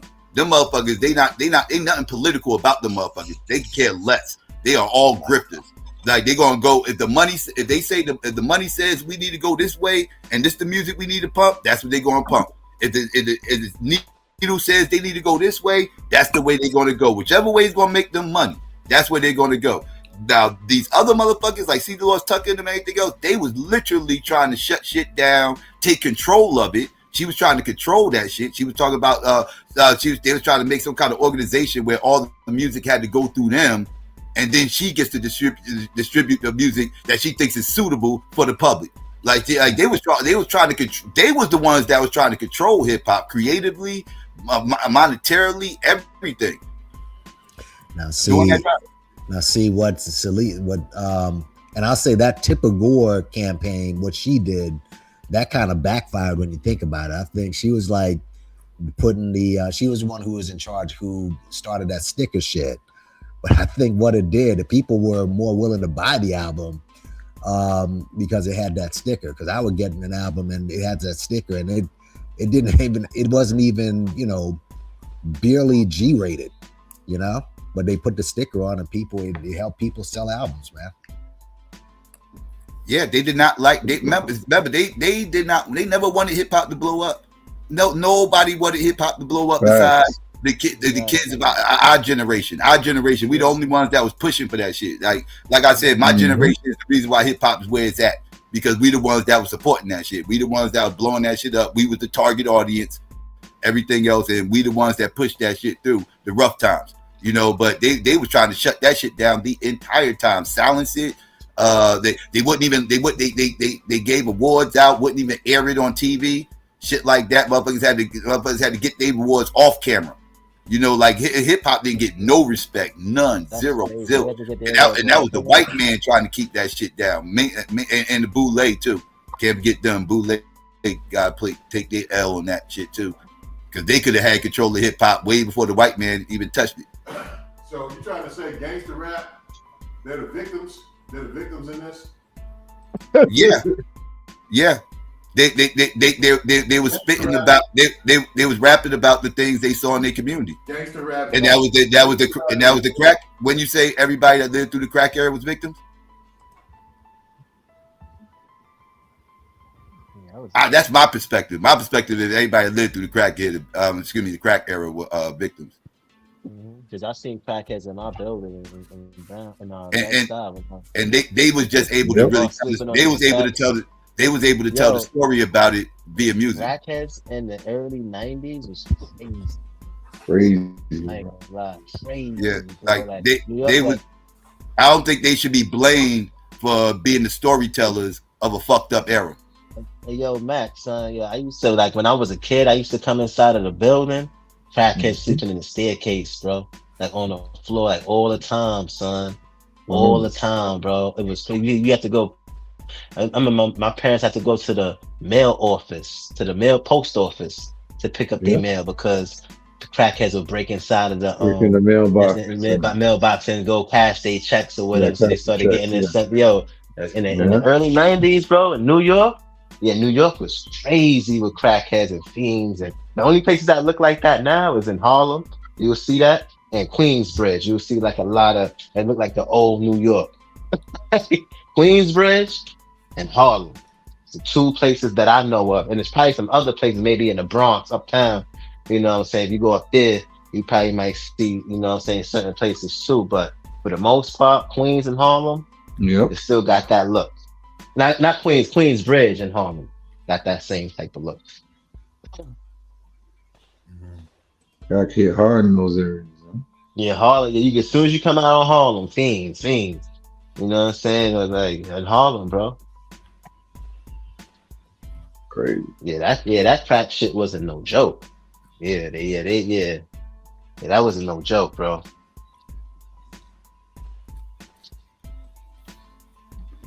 Yeah. And they were just a story. They were just a story. I think if I was from that era, I would have probably been a crack. Yeah, my bad. Oh, okay, yeah. They were just the storytellers of that ain't era. A good place to leave off, though. Right there, that was crazy. Yeah, you gotta go and clean that up, Marty, because they done already clipped it. It's on the other side of the internet right now, bro. Oh, what part? You said you would have been a crackhead. Oh yeah. No, I probably would have been a crackhead growing up in those times. Crack was the shit. He's talking about crack was the shit. Like that was like you got hate. And then he actually said it. I know, my bad. Let's not say that.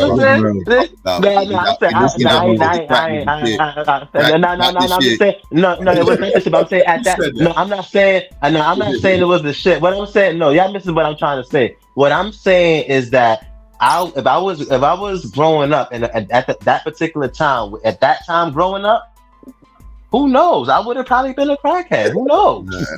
Let's not say that.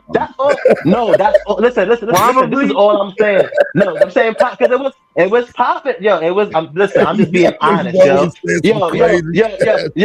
Hold on. No, hold on. Because one time my man brought this shit up to me. One time, hold on, Taz. One time my man brought it up to me one time, and I was giving him the same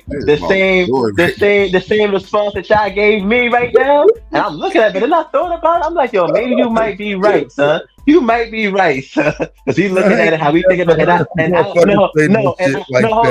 Hold on. Because he's looking at it from in our time. This is like how we judge how they did the transatlantic slave trade with the Africans, and how we look at race now. They wasn't looking at it back then. We talking about how we looking at it now, how we see it now. If we was growing up back then, we ain't know nothing about crack, and it had just came out. Some of us would have probably been crackheads over here too.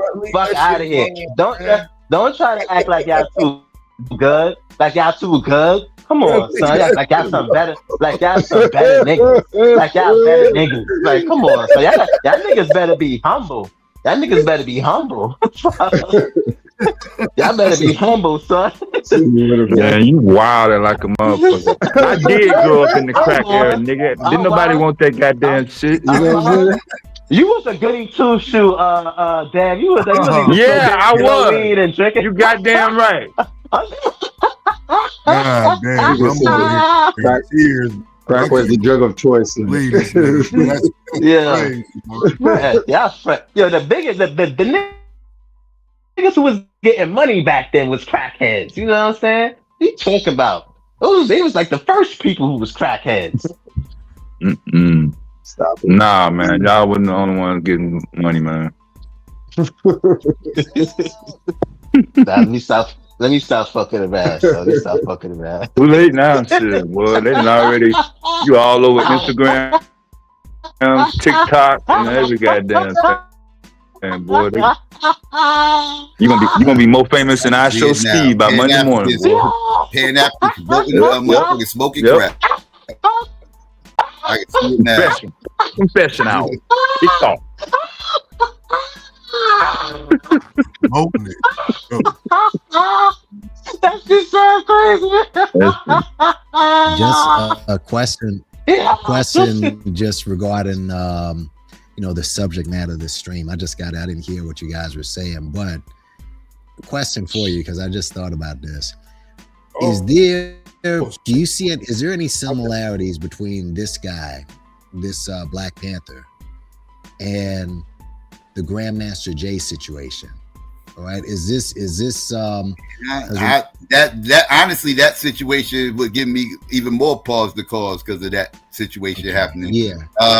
But yeah, it's like like I said, I think it's a young lord's front to try to get Black people to support the young lords movement against ICE, because I think the young lords want to go against ICE, but they want Black people to help them, and this is their way to try to galvanize Black people, because he was seen very hyperbolic about trying to get Black people on board with going against ICE and everything else. And like I said, the more I looked into this dude, like I said, they got a very, very close connection to the young lords, which, you know, that's Fred Hampton. They was a part of Fred Hampton's Rainbow Coalition and everything else, but it's a Puerto Rican activist group, right? And it's like I see a lot of Latinos looking dudes in this party, in this chapter, and they very closely associated with the young lords. And he keeps talking, and he made the comment about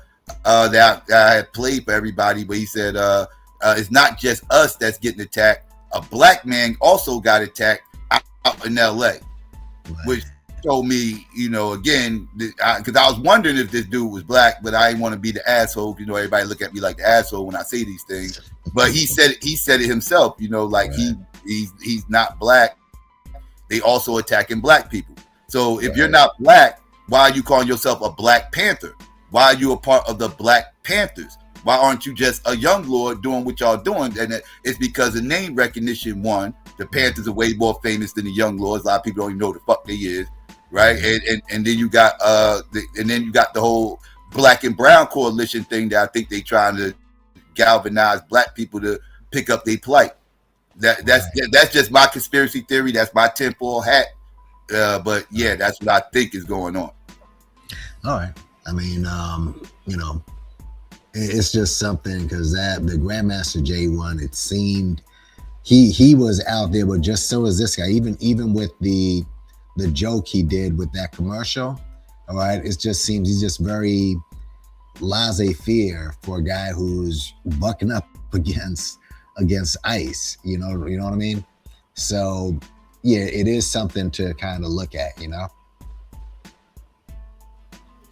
Yeah. I mean, you know, I felt the energy. Like I said, I feel the energy and all that. You know, as far as like fuck the cops and everything, but they call themselves Black Panthers. I gotta kind of like peel back the onion on this. Like, whoa, what's this? Like, so that's what makes me, because he said what? Yeah, like, you know, if they was doing this as the young lords, I'd have just looked at it as it is and be like, that's what's up. You know, I feel that. You know what I mean? Like, I fuck the cops. Right, but you're doing this as a Black Panther, and I'm like, and you talking about, you know, Black people, you know, we should be involved with this, not the Black Panther movement, but going against ICE. And it's just like, it's just like, yeah, it was just a lot of red flags there. It just seemed like, and like I said, they've been around for less than a year, so that means y'all didn't even establish yourselves till Trump got in office. God damn. I thought that was at least pandemic origin. No, they less than a year.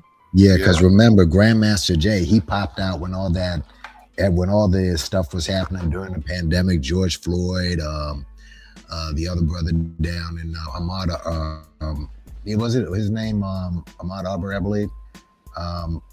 A couple of just those big events. And all of a sudden he pops out and he has like all of these members that fill up the whole park. I'm like, whoa. And I guess during the pandemic, everybody, you know, we wanted something to watch. And we were like, wow, this dude is ready. He's ready to get it in. And then people just started picking away. So be interesting to see what happens with this.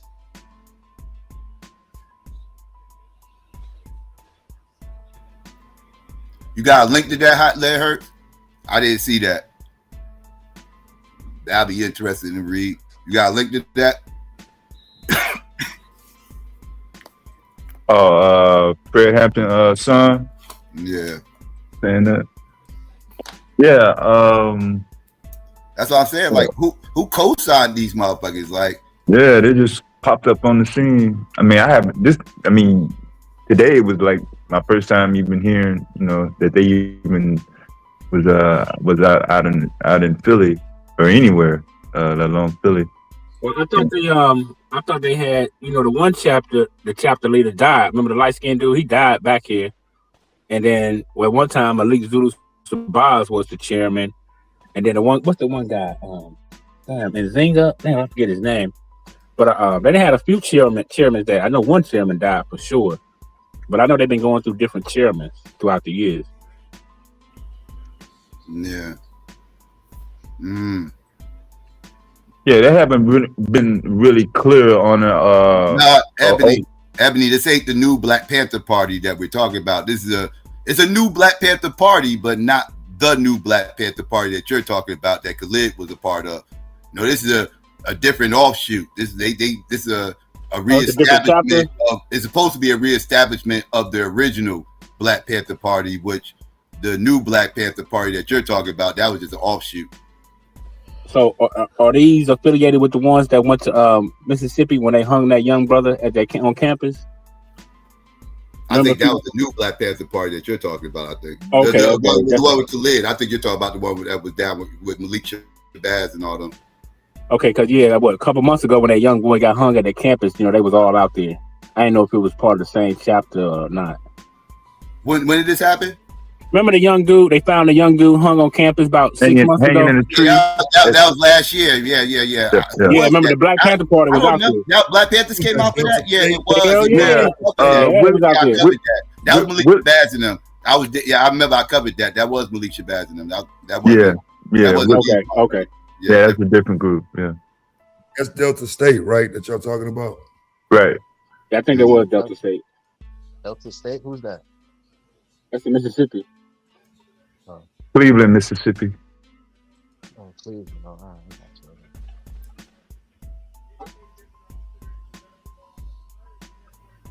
Yeah, but this group right here, that these dudes, this is a new group. I don't know. I can't find anything outside of last year from the motherfuckers. I remember that light skinned dude. Somebody interviewed him, man. I can't remember when that was. I didn't watch it, but I remember his face. All right, y'all. I'll be back. I'm about to go smoke some frills. I'm fucking with y'all.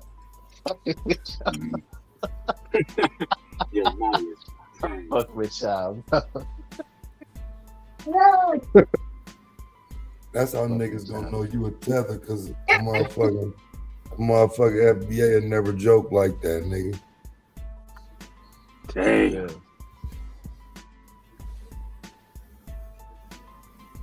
Yeah, but that Grandmaster J shit, like I said, that's what gave me even more cause to pause with this, because, I'm like, people who like to, use this type of energy to garnish up political, push political narratives, and I don't know. Like, I just got to look into this shit, and I saw a whole lot of question marks. Yeah, I mean, I understand, but that was a wild moment, that Grandmaster J shit.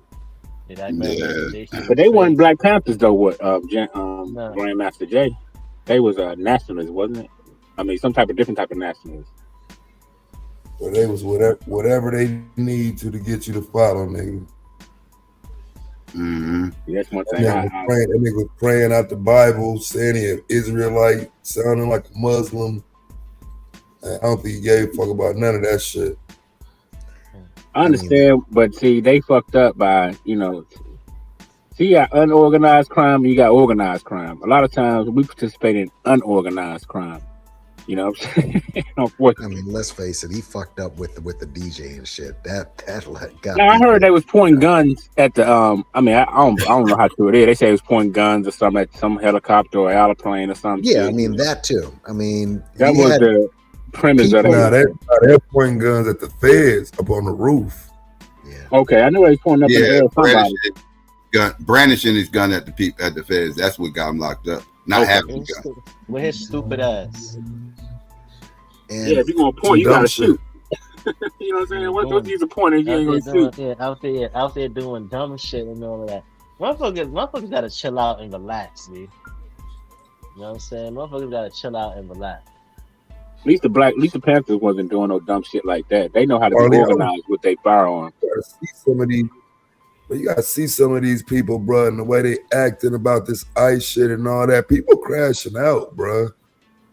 Like, for real, it's kind of sad moment, bro. Because I know how niggas feel about this shit, but some of these niggas starting to think that it's cool to just go challenge these motherfuckers. It's like, bro, stand down. Right. As long as ICE ain't killing no motherfucking body, it kind of just is what it is. That's my whole motherfucking thing. I don't see why black people out there. That's motherfuckers up. It is what it is. That's what happened with protests. It is what it is. But killing motherfuckers, yeah, that's abuse of power right there. I'm just wondering why black people always feel like we're obligated to fight somebody else's fight. We ain't obligated to help no motherfucker. Because you in America, nigga. It's not tied to the goddamn we're not obligated to do country, that, bro. Like everybody else. Shit. Man, I'm just saying. We're not Didn't you say you built? Hell yeah, but I ain't gonna go out there and get killed just because I built. I'm not gonna go out to no ICE. You're not going to defend what you built? That's just like me going to stop SWAT. Let somebody take it over just like you did this, hold on. That's like me. Shit. That's like me trying to interfere with SWAT. That's like me trying to go down the street and interfere with SWAT, going to somebody's house to get somebody. I'm not gonna interfere with that shit. Are you crazy? I mean, what got old girl killed really was her girlfriend, and when you watch that thing, it was like a lesson in black people should look at that, and that woman was walking up to a dude fully armed. Like, these guys join ICE, they don't join it to round up illegals illegally. They want to they join it for the reason that some dudes join the cops, to beat up people, to probably get their licks in. That's who joins it. So when you see a weirdo like Dean Cain saying, yeah, I'm going to join ICE, and they go there because they want to get their licks in on Antifa or liberals or whoever they think is out there protesting. Bro, so that's my whole thing is you're cannon fodder, nigga. We're stopping these white supremacists from hopping their ass in the van, suited up in some ICE gear, and just start snatching motherfuckers the fuck up. And and with masked up, they got on shit that says they ICE. These motherfuckers ain't even ICE. They could be just straight white motherfucking supremacists, just snatching motherfuckers the fuck up, and nobody's going to challenge them. Yeah, and I don't believe that girl should have. That woman should have got killed the way she did. Yeah, it's gonna take more than that, though. I mean, you could do that as the police, then fake police officers. Get fake police here and do the same shit. It's harder with police though, because them motherfuckers, like, police don't be masked the fuck up like these motherfuckers and shit like that, and just having riot gear on it. Like, it's a little bit different with those motherfuckers. Yeah, the police go down. That's what I'm saying is they present as police though. Yeah, but police had these badges out and shit like that. Like even if a police is in a uniform and he goes to lock you up, he still got to show his badge. Like, these motherfuckers, they got to show shit. These motherfuckers just hop out and show a badge. I think they got. Yeah, they just hop out and show niggas. I've never seen them show a badge. I heard motherfuckers ask them for badges. They ain't show them shit. No paperwork. It's got to be on display. I think I read that it's got to be on display if I'm not mistaken. Okay, I know. I've heard motherfuckers ask for their badge numbers and I haven't seen one give their fucking badge number. I think a lot of these people just insert it, man. They're like, I don't know what kind of recruitment they go through to become ICE or none of that. I don't know the procedure. They might just be throwing uniforms on ex-military members or something. I don't know how it works. But at the end of the day, to me, if you're going out there protesting and just, bro, you out there like a sitting duck, nigga, you gonna be cannon fodder. You know what I'm saying? Like, come on, man. Like, Yeah, that thing where that girl got killed, I'm watching that and I'm like, and she's out there with the window down, smiling at us. I'm not gonna hurt you. I'm thinking, man, if you were black, they would have mowed you down. Like, she only got shot 3 times, right? Only. No, but my thought is, if she were black, that would be times that by like 20. You know what I mean? I mean, that's what I'm looking at when I saw that shit. I mean, again, I don't think she should have gotten killed when you watch the video. But again, when you see her girlfriend acting up, you know, pressing up, like women shouldn't be running up on dudes like that anyways. But you got a dude filled with adrenaline who wants to shoot somebody. Again, these guys when they talk about they joining ISIS, it's not about they want to round people up and get them. They just want to get their hands on somebody. That's the type of people that's why they're like, you're gonna recruit just regular citizens to join ICE, to join this. Well, see, you want to get their hands on somebody. People ain't smart, man. It's almost like I used to tell the flat earthers. If you want to debunk NASA, join NASA. If you want to, you know what I'm saying? To me, that's what I would do if I wanted to get rid of ICE. Me and a whole bunch of people would go join ICE. And then it's called confusion. I'm just saying, that's the better. Get rid of ICE, so join ICE? Yeah, that's retarded. That's why you can cause disruption and corruption. That's why it's retarded. Would you turn gay to stop people from being gay? Nah, come on, man. Come on, man. That's different, man. Come on. Why you gotta do me like that, bro? Because of your logic, that shit don't make no sense. I'm just saying, infiltration. I always felt like infiltration is the best way to disorganize something. That's all. You ain't never did it, so how can you fucking speak on it? You been watching too many goddamn movies. I did it in the workplace. I did it in the workforce. You ain't did shit in the workforce. So capping ass. I joined to expose. I worked somewhere. Let me work here and expose all this bullshit. Madonna wants to. He's watched Donnie Brasco one too many times. No, I'm just saying, bro. It seems to me that'd be the most. I mean, you ain't gonna pick up arms against them. It ain't. I mean, well, I can't say that. Well, I don't know what folks gonna do, but I mean, to me, that's the only way to stop a power, right? That's the American way. America bully other countries because they ain't got enough fighting power to fight back. But people who got the fight power to fight back, they don't fuck with them. So my thing is, I always seen most nations or most organizations fall because of infiltration. But I don't know. I ain't worried about ICE. I'm worried about, you know what I'm saying? They start snatching your ass up and shit, asking you for your birth certificate. You won't care then. Nah, shit, they know better. They know better? Hell yeah, they know better. They can see you from here, can't they? Man, listen, man. Like I said, ICE ain't fucking with black people like that because they know they fuck with us, bro. This nigga, what? Well, I don't know what your community. I don't know what your community's demographics are, man. But when you live in a motherfucking community where you surrounded by motherfucking Haitians, Jamaicans, Trinidadians, and everything else, and I know when it comes to motherfucking white people, we all look alike. I got my head on the swivel. I don't know about you niggas. I live in a different city than you niggas, so that shit might not affect you. But that shit got me on my head on the swivel. I don't know what the fuck. I can feel that, Psycho, but you know, I think, you know, I mean, I can't speak for that. You know, I ain't there, so. Yeah, why don't you quit while you're ahead? I ain't worried, bro. I believe in the power. I believe in the power that protects me, bro. That's why I ain't worried about ICE. If they come get me, they come get me. Investigations up there. What happened? I said, have they done any significant investigations or any of them things up there? Not on black people. From what I've seen, they definitely ran down on the few spots out in the East Ward, which is Portuguese and Mexican illegals probably out there working and everything, because that's the industrial section of Newark and shit. A lot of factories and shit out there. Yeah, over by the port. Yeah.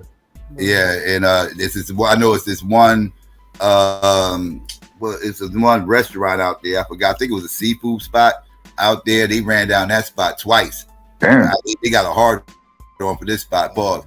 But they ran down that spot twice. And the first time they ran down, that's when the mayor got involved. And that's when he got locked up and everything else. Approached those ICE motherfuckers. And then they ran down them motherfuckers again not that long ago and caught some more motherfuckers. So, shit, if they offer me $100,000 a year, I'll join ICE. Fuck it. You'll join? Hell yeah, they offer me $100K a year. You're join for 100K more? $20,000, bro. Yeah, I'm joining the motherfucking ice, nigga. Ice, nigga. The fuck they They're give you only 100 bands for? You overqualified ass it. nigga. You can't beat them joining. Fuck it. Y'all niggas turn coat on me anyway. Fuck it. I'm joining ice, nigga. You'll be cool with some goddamn motherfucking chicken coupons and shit. Yeah, 120K a year? I'm out of here. You said 100K a year?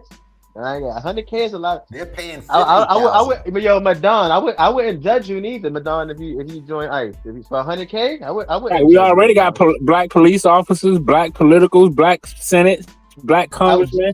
Madon, do your thing. Just don't do it for 20,000 though. Oh hell, it got to be 100K or more, bro. Yeah, got to be 100K or more. Yeah, if you're doing it for 100K, you know what I'm saying. If you need a job, Madon, and you want to get them benefits and do your thing, bro. You an American citizen, bro. Hell yeah, nigga. I got. I'm strapped up. What, yeah, nigga? You better take advantage of all the opportunities that you can here, brother. Fuck that, nigga. Man. They want to hire my black ass. They know my background. They want to hire me. This don't do it for 20,000. They want to hire my black ass. This don't do it for 20,000 though. Yeah, nah, nigga. You crazy? It got to be 100+K, man. And I'm only working part-time. And you're gonna be a part of making America great again, because you're gonna be getting rid of the people who's digging into the pockets of the economy and the taxes and shit. Well, just by me working every day, I'm making America great again already. By working my job that's supplying Americans with cars and shit, I'm making America great. So why not go ahead on and join? Why not go ahead and go and join ICE? They give me 120K a year, bro. I'm with it. Just part-time. Fuck it. You know what I'm saying? You would do that shit for 20,000. Yeah, nah, man. They have to be 100K, man. I gotta have a vest. I gotta have access to all the weaponry. I gotta have access to all the guns I want. I gotta be able to keep my guns, huh? When done 100K with benefits, and you want benefits too. You want oh yeah, the benefits gotta come because one of these you want the 13 sick days. One of these motherfuckers might try to attack me, you know. You want the 13 vacation days. You want your 6 personal days. You want the 100, not 100K. No, I'm only working part-time, bro. That's my agreement. It gotta be part-time. Oh, it's part-time. Yeah, just part-time. Part-time. Hell yeah, part-time. 1K, 90K. Nah, you're not getting hired. You're not getting. Nah, let me stop, man. Let me quit capping, bro. Nah, I ain't fucking with no ICE. Nah, I wouldn't judge you if you was fucking. If you was down like you was working with ICE, I wouldn't judge you. Oh, I wouldn't be worried about nobody judging me. Trust me, believe that. Nigga, I had 100K, all the artillery I want, bulletproof vests. Nigga, I be slanging vests. I've been fucked around and got arrested working for ICE. This nigga just sold guns and everything. Shit, nigga, what? I'm strapping up the whole hood. Oh shit, man. That's why you probably hardly rarely see black ICE members, bro, because they know we gonna stockpile them guns. I know that's what I'm gonna do. I'm gonna be getting bang. I don't know when them niggas stole my gun. I be stockpiling guns. You know what I'm saying, Man, nigga? as soon as you lose your gun and you lose another one and you out, you lost your job. You can't just be losing a gun and tell me you lost your gun and go back and they gonna give you a gun. You think they stupid? I'm just talking shit, man. I'm just talking shit. Yeah, I know. But now, if I'm the people in Minnesota, black people, stay out of that business, man. Mind y'all business. Now, if they come for us, that's when we, you know what I mean? But where they gonna send us to? Yeah, they can't send people. They can't. The people who was born in the country, they can't send them nowhere. They can't send them. Where they gonna send? First of all, anybody who they try to send to another country, if they don't have any documentation saying that they're from that particular country, that country's not taking them, and America cannot force them to take them. So the people who are born here, whether you're descendants of slaves, firstborn generation, whatever the case is, if you're born here, unless you was a naturalized citizen, you can get deported if you commit a crime, you got a felony. You know what I'm saying? They don't want to send me out of the country because I'll be on that plane with all the military. I'll be on the plane with the military people. I'll be praying that motherfucker crash. Lord, please let it crash. Crash this bitch right now with all us on it. Nigga, that's how to take my mouth up. Say what? You a damn lie, boy. get the wind of what you talking about, clip this goddamn audio and throw your ass off the goddamn plane. Man. That's all right. Throw me off this bitch. Nah, Madonna, but you should definitely go try to see if ICE is hiring, bro. I'm sure you don't need like no college degree. All you need is a high school. What the fuck they gonna have to come? I'm not going looking for them. They had to come to me, bro. It don't work that way, Marley. I'm not gonna go out my way to go join ICE. They had to come recruit me. Say, hey, Madonna, you want to join ICE, man? We give you this and woo, woo, woo, woo.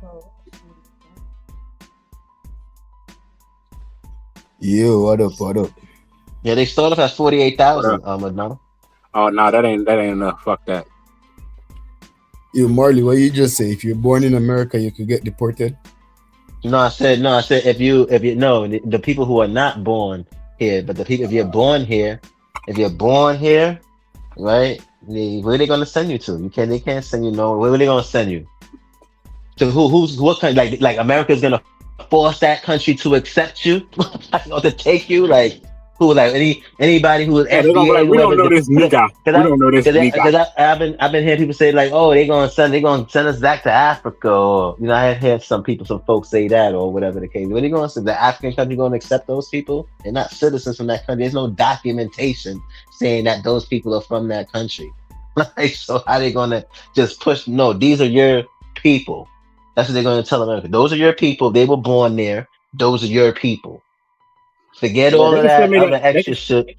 They can send me to Africa if they want to. But they can't, Madonna. What documentation does Africans have of Madonna there? That Madonna was born in Africa, that he's from this particular African country. They have none of those documents. They gotta prove that you're from Africa. They got to send me to Africa. They would have to send me to space because they can't send me nowhere, no motherfucker. But no, I go to Africa if they try to send us. We'll be out, ISO Speed is already out there. The young God is already, breaking foundation. They could legally dip your ass to Puerto Rico. Man, you don't know how many women in Puerto Rico? Bro, I'll be in heaven. Yeah, that's what you think. I'll be out there. I have 100 kids, nigga. Yeah, but you're right though. If you're born in America, you can't get it. Even if your parents are from somewhere else. Yeah, you can't. Yeah, even if your parents is from somewhere else, they cannot support you, nigga. No, I'm like MC Hammer. Now, if you're a naturalized citizen and you committed a crime, and depending on what type of crime it is, you can lose your citizenship. You can they can't. Yeah, you can lose your citizenship, and they can deport you. However, too, even in some instances, depending on the crime, that country that the person is originally from. Back to what I was saying earlier, if they think that American criminals are too advanced. So if you've been in America for a long time, for a very, very long time, there's a possible chance that the country might not even, where you from, might not even take you back because of the whatever policies and stuff that they have. It's like, nah, they gotta stay there because they've been in the country, they've been here for so long, for so many years. That's what happened to my brother. Ebony. That's the only place they can send me to space, bro. Because I'm out of this world. I'm not, what I'm saying? I'm not of this world. So that's the only place. If America wanted to get rid of black people, they can really send us. But I mean, they can send you out of Africa. But it ain't gonna happen, man. To be on the real, for real though, they can't deport black people, bro. What they gonna send? Like you said, what they gonna send us to? No, they can't deport. Listen, they can't deport nobody who was born here, Madonna. Even if you're Chinese, right? If a Chinese person that was born here, an Indian person. Nah, they can't deport you. Yeah, they can't deport you. Like if you were an Indian who was born here, Madonna. Even if your parents is from India, Madonna, they cannot send those. They can't send that to a bad week or a bad couple of months. You could be one of these Negroes walking around here who don't got no ID. I would feel bad for anybody one of those niggas. I was that nigga at one point in time in my life. A lot of those people get caught up in the ICE ring right now. Yeah, and you totally a citizen here. You just ain't got no ID or whatever. You might have other charges you trying to avoid. You trying to avoid some other shit and get swept up in this bullshit. I told you about the dude that got deported to Jamaica, and he was born on a army base in Hawaii. So he's technically American citizen. No, we ain't doing no technicalities. He is an American citizen. He was born in American soil, and his parents served in the military. No, that count. Yeah, you already in the system. That's like with the president. What's his name? McCain. Hawaii President McCain is. The funny thing is, dude, President McCain was like that. He wasn't born. Hawaii wasn't a state in the years necessary. It don't matter where it was at. It could have been in Germany. Yeah, it's true. Not Taz. It's true, Taz. That's like McCain, Taz. McCain was born in. Hold on, McCain was born in Panama. He was born in Panama, but on an American base, so he's considered to be American. Even if you're born in another country, but you're born on American base, like on the soil, that's considered American soil. You're still American. Yeah, that's crazy as hell, bro. You understand that it's not American when the state doesn't even exist yet. Hawaii didn't exist. It doesn't matter what the location is. I see what Taz is saying. I see what Taz the military, the military installation is what's making him American. Could have been in the middle of the Atlantic Ocean at the time of the Civil War. Say that again. There was no military installation at the time of the Civil War. Oh, you going before that? Yeah. That's when after the fact is when y'all coons went over there and helped them build all of that. That's right, you coons. That's crazy. We get called all types of names over here. Yeah, man, y'all help build up American bases in other areas, and now just because you born on a base over here in some place, no man's land, you automatically be an American citizen. That's crazy work. No, most of the labor that was built up in foreign lands was done by the people that lived over there. That motherfucking military didn't do nothing but walk around and make sure motherfuckers didn't run. What is y'all talking about? How you know? They didn't drag motherfucking Americans from over in the goddamn America to go build in other countries. What the fuck is y'all talking about? Yeah, well, I'm talking about the military bases. They didn't build. Yes, they did. U.S. soldiers did got build motherfuckers that was already there. Fuck is you talking about? What about all them Asian? They went over there and made other people build half Japanese, half white. Yeah, they pointed the guns at him and said, "Hey, build this." That was born on a military base. That live in America. Right. Man, I don't believe that. They might have occupied a building, but most time America built a lot of them bases that's over there, bro. Stick to your goddamn Bible, nigga. Stay out of geopolitics. You don't know what the fuck is going on. I'm the world, nigga. What are you talking about? You ain't shit, nigga. Damn, man, listen, man. Bro, if I gave you a centimeter, if I gave you a centimeter of the knowledge I got, I don't give a fuck. Be a superstar. Man, look, ain't nobody trying to hear that motherfucker. Just shut the fuck up. Oh shit, this nigga Dev. Wow. You know what I'm saying? Yeah, I mean, if I gave you an inkling of this knowledge and wisdom I got, bro. If you gave me anything, I'd slap the fuck out you and laugh at you. You'll be a better old man. Film it. Post it on goddamn Twitter.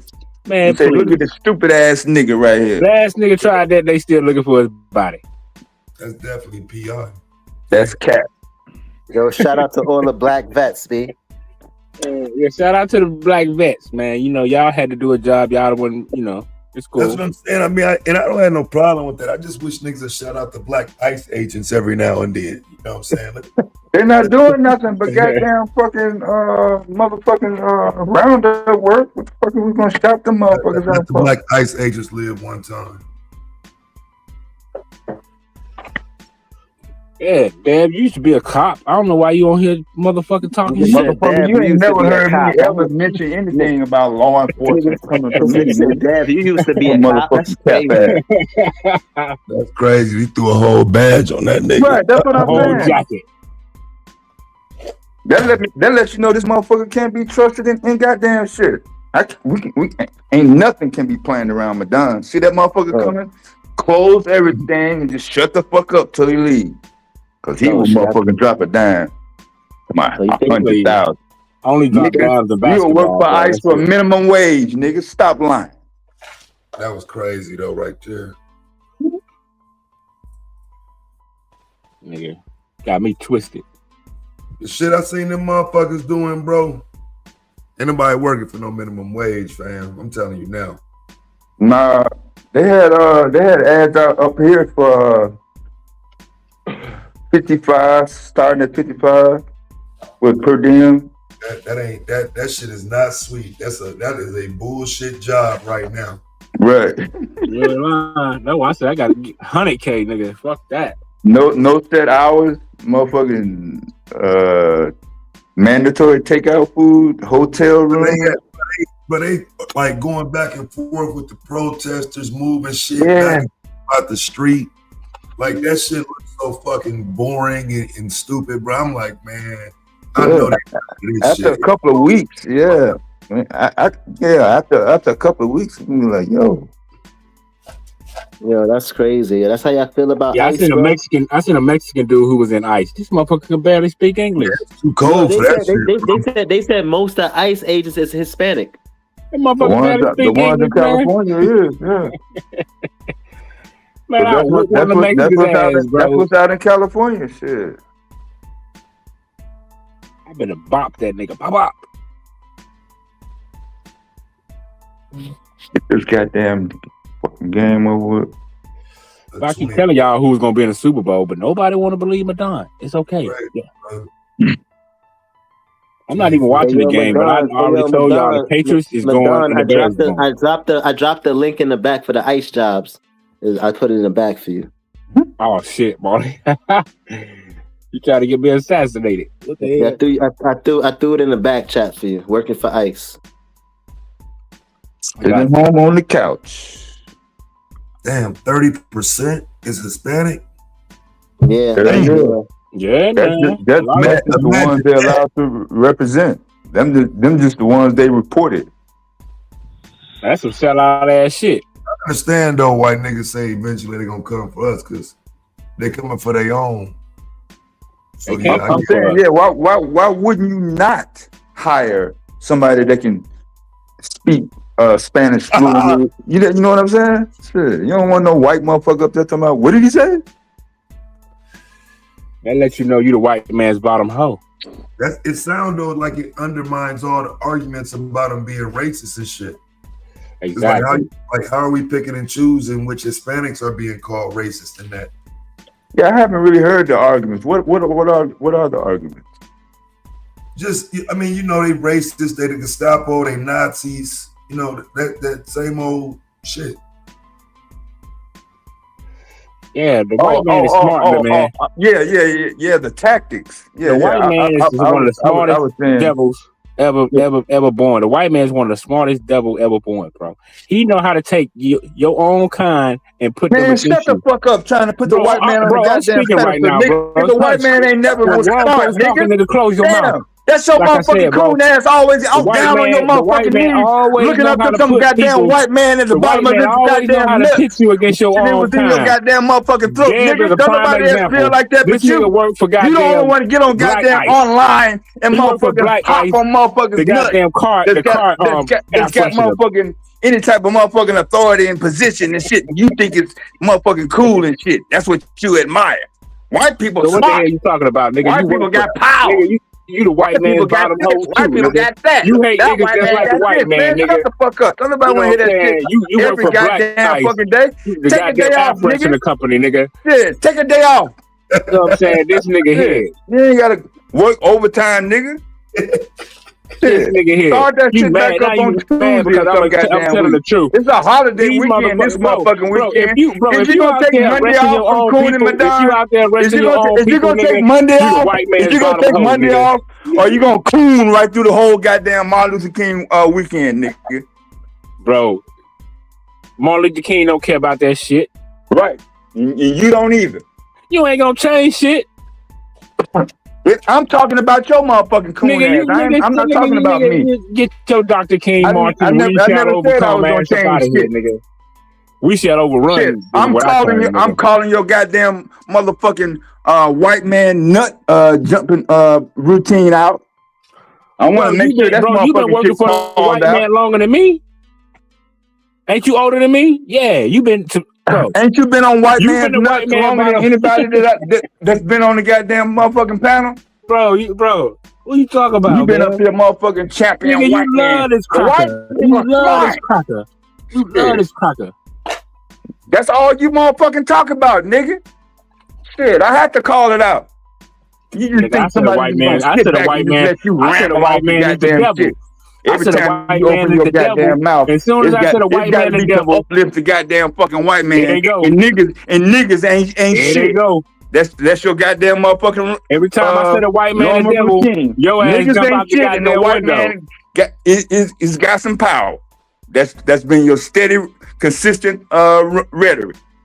Ain't never it's a changed. fact. It's a fact. I don't give a fuck if you change, nigga. Stop getting mad because I called your goddamn coon shit out.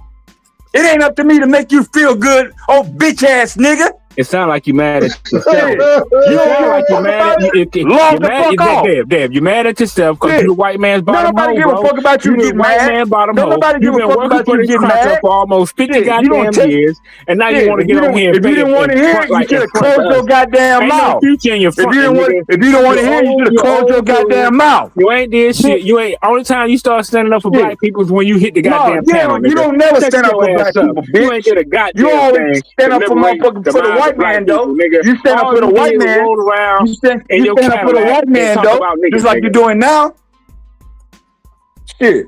Oh, want to be goddamn in control ass. You waited till YouTube started goddamn patrolman in control. That's why you started talking about want to work for ICE. Nigga, you want to work for ICE so you can round up niggas. You's a tether. With your coon ass. You know what I'm saying? You a goddamn tether. You know what I'm saying? You waited all this time to start speaking up about black issues. Man, where were you at in the 90s, nigga? Where was you at? Spinning records? Man, you weren't doing shit for black people, nigga. Your shit don't even make no goddamn sense. Shut your ass up, nigga. You an old lion and you wore out. You tell on your own goddamn self. I'm just saying, you're an old lion and you wore out. You ain't got no more fight in you, nigga. Motherfucking shit you ain't got no more fight, nigga. So lay your rusty sword to the side and let us young guys handle this shit. Bitch, you ain't young. You old ass motherfucking coon. What the fuck is you talking about? Talking about you young. You better get the fuck out of here. Who the fuck you think you talking to? Oh my God. Fuck that.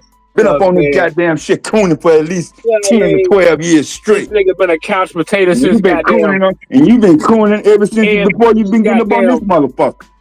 You know what I'm saying? But ain't nobody, it ain't been too many people just call you out at random. You don't like you shit when I do it. Married with ain't children. Up to me, motherfucker. You old Ed Bundy ass nigga. That's all you an Ed Bundy sitting on your couch ass nigga, bro. You weren't doing shit. Them the only examples that you know, because that's them the type of TV shows. Nigga, I know your life. Nigga, I know your whole life. That's the type of TV shows that you watch today. That's you called it right. You watch Ed Bundy every motherfucking night. That's married you, with nigga. children. I can tell, nigga, you was sitting on the couch watching Married with Children. You probably was a goddamn shoe salesman. Right. Sit your ass down, damn. You ain't ready, man. Bitch, make me sit down with your motherfucking coon ass. You ain't gonna make me sit down or shut the fuck up. As long as you motherfucking cooning, I'm gonna keep calling it out. Whether you like it or not. I don't give a fuck about your motherfucking feelings. Ain't you figured that motherfucking bullshit out by now? I don't know what you're talking about. You still the white man's bottom hole at the end of the day. You can say anything you want. I know you the white man's bottom hole, bro. Every time I say the white man the devil, you jump out the goddamn window. But I'm not surprised because that's what you old coon ass broke back mountain ass niggas do. Let's go.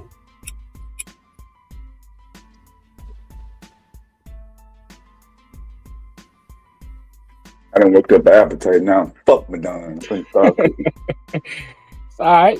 You still my black brother. Wow. No comment. You know what I'm saying? Man. Are we getting down? Yeah. I might have to take. Marley, I'm gonna have to go look for that, man. Because if I come ICE, I might just join ICE just to come get Dev ass. Come get you up off that couch, nigga. 49ers game on Fox, Taz. What'd you say? 49ers game on Fox. Yeah.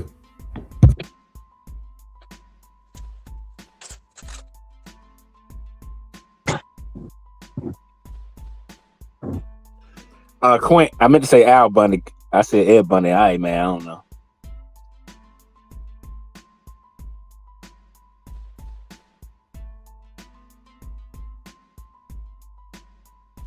Yeah, I might just join ICE to come get you, Dad. Keep talking. I don't give a fuck who you join. Show up with my goddamn little body. That's the last goddamn day we show up at. Oh man, all right, man. I'm done.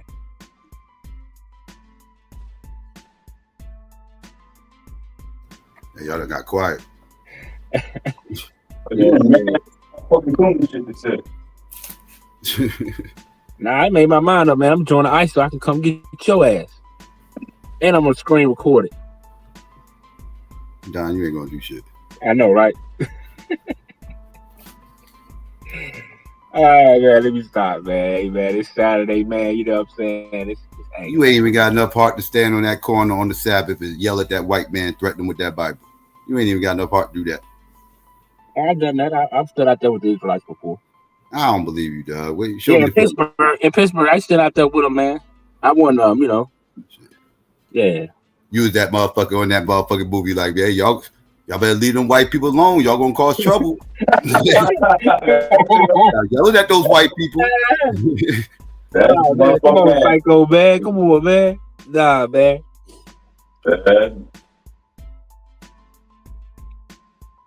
Now, if y'all was going out there doing something dumb, maybe so. But see, that's what I'm saying. Should we be applying that to ICE now? Because that's what I'm saying. Niggas making it seem like black people should be out there protesting and using those examples. What? The Israelites? Nah, I'm talking about just history in general. Just forms of black history. Yeah, but we wasn't out there fighting for immigration historically. That wasn't our fight. I mean, I agree, but I mean, the argumentation being used was all oppressed people. Yeah, that's some people's position. That's some people's position that, that's the humanist take on it. This is all oppressed people and everything else. Even though I don't think that Becky should have been shot and killed, I don't look at it as being oppressed. I got a hard time calling her oppressed, but she was. I don't feel like she should have been killed. But oppressed? No, I can't call her oppressed. Hell no. Nah, she wasn't oppressed. Hell no. Yeah, I wouldn't call her oppressed, but I mean, I think that's where the argument centers around. Yeah, it does. Y'all black people, y'all don't do nothing. Y'all, we next. Like, nigga, what? Man, please. This ain't the same fight. It's not the same fight. I'm saying. The people that's making them arguments obviously are in a generation gap times 2 at least.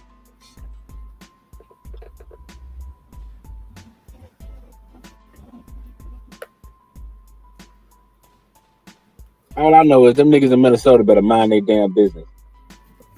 That's what they better do. They better mind their business. Incomplete. Yeah. I won't be out there with white people business. This ain't white people business. Well, I tell white folks, y'all going out there. I let white folks do the fighting. I'm saying they fight. One of their Becky's died. Isn't that their fight? Well, now it is, since they done inserted themselves within it. Yeah, it's their fight now because one of their own killed their own. One devil killed another devil. So, yeah. Yeah, I agree. White people fight the fight, and they should fight it. Yeah, I'm waiting to see. We have some people that's going to jump on board. Obviously, the Latinos are going to jump on board because she was defending the Latinos. You're going to have black people that's going to jump on board just because they feel like it's the right thing to do. I know, right? We should be having our popcorn, man, and just watching from the goddamn computer screen or TV screen. That's what we should be doing. And, while they in fighting and doing all that, we need to be building up what we need to be building up and watch the show. Because that's all I'm going to do. I'm going to watch the show and get my opinion on it. But I'm not going to join no fight against ICE. Like, niggas got to be out of their goddamn mind, in my opinion. You know what I'm saying? I mean, I understand the plight, but the fight ain't the same. I just wonder how this is going to play out for like Monday when we dealing with Dr. King's day and we have to deal with the argumentation he was using. I think that applies to Renee Good. You know what I'm saying? That kind of that rainbow coalition. I would agree. Dr. King would totally be marching for her today if he was alive. I agree with that. Yeah, he would support all of this. And that's what Dr. King will be wrong at, unfortunately. Nah, that's where you niggas wrong at. It's time to get out there and support her if you're gonna really do it, nigga. No more talk. If you say I let them go. Yeah, I tell them, nigga, y'all wanna go out there and go buck up against ICE? Go right ahead, nigga, but don't say you ain't been warned. Shit.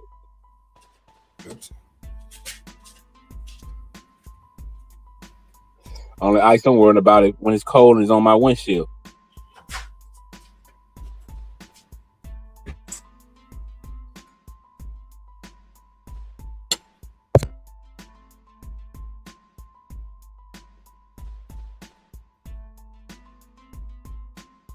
But yeah, that's the problem with black people, man. Bro, I'm gonna tell y'all like Dr. Amos Wilson said, we're not obligated in any kind of way to help or feed any motherfucker before we do it to our own. That's the only obligation we got, is to help and feed our own kind, man. We're not obligated to help the Hispanics. We're not obligated to help them. Now, if we want to, yeah, we can, but we're not obligated. You know what I'm saying? Motherfuckers trying to make it like it's mandatory for us to go out there and be crash dummies for these goddamn white man bottom hole motherfuckers. But go ahead. Madon, if you don't want to help them, you're racist. Well, you call it what you want. Nigga, they ain't help us. Ain't nobody come help us. The Arabs didn't help us. The Mexicans didn't really help us when we was fighting and doing that shit. Well, nobody helping us, but everybody want us to be the cannon fodder for they motherfucking asses. All I'm saying is help us do what? Shit, I'm talking about all the movements we have. They want the Hispanics went out there deep. The Arabs went out there deep. To do what? Help us do what? I'm talking about any movement we had, whether it was civil rights movements. Every goddamn nationality was out in motherfucking every goddamn movement. Which one? I'm talking about. I mean, you had speckles. That ain't shit. I'm talking about in mass numbers. Yeah, you probably had 4-5 Mexicans out there. You probably had 3-4 crackers out there. Okay. Nah, it was way more than 3 or 4, nigga. What are you talking about? Man, most of them was out there for the goddamn nigga. They was informants, nigga. Madon, is it acceptable for U.S. citizens to interfere with ICE, the police, or the army when they're doing their job? You said the army. Nah, you shouldn't interfere, man, because they know who they looking for. They say, okay, we track them down to they might be in this building, they might be in this building. Bro, why are you interfering with them trying to go after people they didn't, they damn almost know where they at, right? So they know who they kind of going. But if it's a raid and your ass is in there, yeah, you're gonna be subject to whatever happens. But my thing is, why interfere with what's going on, man? You going against. I mean, some people say, "Oh, well, yeah, you being docile." But my thing is, they ain't going after niggas. Now, when they start going after niggas like that, now it's up. But until then, I'm like, Outcast, hush that fuss. Wait a minute, didn't this show start giving an example of them going after niggas? Them niggas was caught up being within that, And yeah, that's not that was bullshit. That's bogus. At the end of the day, if you over there fucking with that protest, you fucking with the protest. And what I heard was they went there because her mom was there. So you're there. It's not like these were just random people. No, you're there. Where these motherfuckers fucking with ICE. Stay the fuck away from that shit. Mm-hmm. Exactly. You don't fuck with the police when they conducting a raid. You don't go save them niggas. Oh, let's go help the nigga. They ain't do nothing but slang a little coke. I mean, we talking about illegal shit, right? We talking about illegal shit. So why ain't y'all going to stop the police or the SWAT when they busting down and kicking down niggas' doors? and say, "Hey, man, yeah, it's illegal, but wait." Because you're selling dope to the community. Well, we talking about illegal shit. They hear illegal. We talking about something against the law and something being illegal. We talking about illegal shit.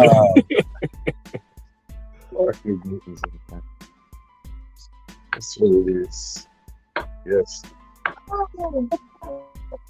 I told my coworkers the black man is God. It's crazy fucking work though. I'm telling you, man, bro, you asleep there. They'll respect you every day. Every day you come to work, they fuck around and start calling you sir. Work, sir. How you doing, sir? Trust me. Is there something fundamental? Peace, Black Power. Let me ask you guys on the panel. Do you think Malcolm would have crossed over and tried to appeal to a white audience? Or do you believe he would have been an expat? You mean would have been? Well, I don't know what Malcolm would have been. In order to become a guy that was, let's say, after Elijah Muhammad, right? Somebody who was his own man, right? Do you think he would have appealed to more of a white audience? Or do you think that at one point he would have been like, fuck it? He probably would have, man. I mean, if he turned on his nation for the white man, he probably would have. He ain't turn on nation for no fucking white man, bro. Hey, I was waiting for it. Wow. You lost your mind. Just wow. I mean, he's saying that his teacher, man. I mean, he sold him out to the white media. Everything is goddamn joke to you, man. Because Malcolm sold him out to the white media, bro. He did. That's a fact. So he slandered Elijah. How about Elijah? At the very least, just leave him with a fucking house. That dude stripped him. He protected Elijah. Even kept quiet when the FBI interviewed him. They couldn't leave. This is what gets me with that. They couldn't even leave him with a fucking house. He had to just strip him naked like that. Bro, you violated. Bro, you put slander. Everyone says that. You slandered. He slandered his teacher in front of the whole world, bro. Come on, man. How? Putting out false accusations. That motherfucker, what do you mean? He ain't slandered shit. Yes, he did. They didn't have no evidence. They didn't have no evidence of what Malcolm was saying. Malcolm went by what he heard from somebody. Malcolm went by what he heard from somebody and ran with it instead of being the wise Malcolm that we know. The wise Malcolm that should have been like, wait. Let me see you all the way out. No, but Malcolm went off somebody's words and ran with it, and then apologized later. Whose word did he go off of? Elijah Muhammad's son. Oh, okay. Who we see. Is Elijah Muhammad's son the white man? What's that? Is Elijah Muhammad's son the white man? I mean, he sold him out. When you look at it, white man. He turned them all to Orthodox. He turned them from Nation Islam. Elijah's son, the white man. Is it yes or no? No. Okay, thank you. This just confirms that the nation, it's like they're a street gang, man, because they go by street rules. Like what is it that explain how I keep hearing the word traitor? How was he a traitor? Bro, what you mean how? You went to the white media, bro. What the fuck you mean? Yeah, after they stripped him of everything. He didn't go to the white media. That's a lot. Well, I seen him doing interviews talking about what white folks talk about Elijah Muhammad. He just said he went to the white media. That's not what happened. Do you know what happened? Well, even if they came to him, he still did the interview and put that information out. Why would the media ask him what's going on with him and the Nation of Islam? Why would they ask that? Because they've been trying to break them up and cause division from the start. Wrong. Why would the nation put microphones in front of Malcolm asking him what's going on with him and between him and the Nation of Islam? Why would they even have an inkling to even ask him that question? Because that's what agent provocateurs do. They try to pull you in to call to say make you say something that'll cause division or cause derision within your organization. It happened outside. Hey, there's a specific incident, Madame. Yeah. It happened outside of a fucking courtroom when he was being sued by the Nation of Islam over the house that he had out in Queens. Nation of Islam sued him, took him to court because they wanted him to come up off the house, and Malcolm felt like he earned that house. And they said, no, that's our shit, and took him to court. So when the media caught wind that the Nation of Islam was suing Malcolm, obviously there's something going on. So they started asking Malcolm questions outside the courtroom. And Malcolm should have kept his mouth closed. No, the nation shouldn't have sued him. Well, he should have. He ain't had to tell the white folks about that. Well, they had to try to take that house that he earned for. He earned more than that house. Well, if you turn coat, all he wanted was a fucking house after he left the fucking Nation of Islam. He earned more than that shit. They should just let him have it. Malcolm should have had enough money to buy his own house. He earned that shit, but being as a coat, and that shit was they did it on some slick shit and put it under their name. And then let Malcolm, and then gave it to Malcolm under their name or whatever the case may be. They was able to take the house. They allowed Malcolm to stay there. They allowed him to stay there, bro. But he earned that motherfucking house. The motherfuckers tried to take it back on some petty shit, and that's how the shit got out there about Elijah. Let's keep it a fucking fact. If you turn against your coach to the white that's media. Exactly what happened. Yeah. Well, if you turn and slander your organization, man, of course they. So why did they sue him about the house? So truth because it was their house. Since that came first. They allowed Malcolm to stay there. No. Why did they sue him about the house since that came before the goddamn interview? I guess because Malcolm didn't want to get out. Yeah.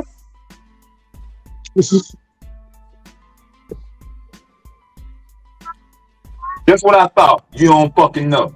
Bro, I just said Malcolm. Psycho just said it. Malcolm didn't want to leave. I never said that. You just said that. Well, somebody said Malcolm didn't want to leave the house. No, you the motherfucker that guessed. He didn't want to leave the house. Yeah, he wanted the house. Yes, he earned that house.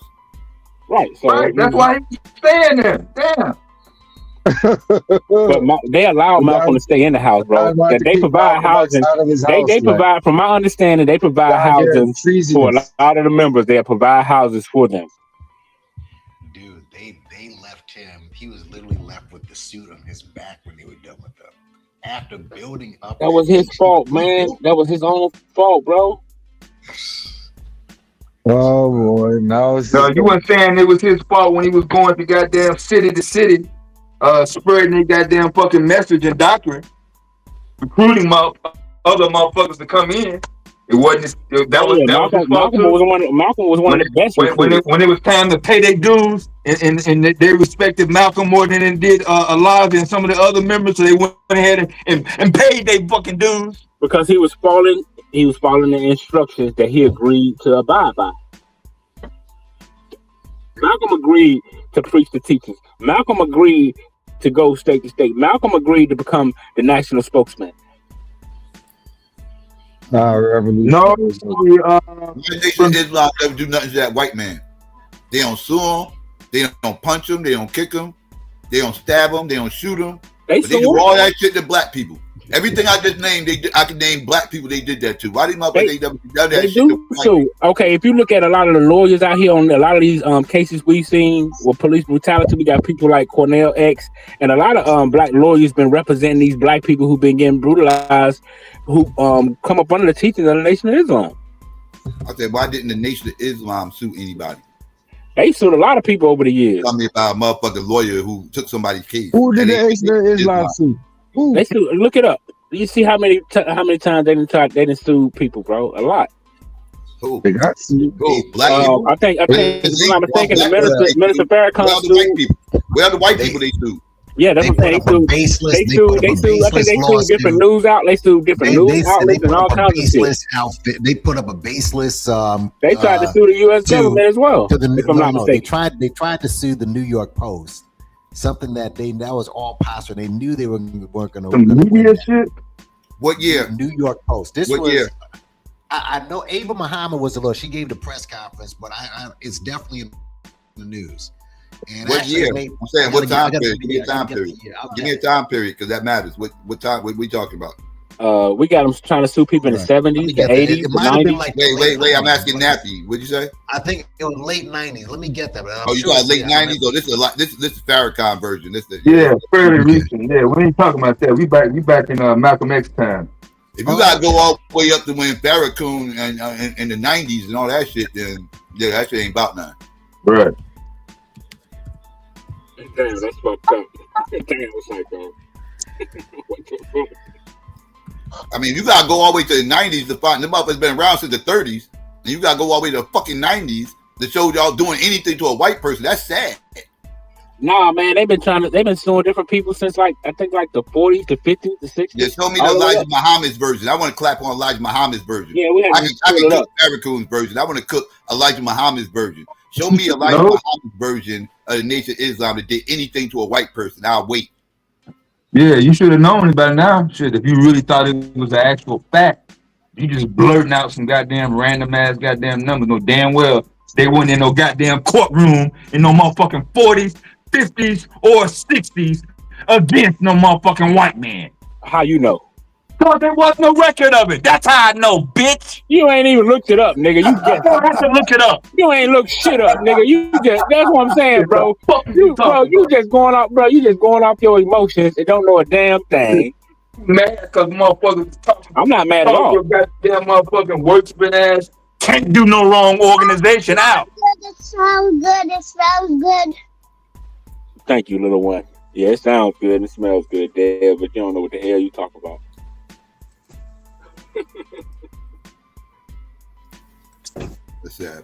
Okay, in 1994, he sued the New York Post for $4.4 billion. My bad. You had to do with Khalid Muhammad? Right before the $1 million man mark?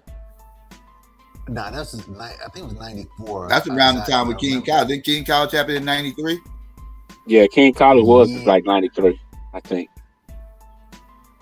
Yeah, I think it was like 93 at King College.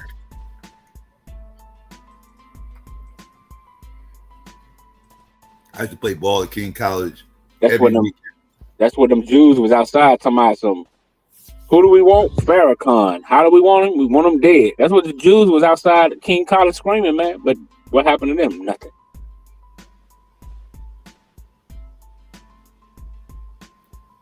It wasn't a lot of hoorah in real time when that shit happened, dog. That shit, it was the aftermath. Yeah. But the motherfuckers recorded that shit. And that shit hit the news and everything, and there was a whole bunch of backlash from it. Because he was talking to because King College got a bunch of black kids that go there. It's not a white school per se.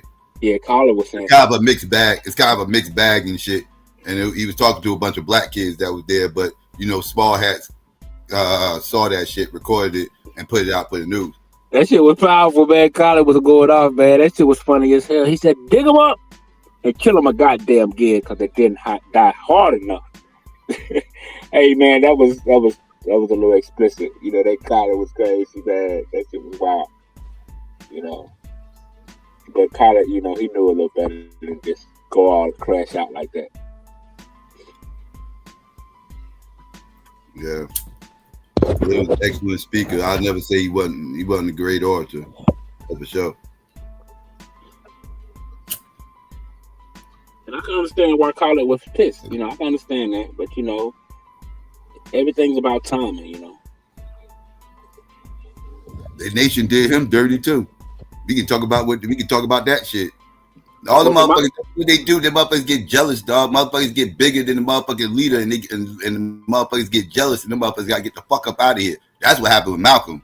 Motherfuckers were jealous because he was the biggest name in the NOI still to this motherfucking day. No name is bigger than Malcolm X, and that includes Elijah Muhammad. That includes Muhammad Ali. No Muhammad name Ali? is bigger than Malcolm X. Muhammad Ali? Hold on, Psycho Muhammad Ali? No. In India, do not know the Malcolm X is bigger than Muhammad Ali in the nation. Muhammad Ali took Malcolm's spot, bro. No, not in the nation. He did, nigga. He did. Muhammad Ali became the national spokesman, bro. Motherfuckers hated them for it. And motherfuckers hated them for it. They was jealous. They was mad. They was big mad. He was motherfucking set up to take over the nation after Elijah died. And Elijah was on his deathbed damn near around that time. Elijah was barely moving the last 10 years of his fucking life. He was going senile. They didn't even want that motherfucker to hardly talk. They tried to keep that motherfucker hid from everybody else and shit because they knew he was motherfucking going delusional. But at the end of the motherfucking day, he was set up to take over, and they didn't want that, so they wanted to get him the fuck up out of there before Elijah died, so it get passed on to somebody else. That's what the fuck happened. And same shit with Khalid. He had already picked Farrakhan. Khalid got bigger than Farrakhan. Farrakhan was mad. He was big mad, jealous, and everything else because he was getting all this attention. He had the youth. Khalid had the youth. Farrakhan had the old nation motherfuckers down with him, but the youth, they was fucking with Khalid. The hip hop audience, they was fucking with Khalid, and he ain't like that shit. So he had to get him the fuck up out of here. Now, Khalid quit on his own, bro. That's why he bowed down to them small hats, bowed down to them Zionists. Y'all never want to talk about Farrakhan bowing down to those goddamn same small hats y'all love talking shit about. He bowed down and silenced Khalid because Khalid hurt they fucking feelings.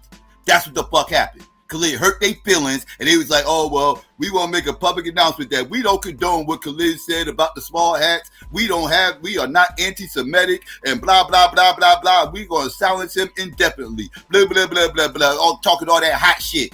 Talking all this fake-ass small hat supremacy shit. And then y'all motherfuckers bow down to that same motherfucker, man. Don't get me started on this nation, son. Don't get me started.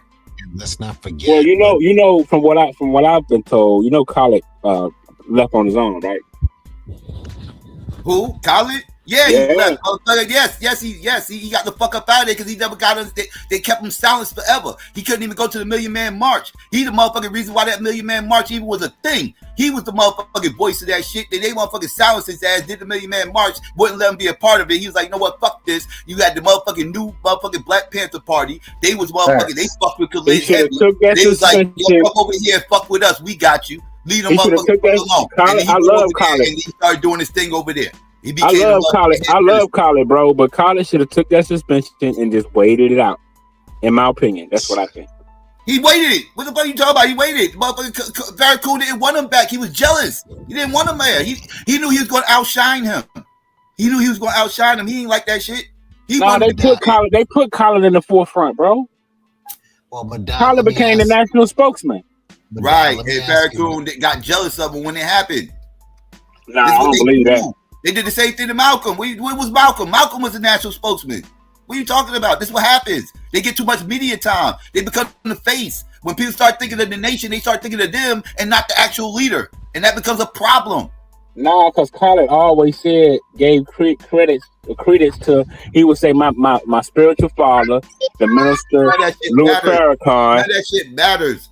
When people see the motherfucker speaking, they fall in love with the person, the character that's motherfucking talking. The charismatic speaker. That's what they fall in love with, not the motherfucking person that they talking about. They don't fall in love with that motherfucker. They fall in love with the motherfucker who actually told them about that motherfucker. Well, Khalid always gave reference to Elijah and Minister Farrakhan and Prophet Muhammad. So what I'm saying is, Khalid always made sure he gave credit to where he got his teachings from, though. That's all I'm saying. So I don't think Farrakhan was jealous of Khalid.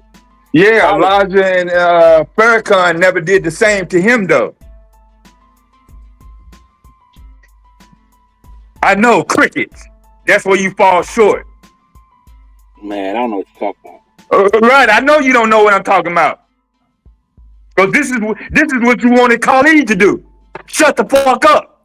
Let me ask you a question, and not that I'm putting this clown in the same vein as Khalid or Malcolm, but how about what he did to RZA, calling him a rapist? Who did that? You remember that now, don't you? No, I don't remember that. Yeah, that happened like a couple of years ago. He called him a rapist, said he raped his fiance. Yeah, he called RZA Islam a rapist. Yeah. Oh, okay. Well, did RZA do it? I mean, is it true? Did RZA do it? I don't know. Is Farrakhan a liar? I'm just saying. I don't know. I'm just asking. I'm not familiar with this situation. That's why I'm asking. Is Farrakhan a liar? Now you want to question Farrakhan? No, I'm questioning did RZA do it or not? That's all I'm asking about. That's what Farrakhan said. I'm telling you what he just told you what Farrakhan said. I'm pretty sure. If Farrakhan said it, I'm pretty sure it's true. He say gospel. It might be true. If he said it, it's probably true. If he said it, it's true. Ain't that a bit? Because if they got some receipts, from what I know, they ain't gonna speak on that unless they got some receipts. From my understanding, or from what I've witnessed. So I don't know if RZA did that or not. So how you gonna say you don't know if he did it or not? Like because I haven't studied the story. Now that he said it, I'm gonna go look it up and see what happened. Okay, yeah, look it up. Because I'm not familiar with it. I told him that story when it first happened. This happened was it last year or the year before? It's within the last 2 years. Probably like 2 years ago. Yeah, it's within the last 2 years. Don't get me the line. I will say this: RZA is still riding for dude, but then again, RZA is just all over the place. But yeah, like when Islam's another one. You start on that agent. You want me to But Nappy, you still haven't answered my question, Nappy. Was it true? Was it true or not, Nappy? Was it true about RZA or not, Nappy? Can you answer that? Was it? Well, according to Farrakhan, yeah. No, bro, not according to Farrakhan. Somebody according to whatever document that put it out. RZA never denied it. He never even answered back. How about that? Well, shit, that's what I'm saying. Well, shit, it might be some truth. It might be some truth to it. Then if he ain't denied, maybe, and he's still riding for him. He's still. You know why? Because the Nation of Islam is about forgiving. They forgive you, bro, if you straighten up. From my understanding, yeah, they do forgive. You're right. Unless your name is Malcolm or Khalid. Oh, here you go. Yeah, you start becoming too known and shit. You become a problem. Yeah, to this day, the nation still goes after those two. To this day, crazy. I don't believe that. I know people in the nation who be giving credit to college. Motherfuckers wouldn't even be nation if it wasn't for Malcolm. It's crazy. Yeah, it's crazy. What you got on RZA, Psycho? What happened? You say you had some on RZA. Oh, I got a whole lot on RZA. You like RZA? You fuck with him? Well, I mean, he's interesting. He's in the conscious community. Yeah, that don't make that should be a red flag in itself. But yeah. Now you see what I'm saying, Psycho? See what I'm saying about Nappy, man? Nappy, bro, you is funny as hell, man. What you mean, Madonna? You like RZA? Hold on, you say you like RZA, but all RZA teachings come from where? That's right, the NOI. So what? I'm just saying. I said RZA. That's not Nappy you was just talking to. That's Kurt. Oh, that was a Nappy. Oh, my bad, Nappy. Yeah. He don't talk bad about nation about that shit. That's about RZA. Nappy did bring up RZA, so Madonna does have a point.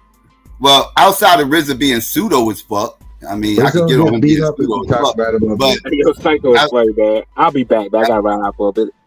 But outside of him being pseudo, the motherfucker is a whole agent and shit. I think he's the reason why Farrakhan started pushing that Dianetics. That's what it is. Yeah, Dianetics. They're pushing that Dianetics bullshit and everything else with that Scientology because he started off as a Scientologist. He didn't start off Nation of Islam. This motherfucker. I mean, I'm talking during the YouTube era too. I'm not talking about 30 years ago or some shit. Like no, during the YouTube era, this motherfucker was a whole Scientologist and everything else. Wasn't talking none of this nation shit with a whole bunch of white people pushing Scientology and this, that, and the third. And all of a sudden, one day the motherfucker just bust in with a goddamn bow tie on, a fucking suit, some glasses, and all of a sudden now it's all praises to Elijah Muhammad and Farrakhan and the Nation of Islam. I push bean pies now, and COVID ain't real. It's all fake and this, that, and the third. Vaccines will hurt you. Like it's like, wait, what? Wait, what? Yeah. So don't even get me started. Like when I first saw him, I'm like, he ain't in the nation. Man. He don't look like niggas. Listen, and what's good is that he's no Malcolm, he's no Khalid. He doesn't have the gravitas. His claim to fame is pushing back against the vax. That's his goddamn claim to fame. Pushing back against the vax. That's where he got. And even with the Scientology, I mean, you gotta. He said this on a few interviews when asked about Scientology. He said he just lied. He just said, yeah, well, Scientology, that's Kemet.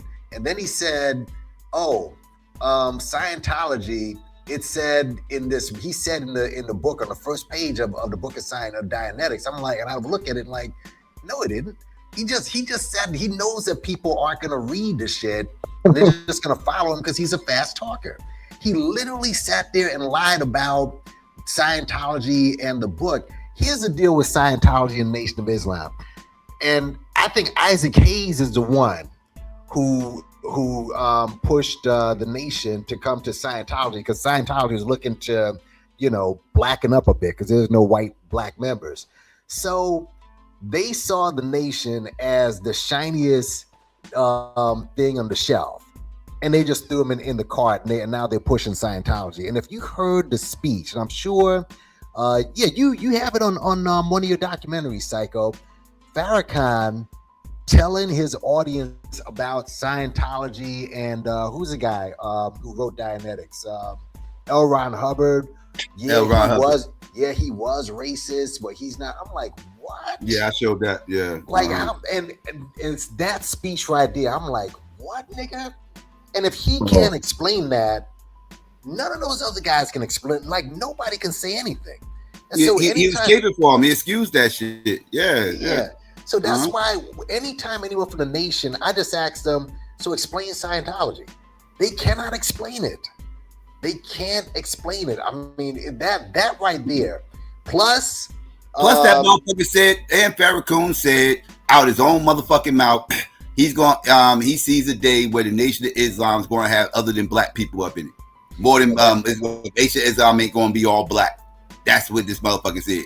Well, that already happened, by the way, and also his relationship with Flager out in Chicago, which is a weird one on a number of levels. Flager was accused, and it was just an accusation, that he was messing with young boys. I mean, he was accused, but then, boys. Yeah, and he's hugging up on Flager, kissing him literally. And so, yeah. I mean, just a whole lot of shit with that, with stuff that neither Malcolm nor Khalid would have. And as far as Riz is concerned, I could play a whole motherfucking speech of Khalid rebuking motherfucking Farrakhan, said he lost his way. Yeah, and people with RZA, obviously they were chasing him for what he did to that high school out in California. That $4.4 million scam where he tried to push Scientology and drug testing kids who didn't need drug testing. All right. So he did one of those scams like the Somalis. Yeah. And if you seen and the case was dismissed, but if you see the press conference, obviously he knows some people. He, like, weeks after that press conference, he's taking pictures with Robert Kennedy Jr. So he knows people that can get him out of shit. So with that dude right there, there's a whole lot of stuff surrounding him. He's a grifter that, he'll be in the Nation one time, then he's in Scientology, then he got the bow tie with the needle on the bow tie. Just this guy is a straight up grifted motherfucker. All right? Yeah. He a whole fucking agent, man. I don't give a fuck about he speaks about the nation. He's an old agent. You just gotta slow him down. He's just full of bullshit. Yeah. He didn't look authentic to the Nation when he first came out. Like, who is this guy? Just it looked weird. I don't know. And all this extra rape shit comes out and all that. Yeah. I put the link, if you want to listen to it, I put the link of Farrakhan accusing him of it in the private chat. You can listen to that and you can hear it out of his mouth himself. And people were sitting there saying, "Oh, well, I think that's Farrakhan." No, that's his voice. That's him. Hey.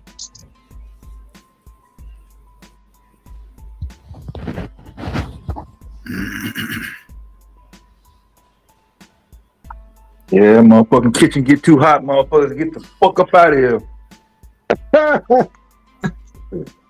Fucking crazy shit. Wow, shit. Get out of here. Instead of just admitting shit. Said Malcolm. Yeah, it's his fault. Come on now. Oh yeah, to this day, they still attack Malcolm to this day. Yeah, I know. It's crazy, bro. Yeah. That's psychotic. I know. Go look at the protecting that weird shit, protecting all that weird shit because it's a cult. They're gonna protect that weird shit. They'll turn their backs on their great ones to protect the cult leader. Yeah, go look at that speech with that Farrakhan did, where he brought up all the little girls who are now women now, obviously, that Elijah, had kids with. I seen that. And they were all trashing Malcolm. And I think that was a speech where Farrakhan was like, yeah, Nation of Islam can have you can have more than one wife. It says it in the Quran, which is true, but why don't you how come it can't be that way for your members? But then he's like, yeah, well, don't you go out and get into other wives? I'm like, huh? He says that in the Quran you're supposed to have other wives, but then says, yeah, y'all aren't. In other words, he was literally saying y'all aren't wise enough to have another woman and have more than one wife. Like what? So yeah, anything, basically do anything to get to protect that dude's image.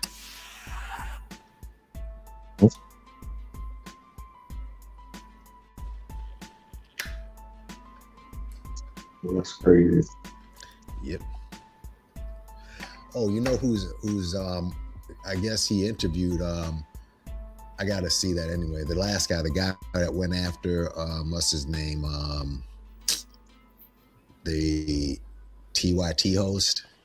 I guess he's on the Nation, he's getting on the Nation's neck now. Say that again. The guy who's the TYT host, the guy who got exposed to all that movies. No, you talking about Rashad Ritchie. What about it? Yeah. But the guy who exposed him, he's going after the Nation now. So he's going after the Nation now, you said? Yeah, he interviewed some guy with the Nation, I guess. And so I guess he's gonna probably open them up pretty soon. Wish they should. That seemed like a positive interview from what I saw. He wasn't like it seemed like it, but the interview with ISUPK was also a positive interview, and then he went in on him after when he did the follow up. So yeah, we'll see, man. Yeah, I doubt he attacks the Nation. I would watch if he did, but I doubt if he does.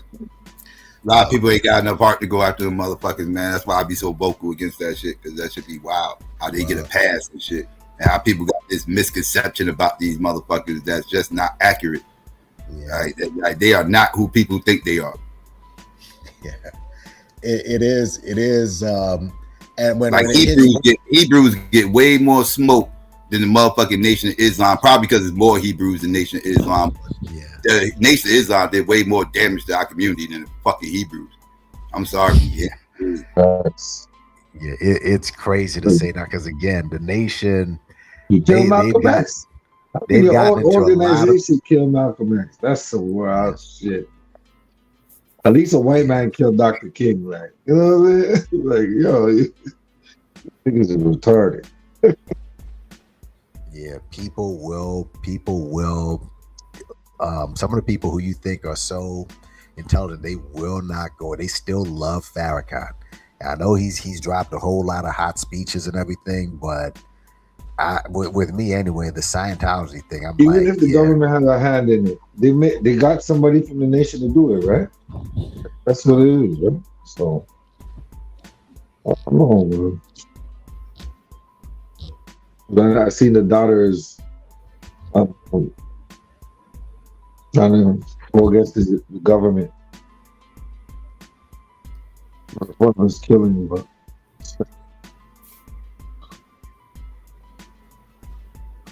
we'll see how that goes.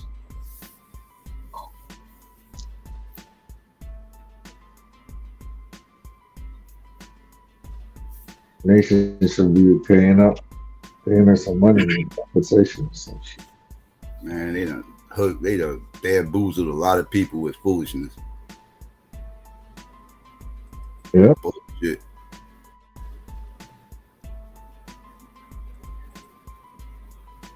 Whole white boy motherfucker scamming. I'm up. Let a whole white boy scam our fucking community just so they can reap the benefits from it. Disgusting. And then try to blackwash the fucking history and make it seem like some drunk ass motherfucker started all this shit. So frail ass drunk motherfucker who too stupid to think of that goddamn ideology. He had to get it from that white man. Now that was probably the biggest mind fuck right there. That what's his name? Farad.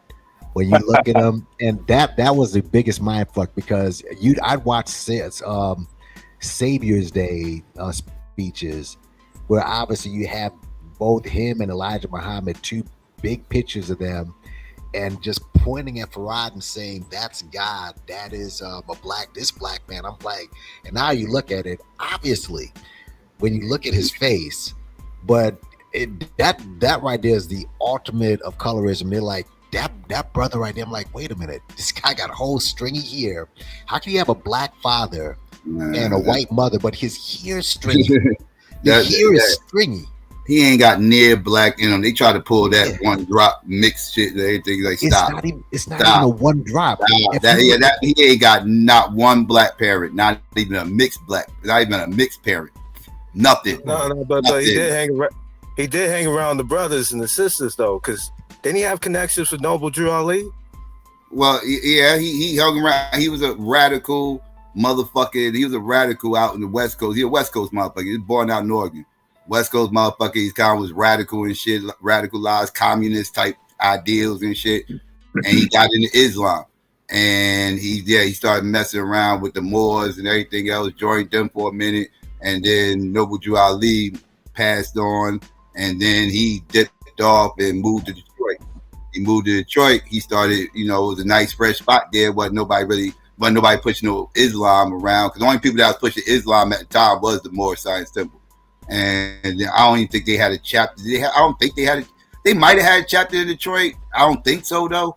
They had like 20-something chapters at the time of Noble Drew Ali's death. I don't think Detroit was one of them though. I could be wrong, but I don't think it was. But anyways, he went to Detroit, and it was fresh breeding ground to spread Islam. That was something new for these black people coming up in the South that was looking for an alternative to Christianity, right? And Islam is kind of like a next step from that, right? Because it's kind of, I always call it kind of like the extension to the story, right? It's kind of like part 3 to this Abrahamic story, right? Pretty much they got told about part 3 of this Abrahamic story, and people brought into it. He started selling fabric out in the community and shit, little Arabic fabrics and cloths and shit like that and everything.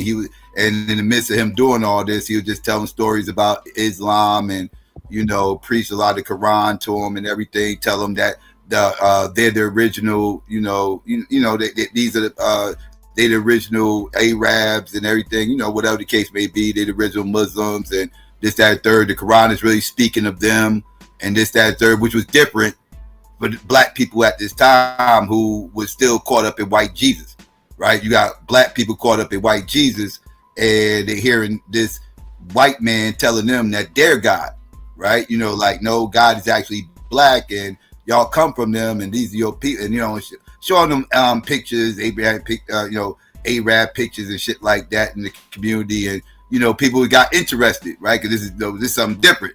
Hold up now, you telling me white Jesus ain't real, and this is, and that's us, and making the connection. Then he starts formulating his own little bastardized version of Islam, right? And then started teaching it to the people and shit, and they all was getting into it. They all gathered certain people's houses or whatever. They'll switch houses from time to time until it got to the point where they had such a large following, they had to actually find a spot and everything, this, that, and third. So all the people that fucked with them kind of, saved up enough money garnished up enough money to get their first temple, which became Temple Number 1 out in Detroit, which ended up being a old movie theater that was shut down, or they brought a rented old movie theater that was shut down. They converted it into their first temple, and then from there that's what got the ball rolling. And it was him and another black man. I can't forget this other black man, because like I said, Elijah gets way too much credit. Elijah ain't did shit. Elijah literally was the middleman.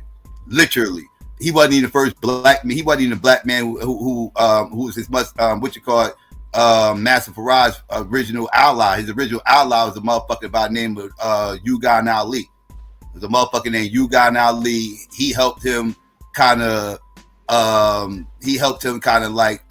formulate their doctrine and shit. He helped Master Faraj with a lot of that shit. He kind of incorporated a lot of shit. He don't get enough credit. How do you spell that? How do you spell that first name, Psycho? Ugan, U-G-U-N Ali. Okay. Ugan Ali. He don't get enough credit, but he helped create this cult with Master Faraj. And when the cult had to leave Detroit, and they got into that scandal where motherfuckers started sacrificing people, them weirdos were telling black people to sacrifice people, which is wild as fuck. And this weird ass motherfucker named Robert, what was his last name? Was it Blake? No, not Blake. It was Robert. I forgot what his Harris. It was Robert Harris. I believe Robert Harris. That motherfucker. This motherfucker went on a tirade and started actually sacrificing black people and shit.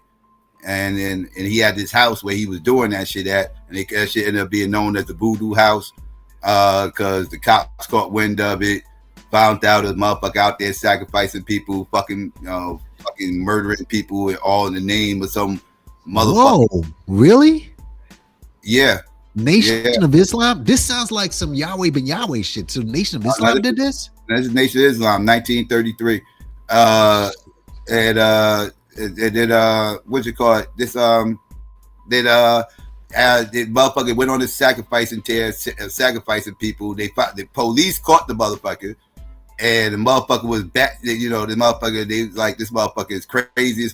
They locked him up, and this motherfucker was like, he did it. He's God in the flesh, and you can't do nothing to me. Like, this way he's screaming to the cops, I'm God in the flesh. You can't do nothing to me, and blah blah blah, screaming all types of wild shit. The motherfucker refused to eat because, they was feeding him ham sandwiches, so he refused to eat pork, and he wasn't eating no pork and all this other shit. And he kept talking about his God, he's God, and talking about talking all this wild shit, Nation of Islam shit. And they was like, what the fuck is wrong? They thought the motherfucker was crazy, and they found out he was a part of a cult, and that's why he was doing what he was doing, and that's why he was spewing all this wild ass rhetoric. So the motherfuckers went and found out where the cult was, and they went over here to go find this black cult and his cult leader, and obtain them and shit, and find out what the fuck is going on. So they rolled up to the temple, and the motherfuckers walked in, bumped into this white dude, and asked the white dude where can they find what's called this, that, and third. White dude points down the hall, and the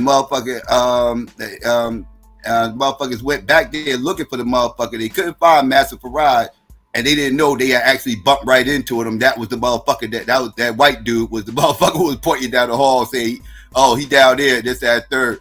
But they caught up to the motherfucker, caught him, and everything else. But they walked right past the motherfucker, didn't know it was him, because they was going to go find a black coat. And the last thing them motherfuckers was expecting to see a white coat leader. So they was looking for a black dude. So, but they snatched his ass up, took him to the motherfucking precinct. That motherfucker started spilling the beans, telling everybody that, don't, because he was in hot shit, right? Because motherfuckers died and shit and everything else. It was based off his book, right? So he was telling motherfuckers, oh, but that motherfucker misinterpreted what I said, and this, that, and third, and blah, blah, blah. And he admitted it was all a scam. He was just trying to make a few bucks and this, that, and third. And, he was shitting on himself because he thought he was about to go down for murder, or at least accessory to one, and everything else. So, he he was copping out, saying it was all bullshit, it's not real, and all everything else, and it's that third. All this shit was in the Detroit Free Press, and after that happened, they had let him go. They didn't charge him with nothing. They eventually let him go, but they let him go under one condition: he had to get the fuck up out of Detroit. So him and Ugan Ali, they had to get the fuck up out of Detroit. So they kicked him and Ugan Ali out of Detroit. That's when he went out to Chicago and set up shop out in Chicago. Shit was moving slow out in Chicago, so he went back to Detroit, and he was trying to get shit popping back in Detroit again, and got caught out in Detroit, and he got kicked out again and everything else. And then he went underground, and motherfucker just disappeared. And all of a sudden, this little drunk ass, one of his students and shit, one of his best students, little drunk frail motherfucker by the name of Elijah Poole, who eventually became Elijah Muhammad, he took over the nation at this point. This is where he comes in, and he steps in and takes over the nation. But he ain't had shit to do. He just inherited the nation because Master Farad couldn't be in the public anymore because his name was shit. The media was on him. He was getting kicked out of cities and everything else. So they needed somebody to be the face and kind of, this, that, and third, else the nation wasn't going to be able to grow with Master Farad as the leader because of all that voodoo house shit. So this is how Elijah Muhammad got on Front Street and stayed on Front Street. But the whole time, Master Farad was behind the scenes, still getting paid, still calling shots, still controlling shit, still telling... Like Elijah Muhammad was literally a puppet for the white man. He literally was a puppet for the white man the entire time. Elijah Muhammad also was very proficient in the Bible, and he was able to kind of meld and in a symbiotic way relate biblical Christianity to Islam, and I think that kind of got Farad's attention, and I think that's what gave Elijah Poole that prominence. Now, also, I said he was one of his best students. I ain't gonna say right. I said that he was one of his best students, but like I said, he didn't craft none of the teachings. Everybody says all praises to Elijah Muhammad. No, y'all need to start saying all praises to Master Farad and Ugan Ali, because they the ones who crafted that shit. They the ones who craft that shit. They the ones who taught Elijah everything he knew. So they need to say all praise. They need to stop with the games with the whole that's their way of blackwashing the origins of the Nation of Islam, and that's not the origins of the Nation of Islam. The origins of the Nation of Islam is Master Farad and Ugan Ali.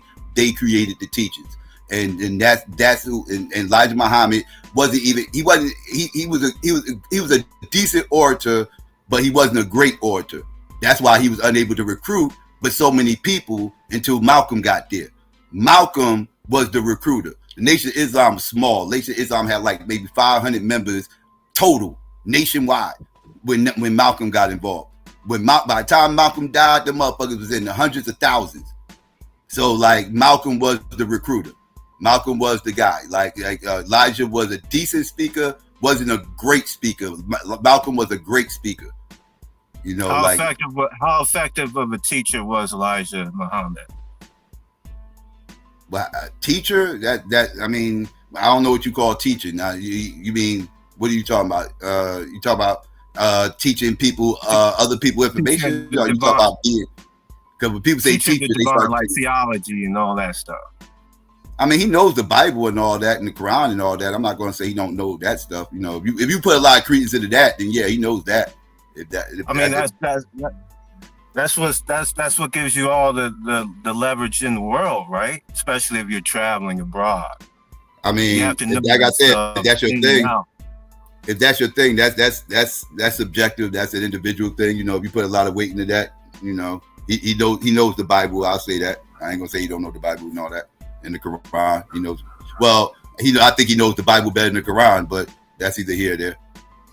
And him being a drunk, do you think that was maybe rooted from the lynching he witnessed as a young male growing up? Pause. Could be. I don't know. Could be. I wouldn't dismiss it. Peace, Psycho. Yeah, quick question. I respect the critique. I'm definitely Muslim. I respect the critique though.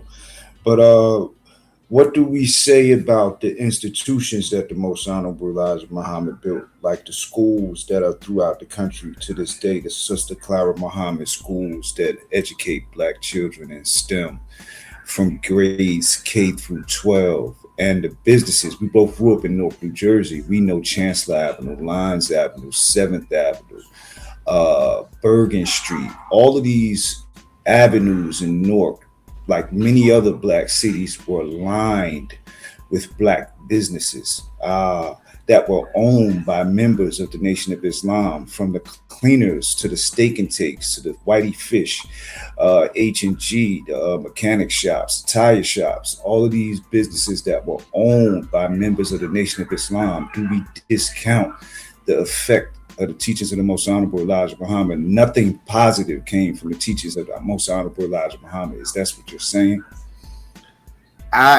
Okay. Now that was a nuanced question. I gotta give a nuanced answer. All right. Now the idea of building Black businesses, as far as like, it's hard for me to say Black business, building businesses and trying to create some type of group economics. I'll say that. That's the best way I can put it. Trying to build group economics.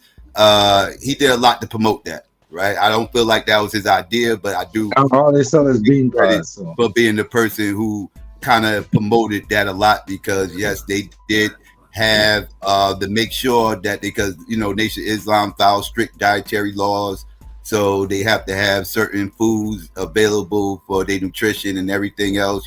Certain type of meats they only allowed to eat. They encourage people to eat certain type of beans and it's. We get it. The women usually take care of the nutrition side of things of the Nation of Islam, but basically, I get, because I used to go to summer school right there on South Orange Ave, right by Temple 25, right? Well, old Temple 25, and my aunt used to work. She used to be down with the Nation, but she flipped when Elijah's son took over, and she followed Elijah's son, right? Like after Elijah's death and shit. Right. So, but that the Temple 25 ain't been Temple 25 since then. Right. Like after Elijah's death, it wasn't Temple 25 no more. Right. So it wasn't like when Farrakhan took over, it didn't become a Nation of Islam spot. She was working right across the street at the store right there. I don't know if you know what I'm talking about. I forgot what corner it is right there. But she used to work right there in the store, across the street, the store, and they sold all the the root sodas and stuff like that, and of course bean pies and the other stuff and everything. But it was ran by the same Muslims that had the temple right there and shit. It was all the same shit, and so they followed the same path. Now the stores were Nation of Islam's owned, kind of like Malcolm's house. They brought the stores and people ran the stores, right, and everything else, and so they did that. It kind of was a good business for them because they was mainly the ones who brought out of these stores. Because again, me going to these stores and being in these stores and everything else, I noticed it wasn't too many people outside of the Nation of Islam or Muslims or whatever that was going into the stores. Like the regular old Christians that was walking around, or agnostics or atheists, that they really wasn't going in the stores like that. Well, we know that they were afraid. A lot of our people were still afraid of Islam, so that was a part of it too. But go on though. Yeah. Now, but yes, they definitely had the businesses there. Again, but after Elijah died, a lot of that stuff got either transferred over or it just got lost altogether. Now I know you probably about to mention the farms and stuff, right? Now the farms, I will give Farrakhan more credit for the farms than Elijah. And the reason why I say that is because Elijah's farms and everything else, Muhammad Farms, I believe it was called, that was kind of like a money grab. I like it. I don't even believe that I was in good faith when you really look into what they was doing and how it was all set up. It kind of was centered around being a money grab and everything at the time. Opposed to Farrakhan, which this is one thing I will give Farrakhan credit for. His farming system is not just a money grab. He's actually genuinely has farms and everything else where he's growing food and X, Y, and Z. But Elijah Muhammad's farming thing, that was kind of that one was shady right there. That was shady. Yeah, but I mean, none of the black organizations basically were able to withstand the onslaught of the U.S. government. That includes SNCC, that includes the Black Panther Party, BLM. None of it was able to withstand the machinations, the tricks, the lies, the divide and conquer tactics of the U.S. government. We're working with a government that has the ability to overthrow whole countries. So of course they know how to disrupt the progress of organizations. But when we look at the early farms, when they had the Angus cows, you're talking about $20,000, $15,000 cows. You had white men sniping cows on the Nation of Islam's farms. So these people are constantly at war with our people when we're trying to make progress and do things that are really substantive for our people. They were sniping the cows, the Angus cows. They were shooting the cows so they had to shut down one of the farms because the white men was sniping the fucking cows. We still have war here. I heard that was one of the ways they was actually H.L. Hunt was funneling the money to him was through the farming thing. Yeah, well, we got the photographs and we got the old Muhammad Speaks with the dead cows. They was definitely sniping the cows. So it's war. None of our black organizations were able to withstand the weight of the U.S. government, COINTELPRO, FBI, none of them. You don't question the whole H.L. Hunt connection with the money being funneled to the Nation of Islam and him supporting the Nation of Islam? Well, leaders sit down with their enemies. Many leaders have sat down with their enemies and tried to work out. It's especially because H.L. Hunt and them, they was pushing for separation. And members of the nation, when he sent Malcolm down there and James Shabazz down there to sit with them, it was to discuss how can we figure out how we can equitably separate from you. But they realized that the Klan still wanted to keep the relationship with them on top and, not really just have separation and equality. But many people sit down with their enemies. We see Bush sit down with different leaders. This happens all the time. So, but when black people do it, we act like it's something crazy. Can I ask?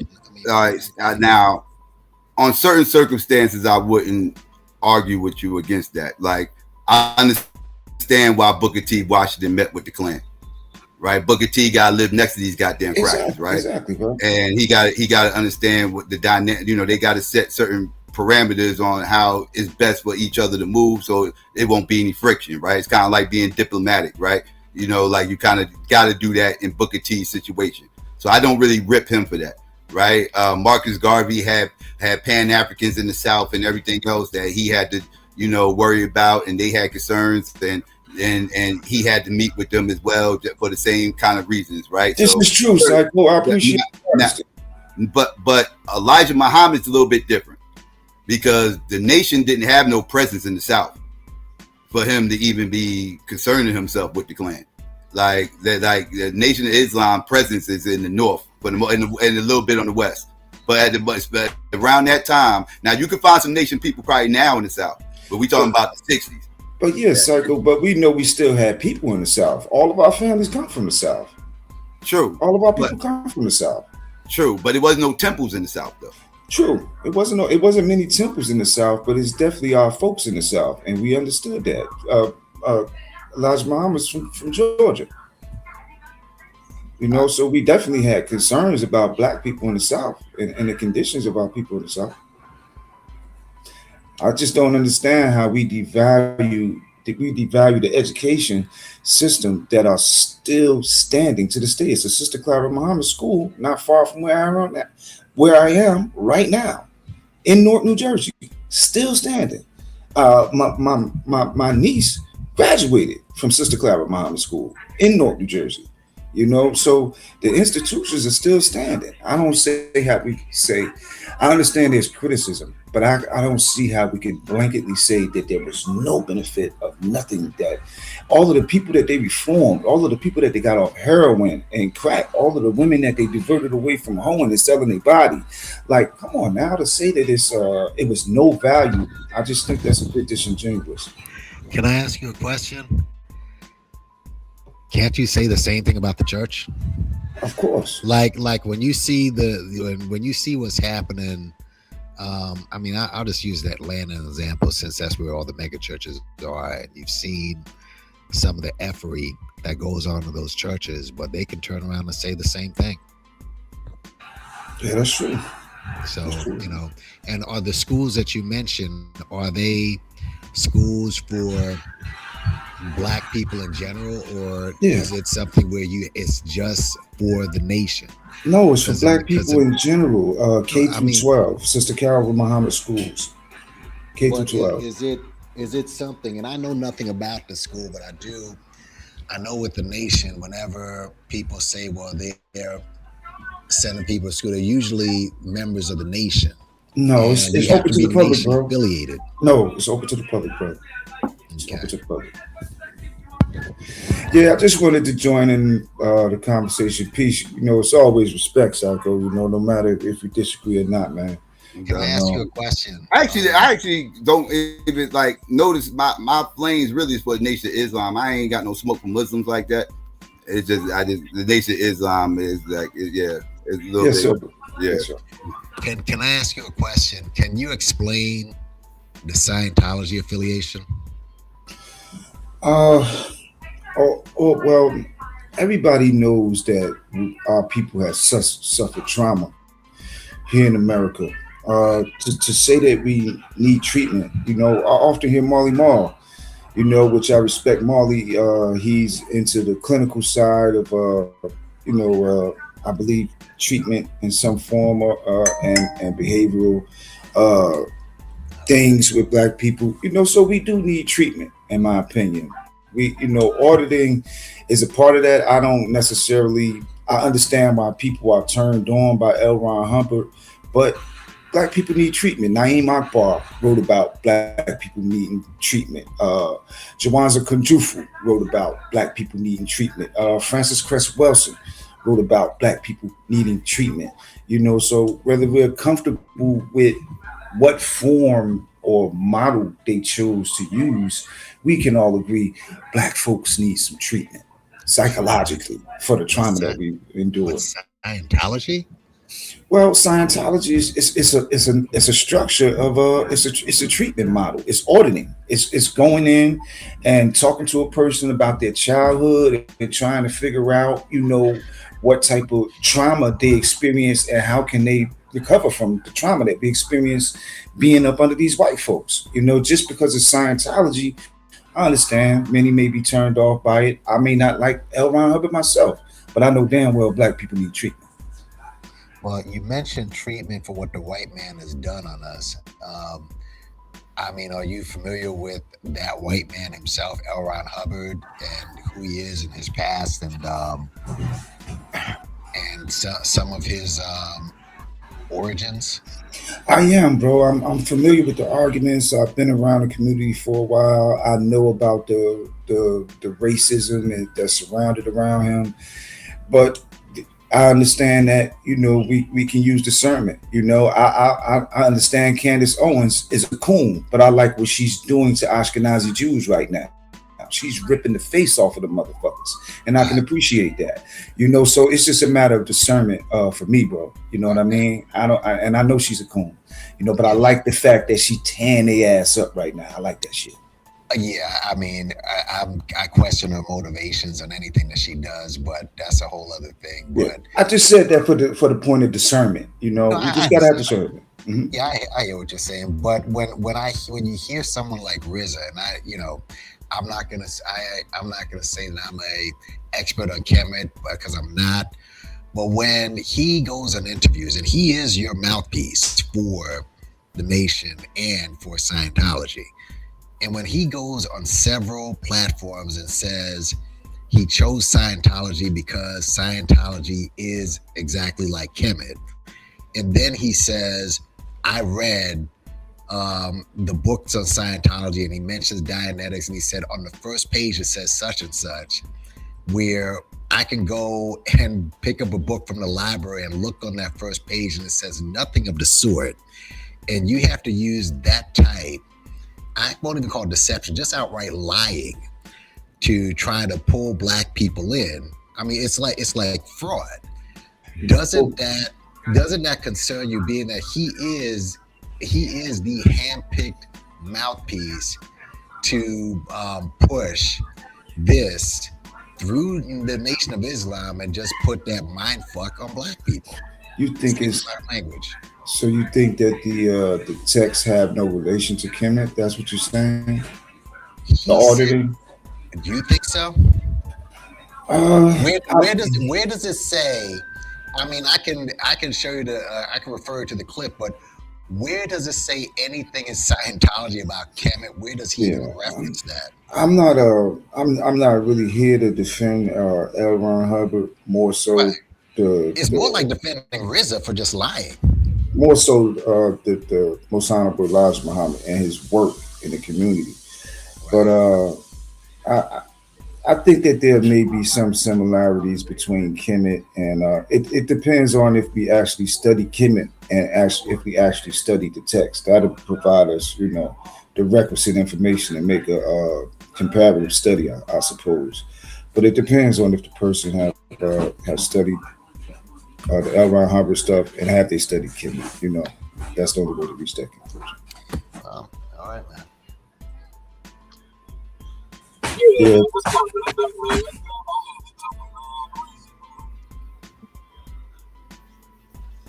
Did the NOI kill Malcolm? Yes or no? God damn it. Yeah. Yeah. Yeah. Malcolm Jordan, they found Browning, yes. His daughter wasn't there, His daughters are not satisfied. His daughter wasn't there, so she don't know. Well, the people that have the most skin in the game, which would be his daughters, they're not satisfied with the official narrative. So I think they care more than any of us, so. Yeah, and they came out and sued the FBI for the death of Malcolm X. Yeah. You know what I'm saying? But do you know why they sued him? Because they sued him because they knew that his life was going to happen and they didn't do anything to stop it. That's why they sued him. They not suing him because the FBI killed him. They suing him because they didn't do anything to stop it. Well, the guy that did it, my bad. Go ahead, Afro. Yeah, no, I would say that that's conjecture. We don't know that yet. We will have to see the case unfold before we get the details of it. Yeah, because according to what I've heard, some of them guys was working for the FBI that shot Malcolm. Yeah, of course you heard that. You heard who'd you hear that from? Somebody who's a nation supporter told you that, right? Nah, that was from who said that? Who? Some people within his daughter's circle. Right. None of our organizations were able to withstand COINTELPRO and the FBI. Exactly. Not the Panther Party, not the Black Liberation Army, not BLM, not in Cobra. None of them were able to withstand the onslaught of the FBI. Now don't get me wrong. Don't get me wrong. Motherfuckers had gasoline thrown on a fire that was already there, though. That fire was already there. True. Now, did COINTELPRO throw gasoline on that fire to encourage something to happen? Yeah, they did that. Absolutely. Exactly. They encouraged things to happen, right? It went through propaganda and everything else. I wouldn't argue that. But they still brought into the propaganda and did it, though. I don't know. I want to see the case. I want to see the case unfold. I want to see the case be heard. Yeah. I want the particulars, the details of the case. I want to be able to sit down and read that would mean the FBI infiltrated the NOI. Of course. Like they infiltrated many other organizations, black organizations. I mean, wasn't just NLI. They definitely, like I said, they definitely threw gasoline on the fire and everything else, and that's what COINTELPRO was all about. Finding those, trying to find skirmishes within organizations. If there is none, cause some, right? Like this, that, and the third. But that Malcolm's jealousy thing and everything else, they didn't have to cause that. That was there. They saw it, and they threw gasoline on the fire with that shit. Has COINTELPRO infiltrated Scientology? No. What? I don't know. Yeah, that's not a black. That's not a black. They infiltrated this panel. They're not going to be accountable for that. That's Tom Cruise's organization. That's another white originated organization that black folks love to copy and decided to copy it. About organization teaching us about not being infiltrated. And see, here's another thing. I mean, you can say COINTEL did infiltrate the nation, but why would Farrakhan, that speech in 1970, and some of y'all probably know what I'm talking about, that one, the speech in 1970 when he said, well, Malcolm, he started the whole Malcolm killed himself and what have you. What? Like, You talk about when he said, Malcolm, we dealt with Malcolm like anybody would deal with a traitor. That's what you talk about? Yeah, but why? Okay, why would he even give a speech like that? And he's done that numerous times. But in 1970, mind you, that's when that speech was. That was the first speech of many speeches. Well, he had to let it be known. I want to see that case be heard that his daughters are bringing. That's what I want to see. Yeah. See, that's the tell of all tales. Yeah. So we know the FBI, they had the most honorable Elijah Muhammad under surveillance. They had him under surveillance. And all these dudes were saying is that the white man is the devil and the black man is God. Now, why would the FBI want to infiltrate somebody for that, bro? Man, stop. You make it seem like they was the only motherfuckers that infiltrated everybody black back then. Anybody who black with a voice back then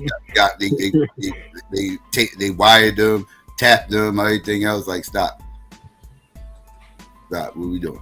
Dr. King just wanted equality in the Dr. King did not. Dr. King thought about. Dr. King think white Jesus and shit. Dr. King believed in white Jesus. That they had that motherfucker wired. What are you talking about? But he had the power to galvanize, and that was a threat.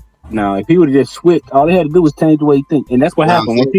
Once King hooked up with Elijah, they killed him. Stop, dog. Stop. That is not why they killed him. Stop. It did happen right after he met. Oh, my bad. Go ahead, bro. No, I was just going to agree. It did happen after he met the Most Honorable Elijah Muhammad, though. Yeah, but it didn't happen immediately after, that's not the reason why. The reason why is because he turned against the motherfuckers with the Vietnam War. When he started talking against the Vietnam War and then started demanding economic relief, he had to go. Yeah, he got that from Elijah. Why he had to go. Yeah, he got that kind of thinking from Elijah. Elijah told him how to think like that. Yeah. No, Elijah didn't teach him how to think like that. Like, let me show you this perspective, Malcolm Martin. Not to take that away from Martin. Carmichael got Martin to start looking at things different by his own admission. Stokely got his information from the Nation of Islam. Martin started looking at things a little bit. Stokely Carmichael got his influence from the Nation. Stop trying to throw shit on. Bro, that is not no cap. That's a fact. That's big cap. Damn, what the fuck are you talking about? What are you talking about? Didn't even talk that long. What do you mean? There was cameras and everything there. How much you think he told him? That was like, what are you talking about? It was Stokely Carmichael, dog. Stokely Carmichael changed his mind and made him start looking at shit different, looking at shit from a different black power type perspective. Okay, where did Stokely get his information from? Now Elijah. Yes, he did. Oh. Show me Stokely Carmichael, H. Rap Brown, the Panther parties, all of them got their information. Even the 10-point program come from Elijah Muhammad. Straight cap. No. That's a fact, bro. What you just heard from Adam was straight cap. No. Okay. Where you getting this, bro? Where you getting H. Rap Brown and Stokely Carmichael was motherfuckers under SNCC, dog. I'm gonna tell you where I got it from. I'm gonna tell you where I got it from. Dog, it was SNCC, dog. SNCC was the I'm gonna tell you where I got it from, Psycho. Student organization under the SCLC. What are you talking about? It was a they got a lot of non-violent committee, bro. College kids. According to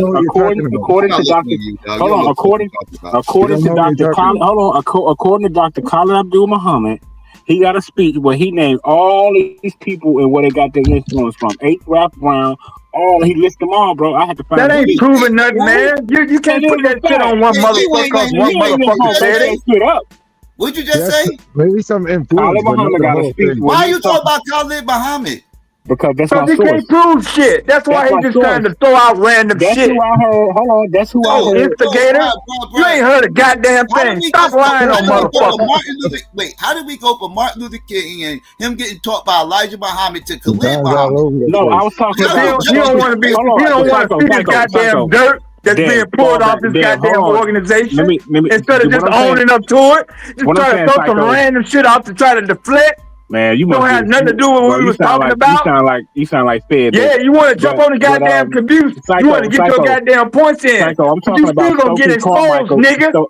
All the shit gonna get exposed. All right, man, you can't prove what the fuck you said, Can I get a nigga? You can't never prove what the fuck you said. Can I get a nigga babble right quick? Random ass goddamn challenge. Rambler. That's all the fuck you know how to do. Just get up on the goddamn panel and just say random shit to try to deflect when somebody actually dropping some goddamn fucking game about your motherfucking organization that you hold up so fucking all down. They can't do no goddamn wrong, and then as soon as you can't motherfucking find them, you started throwing some random shit. Well, he got information from Elijah Muhammad. You're a fucking liar. All right, are you done? Can I get a nigga babble? Can I get a nigga babble? Now, Psycho. Now, it's a speech out there with Dr. Khalid, right? Well, I'm speaking on Carmichael. I have moved up from Martin. I'm talking about Carmichael and Rap Brown and all these people. According to Dr. Khalid Muhammad, he said they got a lot of their learning and a lot of their ways of maneuvering and orchestrate stuff from the teaching of Elijah Muhammad and Nation of Islam. Now, this is according to Dr. Khalid Abdul Muhammad. So that's not even a primary. So why did Khalid Muhammad said he wasn't even there? I'm telling you what happened in real time. They was under SNCC, where the SNCC is an organization that was under the SCLC, which is Martin Luther King's organization. Like I said, there was a bunch of college kids. They were activists, and that's where they came from. And when they broke out, they broke into the Black Power movement, and they wasn't under no goddamn Elijah Muhammad. I didn't say they was under him, bro. I said they got a lot of religious. It's nothing religious about the Black Panther movement. The Black Panther movement was started by a bunch of agnostics and atheists. I'm just saying, a lot of they wasn't giving praises to nothing. They respected Malcolm. And they had nothing. They learned a lot. They learned the way to fuck about the Nation of Islam. They can care less about the Nation of Islam. That's a lie. No, that's not, bro. That's a bullshit. The way they start organizing and pushing different ways of thinking. Malcolm. They didn't fuck with the nation. Malcolm was gone by the time the motherfuckers got he had just died. Right. What I'm saying is a fact. What I'm saying is a 2 fact, years bro. later. What the fuck is you talking about? What I'm saying is Mr. Rambler. It's a fact. You can look it up. It's not no goddamn fact. You can't post up no goddamn evidence. You saying that? Fucking liar. You saying that is like saying the new Black Panther Party was under Farrakhan. No, I'm not saying they was Psycho. I'm not saying they was under. Psycho, I'm not saying they was under. You can't even find what Khalid Muhammad said. The new Black Panther Party followed Khalid. They ain't follow Farrakhan. They followed Khalid.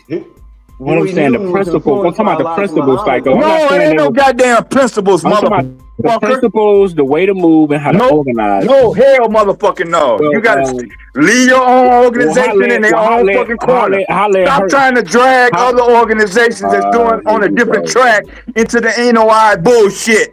Madon. All right, get out of your feelings.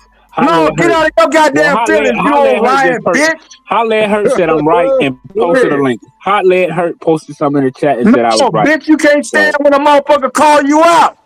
Boy, you ain't calling shit. You just yelling. I am calling you out. You're a fucking liar. You like an old fool. I don't give a fuck what I look like. You still a goddamn liar. You still a liar. You still a fucking liar. I mean, that don't change the fact that you're a motherfucking liar. You can't even fucking lie right. I don't know it don't coming back on the panel I mean, to see like how a many broke lies race you car, can get off. you know what I'm saying? He making all Ali these Muhammad noise, said it. but when it's time to get on the track, You don't even know. ain't doing nothing. You can't even pull up the goddamn speech. It is Well, nowhere. It's not on tape. It's not in text. I got it from It's Khalid not on Muhammad. record. There's nobody Khalid else that Muhammad can is a credible verify source it. to me. You just up here just rounding some random goddamn bullshit, hoping somebody will catch on and deflect You're off right. the I am goddamn hoping somebody. bullshit. I am hoping somebody catch on to the Right, truth. right, but it's not gonna I happen. hope somebody do Goddamn it! catch on That's to the why truth. Afro left. I am That's hoping why somebody Afro catch on left. to the truth That's of what why I'm Afro talking about. XyayX left. Goddamn That's why right. he left the panel. Cause your motherfucker came up here. Yelling like goddamn. He was trying to You up here yelling like say some Gargamel. goddamn grace Nobody want to hear and that shit. not being so goddamn toxic. But you came up here with some more goddamn lies. He said, "Fuck it." Now I'm still here. I'm gonna call out your goddamn fucking liars. I'm not gonna run, bitch. With the ignorance. You're a fucking liar. You're ignorant. You're still a liar, whether I'm ignorant or not. That don't change the fact that you're a motherfucking liar. Well, he know. It don't change the fact that you're a motherfucking liar, Madonna. It don't change the fact that you're still a motherfucking liar. Liar? Yes, you're a motherfucking liar. Prove it. Prove me a liar. I don't have to prove it. You ain't never proved the fact that they got it from the goddamn Nation of Islam. Well, You I got fucking people in liar. the chat saying I was right. So, how about that? You don't want this smoke, my nigga. Bitch, you couldn't get no smoke if it was blowing up your goddamn fucking nose. You know what I'm saying? Bro, everything will come out That's my the mouth. only thing that you know how to do is babble. That's why you laugh at every goddamn thing that you say. No, I'm laughing because everything that you say is goddamn fucking joke. It's hilarious how it ain't no motherfucking it ain't no motherfucking truth in what you say. A motherfucker ain't got no you don't take the substance. motherfucking shit But you serious. come up here You don't never take no motherfucking shit serious. I gotta laugh because you I don't sit want up to here, motherfucker, come up on the goddamn panel for your own goddamn entertainment, and you hate when a motherfucker call you out.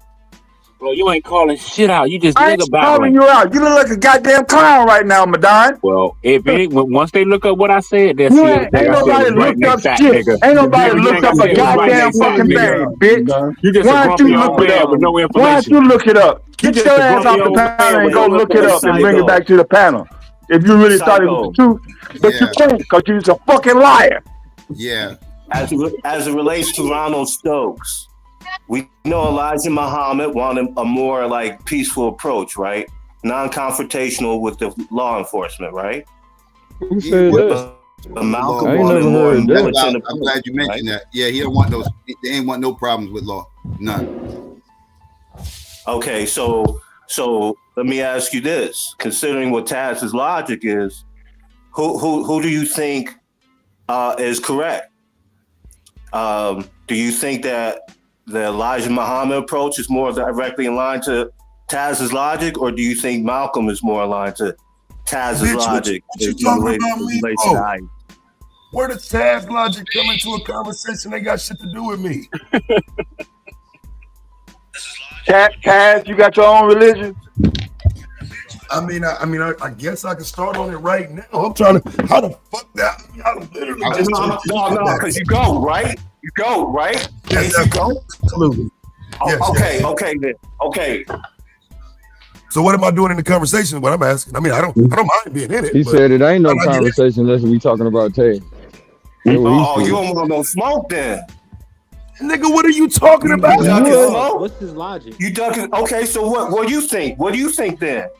You think Elijah Muhammad was right, or do you think Malcolm was right? Yeah, I'm fucking with Malcolm. Malcolm. As far as what? Right about what? That's I don't give a fuck what it is. I'm fucking with Malcolm.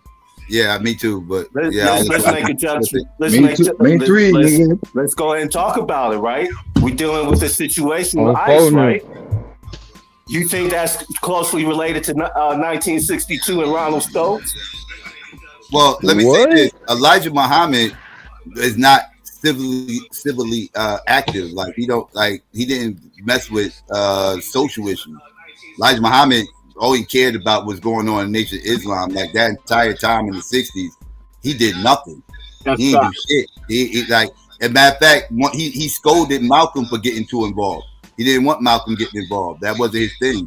He wanted Malcolm focused on the Nation of Islam and Nation of Islam only. So no, Malcolm's from the streets, and he understood our plight. God bless Malcolm X, man. Somebody got YouTube playing in the back, I think. Is that me? Yeah, somebody in the background doing the most. Somebody just new came on the panel. I don't know. Somebody wanted to hear their voice play back. Yo, who's a call and tell pro up in here, man? For this. Who the what? Sorry about that, Diddy. I'll try to calm it down. Yeah, so I don't know what type of logic we're asking here about me. I'm trying to. What the fuck are you talking about, dumbass nigga? Elijah Muhammad's approach was more aligned to yours and what you're talking about with ICE. Are you fucking and us confronting ICE logic in this current era? What? You comparing religion to Come on, his man. viewpoint on ICE? What the fuck is you talking about? So he trying to say Taz don't want no smoke. The more with things ICE. change, the more things stay the same. Come on, fam. So you just want to fight with Taz? Just say that then, man. This ain't got shit to do with no fucking ICE. What the fuck is you talking about? I want to fucking smoke with ICE. I ain't got no reason to be worried about ICE. The LAPD in 1962. You don't think they were ramming people down like they doing ICE? Like ICE is doing right now? No, because they shot a white lady. They doing it. When you say people, you talking about our people or ICE is bringing people out of the country. Ronald Stokes.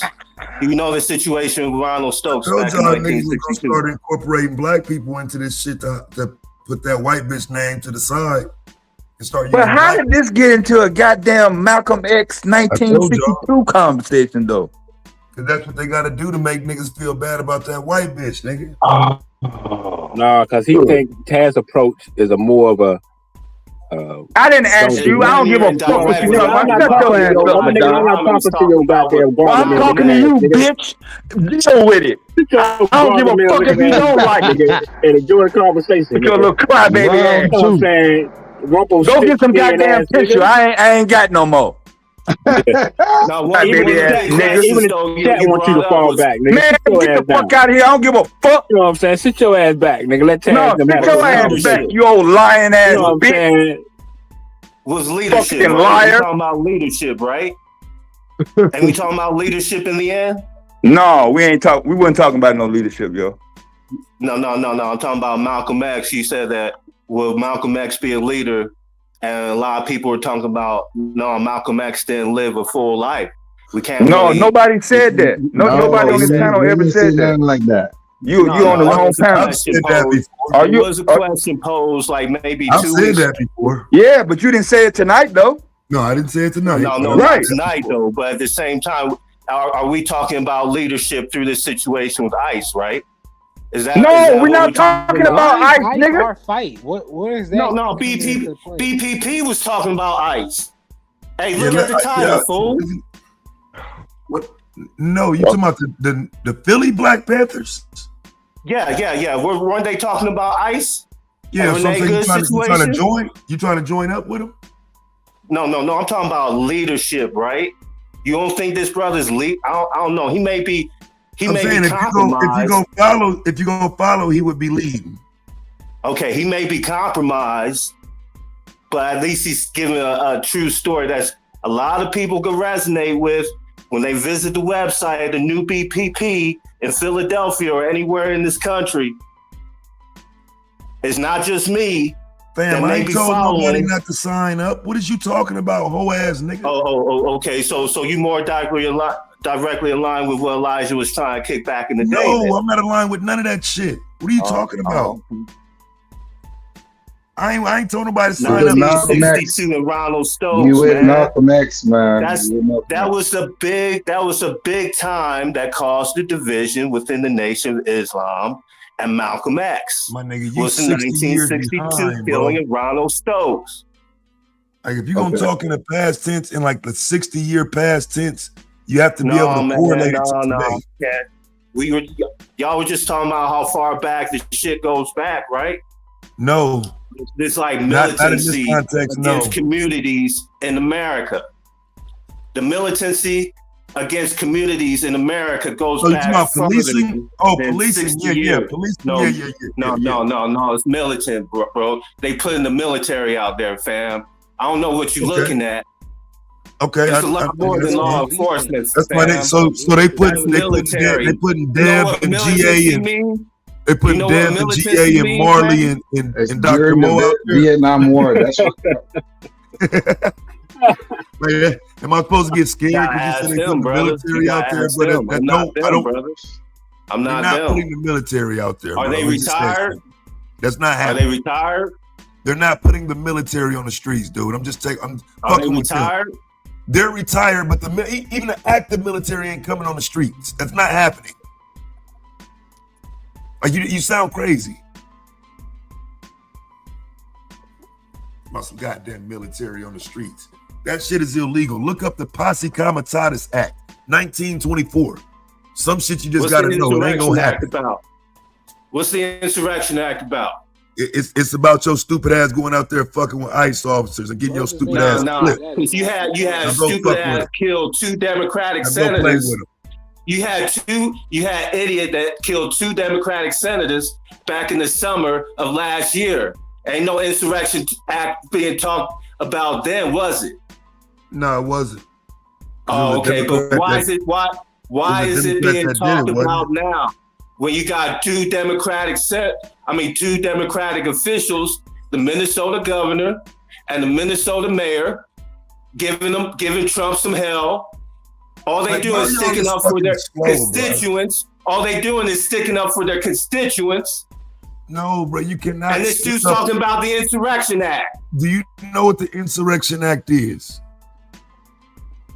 Do you know what it is? Do you have any idea what it is? Posse Comitatus. No, fuck no. Will be ended with the Insurrection Act, right? No, bro. Listen. Just say no, man. Damn. You are like for some. Cause I don't understand what you're saying. You don't think that's martial law? Insurrection Act is not martial law. Can you just let him tell you what it is since you don't know? Because here's you thing, tell me, like, Deb.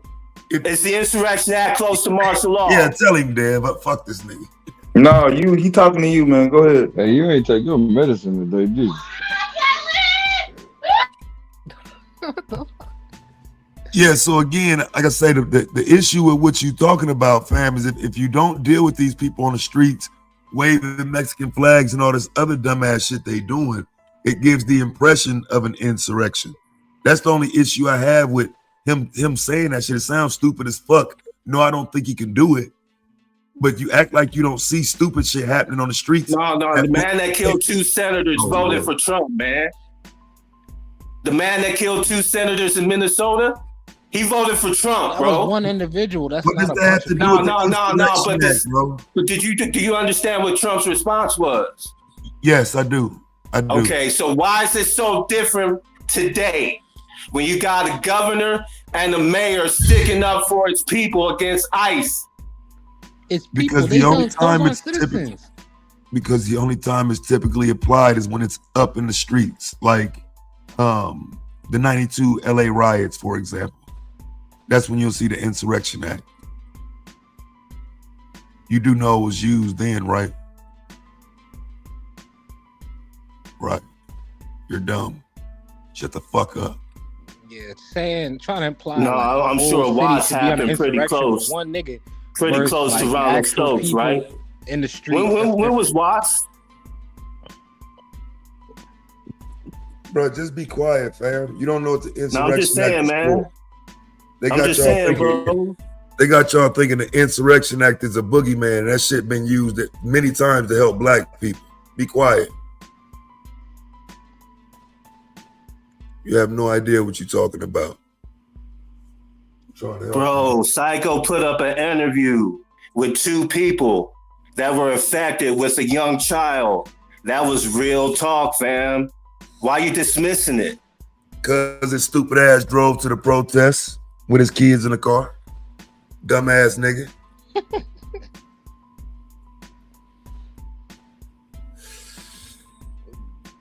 Yeah, that's am I lying? Bring your kids to what the fuck was he thinking?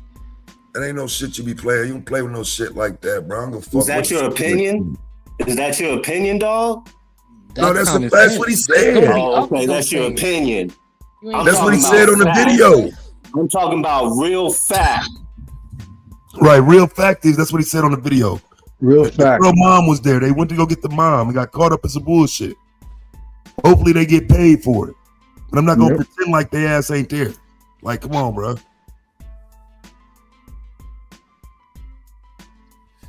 So that's B1? Yeah, Is that bro, it is. B1? It's definitely B1. Stay the fuck away from the protest. You take your stupid ass over there, bitch. Don't expect me to cry. The fuck? Stay your stupid ass from around these motherfuckers. Like, what the fuck is wrong with you? Take your dumb ass over there and protest. I'm just listening to your opinion with a lot of other people. We just listened to your opinion about B1 with a lot of other people. So go ahead. What about my opinion of B1? B1 is staying the fuck out of Latino shit. Staying the fuck out of ICE shit. You don't get to go do B2 shit and then say, cover me, I'm B1. Bitch ass nigga. This the goat you talking to. The woman was just driving the streets and got boxed in, fool. You better go talk to one of these motherfucking pro-blacks, nigga. Fool. You go enter into some Latino shit, you gonna stay there with the Latinos, nigga. Fuck you talking about? B1. After y'all been chasing around ICE on behalf of Latinos all day. And when Fuck shit that. goes down, your ass could be going to Mexico, you fleer. Yeah, I'm going home sooner than later.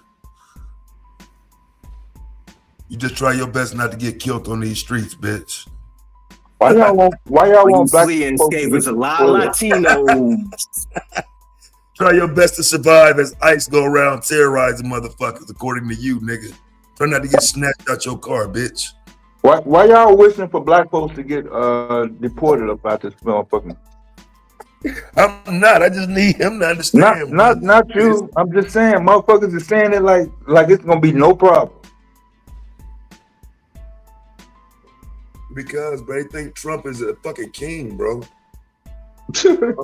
like Trump is a goddamn god. Like he's fucking Trump's gonna deport everyone. Deport them to El Salvador. Fuck Trump. Tired of this motherfucker. I wish they impeach this bitch. That way I don't hear this goddamn shit every fucking day. Some pussy ass nigga getting up here crying because I ain't worried about Trump the way he is. You don't see this shit, That's how I fam? give you some levity after the Niners getting their ass You whooped don't- like they you don't getting their see ass it in whooped right the now. world, Go Motherfucker, I'm a IU. lifelong Go fucking IU, fool. nigga. Fuck you talking about? Celebrate if we win and don't pay your ass no attention if we Is lose. that swordy or something? No, that ain't what.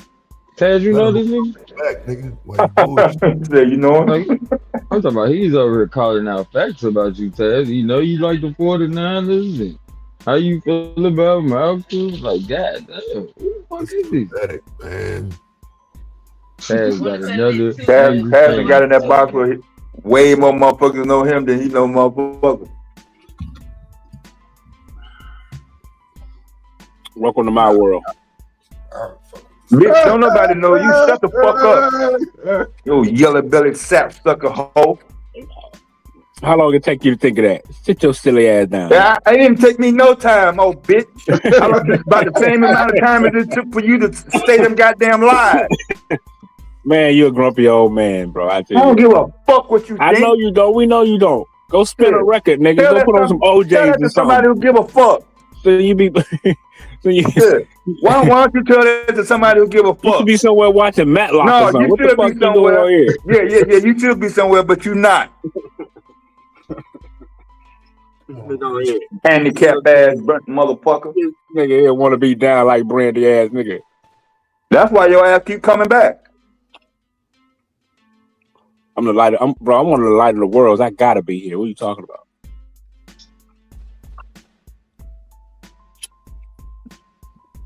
Yeah, we need some goddamn dirt to beat up on.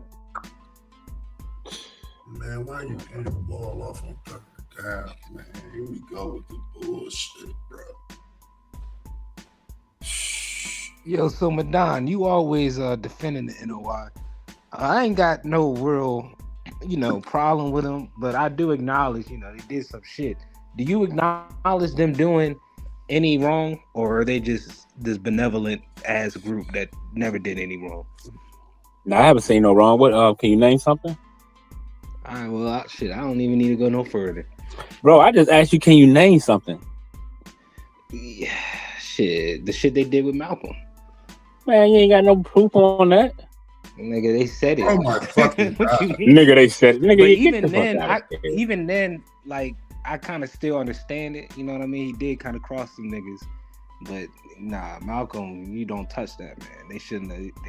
Even if they had their differences with him.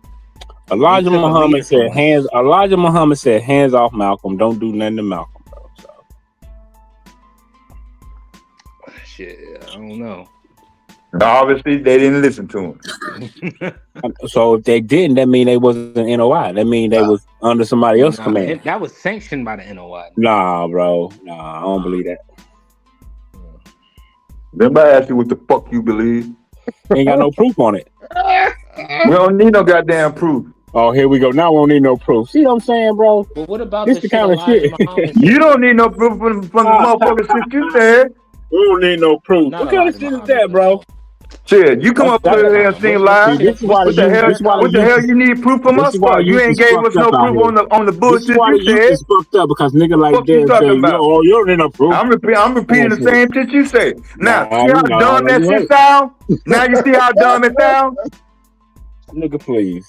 Like I said, Nah, but man. look, somebody mentioned it earlier. Farrakhan has said something like, you know, you deal with a traitor like you deal with a traitor type shit. You know, referring to Malcolm, like if we did it, we did it because he was a Okay, traitor. have you heard that speech? Not the whole thing in its totality. Okay, then, bro. That's what I'm saying, bro. You taking shit out of context. Oh nah, that's all the context that's needed. He was talking. No, about it's not, bro. You gotta get the whole context. See, that's what I'm saying, bro. You I can tell you on no Fox News. He kind of you run with, bro. You run against the nation. Come on, man. We know what they always lying, man. That's what he said, dog. What are you talking about? What context do we need? Ain't no we. Yeah, I don't know what the fuck you talking about. Well, I think people need to go revisit that. Not cool. Said what he said, dog. Yeah, I heard exactly what he said. He's the one who set up the goddamn killer. He's the one who set up the motherfucking killer. I heard exactly what he said, bro. And that what he Very cool didn't pull the trigger, but he damn sure set that shit up. You ain't got no proof of that though, Psycho. I got enough evidence. Why did he speak on it if he ain't had nothing to do with it? He damn near got a self-admission to it. Like, come on now. If it was so much on the goddamn government and independent of the fucking NOI, why did he make a speech about it then? And why I'm gonna go by what Malcolm's daughter said. Malcolm's daughter said it was the FBI. So I'm gonna go with his. And why does the NOI keep making, what is this? They're like 7th edition of We Didn't Kill Malcolm. Like why do they keep apologizing? They know they did it. Man, that's slander, bro. Y'all niggas tripping. This is my murderer. Bro, they recruited from jail, prison. Like that's how they kind of. I mean, I like. What's wrong with that? Hey, hold on. Bro, what's wrong with that? That's bro, a lot of them niggas. They have almost 100 years like history of murdering nothing but black people. Damn near 100 years. These are gang niggas, man. For real, they run like I don't know about right and now. They cleaned them up, and they got cleaned up, right? No, because they still was killing motherfuckers. Hey man, listen. All I know is this, man. The brother asked me, like I said, if you can show me something, who is that? Jihad. Show me something with some concrete proof and evidence, man. That's all I'm asking for. I got you. If you can do that, okay. If not, it's just hearsay. What's hearsay? They've done nothing wrong. They just, all great. I'm saying like when you say nothing wrong, you mean like individuals doing something in their normal everyday life. Like what do you mean? Has the nation done anything that's fucked up or anything you disagree with? Just anything you agree with all of it. That's what you said. Yes, that's what he said. Yeah. Because now, what about that shit Farrakhan said about the straight hair? You think that shit was some cool shit, or you agree with that? Well, he's speaking on something I don't know about. Look, trying to say niggas got, nah, we supposed to have straight hair or some shit. Nick, like what the fuck? Well, I mean, hey. He said your hair is supposed to be as straight as your eyebrows, nigga. Well, it don't sound silly to me. It just, raised the question of something I need to look into. Like, yeah, it do sound silly. I'm not gonna get, nigga. Well, I mean, there's a reason. Hold on, but wait a minute. Hold on. If there's a reason, If our hair nap up, right? There's a cause behind it, right? So yeah, tell us the cause. Nigga, I'm not in the goddamn niggas ain't shit club. What's the cause? All I'm saying, that's what I'm saying. I had to look. I've been looking into that. Look up what Farrakhan said. Why don't you look up what Farrakhan said? I heard what he said. That's why I said. So what was that? Is he a liar? That's not something, Madonna. I don't know. Is Farrakhan a liar? I don't know. Because I don't know. Hold on. Why you don't know the answer to this goddamn question? Hold on. The reason why I say I don't know because we got black people out here. He said it, goddammit. Bro, listen to what I'm saying. We got other groups of black people that have hair like that. So I don't know what our hair was. I wasn't there. So I don't know if our hair used to grow a certain way. I don't know if our hair. Hold on. What I'm saying is this, Psycho. Psycho, come on, bro. Be civilized. But what I'm saying, Psycho, is this. I don't know if our hair was. I don't know. I'm just trying to have a conversation with Psycho. Psycho, I don't know if at one point in time our hair was a certain type of way. I don't know. That's why I can't argue it. I don't know. No, under that Nation Islam diet. Shit. That was some coon ass self-loathing shit that motherfucker said. Under the Nation Islam diet, your hair will smooth out like that. That being sued. No, I'm serious. That being sued, especially when you wear a wave cap and you sweat in it. Your hair starts straightening out real good. I'm telling you, fam. Wait, I mean, you can do that. I can do that in the summertime. Hey, what's that dude? If you wear a do-rag on your hair in the summertime, your hair will turn silky. Get that straight white man hair. Psycho, what's that little weird dude name to be on your channel all the time? Is that him? No, that ain't Mook, man. Oh, damn. It's Saturday night, though, bro. It's Saturday night, man. Holiday weekend. They all coming out this weekend, yo. Man, one thing I do know, you can wear a do-rag on your head in the summertime, right? I used to mow the lawn with my do-rag. Oh my God. After I got finished mowing, my hair was so silky, bro. And so it's a chemical change. It's a bunch of dudes on this panel. We don't give a fuck what your hair feel like, nigga. We talking about, bro, sit your ass up. We talking about a conversation about what Farrakhan said about black people hair, bro. Yeah, keep it on Farrakhan. Wasn't nobody talking about your motherfucking shit. Bro, I'm talking about how our hair work, nigga. Set your ass up and fall back. You ain't had hair since 74, nigga. What's that shit they be washing dishes with? What's that shit they be washing dishes with? Trying to get somebody motherfucking hair too. Out of here. I said I don't know. When the last time you had waves, Madonna?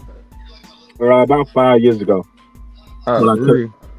Yeah, and then I grew my hair. I got braids now. Sometimes I had an afro, but yeah.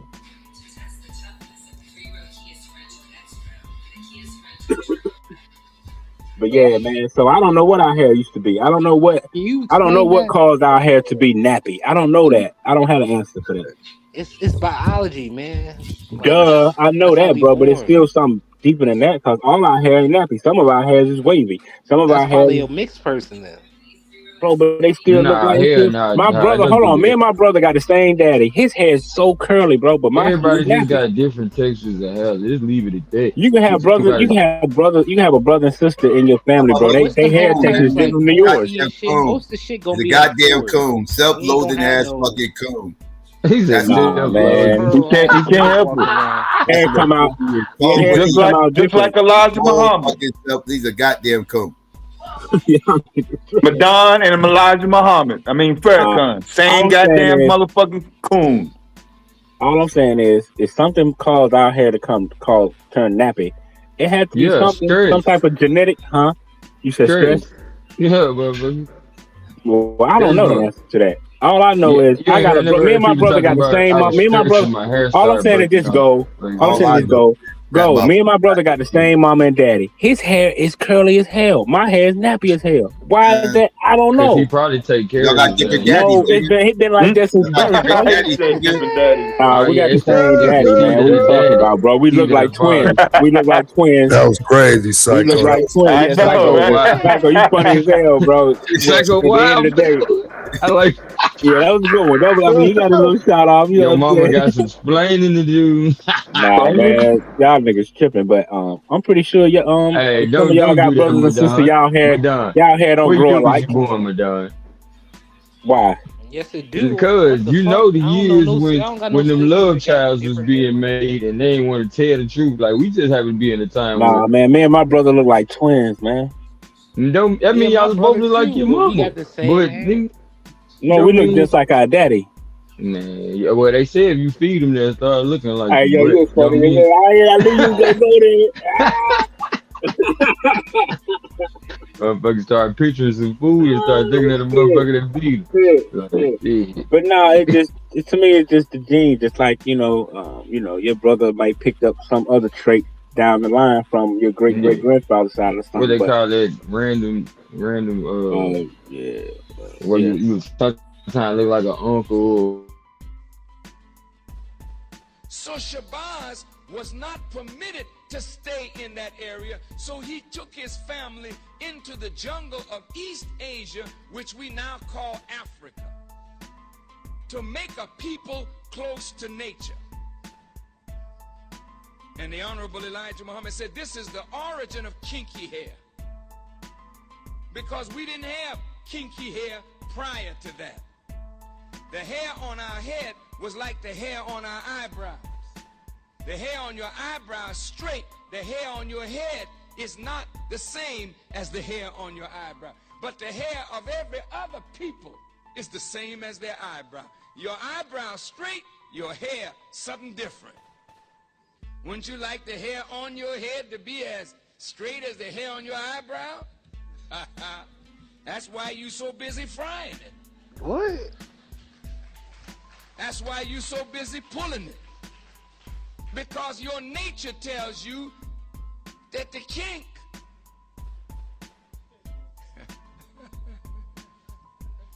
Nigga can't hold it back. He laughing. Yeah, he couldn't even get the shit out. Oh, dumbass shit. Some of the dumbest shit I ever heard in my motherfucking life. Hold on. No, it's not. No, it wasn't. Hold on. Yes, the fuck it was. Hold on. I missed that word. He said nature, not nurture. He said your nature. What the fuck was that? Oh my fucking But he god! said we closer to nature with the straight hair. That's why we're doing it. He said your Like, that's nature. some tuned out shit. but He he said said saying your that nature. nappy shit is unnatural, bro. Well, he made some valid points in my humble He ain't opinion. make no valid shit. Why everybody else hair match their eyebrow? I mean, that's a good question. That's some bullshit too. Not You call it everybody what else you has want, bro. that. It make you think.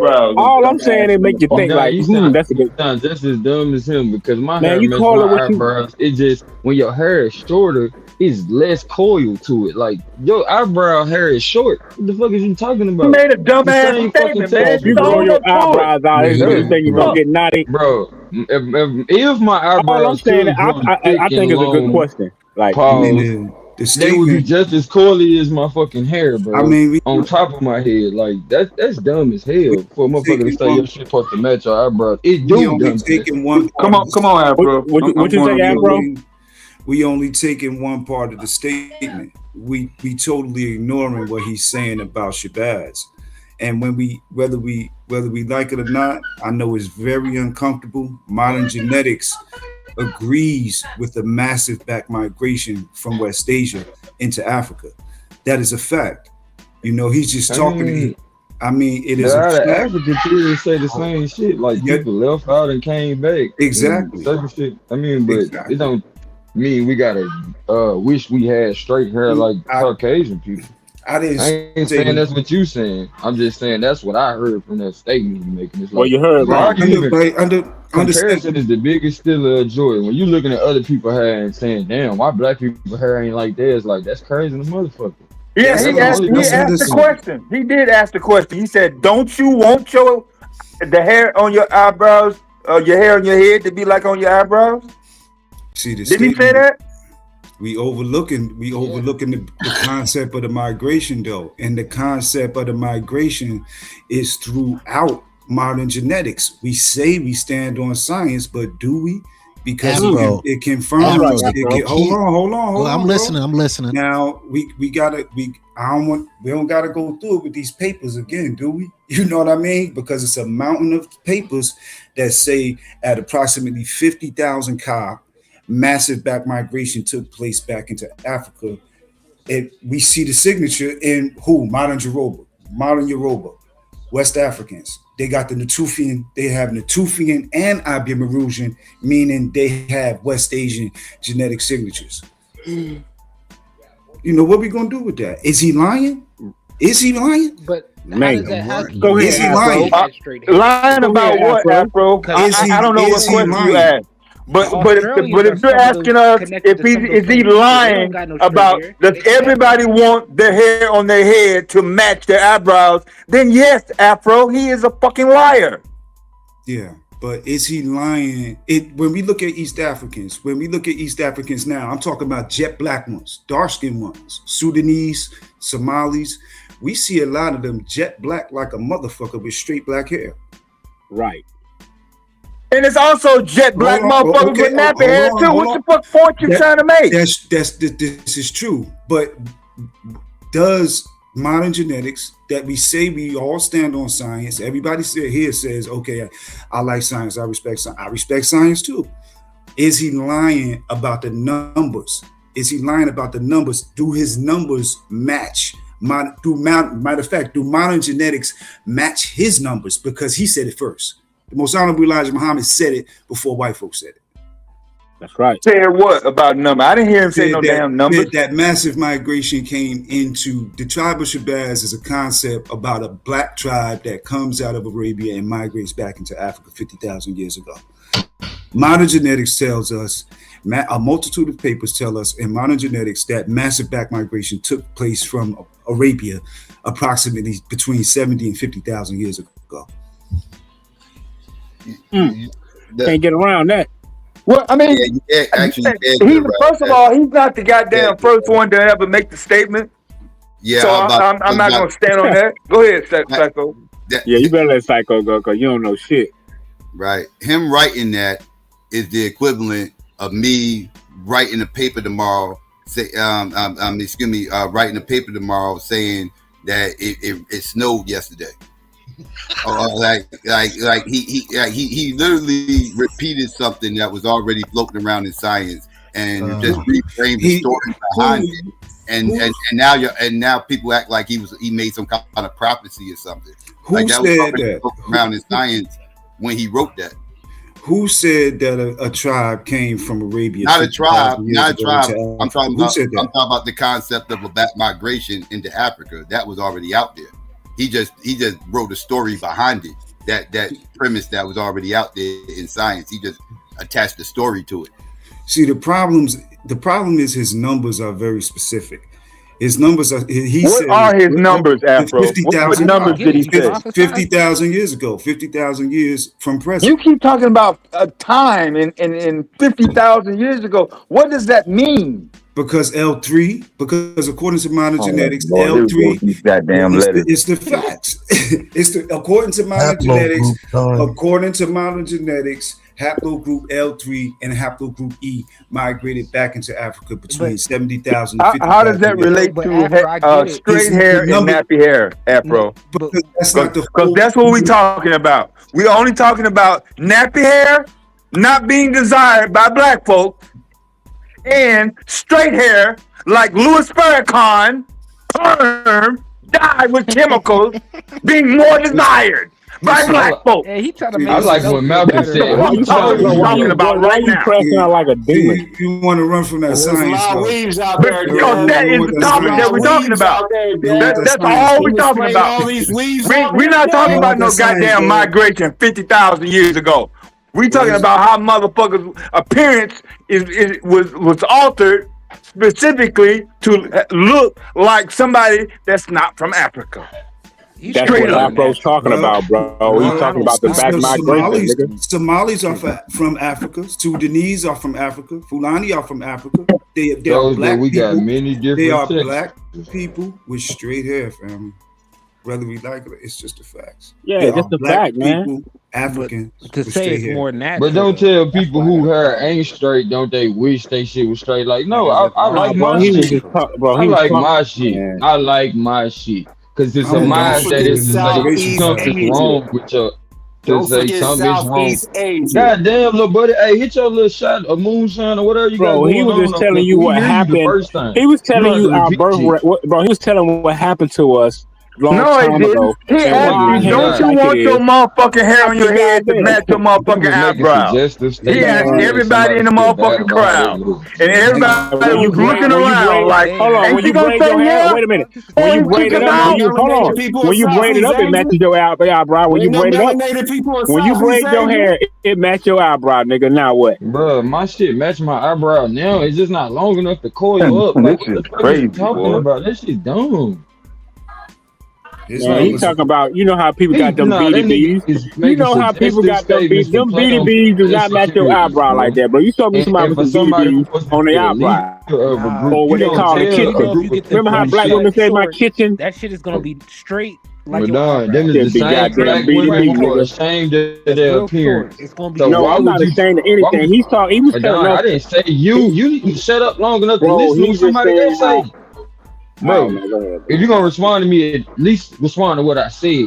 I said them are the same black women who are ashamed of their appearance because of what dominant society tell them. So if you're gonna lead a group of people, make them feel good about who the fuck they are, not turn around and say, "Don't you wish you look different than who you are?" Like, what the fuck? That's But they stupid. already Why feel y'all good. That's skipping why over they that that's why they like was you there. didn't say that in the They goddamn already speech? feel good. They already got a knowledge of self. Those women that No, he they was talking obviously to don't. already If a got a knowledge of motherfucker self. can say that shit to your You know face, how cause many? you, But you know man, how you many? not gonna be my leader telling me I ain't good enough. Like that's He didn't basically say what you're that, telling bro. me, You taking it out of bro. context. Yeah, You I know how bet many you didn't hear that speeches? shit, cause you You know how you many? cool with that suggestive statement of don't you wish you look You know how better many than. speeches that Minister Farrakhan has on I black? I feel you, You know Afro, and how you know many? you my dog, but I prefer when Malcolm said, "Who told you But that your how skin many? was Do you ugly? know how Who many told you?" speeches that Like, Minister Farrakhan has on Farrakhan blackness? but told you're you. gonna skip over that though. You're gonna skip Yeah, over the I'm You fact know glad how you many? pointed that that one. out. Where you think Malcolm got That's the that from, difference Gold? between Who you the two. think Malcolm got that No, from, Hey, Gold? hey. You know, Fat Albert in here. Ryan said, You can't give that motherfucker credit for everything. God damn it! Now if he couldn't give right. Malcolm that speech and then give Farrakhan that speech about hating your goddamn hair, what are we talking about? Who taught you to hate the texture of your hair? Who taught you to hate the color of your skin to such extent that you bleach to get like the white man? Who taught you to hate the shape of your nose and the shape of your lips? Who taught you to hate yourself from the top of your head to the soles of your feet? Who taught you to hate your own kind?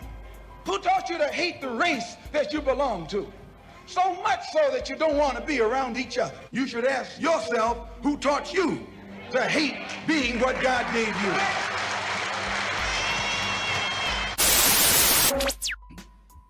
That's a body. That's a great That's a question, body. Malcolm. Let's see who taught That's them, not Malcolm. a I wonder body. who taught him. Let's see who taught him. That's not a body. So Shabazz was not permitted to stay in that area, so he took his family into the jungle of East Asia, which we now call Africa, to make a people close to nature.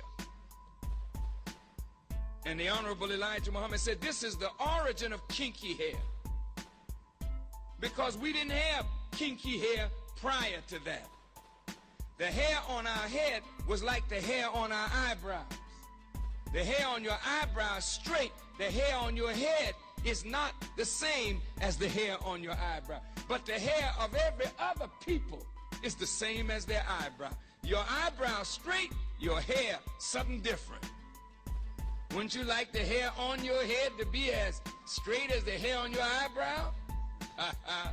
That's why you so busy frying it. That's why you so busy pulling it. Because your nature tells you that the kink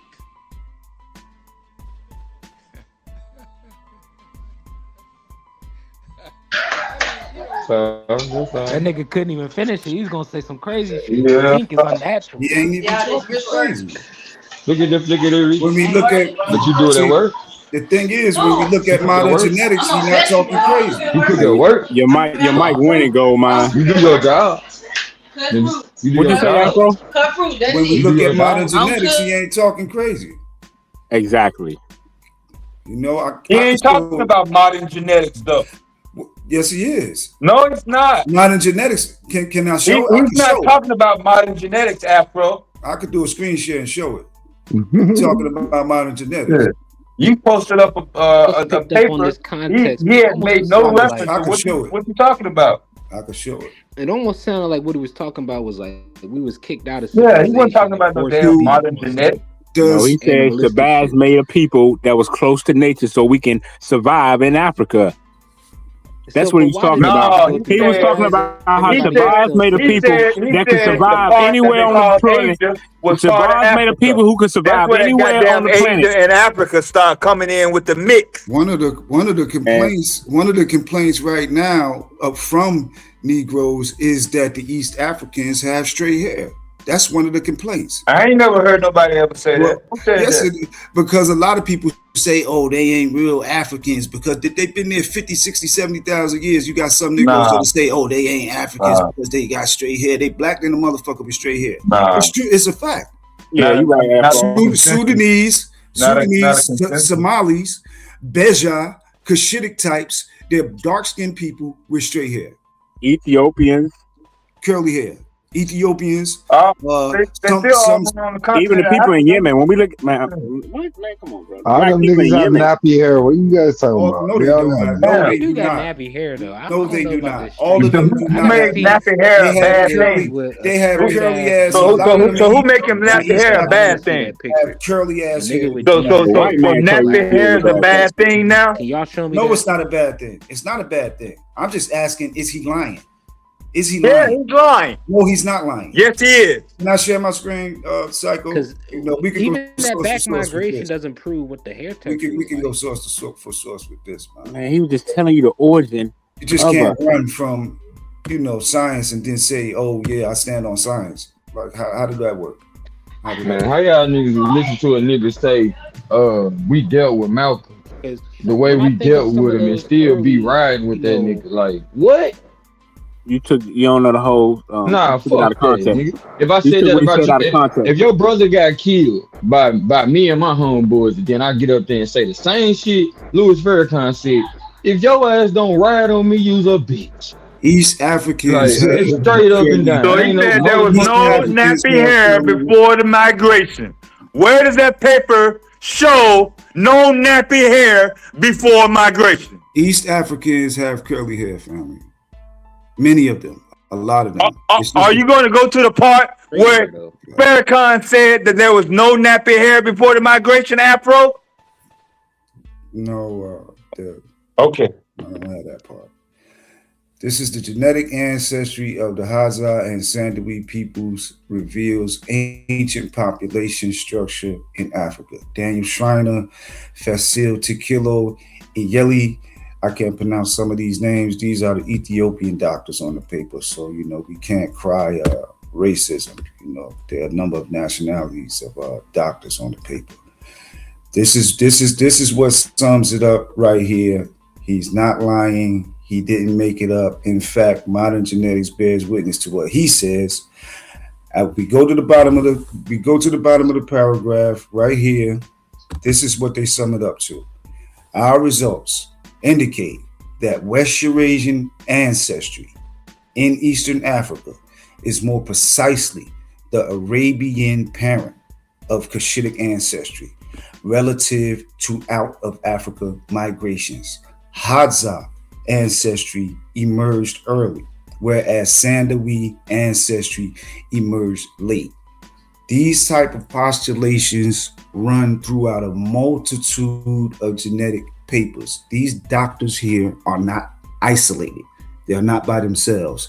They are at all, meaning many others agree with them at all. That's what that means. When we see that at the end of a statement or a doctor's name, it means many doctors agree with them. But it's telling us right here, the Arabian parent of Kush. It's not talking about no white people, though. That's the problem. It's not talking about no white folks. It's talking about it's talking about E1B1B and E1B1A markers. Right here. E1B1B, we have introgression from E1B1B and E1B1A on a B2 A3B1, A3B2 markers, which would be considered totally sub-Saharan African and not to have left Africa. But these two markers here, E1B1B and E1B1A, introgress into them in Sandawi and Hazar populations of East Africa. They introgress into those populations. They are foreign to Africa. They re-enter Africa. This is the entry point. This is the entry point right here. This is where they come back into Africa, and we see the brothers E1B1B and E1B1A together. They enter into a B2 haplotype and an A3B2 haplotype background. This is the entry point. Hazar and Sandawi.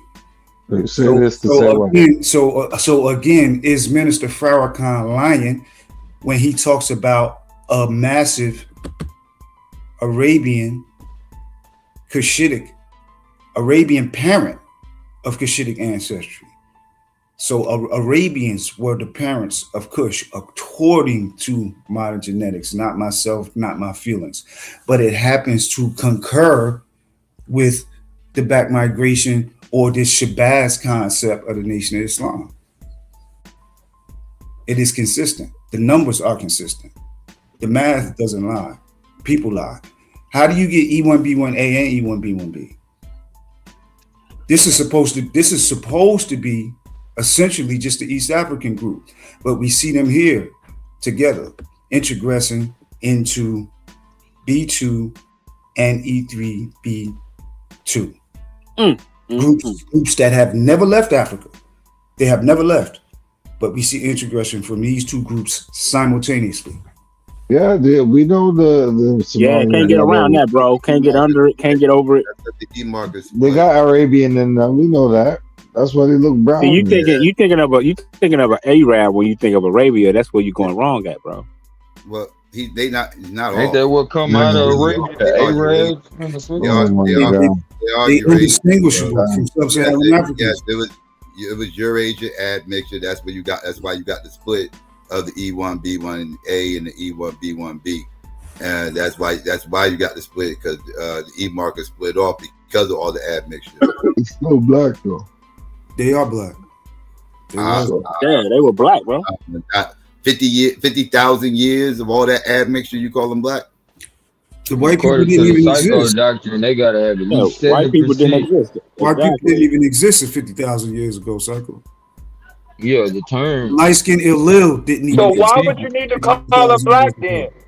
That's not. That was black. What we would call black Africans, quote only unquote. 6,000 years old, and we don't call them black. But you gonna tell these people that's 50,000 years separated are still black? That don't make sense.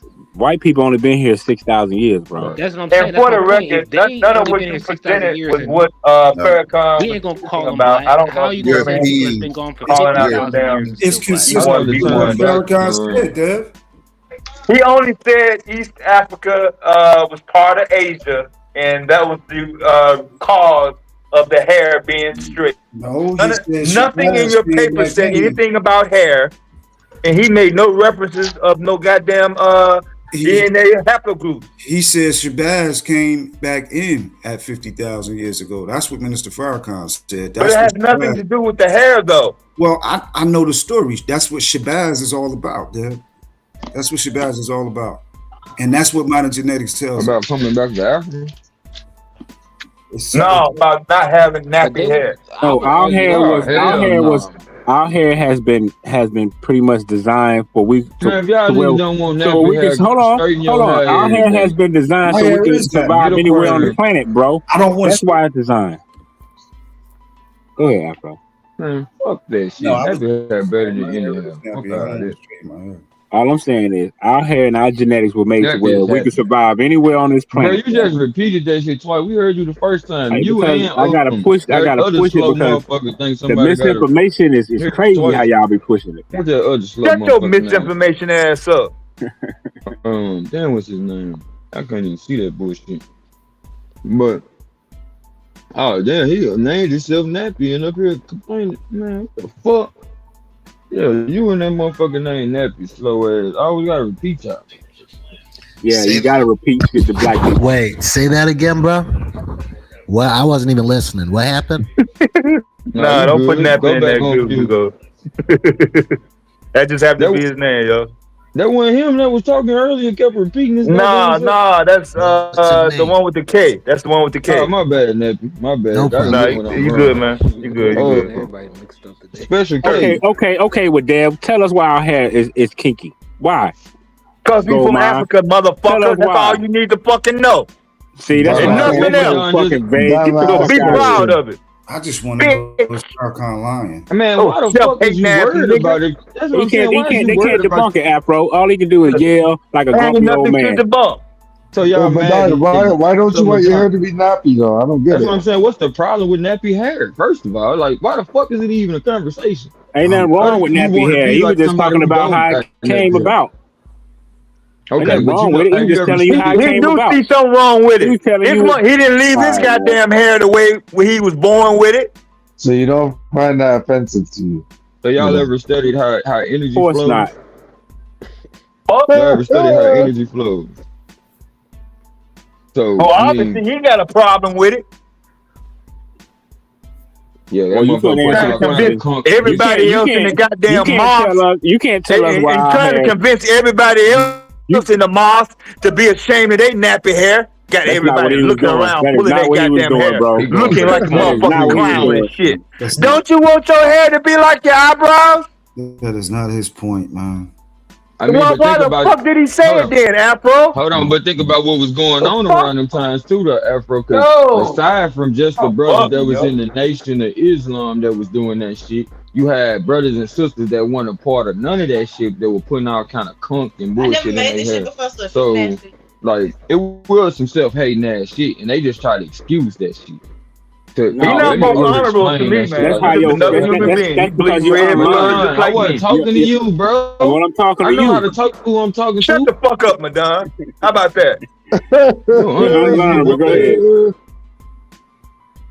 Like, it was a whole bunch of motherfuckers trying to straighten out their hair, like, at that time period, and it was because they was assimilating into the system, and the people in the dominant society or grouping, that's how they hair look. So why wouldn't you, if you sitting there watching all these commercials with all these subliminals, all these movies, it's making you feel like in order to fit in this society, I need to straighten my hair. Even if you don't consciously reason that shit, it goes to your subconscious.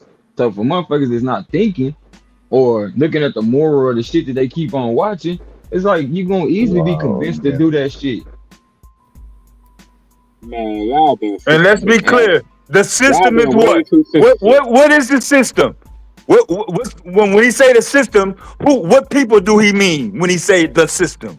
Why?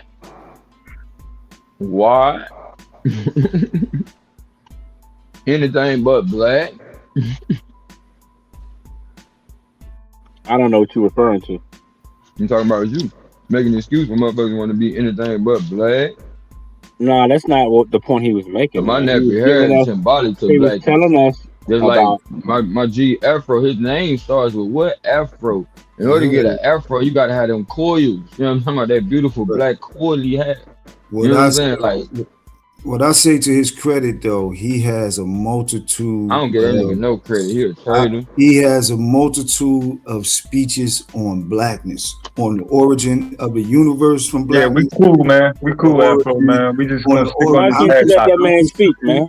Yeah, we cool on that. On the Yeah. origin of the universe from blackness, on the origin of the black woman's womb, the power of the black woman's womb, prenatal influence, the importance of having your woman in a secure environment, and her influence on the child, the woman's ability to write on the Because you my child's homeboy, I gotta cut you off Boy, before you you go them too far. straight hair Native All of that. Americans. Hold Lord, on. to cut the truth off, don't it? No, because he my homeboy, before he make a fool of himself, what you gotta realize, because you from a bigger city than me, right?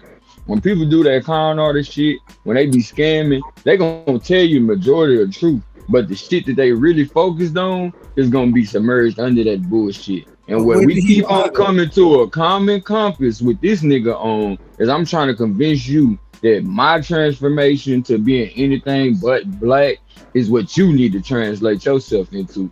So like I don't give a fuck if he said all kind of good shit about black people, but at the end of the day, his core message is there's something wrong with black people.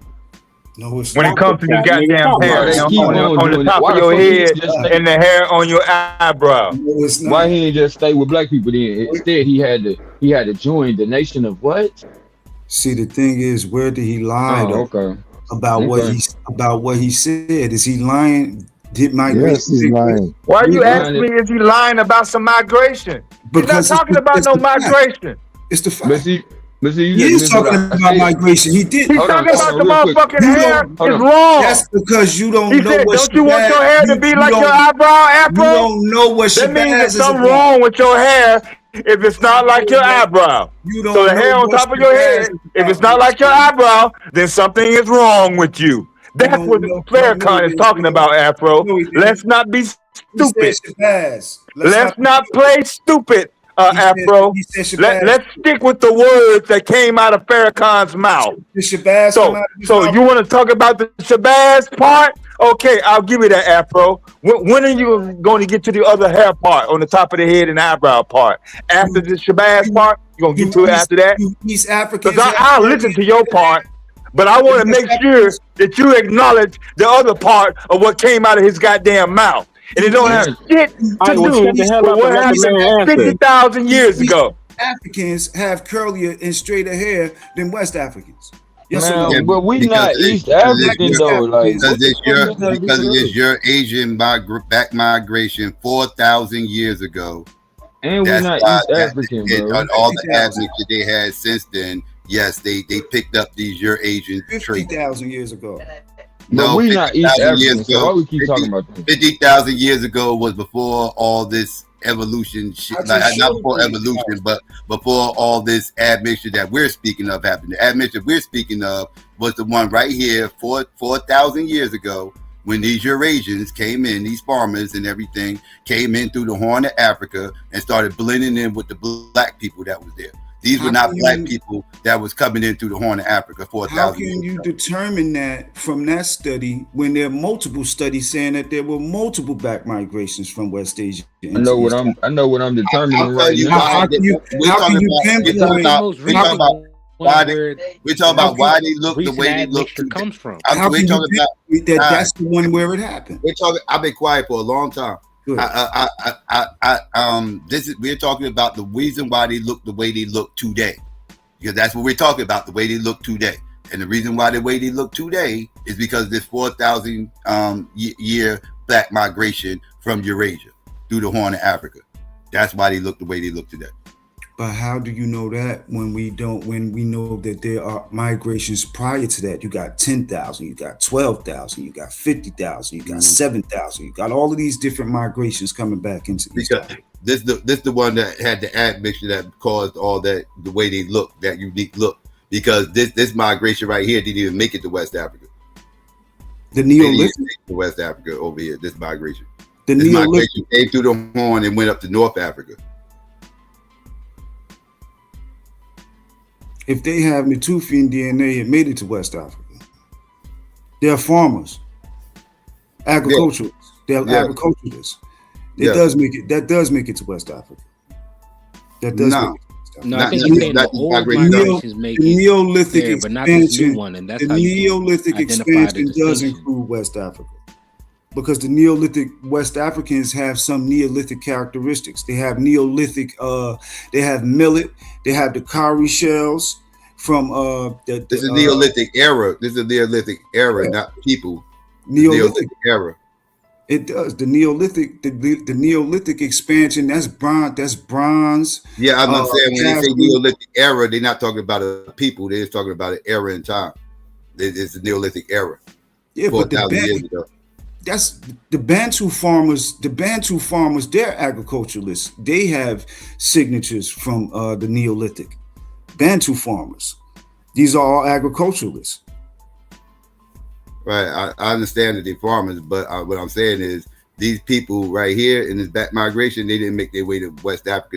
They migrated through the Horn and they went north. They do, bro. That's why the West Africa is called the Bilal al-Sudan. That's why West Africa, because Sudanese populations, they traverse the Sahel. Sudanese populations go back and forth over the Sahel. A13 is Nilo-Saharan. It starts out in East Africa as a Nilo-Saharan marker. That's A13. It never leaves Africa, but it goes all the way to West Africa. It traverses from West Africa to East Africa. That's Nilo-Saharan. They speak Nilo-Saharan language. That's the base of the language. That's why we got to read Robert St. Clair, because St. Clair, in the St. Clair papers, they cross-reference linguistics with genetics. So you get to find out who is at the base of these languages, the Nilo-Saharan groups, the Niger-Congo groups, the Cushitic groups, what markers are at the base of these groups. That's why it's necessary for multidisciplinary studies, where you have linguists cooperate and cross disciplines with the geneticists. That's what the St. Clair paper is about. It's about linguists collaborating with geneticists and archaeologists. And A13 is the Nilo-Saharan marker. They traverse from East Africa to West Africa, backwards and forwards, but they start moving with E groups. E groups start moving with them. That's why we see the introgression in the Hadza when the E groups and both E groups, E1B1A, E1B1B, when they introgress into the Hadza and the Sandawi, they go and they produce what we call Kush. That's what we call Kush comes from. It's Arabian. It starts in Arabia and then it comes into Africa. It's black though. It's not hook nose, hawk nose, white, pale skin Arab. Right. It's some motherfuckers that you cannot distinguish between sub-Saharan Africans. You can't tell the difference. Especially now you can't. They've been admixed with LO, L2, L3 women. They've been admixed with them. So they got coarse hair, but the genes say that they came from these dudes that came in back in Africa. Yeah, man, that's spot on, Afro. Appreciate that, homie. For what? That don't make them people the same as me. I'm not Arab. See, that's where you go wrong. Every time someone say Arabia, you thinking of a goddamn hook-nosed Arab, bro. That's where you wrong at. These people, it was Africans there, bro. Long before the Arab even got there. So-called Arab. So why you have to include Asia and Arab when you're talking about Africa? When Farrakhan said that area was East Asia, he said it was close to nature. He didn't say Africa was close to nature. He said Asia was. Why is that? Because Africa was what? Bro, the hair on their head was what? The hair on their head from the tribes in Africa was what? Was it straight like the Arabs and the Asian? Or was it different? Something was wrong with them, wasn't it? I'm sorry, Dad. Where's Mecca at, brother? Man, Dad, you just exactly. Where's Mecca, man? Exactly. Nah, man, you just, that's what I thought. Rambling, bro. Exactly what I thought. I'm not gonna entertain ramming just like motherfucking the last person was on the goddamn fucking mic. It had nothing to do with what was being said on the microphone or the video. Did not prove any goddamn thing except that Farrakhan was hoping his audience and his congregation would buy into hating to have kinky hair on the top of their head. That's the bottom line. They weren't talking to friggin' Somalis when he said that all the way out. Y'all can't tell the truth, man. Bro, you don't understand. Bro, you don't know. You don't understand. Bro, you lack understanding. That motherfucker ain't most honorable. You just most honorable what? Most honorable liar?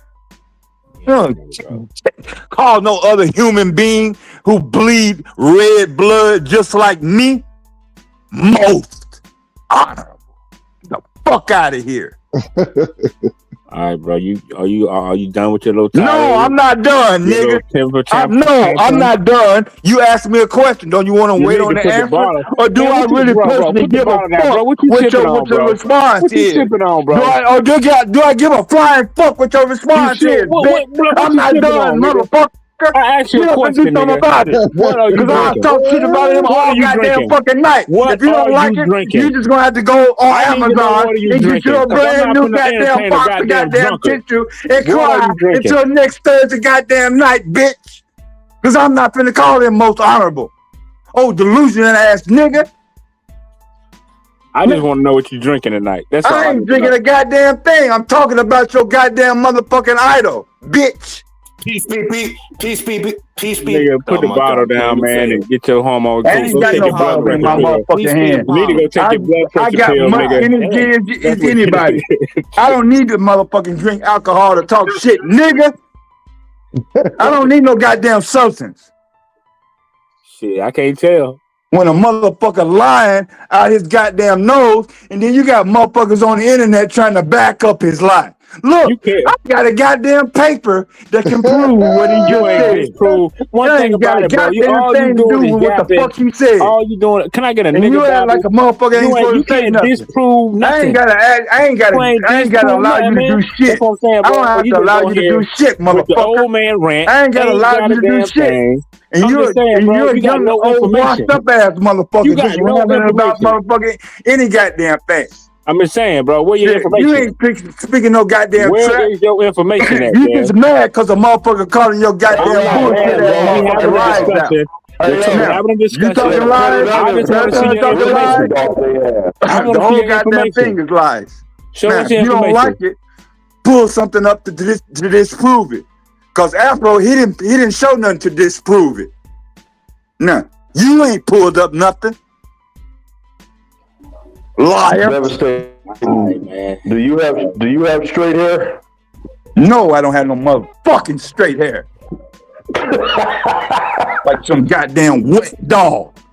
Walking around like a goddamn wet that nigga had straight to the motherfucker. That's why he mad as hell. He probably can't. I mean, the nigga hair probably can't grow no more. He done put all them chemicals in there trying to get some waves. I don't need no goddamn chemicals. Tune ass nigga. Need a just for me in that motherfucker. That's what you need. What's up, Lena? Hello, hey, Dad. What's up? What's up with it? Out here calling out these motherfucking liars on Saturday night.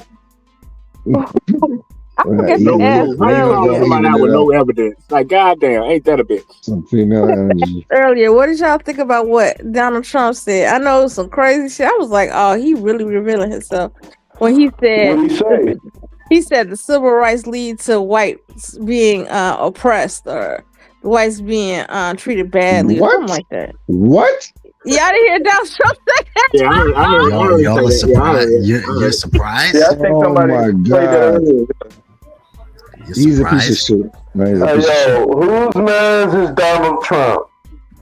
That's the white Christian nationalist talk. That's Charlie Kirk, Nick Fuentes, all them motherfuckers. Real Dana sets the story straight. She sets the story straight about the reparations movement. Especially fuck Real Dana, fuck her. I know, right? Like on Monday. Yeah, stop saying her name. She put out something about the reparations bill and Trump's stance on it. Trump's stance on it was more for African Americans.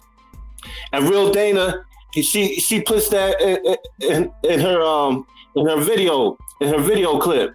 I'm telling you guys gotta watch it, man. Have you watched it, Nappy? Have you watched that? I don't watch that bitch. I don't even fucking. I think she put it out like on Monday. She put it out on Monday talking about Trump and the reparations bill. He exposed that a lot of people. Real Dana. Who the hell is that?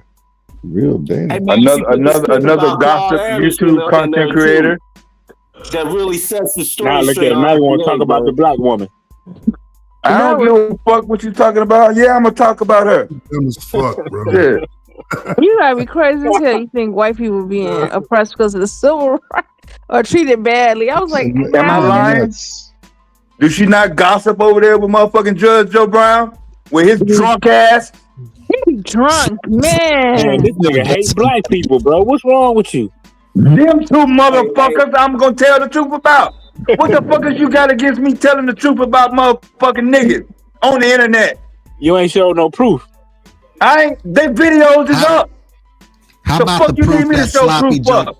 How about the proof that Sloppy Joe Brown recently said? Oh, this is one of the crazy things that he said. Charlie Kirk ain't racist, and he's riding for him.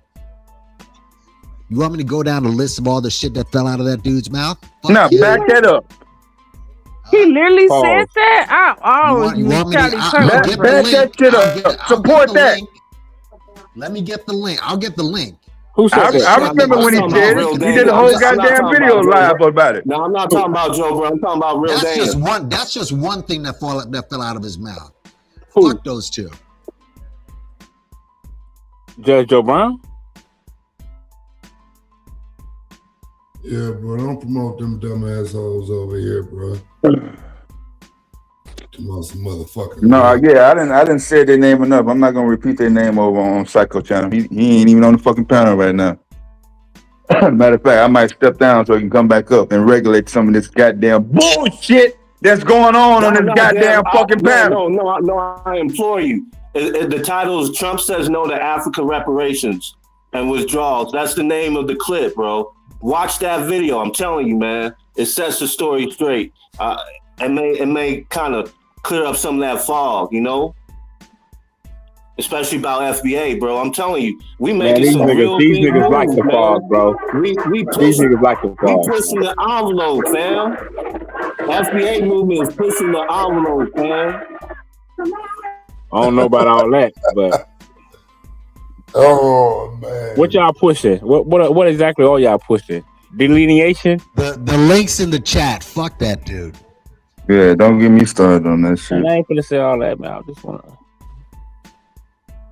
Now I'm telling you, Real Dana sets the story straight about Claude Anderson. How Claude Anderson is the true founder of FBA. And how he was talking, Claude Anderson did a lot with Rock Newman. What y'all think about Rock Newman? Yeah, all right. Like, man, I've been saying Rock this for over Newman's 20 all right, years. ain't he, Don? I've been talking about Claude Anderson about over 20 years, man. Niggas just not catching up. That's what's tripping me the fuck out. Yeah, Claude been talking about us being foundational blacks and stuff like that. But that's just how the world works.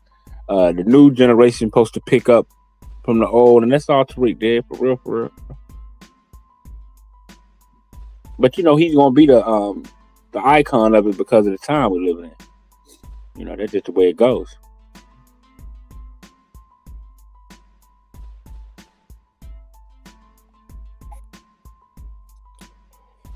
But I mean, I'm trying to figure out what y'all exactly are y'all pushing. Like, what exactly are y'all pushing? Goddamn cracker! I had to come up and say that. Rock Newman, cracker. Yeah, that's what I feel about Rock. Why do people be saying he black though? I don't know, but that's why I had to put that out there. Like he a whole fucking cracker out here. It looked like, I guess, because it looked like he got a little nigga down the bloodline somewhere. No, he don't. No, he doesn't. I don't know where people. What are y'all looking at? I don't know. Why do y'all want white people to be black so goddamn bad? What are you y'all talking some weird motherfucker, boy. I promise. The man do look like he got. The man do look like he might have some type of black DNA down his lineage. Nigga. Yo, Rock Newman's doing work That's for the the only people, thing we can man. go by, nigga. What you talking about, Dad? You know what? I felt bad though, having these feelings when that woman that got shot in the face was shot by ICE. I felt bad how they was protesting, her being shot, trying to make her a martyr for it, and how they modeled it after like all the protests and stuff we did for like George Floyd and stuff, and Trayvon Martin, like say her name. I was like, that's our stuff. Don't be stealing. That's how I felt. I guess I'm wrong to think that way, but I felt some type of way. I feel No, bad. you ain't wrong for feeling that way. All these niggas support her. I felt that way. I feel like even though she got shot in the face by ICE, I feel like she FAFO. What can I say? I feel bad. I mean, like What is that? Some type of soccer league? What is that for? fuck around, found out. Oh shit! It's like she should have pushed forward. Like I mean, if it was me, and you never know, I might have got I had a gun, and I might have we was in a heated argument or something, and somebody use their car, weaponize their car. Yeah, I might shoot them too. You might be scared. So I actually side with ICE on that part, but other than that, it's still fuck ICE. I mean, but again, I mean, and first of all, her girlfriend is the one who turned it up. And when you saying that run her over, like compare that, you know what running a person over with your car is? Go look at the video that put Suge Knight in jail for vehicular life. homicide, my brother. Yeah, but go look at the Suge Knight video that put him in jail for life. That's running a dude over. That's true. That dude backed up and then ran him over again. Like that's running a dude over. Is that who took it? This. Whose background is it? She was trying to flee. Somebody winning. Not mine. That's why I was quite so sorry. Oh wow. Should we call the police? That damn Swarthy, man. What you got going over there, man? What the fuck? You okay? Oh, that's my son, man. I was watching the game, but the 49ers have fucked around and got their ass whipped so cold. I think I had to change the channel and shit. Seattle, man, that game was over. They must owe the Seahawks some money or something. Some birds. Shoot down on them. Well, Madonna was right again. Niggas wasn't rocking with the Seahawks when Matt Hasselbeck was their motherfucking quarterback. You bandwagon ass motherfuckers.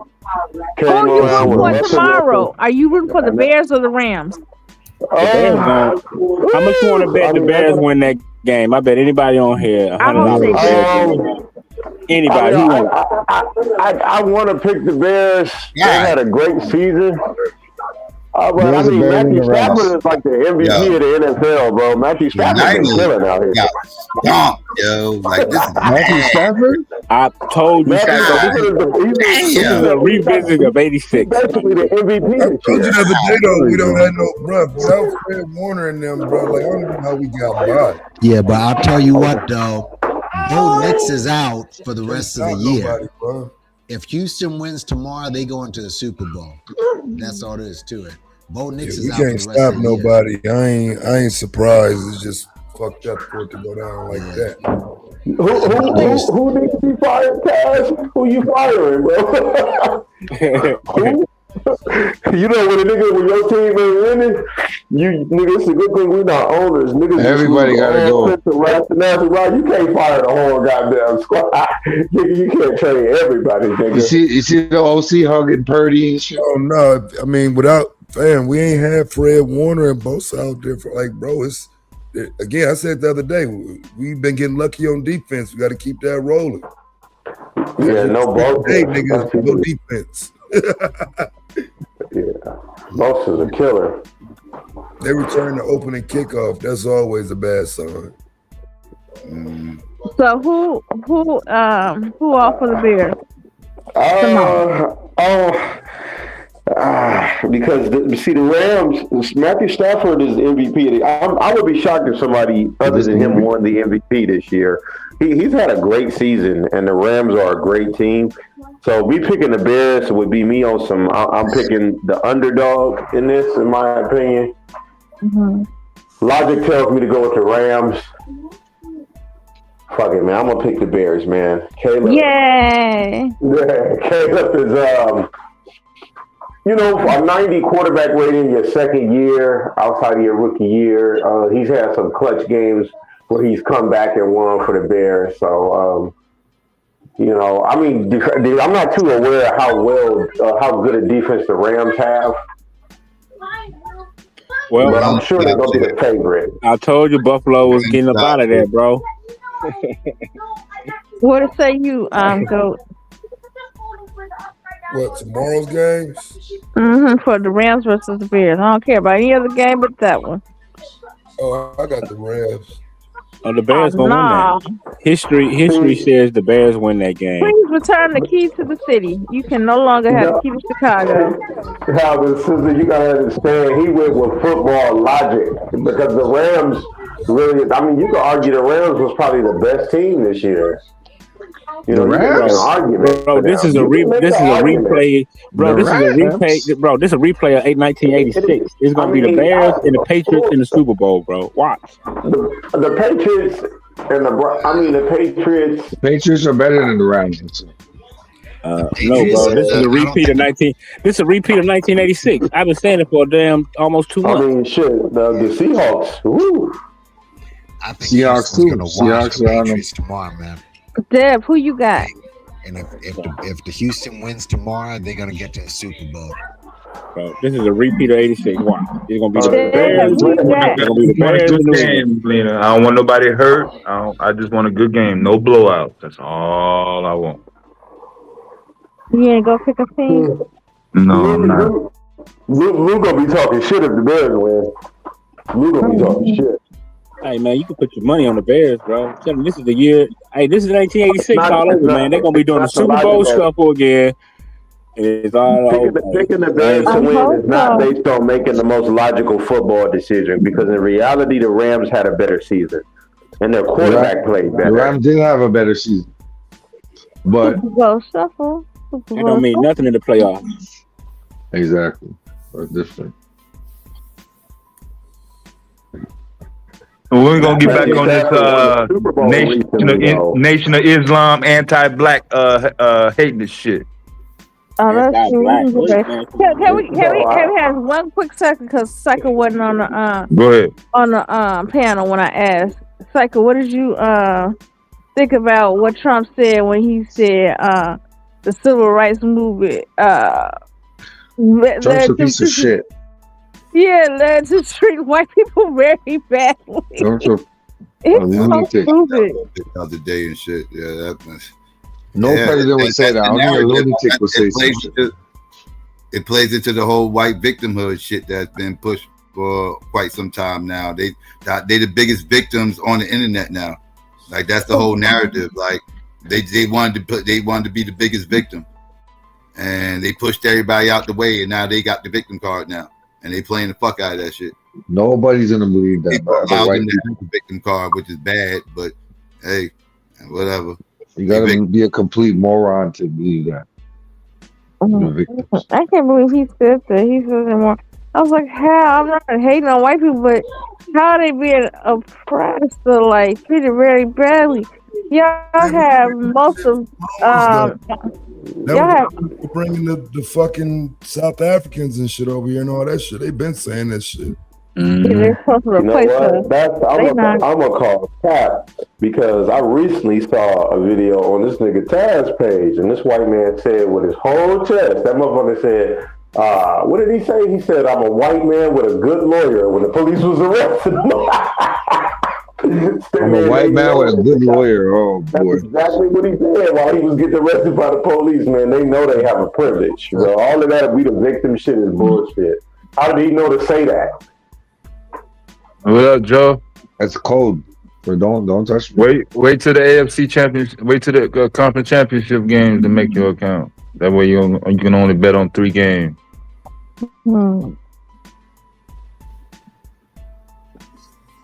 I wonder when black people could start drafting laws within the U.S. legal system. We can do that now. What the fuck you talking about? We've been ahead of the capability to do that. Yeah. Where the fuck you been at? Where you been sleep at? You was off somewhere, motherfucking snipping some goddamn glue some fucking where? How about sniffing glue? What came out of my mouth that told you that I was sniffing glue, bro? Hey, yo. You pretend like black people ain't have the ability to draft legislation on where they live at? As soon as you said that. Fuck, bro. It's a goofy. Well, this is the first time we talking about, ain't it? No, this ain't the first time this panel done talked about black people in legislation. Nope. Tonight, drafting legislation's been talked about tonight. Before we talking about right now. Goofy. Is that what you're saying? Goofy. No, it's not. Now, any more questions? Okay. So drafting legislation. Right. What are your thoughts? The same as it always been. Figure out what you want to draft and draft the motherfucker. Let me draft it. Right. Yeah, what are you trying to draft? What are you trying to draft in this era? What you trying to draft in this era? Increase taxes. Yeah. Where I live at, it's already drafted. So I don't have any immediate concerns right now. Any more questions? Enlighten us then. Enlighten us. Tell us what you're doing. That nigga like Fred man. He just sitting in the community with the remote.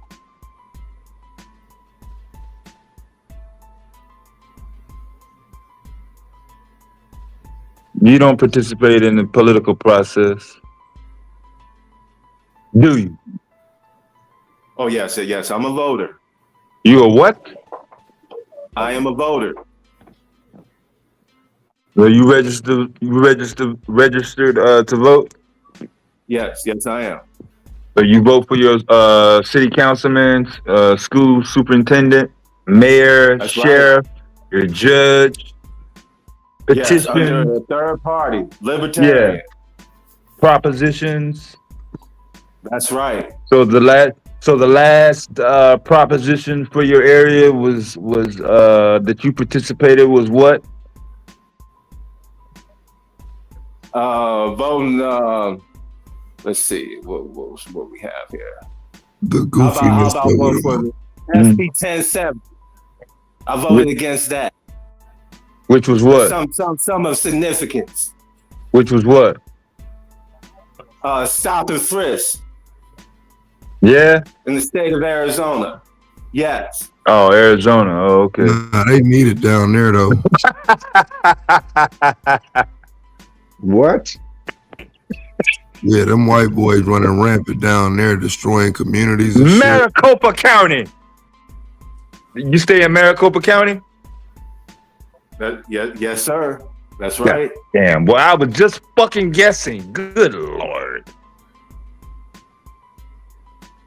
I'm gonna have to end my cycle of questions after that. Good luck. What's up, Miss Chocolate? Them white boys running them up down there. Hell yeah. Beat his ass, yeah, for real. He goofy as hell. I'm pretty sure you don't talk this crazy out in the goddamn streets like that. Shit. No, I do. He say he does. With anybody in front of you, or don't nobody be around you within a mile? No, I'm grassroots. Oh yeah. That's right. That nigga be out there by himself like a motherfucker. I know, right? It's okay, though. Arguing with stand cats on and 10, shit. Man. Yeah. I stand on 10. Interstate 10? Interstate 10? That's right. No. I'm not. What? I read that they was gonna make the speed limit whatever the driver wanted in that state. Yeah, they trying to do that. Yeah. And they legalized weed. That was the main thing you was concerned about? No, they don't like that. They don't like that, especially driving, bro. Yeah. Down these streets. Yeah. Yeah. This was the home of Mad back in the day, in the 80s. We literally set it off where, like, the whole shit where you had drunken driving, ruining it for everybody. Couple of drunken driving accidents, shut shit down for the next drunken 10, driving? 20 years. Yeah, drunk driving accidents. Okay. Yeah, no, they don't like that, especially out here in Arizona. I wasn't motherfucking driving. Well, basically, like, I mean, there's no tolls out here, for one. It's the Wild West. Ain't no niggas over there either. White boy ass nigga. You can't beat my ass, Judah. Why you want somebody else to beat my ass? Damn, you should be used to me talking shit by now. You ought to borrow some goddamn Kleenex from Madonna or some goddamn shit. Damn, everybody know your ass ain't Man, gonna do a fuck you. Did goddamn nobody thing. ask you shit? All Shut you your can do is goddamn sit on ass this up, nigga. motherfucking Yale. When nobody You talking to scared you? as hell. When nobody talking to you, Motherfucker, Madonna? motherfucker Shut your shoot fireworks. motherfucking ass up. I'm Nigga, talking you to somebody else you in the mention my chat.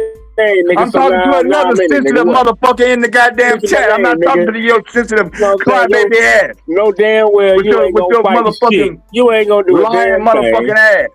Scared to come outside. When last time you been I outside, ain't gotta nigga? come outside, bitch. You ain't I know you outside. ain't gonna What come the fuck are you outside, talking nigga. about? You ain't gonna do Your shit. scared ass. Hell, you don't come outside. You ain't even know the last time you been Nigga outside. stuck in the house every day ass Like you nigga. standing outside waiting on you to come out, though. Right. Oh, dumbass. Exactly, nigga. You catch your ass, nigga. I got a bow Always down come out for your somebody. ass. Oh, I bet somebody beat their ass. Judah, you not gonna beat my motherfucking ass. How about that motherfucking shit? Now I'm talking shit to you right now, and I'll talk shit to you in your motherfucking face. It ain't gonna make no motherfucking difference. You got that goddamn upset? Damn, you have plenty of goddamn topics to make a comment on, but your ass is so goddamn upset. I don't know why, but I didn't even know you was in the goddamn chat. But thanks for letting me know that you really give a fuck about what I'm talking about, especially when I'm talking to some other niggas, other dumb niggas, other lying dumb niggas. Which means you must be another dumb, lying nigga. If you got that motherfucking mad about it, motherfuckers kill me. I bet somebody'll beat his ass. You'll be one broke ass motherfucker if you really thought that. Get your stupid ass up. Damn, motherfuckers can't even motherfucking take nobody calling nobody out. Cause he probably know you ain't about that. That's why. You ain't about shit, nigga. Fuck. You know what I'm saying? That's why he's saying for that motherfucker. He don't believe you. What's wrong with that man not believing you? Y'all can't even co-sign for each other. You got two weak ass motherfuckers trying to co-sign for each other. You know what I'm saying? He probably don't believe that shit you Dweedle dumb and Dweedle do. Dumb and dumb. You said y'all niggas can't even co-sign. What the fuck?